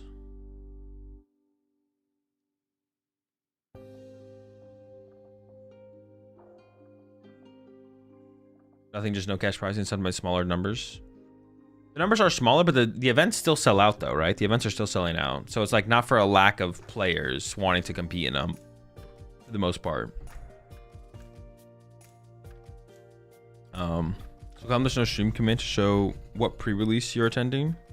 It's a good question, actually. It's because I'm going to just so many, the command would just be massive. Sell out, but a ton of no-shows. That is true. There is no entry fee. All you have to do is submit a deck list, right? Oh, but they did add that new feature, thankfully, to Arcanine, where you can unregister from tournaments now, right? That's nice. That's especially nice for special events. Wait, but when you unregister on Arcanine, does it automatically put the slot back in the pool? How does that even work?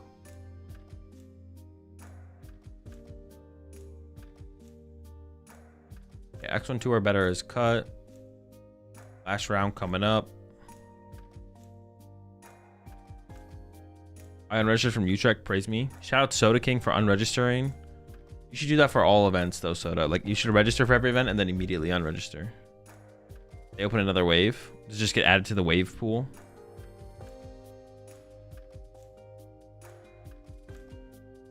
Is Grimshaw coming out? Do you think it'll put Guardian check even? I don't know. I'm not thinking about the new format right now. The next format. All right, we got Gregory versus Matthew here, round 8. 5-1-1, so both players are already guaranteed day 2. So they're just playing for better advantage in day 2. Power feature match is determined. Backstage people just pick them. Can I unregister for Portland right now? Gotta skip this. I can't. Can I unregister for NAIC? Request refund. I can do it. I can unregister.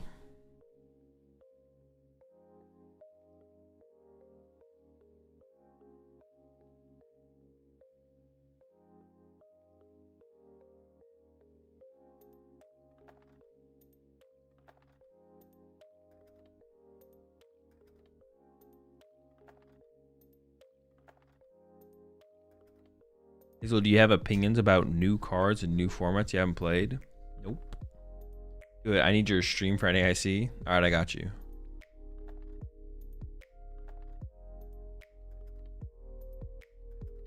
Honestly, if they gave me if they gave me a spot to stream the event live at the tournament, I would probably do that over playing. But if they're not doing that, then I'm gonna play for sure.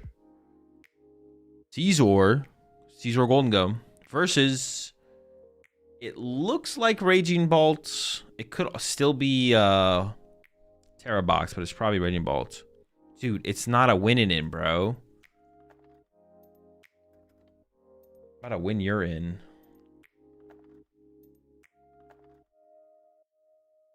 It's Okie Dokie. Wait, is it actually? The Doge? All right, now we're talking, bro. Dogie Sparse? Dogie Sparse Caesar. This might be too much cooking.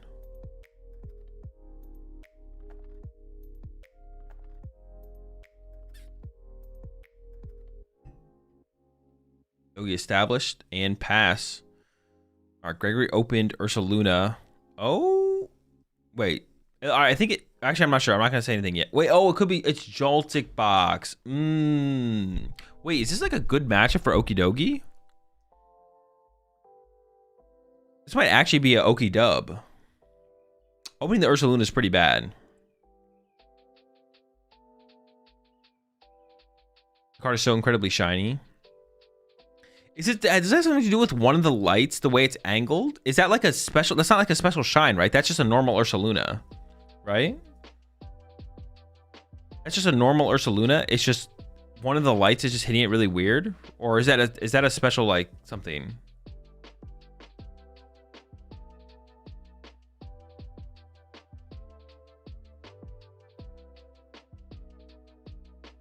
The prize pack one? Is it? I don't see the symbol on it. The logo, the thing.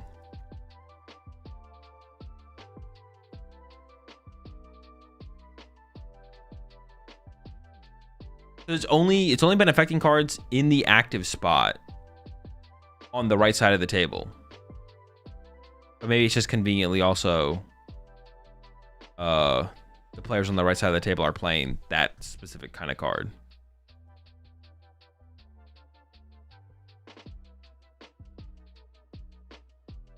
I mean, we have Nest Ball. As long as Latias isn't prized, which I don't think it is, we should be cooking. Yep, there it is.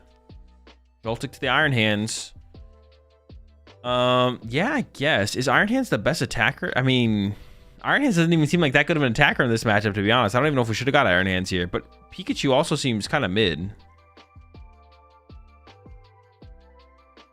Yeah, there's no... It feels like there's no good attacker in this matchup. Yeah, there's a lack of good attackers in this matchup for sure. For the future booster capsule and a Nest Ball. Okay. Galvantula. Is Galvantula the best option? I mean, Iron Leaf seems okay as well, right? Iron Hand seems okay. Well, our bench is full here from Gregory. We got no draw power on board as well. The Ursaluna start is pretty unfortunate for sure.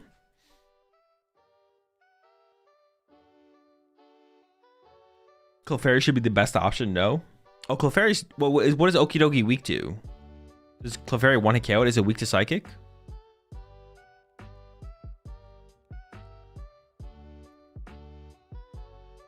It is weak to Psychic? Okay, I guess that would be a decent thing to use then, for sure.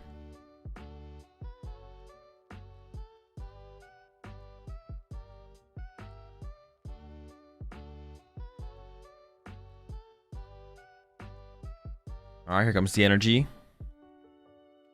See what Matthew can do on the other turn, on the other side of this. Going to turn 2. Appreciate the prime sub there. Cheesecake.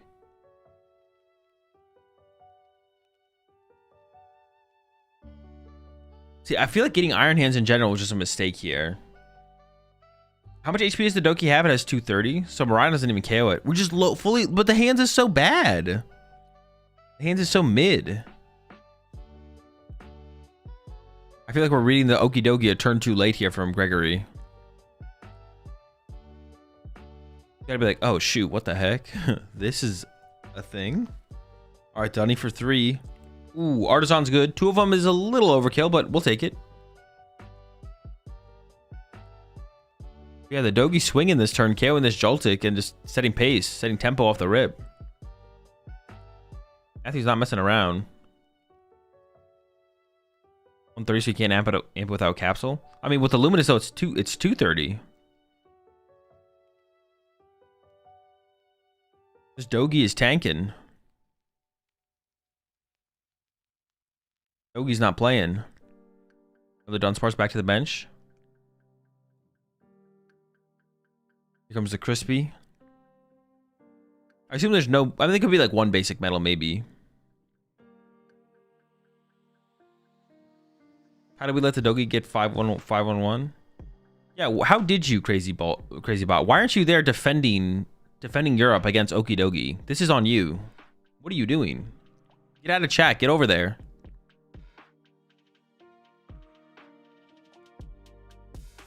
This is your fault. Thinking about it, I genuinely can't think of how you win this as Joltik. Yeah, the problem is, like, if Miraidon could one-hit KO an Okidogi, it would be a little bit different because you could attack with Miraidon, set the Dogi player to, like, 0 attackers in play, and then attack him again with the Miraidon, right? But to one-hit KO an Okidogi, you have to attack it with a Pikachu, and then you discard all of your energy, and you can't attack with your Pikachu again. So you can't continuously pressure them. Like, you just, like, run out of energy so quickly in play. And if you go the Iron Hands route, yeah, this is just tough, man. This is just bad. This is just so bad. I mean, the best you can do here as Gregory is attach to Pikachu plus boss KO Dunsparce, I feel like. Air also gets bodied. Well, as long as you can keep... Like, the Okidogi deck isn't great. What does Leaf hit for? Not enough. The best attacker is definitely the Clefairy. The Clefairy has to be the MVP in this matchup for sure. I don't know, the Clefairy actually can go super far in this matchup because the Clefairy also doesn't get one hit back. Yeah, Clefairy's the move for sure. You have to just like go in with Clefairy. Yeah, Ursaluna's not terrible because you can like chain the attacks. Like the Okie Dokie deck is not great at keeping attackers around, so. Dice the Scizor? Oh, that is true. You have the Scizor, dude. Matthew thought of everything, bro. He's been in the lab cooking this one up.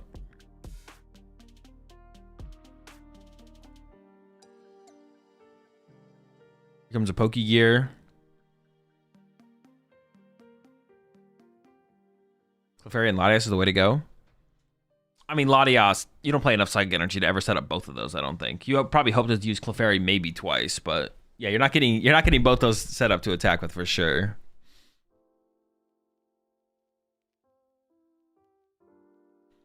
Oh, is not losing to Joltik this weekend? Yeah, no shot. We're not losing to that. Stupid little bug. Who did I see tweet? I think I saw Henry Brand. Was it Henry Brand? He's like, I checked my deck to not lose to silly Joltik players. And then he's like, and I lost to a silly Joltik, or and I lost to Joltik round 1 or something like that. Not losing to the silly Joltik deck. Loses to the silly Joltik deck. Alright, Crispin coming out here for Gregory. I mean, it's got to be to load up the Pikachu. But wait, do we even have a Gust? Or do we even have a Gust KO this turn? Yeah, Scizor is kind of slapping right now. Scizor is swinging. Slapping.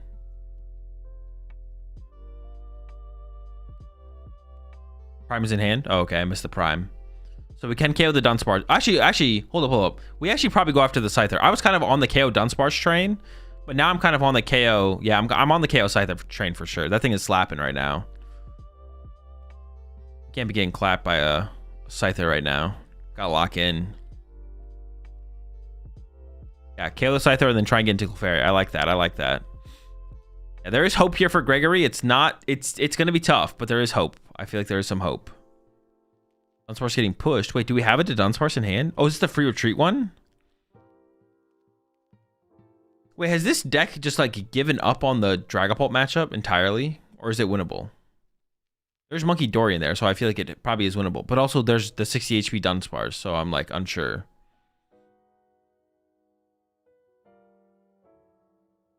Going in with the Colress. Okay, interesting. Gets the Luminous for the next Dogi. Also put the Fez in play. That's a little bit of a liability. We have the Legacy to work with as well. Did we see the OKA spec? We have now. We have now. Legacy. No stadium. Okay, interesting. So it's just the Artisans and there's not like a town store or something. Going in with the Super Rod. Scyther Metal getting recovered. We haven't used Artisan yet, so we can still use that to get something. I might just be the Scyther, to be honest. I guess the question is, are we just going to put the Legacy immediately onto it? This is the last round of Swiss today, yeah. Oh, maybe we're going Dogi, actually. I mean, I don't hate the idea of using the Super Rod now, but we're going Dogi. Okay, we're going Dogi. I kind of, if we're not getting the Scyther right now, I kind of like holding the Super Rod, to be honest. I'm not a huge fan of using the Super Rod there. Also, don't we have a Dunsparce in hand? Couldn't we have used the Dunsparce first and then use the Artisan afterwards to try and maximize our outs to basics? Is the Neutralization Zone viable against Joltik? It is, yeah. It's pretty good. Yeah, they don't play stadiums.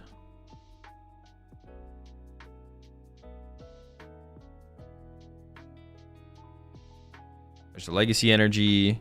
Dude, we got that Bravery Charm too. There's a Retreat. We do have the Dodon, but maybe we're just going to hold it here. Bravery Charm to the benched one. Oh, you should evolve the Dunsparce to the Dunsparce, I feel like, at the very least. Yeah, I'd at least evolve it, but boom, there we go. Knockout. Gregory, it looks like maybe forgot about the fighting weakness there. All right, the Pikachu can one-hit KO the active here. So you got that happening here for Gregory. And if we can find Clefairy, well, we need Clefairy and the Crispin here, so we need kind of a lot here to pull off the Clefairy attack. But the Clefairy would be a pretty good attack here, I feel like.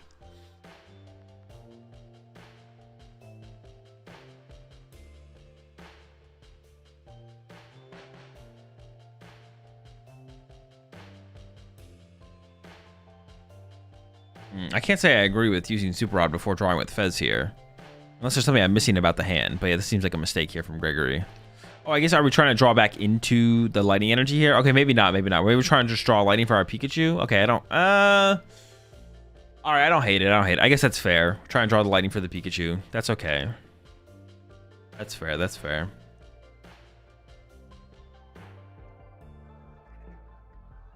There's the Dunsparce EX in deck. There's the Dunsparce EX. Oh, dude, that's a... Oh, that makes way more sense to hold the Dunsparce around, actually. The Dunsparce EX... Dude. This is cooked, man. This feels cooked. All right, Fez for 3.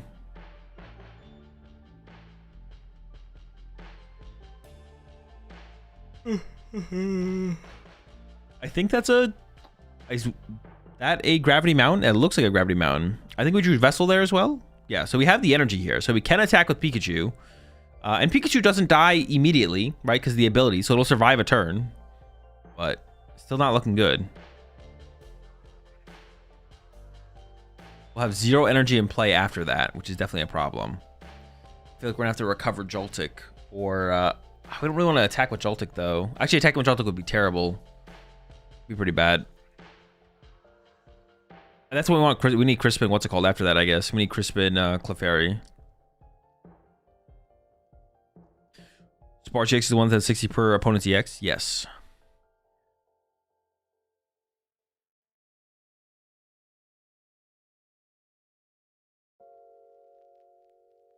Can you just bundle and ignore the Pikachu with 0 energy?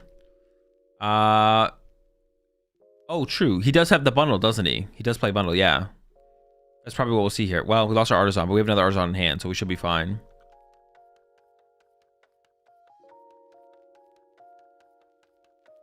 Oh, we have it in hand, yeah. Yeah, I guess we should just ignore the Pikachu, right? We don't really care about it.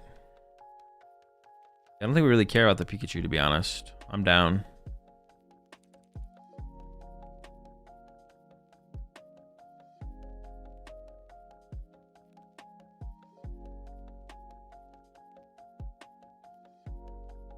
Alright, Spar sent up. There's an immediate Artisan bump. Right there. We do have the card in hand there, I believe. Into the Artisan we go. Yeah, we have the Iron Bundle in hand, so we could hit that. I wonder if Matthew's trying to find the Dunsparce EX to attack with this turn right now.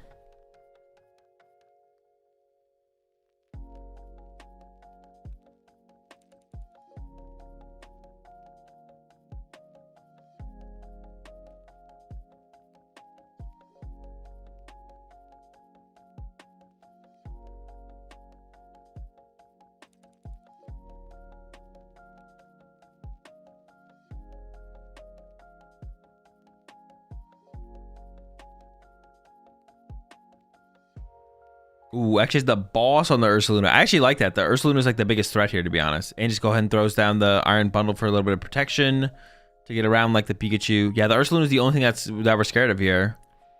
The Dunsparce makes his way in play as well, and it's looking pretty good here, to be honest. All right, there's the knockout. One prize card left here for Matthew. Gregory with nothing set up and did just lose the only threat in play. There was a Crispin top deck there, though. Hold up. There was a Crispin top deck.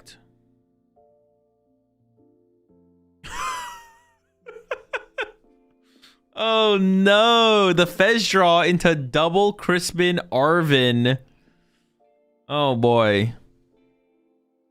All right, well, I don't know. Yeah, I'm not sure. I don't know about this one, folks. I don't know about this one. It's looking pretty cooked. It's looking pretty over here. I think Gregory is going through it right now and just being like, all right, should I just concede? I feel like I should just concede. I think it's just gonna be a concede here. Just Moon attack. That is fair, actually. Wait, no, the Moon doesn't even KO the Okie Dokie. You don't even KO the Dokie. He's got 280, bro. Sheesh. Yeah, packs it up. Yeah, even if you have Night Stretcher there to recover it, it's not even worth it.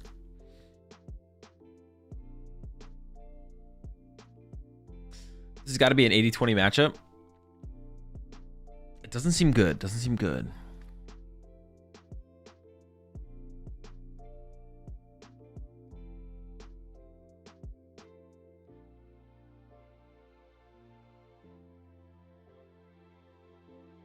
Also go back home telling his friends he lost the winning in Tokidoki. It's okay. It's not the winning in. He has already made day 2. He's locked up day 2 with the Joltik box. Sometimes Joltik box for just unclassified. Yeah, sometimes you hit an unclassified and it's a bad matchup.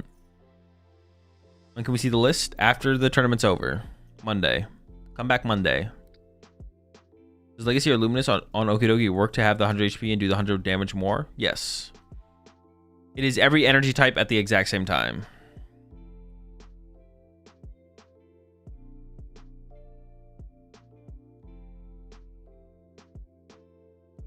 It's 5-1 make it to day 2. X21 always makes it to day 2.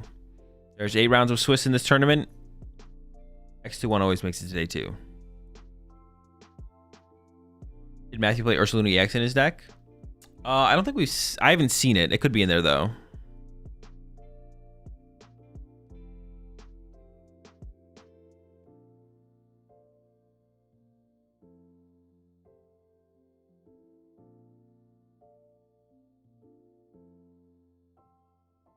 It counts as both fighting and dark when it needs to be. So when it's the opponent's turn, it's dark for the HP. When it attacking, it counts for fighting. Well, that's not 100%. That's not exactly how you should explain it though, Lance, because it also counts as if you have a luminous and a fighting energy on it, it still gives you the plus 100 damage as well. It just is everything at the same time. It provides every type of energy, but only one energy. Wait, how is it actually worded again? I know that's how it works, but how is it worded? Let me look this up. Boom.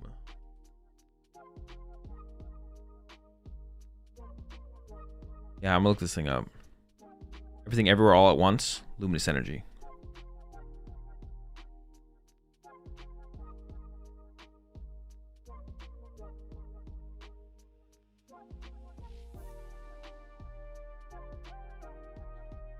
That is. As long as this card is attached to a Pokemon, it provides every type of energy, but only one energy at a time.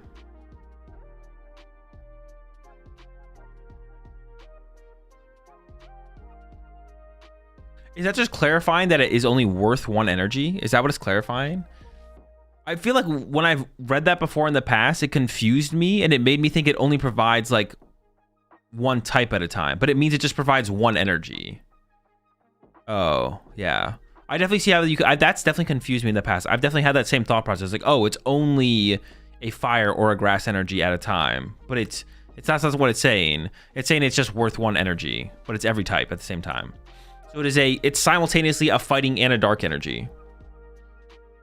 All right, it looks like Gregory did choose second here, and the start from Matthew honestly is looking pretty weak. He's asking if it provides the dark for the cost for the ability and the attack cost of fighting. Yes, it does do that. We've already answered that. I already answered that though. It does it all.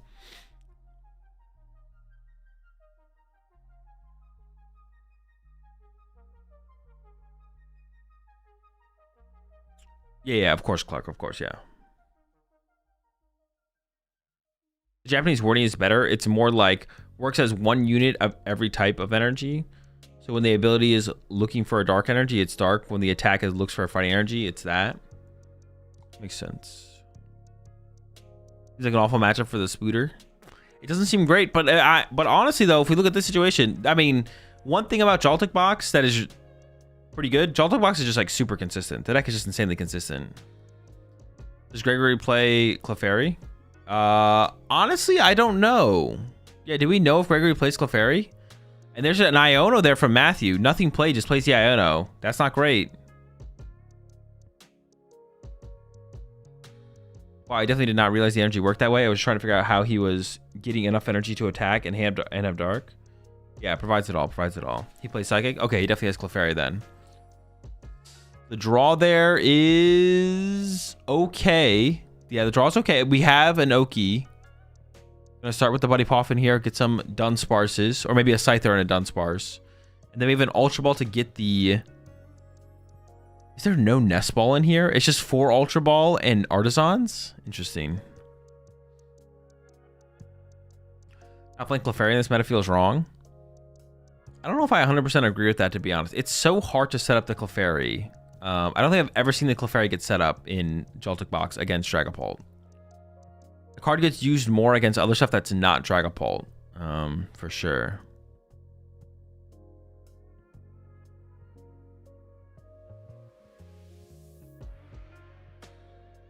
Just to clarify, if there are 2 energy cards attached, 1 fighting, 1 luminous, so this means you for only 2 energy, Okidogi hits for 170 and has 100 more HP, and you do not need to have 3 energy? Yes, exactly, yes.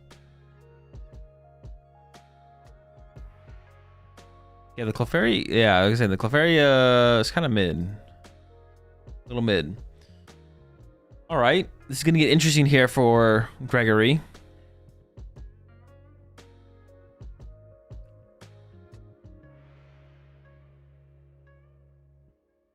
I think it's a little bit of a bait against Paul in this deck.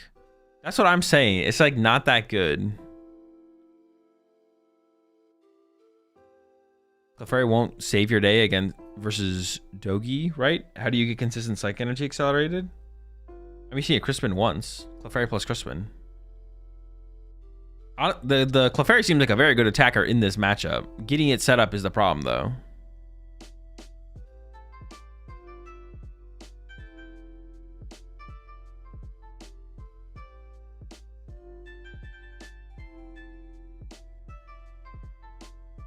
All right, Pookie here coming in from Gregory.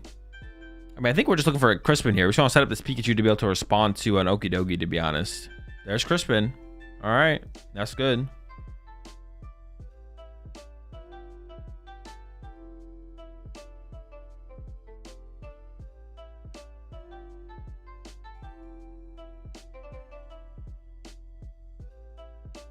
How does this deck deal with Guardier Pult?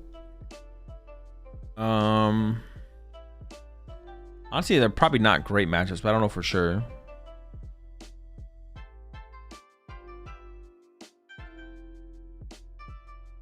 That's an Arvin. I don't hate the Arvin. Well, if you don't have an energy attachment for turn, then we need to get a Vessel. We get Crispin next turn. But you definitely need attached for turn here. Also, if we had Rescue Board there, I feel like we should have got Rescue Board to save the Joltik to use the Galvantula to attack with, potentially. But for the future, Booster Capsule seems unnecessary here. We do have the Vessel in hand, so we can get an attachment for turn.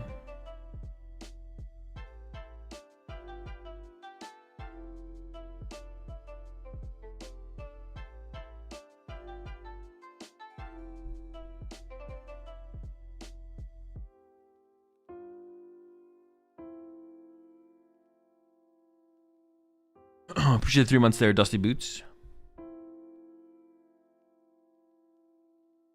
All right, Fez has been found.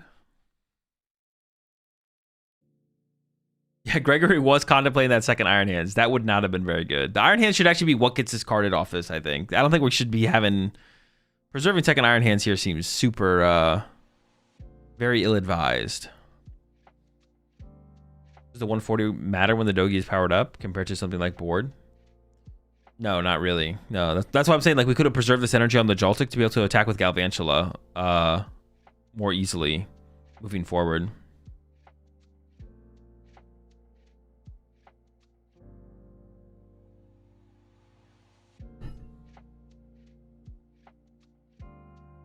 Gregory should consider using his Mew EX as an option. I'm pretty sure it 2-shots Dogi. It also gets 2-shot by Dogi. That is not a good trade-off. That gives the Dogi player way too much time to set up a follow-up Dogi. There's a Prime. Which is Gregory not realize that this doesn't KO it? Oh, this is really bad. This does not KO the Okidogi. So Gregory going for the future Booster Capsule makes way more sense. Uh-oh.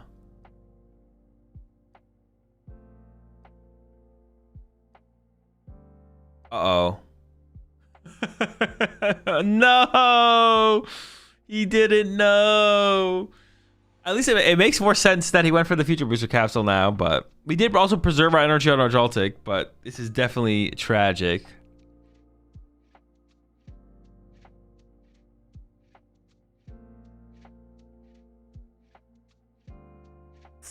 Uh-oh.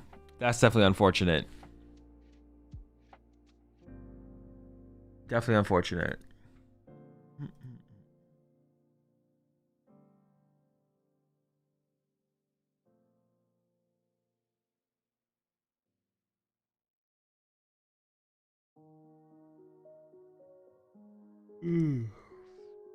Gotta prep my time outer.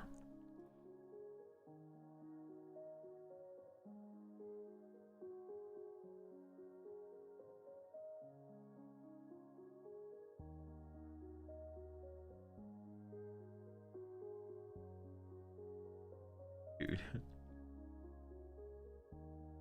I would go on a rant right now, but I'm too tired to go on a rant, so I'm just gonna sit here and time people out.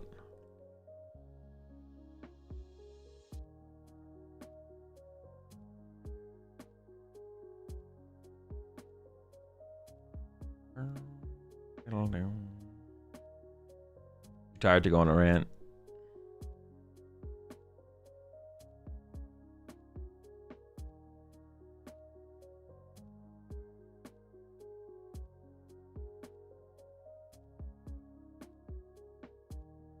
Did he yamp you very much into the doggy? He did.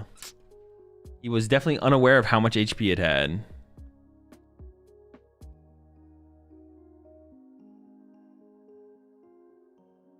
Wait, I gotta make sure I'm getting the right person.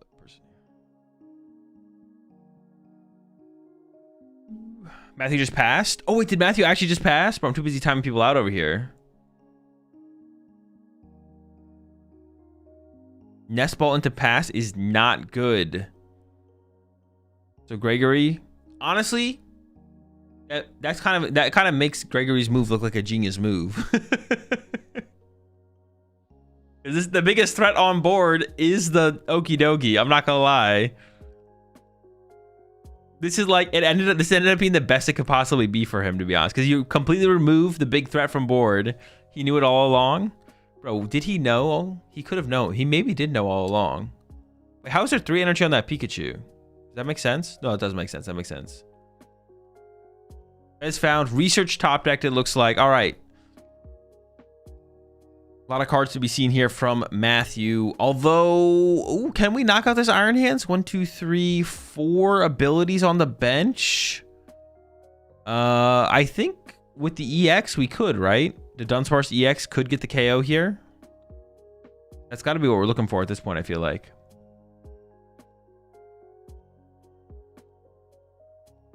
Matthew discarded the Iona with Vulture Ball, so don't have any follow-up. That's true. That's true. That might. I mean, he wasn't expecting that play to happen, though. And that play probably shouldn't have happened. And Gregory does actually have the response to the Dunsparce EX here. Can KO it with the Pikachu.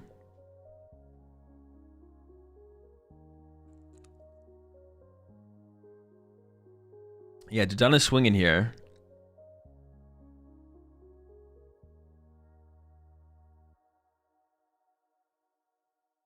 If it was only one type, surely you'd have to declare Luminous when you played it. Is the wording ambiguous? It's not one type, it's every type. It's every type at the same time, like constantly.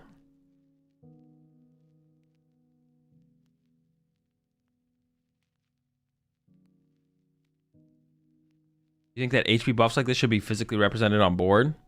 Nah, that's not necessary. I just feel like Gregor doesn't know what any of the cards do. I mean, he probably doesn't. He probably doesn't know what Okie Dokie or the Dunsparce EX do. But they're not very common cards either. Like, these cards are not common. So if you're just like a more casual player, like, you're not going to know what these cards do. But also, someone picking up and reading... I mean, someone picking up and reading Okie Dokie is not crazy at all.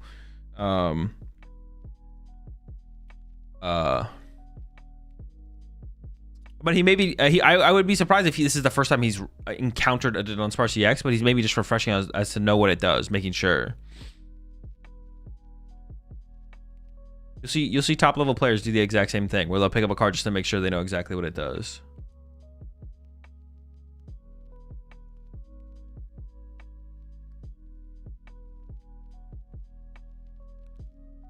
What's Gracie's doing at the end of the turn versus doing at the beginning of the turn?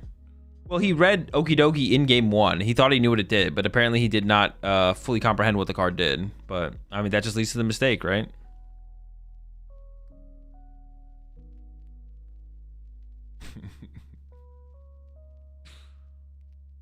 Yeah, he read Okie Dokie in game 1, but yeah, he fully didn't understand the combination there between the Luminous and the Dogie, obviously with the mistake he made earlier. But I mean, it did actually pan out. Will it be enough? Oh, there's a Clefairy.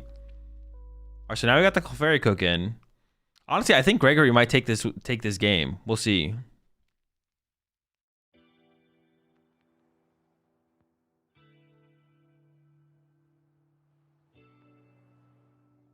We like to ask questions about the card while playing. Yes. He's head on the 2/2/2. He is on the head on the 2/2/2. But he doesn't have Ursaluna. Oh, he's got Pikachu. No, we have to KO the active with the Pikachu. And then there's nothing for Clefairy to KO. Yeah, we'll see how Matthew's next turn goes. Not a lot of time left. Yeah, there's only 18 minutes left. That should be enough time. I feel like that should be enough time to conclude this game. We'll see.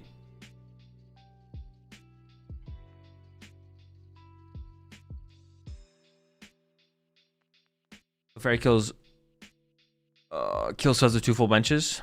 There ideally wouldn't be 2 full benches here. All right, there's the peak knockout. Like, Matthew should be able to get his bench under full. So then that Ursaluna's got to be found. We'll see, though. There's an Iono. There's a Scyther. There's an Energy. Does Matthew play Counter Catcher? Because Counter Catcher would be pretty good here.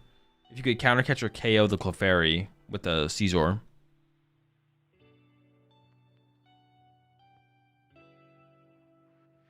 None of that's Counter Catcher.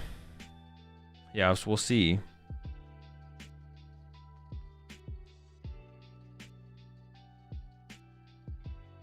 Immediately into the Artisan.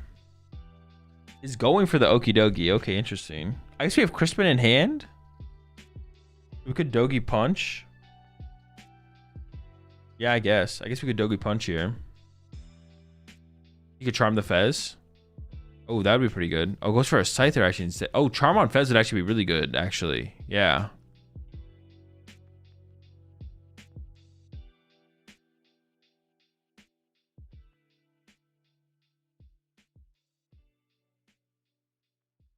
Caesar with the Legacy.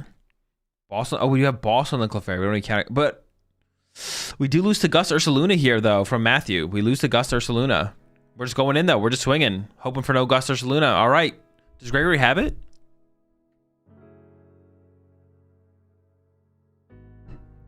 Yeah, the Braver Charm on the Pheasant Deputy wouldn't have been good, but I don't think Matthew had it. Latias pushed up from Gregory. Does have it. Are we going to game 3? There's Urs. No boss? Uh-oh. Urs no boss. We have Fez, though. Hold up. We're not done yet.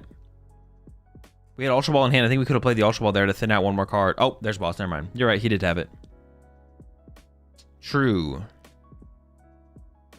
Very cool play. Urs boss KO Fez. A classic at this point. All right, scoop it up. Matthew's ready to go. Let's get into game 3. Now we will get to see Matthew choose second here to give himself a little bit more time to set up to get the first 2 prize knockout.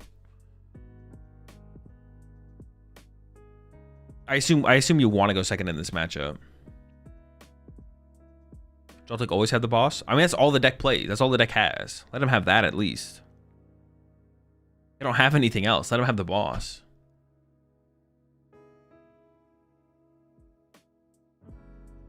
I mean, if he didn't have it, he would have another turn since there's no Pokemon set up. And next scissor only did 150. That's true, actually. He might have had another turn. It's possible Matthew could find... Was there a boss KO potential there? I mean, I guess you could have just gone back into Joltik as Gregory and then Joltik loaded some energy up, right? Something like that.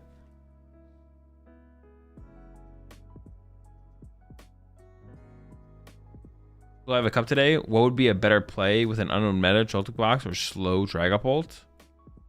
Probably slow Dragapult. But I don't hate Joltik box either. They're both fine.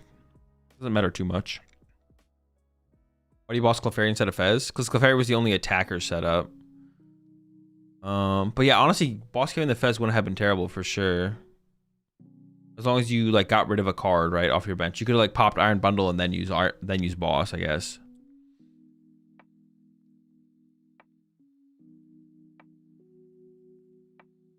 Dude,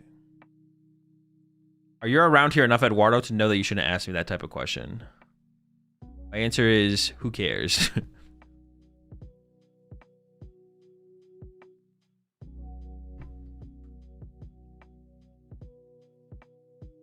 All right, here we go. Game 3. Not for the winning in. Despite what the graphic might have said and what production might want you to believe, they're pushing winning in propaganda. There is no winning in. The in has been won. Matthew chose first? Okay, that's definitely a mistake. The hand is pretty good, though. Definitely a mistake there for Matthew. He should definitely choose second in this matchup. So a little bit of throwing off the rip. Hand here from Gregory looks pretty good, though. You can just crispen into the Joltik here. We could see Arvin get involved, though, for the rescue board, which I think we'd rather do, for sure. As long as the rescue board is available. So get Joltik, get Pikachu here off the Miraidon, and then play the Pokegear to try and find the Arvin, I think, is the way to go. Matthew's prizes seem awful. All right, hang on, let's go back and look at them.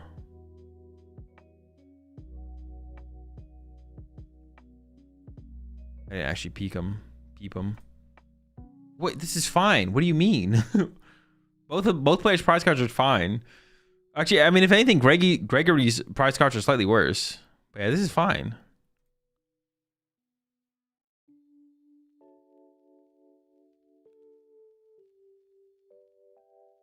Greggy. Yeah, if anything, Greggy's prize cards are worse.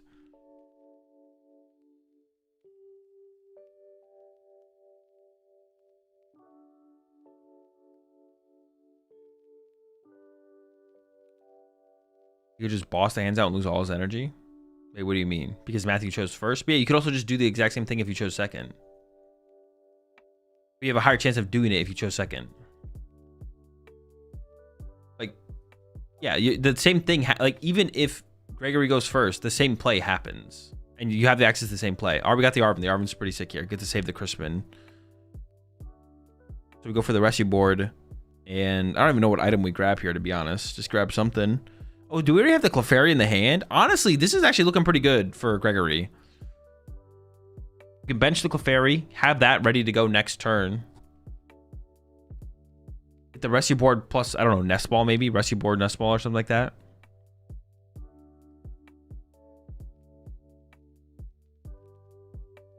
Is second the better play to prevent that first turn jolting charge and energy acceleration?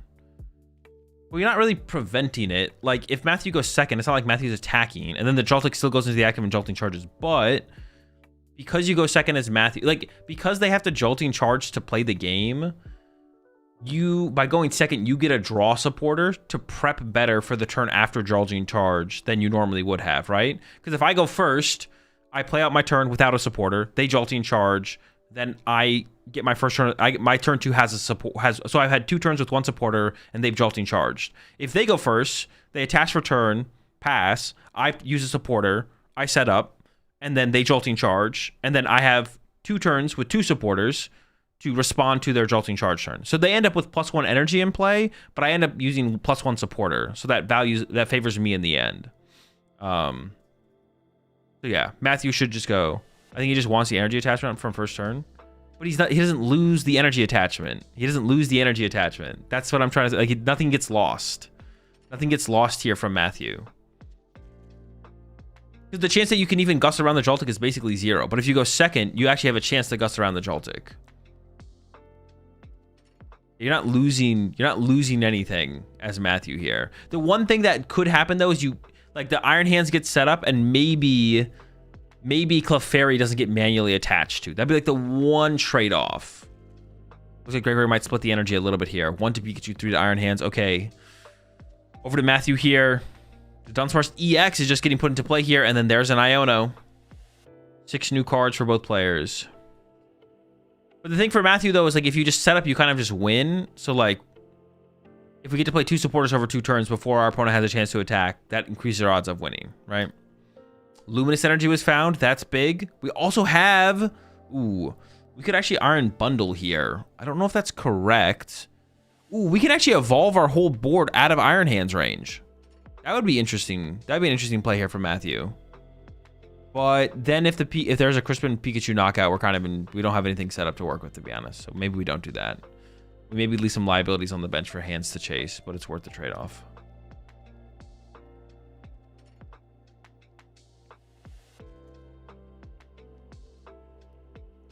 Artisan coming out as well. The rest of the hand isn't great for Matthew here, to be honest. So you could grab Iron Bundle, and we do see the Iron Bundle grabbed and used, but Gregory should just send a Pikachu here, though. You should just push Pikachu. Yeah, Pikachu gets sent up. It'll be hard for Matthew to actually, like, take advantage of the ability being popped here. I don't think any energy is going to come into play that will activate Monkey Dory or something like that.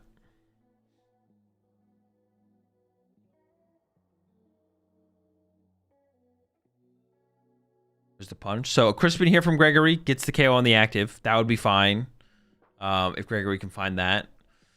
Or a Pride Catcher KO. Is also decent. Excuse me.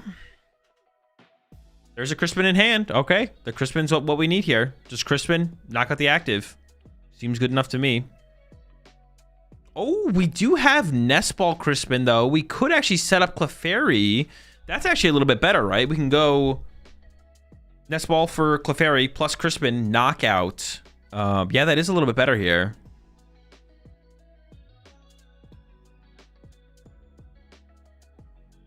Here comes the Nest Ball. Yeah, I want to see the Clefairy play Clefairy play happen here for sure. Are we in agreement Gregory should make actions quicker? I haven't really been paying attention. He's just curious about how much HP the Okidogi has from currently, which is 280. Clefairy dies to the Duns though, right?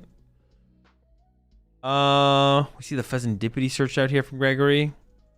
I mean, Clefairy would die to the Dunsparce, but I don't think you want your Pikachu to die to the Dunsparce, do you? Because you need the Pikachu to respond to the Dunsparce. Oh, there's the Caesar on the bench as well. Well, the question is, if you don't use Clefairy, what else are you doing this turn? The thing about attacking with Clefairy is it continuously represents multiple threats on board. I mean, I guess you could just boss KO. You could, but if hard retreating and losing energy does not feel good.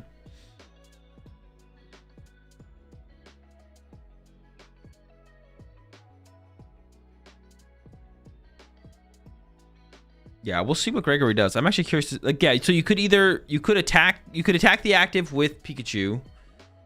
You could retreat Pikachu, attach to Pikachu, and then boss KO a Dunsparce off the bench. Oh man. Oh. It's alright. Only a little bit more left, and I can go some sleep. Playing really slow, actually. I'd have to actually be paying attention. I'm not locked in like that right now. He's not playing quickly. I don't know if he's like playing like against the rules slow. Like, should he be getting a warning here? Maybe. Attach return. Oh no, we haven't attached return to Iron Hands yet, so we're just gonna lose this energy actually. Oh, okay. I actually really don't like this play then. I actually really don't like this play from Gregory. Now we actually, for some reason I thought we had 4 energy on our Iron Hands already. So I think we definitely should have just committed the energy to the active and KO'd with Pikachu. Because now we don't have a follow-up. Like, we do this, now we could get Clefairy set up. But then Clefairy does die to the Dunsparce, I think. And knocking out the active here isn't that big of a deal either. Here comes Fez. You could have Crispin to the Pikachu. That's true. We still could have Crispin this turn. Okay, that's fair. That's fair. Yeah, we could have Crispin this turn, so the Pikachu would have an energy. Yeah.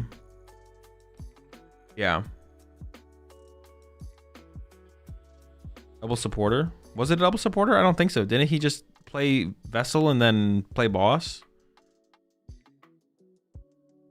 Braver Charm to the Pheasantipity is super good. Stops the late game thing. Yeah, this is looking really good here for Matthew. Crispin plus Boss. I think it was just Vessel plus Boss. If Gregory used Crispin, he missed an energy. No, he didn't double supporter.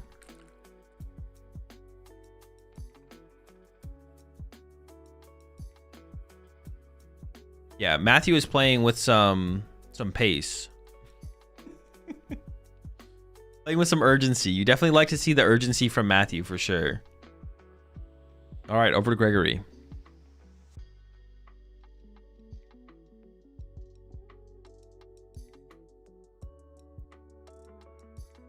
Nothing set up. Does have Ultra Ball. So we can go Clefairy KO. The problem with Clefairy KO is Clefairy then dies to the Okidogi. Or to the Dunsparce. Excuse me. And there is another Okidogi getting set up as well, which is actually also a problem.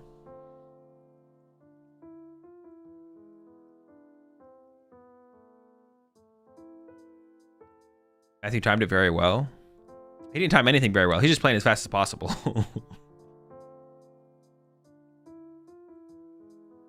No precision, all speed. Lightning McQueen style gameplay, if you would. Alright, here comes the Ultra Ball. Yeah, Gregory is playing definitely a little bit slow. He should maybe get a warning. Or a... Oh, wait, we have a Bravery Charm in the hand. Does that stop the... No, you still KO the Clefairy. Yeah, he should maybe get a warning here if he hasn't gotten one already. He's maybe already gotten a warning, though. Who knows? I'm not sure about that Crispin discard, to be honest. Crispin discard is a little bit sus there, for sure. Oh, hold up. Some Cactus action. Gregor's not going down like that. Hold on. Cactus the Fez? Ooh, wait, is this actually a move here from Gregory? Cactus the Fez, and then you get to reinitiate the 2-prize trade eventually. Gregory might be cooking here. We'll see how long it takes Matthew to move this. There we go. Cactus for 20. Crispin. Matthew ain't screwing around, though. Loading up the Fez, and then pass. I think we should have popped... Oh, I don't like that play from Matthew. We should have popped a Dunsparce off the bench to see if we could get a Monkey Dory. And then we could have Monkey Dory KO'd the Pikachu off the bench, and this basically won with that. But, like, do you do both at once? Matthew still playing with some urgency. Yeah, definitely should have popped the Dunsparce there for sure. But he's just trying to play fast, so I don't blame him too much. Wait, did he have Artisan in hand as well? No, he had the Artisan. Wait, is the Monkey Dory in the discard pile? I don't know where the Monkey Dory is right now. I also don't know how many Monkey Dory Matthew plays. But we have Artisan in hand, so there's a Monkey Dory in the deck. We definitely should have Crispin to the Fighting to the active and the Dark to the bench there, and then KO'd the Pikachu. Monkey's in discard? Okay. Bench is full. The Dunsparce. One is in the discard. We don't know how many he plays, though, right? He probably plays Night Treasure, so he also maybe could have found Night Treasure off that.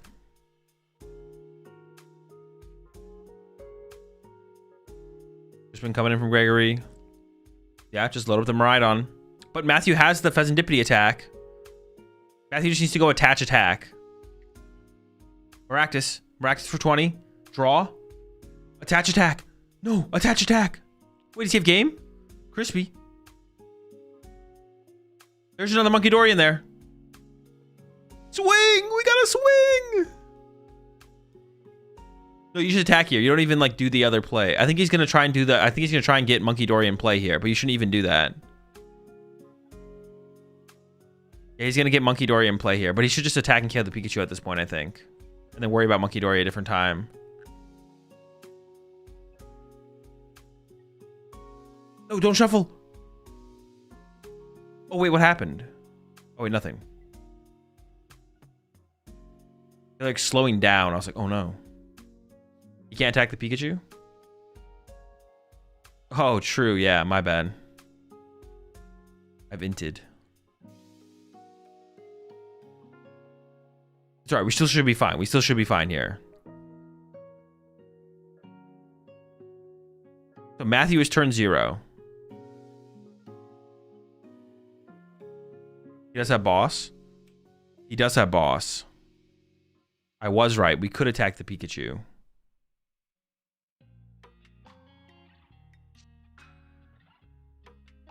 This is still fine here for Matthew, though. Matthew can Monkey Dory, KO the Pikachu, and then snipe the Fez on the bench for 100, right? Snipe the Fez on the bench for 100. The next turn, Monkey Dory plus snipe the Fez for another. But I think we just KO'd the Pikachu here to, like, play around shenanigans. I don't know. You Crispin, though? That's fine. At this point, we're fine. We have the Monkey Dory. We're in time. Monkey Dory KOs the Pikachu.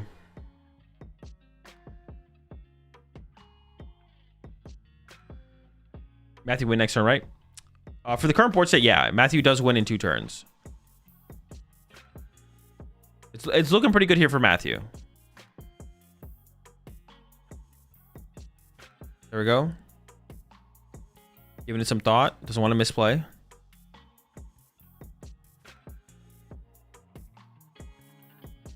If we don't KO Pikachu here, I don't think we're getting damage on board again.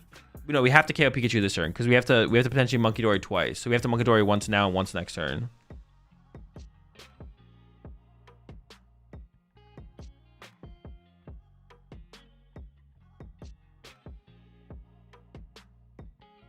You definitely just KO. You have to KO the Pikachu. You have to KO the Pikachu this turn. Actually, no, that's not true. Actually, you don't have to. You could Monkey Dory to the Fez. Practice. KO Maractus and Pikachu? You can't KO Maractus. Yeah, you can't KO Maractus. Well, no, I guess you could do that though. You could punch. Wait, what is the? I don't know the best way to do this actually. There's a couple different ways. No, because the Bravery Charm could come down on the Pikachu. Oh, but the Bravery Charm could come down. Okay. So, okay. The way to do this to play around Bravery Charm is you have to...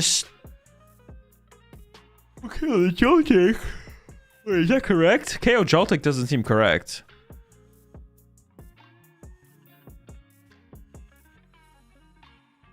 Oh, this doesn't seem correct at all. Because the Fez is still going to get stuck. Oh, no, this could work. But the Maractus can get a Bravery Charm. The way to play around Bravery Charm here from Matthew is to move 10 off Fez to the Pikachu and then snipe the Miraidon for 100. Because the Miraidon can't get a Bravery Charm. But the Maractus can get a Bravery Charm. And then we can't win. If a Bravery Charm is found. There's Arvin.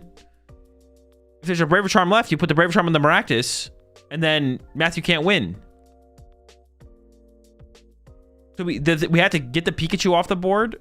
And then we had to snipe the Miraidon. Bravery Charm doesn't stop the Fez attack? Oh, true. I'm trolling. Wait. No, you're right. Bravery Charm the Pika. Bravery Charm on Pikachu stops the play, though. We can Bravery Charm the Pikachu. No, that still works, though. We still just boss up the Pika and knock it out. I guess it always works. I guess we just always win. Oh, we lose to...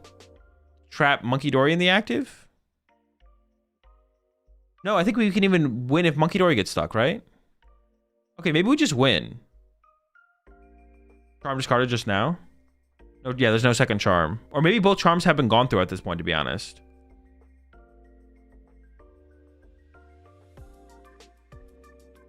Yeah, okay, I think Matthew wins. I think Matthew has this. Yeah, we can just attack with the Monkey Dory. So I didn't like your play. I guess that's fair, yeah.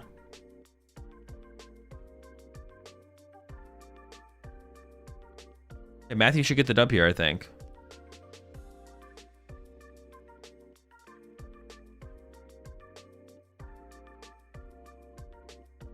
Miraidon KO Fez. Miraidon doesn't KO Fez currently because of the Bravery Charm. Fez survives. Greg bosses Monkey, what happens? You can attack with the Monkey Dory and move the 10 damage over from the Fezandipity to the Pikachu, and then Monkey Dory attack KO Maractus. That'll be fine.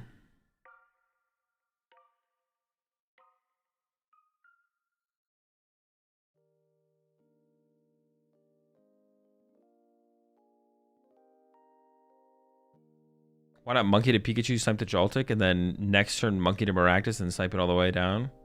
Because then if a Bravery Charm comes out on the Maractus, you don't win. The play Matthew made, I think, is the correct play. For sure. The plays around the second Bravery Charm. Well... Taste the Caesar. Put Pikachu in the active? Sure. But the win actually still happens here for Matthew. Yeah, Matthew gets the dub here.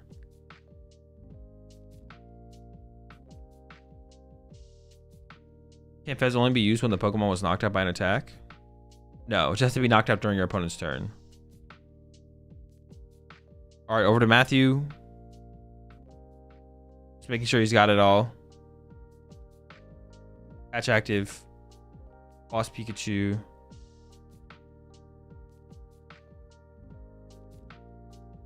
There we go. Matthew gets the dub with the Caesar. All right.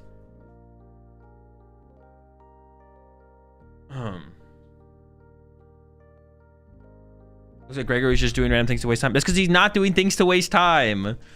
Dude, some people just play slow. You guys are just, dude, you guys are insufferable, man. It's insane. Some people just play slow. Does that mean they shouldn't be penalized for playing that slow? No, that doesn't mean that. He's not trying to burn the clock. He's not trying to, he's just fucking slow, bro. He's just slow. That's it. He is slow. He's not stalling. Should he get penalized for playing too slow? Yes, he should get penalized for playing too slow, but he's just slow. Not everything is some malicious conspiracy to take over the world. Gregory doesn't have any evil plans. He's not the Joker, bro. He's just slow at the Pokemon TCG. All right, but with that said, I'm going to go ahead and raid the main channel so y'all can catch the interview from Matthew. And I'm going to go get some sleep. I'll see y'all at 8 p.m. for the Thailand Master Ball League. See y'all later.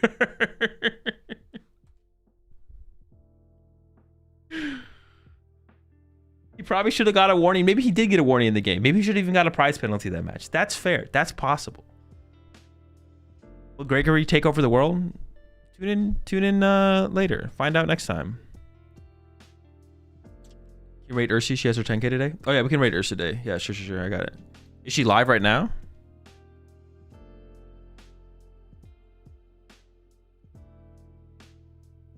She is. All right. I'm gonna send you over to Ursa Day stream. She's got a big 10K tournament on Pocket. Check it out. And I'll see y'all later. I'll see y'all in